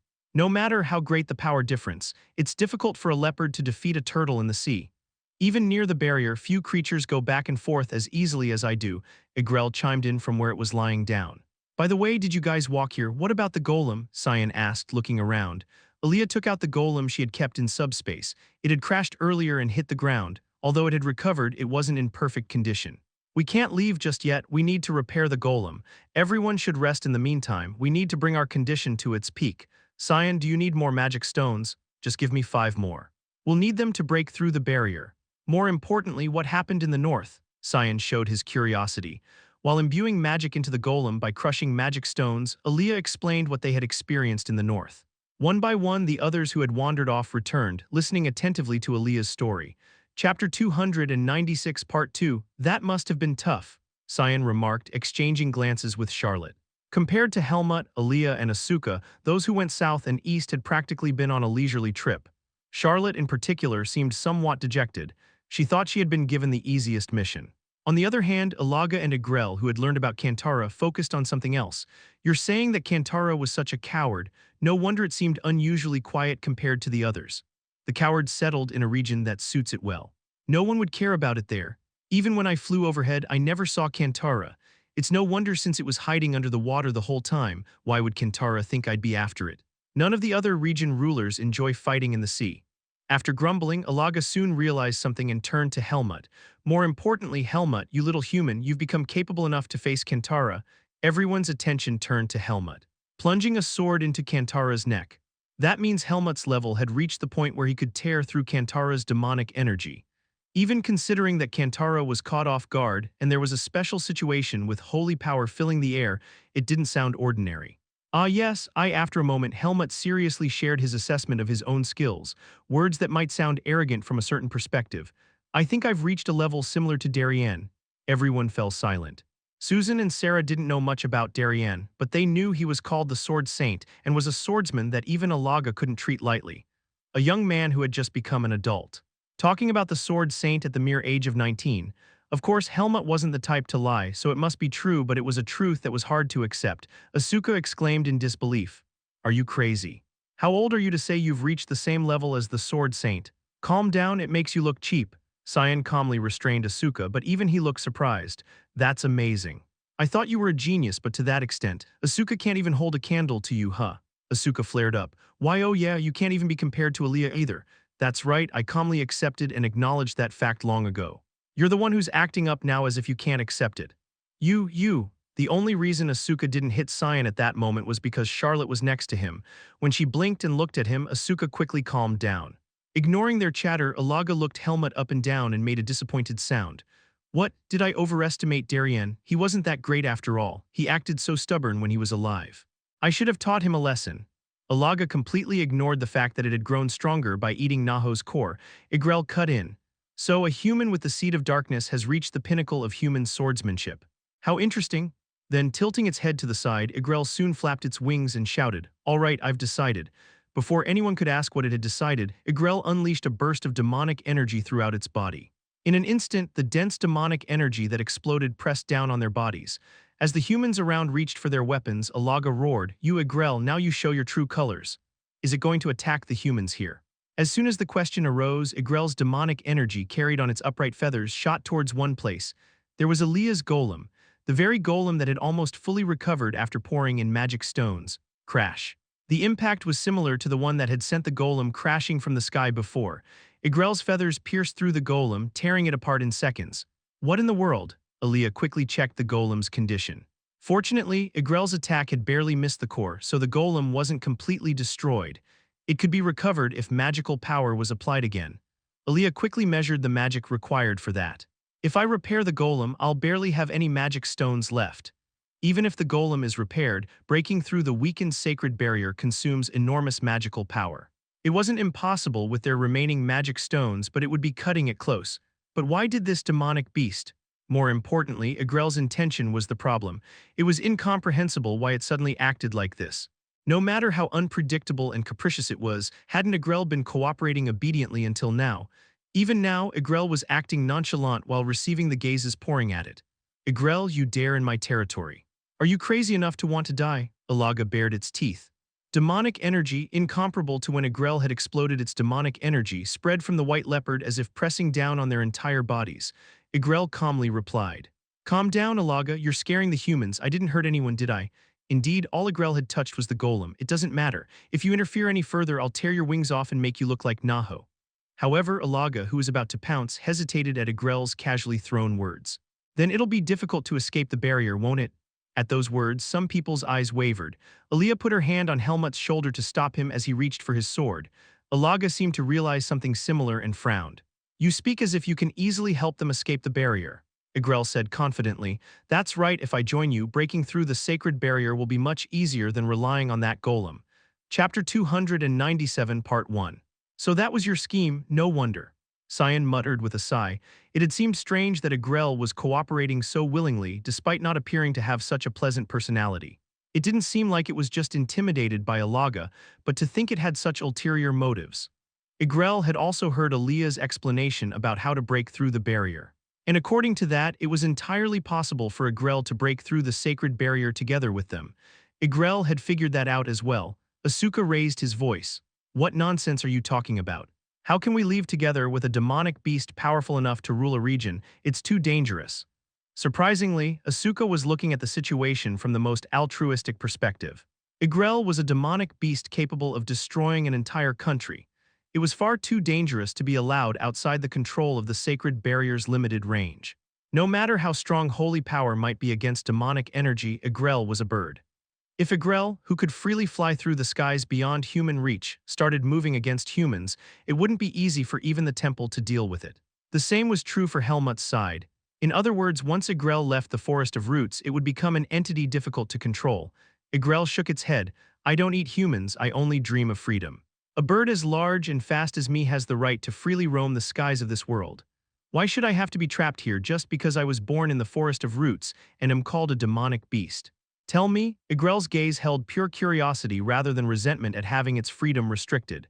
The humans exchanged glances, unsure of how to respond, because from their perspective the reason was simple danger. But that logic only applied from a human perspective. In the meantime, Aaliyah, who had finished thinking, calmly spoke up. Escaping the barrier would be a life-risking endeavor even for you, the ruler of the southern region. But I've seen that child Helmut escape the forest of roots. I didn't know if he'd succeed, but I was envious. That child had at least a small chance of making it. That's why Helmut was able to try, and succeeded. If you were envious, you could have jumped into the barrier yourself. When Alaga responded indifferently, Igrel snorted. Don't be ridiculous, Alaga. I circled around the sacred barrier for a long time, but I knew, even though I'm the ruler of the Southern Territory, if I had tried to pass through the barrier, my body would have turned to ashes instantly. Well, if even I can't cross it, how could you? At least you know your place. Igrel didn't flinch at Alaga's provocation. That Helmut risked his life to leave the forest of roots, and I thought for a very long time about risking my life for something. I've dreamed of escaping the forest of roots my entire life. This might be the only chance in my life, so I have to seize this opportunity, even if I have to risk my life. I knew you were crazy, but I didn't realize you were a methodical kind of crazy. I should have kicked you out as soon as you entered my territory. So what do you all think? Alaga asked, dismissing Igrel's determination as if it were absurd. Unlike Igrel, Alaga was content with life in the forest, befitting a leopard. The thoughts of a flying beast and a land beast are different. Moreover, unlike the idle Igrel, Alaga had been living quite busily lately, raising Helmut and looking after Susan and Sarah. Sure, I'd probably get a bit bored if they all disappeared, but whatever, Alaga thought. Helmut, however, responded seriously. Alaga, let's leave together. Huh, why me? Slightly flustered, Alaga blinked, as if hearing something absurd. Cyan, looking concerned, spoke up cautiously. Helmut, even if Alaga raised you, it's still. The others also just looked at each other awkwardly, seemingly at a loss for words. Hope rose in the expressions of Susan and Sarah, who had been living with Alaga all this time. They had grown quite attached. To them, humans were more dangerous than Alaga, but it wasn't the same for the other humans. Alaga was a demonic beast that could be described as an uncontrollable being. Moreover, Alaga was the strongest demonic beast in the Forest of Roots. If it went berserk, the damage would affect not just a country, but the entire world. It might even reach a level that could bring about the extinction of humanity. While Igrel could at least be overwhelmed by numbers if confronted on the ground, Alaga was a demonic beast among demonic beasts who could easily subdue even Helmut. No one thought anyone could stop it, but that very logic was why Helmut had been cast into the Forest of Roots as an infant. He was just a baby and had committed no crime. He simply possessed the seed of darkness. Because of that, he was treated as a potential monster, destined to lose his mind one day and slaughter humans. Even though he had saved the Grand Duke and Duchess of Renosa from a true beast, people still saw him as a threat. No one had the right to confine Helmut, or Alaga, within the Forest of Roots just because they were strong. If it's natural that Alaga can't leave the Forest of Roots because it's strong, then it becomes natural that Helmut was exiled to the Forest of Roots. It becomes natural what the people of Renosa did. It becomes natural that he was betrayed. Helmut couldn't accept that logic. Chapter 297, Part 2. Knowing this, everyone else remained silent, unsure how to respond. Did you hear yourself? Aren't you misunderstanding something? I'm a demonic beast, the ruler of the Central Territory, no less. I'm an incredibly dangerous being to humans, Alaga boasted. Alaga seemed like a carefree leopard content with life in the Forest of Roots. Unlike Igrel, Alaga showed no particular desire to leave. So this was Helmut's selfish desire. It can't be helped, Alaga is the one I can trust the most. Aaliyah might feel hurt to hear it, but to Helmut, Alaga was even more trustworthy than Aaliyah. Alaga had done everything it could for Helmut, who was just a baby, without any conditions since they first met. Though its words and actions were rough, it was like the devotion of a parent caring for their child. For Helmut, taking Alaga with him wasn't just about necessity, it was personal. Alaga was his strongest and most trusted ally. With Alaga by his side, they would be a great force. Moreover, wouldn't this be virtually the only chance for Alaga to leave the Forest of Roots as well? Alaga responded indifferently. What if I go out and start devouring humans left and right? You won't do that. Alaga tilted its head at Helmut's rebuttal. How can you be so sure? Maybe once I'm out there, I'll change my mind. The people here don't look all that tasty. You said it yourself, Alaga, that you let me out because I wanted to, but I came back broken. After seeing that, would you want to let me out again? What about Susan and Sarah? Don't you care about them? Alaga's eyes wavered at those words. Well, even if he's become as strong as Kantara, Helmut still has his naive side. It wouldn't be strange if he gets tricked again. Those two who are weaker than him don't even need mentioning. This won't do. Humans really are lacking creatures. I need to keep looking after them. Alaga was persuaded by Helmut's logic. Before that, for some reason, even while listening to Helmut's invitation, it didn't feel like leaving and had been putting it off. Even hearing Agrel's desire to leave hadn't changed that. Perhaps something caught in its instincts. Its demonic nature seemed to be telling Alaga to stay in the Forest of Roots, but Helmut's words were right. The word care might be ridiculous for a demonic beast, but it could be replaced with another word: powerlessness. But Helmut's words struck a chord.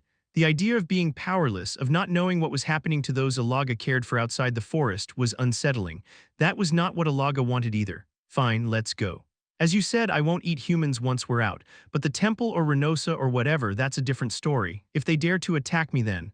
Alaga raised its lips and growled fiercely. I'll chew them up from head to toe. Then it's decided, everyone here will leave together. Aaliyah calmly concluded. She had already discussed this with Helmut. While she hadn't expected Agrel to force its way into the plan, they had considered the possibility of Alaga joining them. With Alaga by their side, they would have a tremendous advantage. Moreover, if Agrel was coming along, they needed Alaga to keep it under control, because demonic beasts instinctively follow those stronger than them. If Agrel was leaving, Alaga absolutely had to come too. Since Agrel had destroyed the golem, riding on Agrel was also their best option. That's how they unexpectedly gained 2 more members. The others accepted that conclusion without much comment anyway. Agrel complained, though not entirely seriously. Even Alaga is coming along. Are you telling me to carry that big leopard on my back? I'll run out of strength and fall before we even break through the barrier. No, I'm not sure I can even take off. My wings will break before that. Alaga and Agrel were similar in size, but their body weights were vastly different. Birds are inherently light, and they're used to snatching and flying with prey much smaller than themselves. Aaliyah spoke as if she had already thought about this. We'll cast a weight reduction spell on Alaga. Please don't resist the magic. It takes a lot of magical power to cast spells on you. How light will I become? Alaga's eyes shone with interest. Aaliyah replied, it might be too much to reduce you to the weight of 1 person, but we should be able to reduce you to about the weight of 5 people. Maintaining balance will be more important though. Being large, Alaga would take up a wide area on Agrel's back. Moreover, Alaga alone weighed as much as dozens of humans. It would have been impossible to lighten Alaga without Aaliyah's considerable magical prowess. Agrel continued grumbling. There are already 7 and now 5 more are being added. Oh my, to think I have to fly with that leopard on my back. Alaga, don't dig your claws into my back. Don't be such a wimp. Who told you to be so small and weak? Who are you calling weak, you fat leopard? Fat, you say. Can't you see how sleek and agile I am? As the two engaged in childish bickering, Cyan raised his hand. And don't forget, we have a spirit mage here. My wind spirits can help ease the load. Chapter 298 Part 1.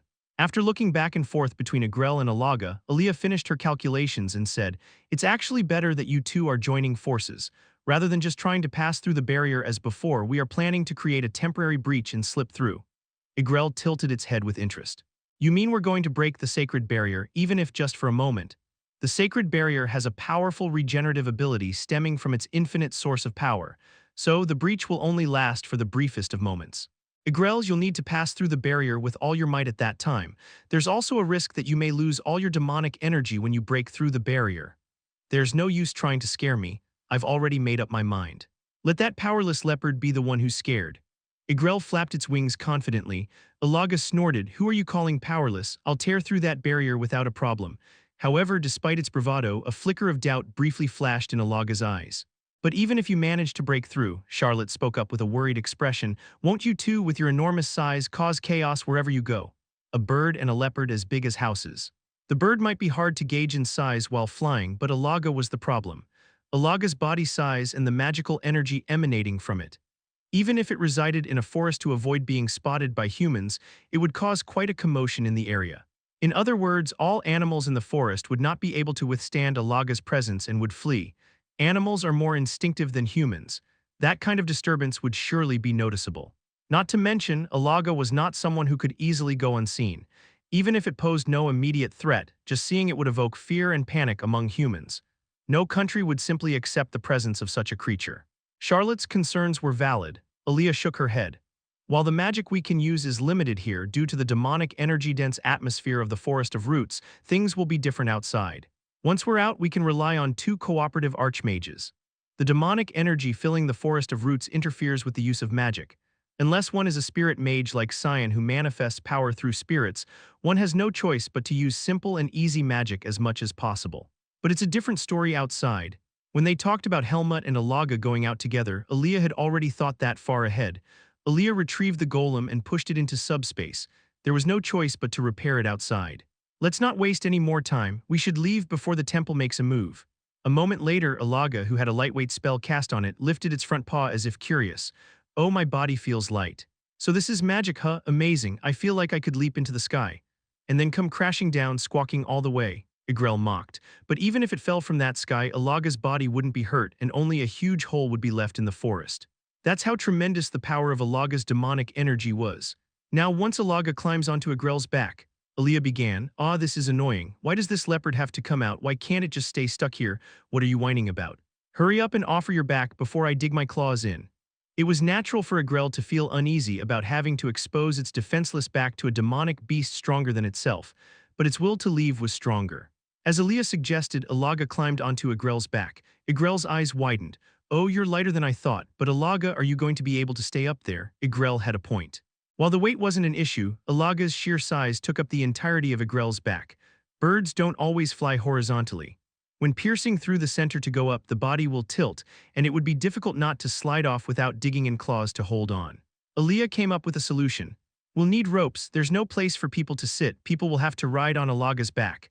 If the golem had been operational, the humans could have ridden in it while Alaga rode on Igrel's back, making things simpler. But thanks to the impulsive bird, they now had to improvise. "We'll need to find a rope suitable for such a task."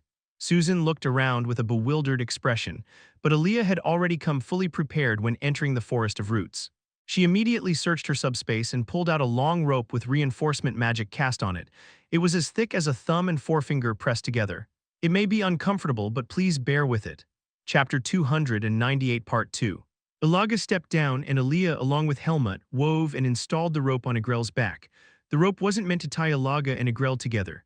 It was to tie knots so as not to slip off Igrel's back like a saddle, so to speak. Igrel immediately grumbled, "Ugh, this feels tight. What is this? You look quite good, like a human's mount. Since you're so eager to leave, you'll have to put up with it." However, when Helmut and Aaliyah approached it with ropes, Ilaga, who had been sneering, made an expression as if thinking surely not. "In order for everyone to stay safe up there, we'll need a harness on Ilaga as well. The wind is strong up in the sky, you know." At Helmut's words, Ilaga frowned intensely. "Get that away, I'm not some human's mount. To try to put such a thing on me, the strongest in the forest of roots. What if Susan and Sarah fall off? Even so, I wait, why do you keep bringing those two up?" Ilaga was strongly opposing, seemingly hurt in its pride. At that moment, Sarah poked her head out from the side. The girl's eyes sparkled brightly. "Ilaga, Sarah thinks it would be really reassuring to cling tightly to Ilaga's back. I really want to leave together with Ilaga, can't you bear with it just a little?" Is that so? Well, if that's the case." Ilaga reluctantly nodded. Unlike with Helmut, it was weak to Sarah, who had been cute and lively, truly childlike since she was young. While Ilaga quieted down like that, Helmut and Aaliyah installed the saddle on its back as well. The preparations ended quickly. Ilaga would climb onto Igrel's back, then the rest would climb onto Ilaga's back.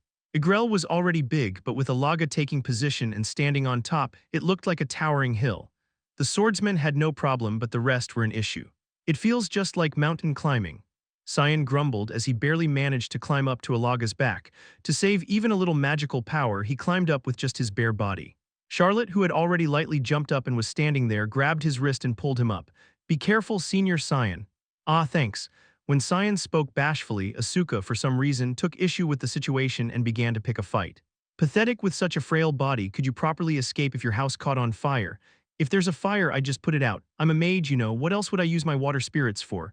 You're the type to collapse, clutching your throat and coughing even at a little smoke." When Asuka fiercely picked a fight as if his foot had been stepped on, Cyan's eyes narrowed. He could guess why he was acting like this. "Are you jealous, Beck?" Before Cyan could finish his words, a cold voice flew from Aaliyah, who had climbed up holding Helmut's hand. "You two, stop quarreling noisily and just take your seats. Cyan, you know where your position is without me telling you, right? Got it." Cyan, after quickly scanning Ilaga's back, sat down at the very back seat. This was in case something happened in the sky, to be able to rescue anyone who might be blown away by the wind.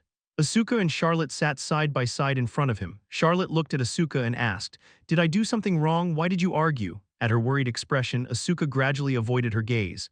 "It's nothing." It's not like we haven't fought before, just focus on what's ahead. This is the final hurdle. Yes, I understand. Charlotte nodded and sat up straight.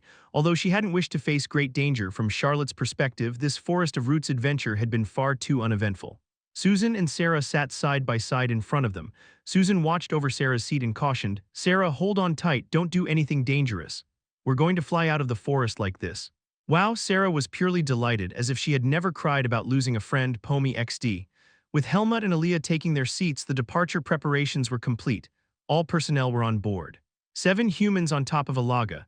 There was no bird on Earth that could fly carrying this many people except in the Forest of Roots. Igrel, who had been crouching and waiting for all the luggage to be loaded, slowly stretched its legs. "It's heavy, this is the first time I've flown with such a heavy back." It was a flight that only a demonic beast could manage. Aaliyah spoke calmly, "The wind spirits will help lift your body. Please depart when you're ready. If we're in a hurry, let's not waste any more time." And Igrel began to flap its wings. The strong wind arising from its wing beats filled with demonic energy shook all the surrounding trees. It was as if a typhoon was occurring around it. The giant bird that had taken off after a slightly longer time than usual began to fly. The wind spirits formed an air current from below, pulling Igrel upwards. Empowered, Igrel shot up into the air as if sliding. Its demonic energy subdued the surrounding atmosphere, creating a vacuum in the center to enable smooth flight. The scenery below gradually receded, the vast ashen forest. Everyone looked down at the receding Forest of Roots.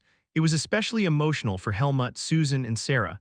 How long had they spent in this perilous place, but they would never set foot on that ground below again. The ground was getting farther away and the sky was getting closer. Then at some point, grrrrrrr, Alaga's back, which had let out a groan, shuddered. Everyone riding on top felt the vibration that occurred in Alaga's body. "What's happening?" At Aaliyah's question, Helmut also showed a puzzled look. "Is it because we're getting close to the barrier?" The force of holy power was gradually extending from above. Though not as intense as the barrier in other directions, its effect was still valid. "Don't tell me you need to pee." Igrel showed an anxious look. The thought of this huge leopard peeing on its beautiful feathers was horrifying just to imagine. However, there was no answer from Alaga. Chapter 299 Part 1 Huh, don't tell me you're afraid of heights, Igrel asked suspiciously, everyone's gaze fixed on the back of Alaga's head. Alaga gritted its teeth and shouted. Who would be afraid of such a thing? But its voice lacked strength. The trembling in Alaga's body was growing more intense. Now it was almost shaking uncontrollably. Even a leopard may enjoy climbing high trees but not flying through the air. Come to think of it, Alaga has never flown before, Helmut said as if realizing something. Though Helmut himself didn't have much experience flying, he had been fearless since childhood. Sarah chirped reassuringly. Alaga, I'm scared too. Susan was completely pale and speechless. With only the mages as safety measures, they were soaring towards the sky, exposed to the wind. Fear of heights is an instinct of land animals, especially since they were at an altitude where survival would be impossible if they fell. Being in such dizzying heights with strong winds whipping their entire bodies, their legs trembled involuntarily and their heads spun. Whether they felt it strongly or weakly, everyone was experiencing some degree of acrophobia, but for Alaga it was particularly severe. Igrel screamed, Hey, it hurts, stop digging in your claws. You're scratching my feathers. As if determined not to fall from here, Alaga had automatically extended its claws. It was fortunate that it didn't have the presence of mind to unleash its demonic energy. Alaga's eyes, which had been growing increasingly unfocused, were now trembling. It was in a state of panic. Aaliyah calmly spoke up. Alaga won't be able to help break through the barrier in this state, Helmut nodded. He placed his hand on the hilt of his sword. Since they hadn't counted on Alaga's participation from the start, it wouldn't be a problem. They would break through the barrier by combining Igrel's demonic energy with the power of the others. Helmut had fully recovered his vis. He intended to participate with all his might. Igrel, who was soaring towards the sky with heavy burdens piled on its back, complained, this big useless leopard. What a waste of all that demonic energy in that dull body. But it seemed that Alaga could no longer hear anything. Aaliyah took out a small metal plate from her hand. When she applied force, light emanating from the metal plate pointed to the convex center of the barrier. That's the spot, slow down, we'll synchronize, and when I give the signal, accelerate and break through. They were getting closer and closer to their target. The opaque peak of the barrier loomed above them. What lay beyond was the will of Lumen, a force that had sealed off the Forest of Roots from the world, protecting the land beyond. But today that will would be broken for the first time, by them. Everyone get ready, Aaliyah shouted resolutely. You lewd and wicked witch. The man bound in chains shouted at Hike with a fierce expression. The spit he hurled into the air arced across before dropping down. Hike stretched out her hand and struck the man's head. Thwack! The dull sound didn't seem like something that would come from a slender hand. The man's mouth clamped shut at the pain that shook him to his core. Hike clicked her tongue in annoyance. Where do you get off being so impudent, you mere child? Shall I show you what a lewd and wicked witch really does? Even though those who attacked her son were all dead, Hike still harbored resentment towards the temple. Now that she had a justification, she could kill a few people without any qualms, taking advantage of this opportunity. However, nearby, Antial watched with narrowed eyes. No matter how much he was at odds with the temple, he wasn't the type to commit murder so recklessly. Despite being declared an enemy of the temple, Antial prided himself on maintaining a sense of justice. Hike taunted the 18 captured priests who knelt before her, bound in chains. If any of you want to take your own lives, I'll permit it. Otherwise, keep your mouths shut if you want to live. Of course, no one had enough faith and will to bite their tongues and die. And there wasn't much reason for them to do so yet. For now, Hike had only restrained them. She hadn't tortured or hurt them as they were merely hostages for her plan. Turning to Antial, Hike asked, "Has the temple received the news?" "Yes, they'll have to act soon, they can't ignore this." "What if they don't respond?" "That's possible too, I'll handle things here. You should head to your next destination." The temple would also head towards the southern outskirts of the Forest of Roots to check on the state of the sacred barrier. They only needed to defend that area for a few days. Since Hike was more specialized in combat than Antial, it made sense for her to go. Hike nodded in agreement. Very well. Chapter 299 Part 2. Aaliyah better make it out safely. Her brow furrowed, not because she doubted Aaliyah, but because escaping from the Forest of Roots itself was an extremely difficult task. They had to break through the barrier, and once outside they would still need to maintain their magic to stay aloft. If they fall down and collide with the barrier, it would be disastrous. Just as things have gone smoothly so far, I hope it continues that way. Hike was not just wishing, but preparing to take action. Hostages have been taken, you say. As many as 15 priests, including 3 high-ranking priests who are candidates for the high priest position. How could such a thing happen? High Priest Levina murmured with a calm face. The temple was known for being harsh to outsiders, but they valued their own members deeply. Moreover, those taken weren't ordinary priests, they were key figures and too valuable to simply discard. 2 high priests had died in recent years. Though replacements had been made, it was hard to say they had fully recovered. The newly appointed high priests were still far from ready to fulfill their roles as representatives of the temple. The weakening of the temple's power meant, in other words, the weakening of its military strength. It also meant losing influence over the human world. High Priest Agato raised his head while skimming through the report. It seems they had prior knowledge of the priest's movements. These were envoys dispatched to the Empire. They struck when the escort disappeared after leaving the Empire's borders.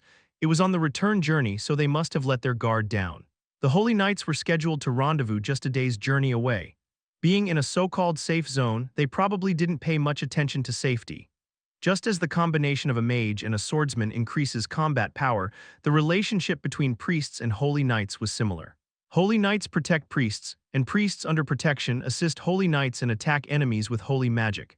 If there were only priests with little combat experience, unless they were high priests, they would be helpless against 2 archmages targeting them. 2 archmages, both declared enemies of the temple, moving together. Mages are usually individualistic, so moving together means their interests align. This is certainly a worrying issue. It's not a good sign, and their demands are somewhat. They want to meet face-to-face with High Priests Levina and Agato as well as Paolo at the border of Bassar. They say they have matters to discuss. What on earth do they want to discuss with the temple? How can such incidents keep happening one after another? One high priest burst out in frustration. Levina shook her head. They must have something to demand. Didn't Archmage Hike covet the temple's sacred artifacts in the past? It's said that Antial is also collecting things from the temple. They chose a location advantageous for a face-to-face meeting quite well. The Bassar border is an area where the temple cannot rapidly deploy large-scale forces.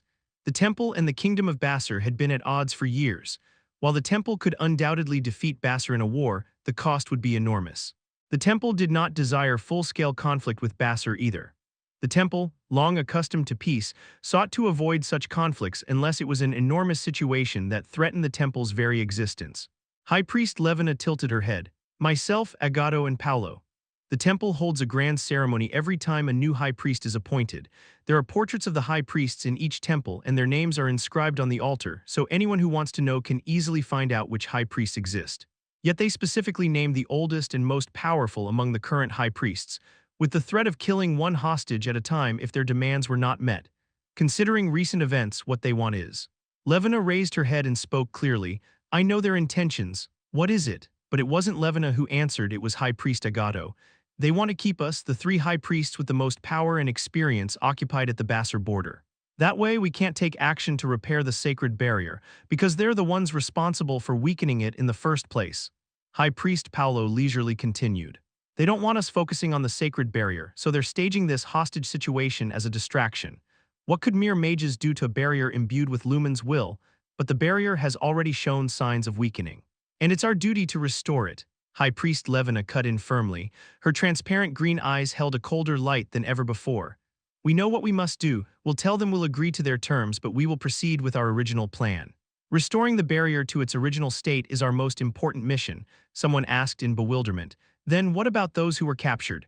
If they die, that must be Lumen's will. Martyrdom is the greatest glory for priests.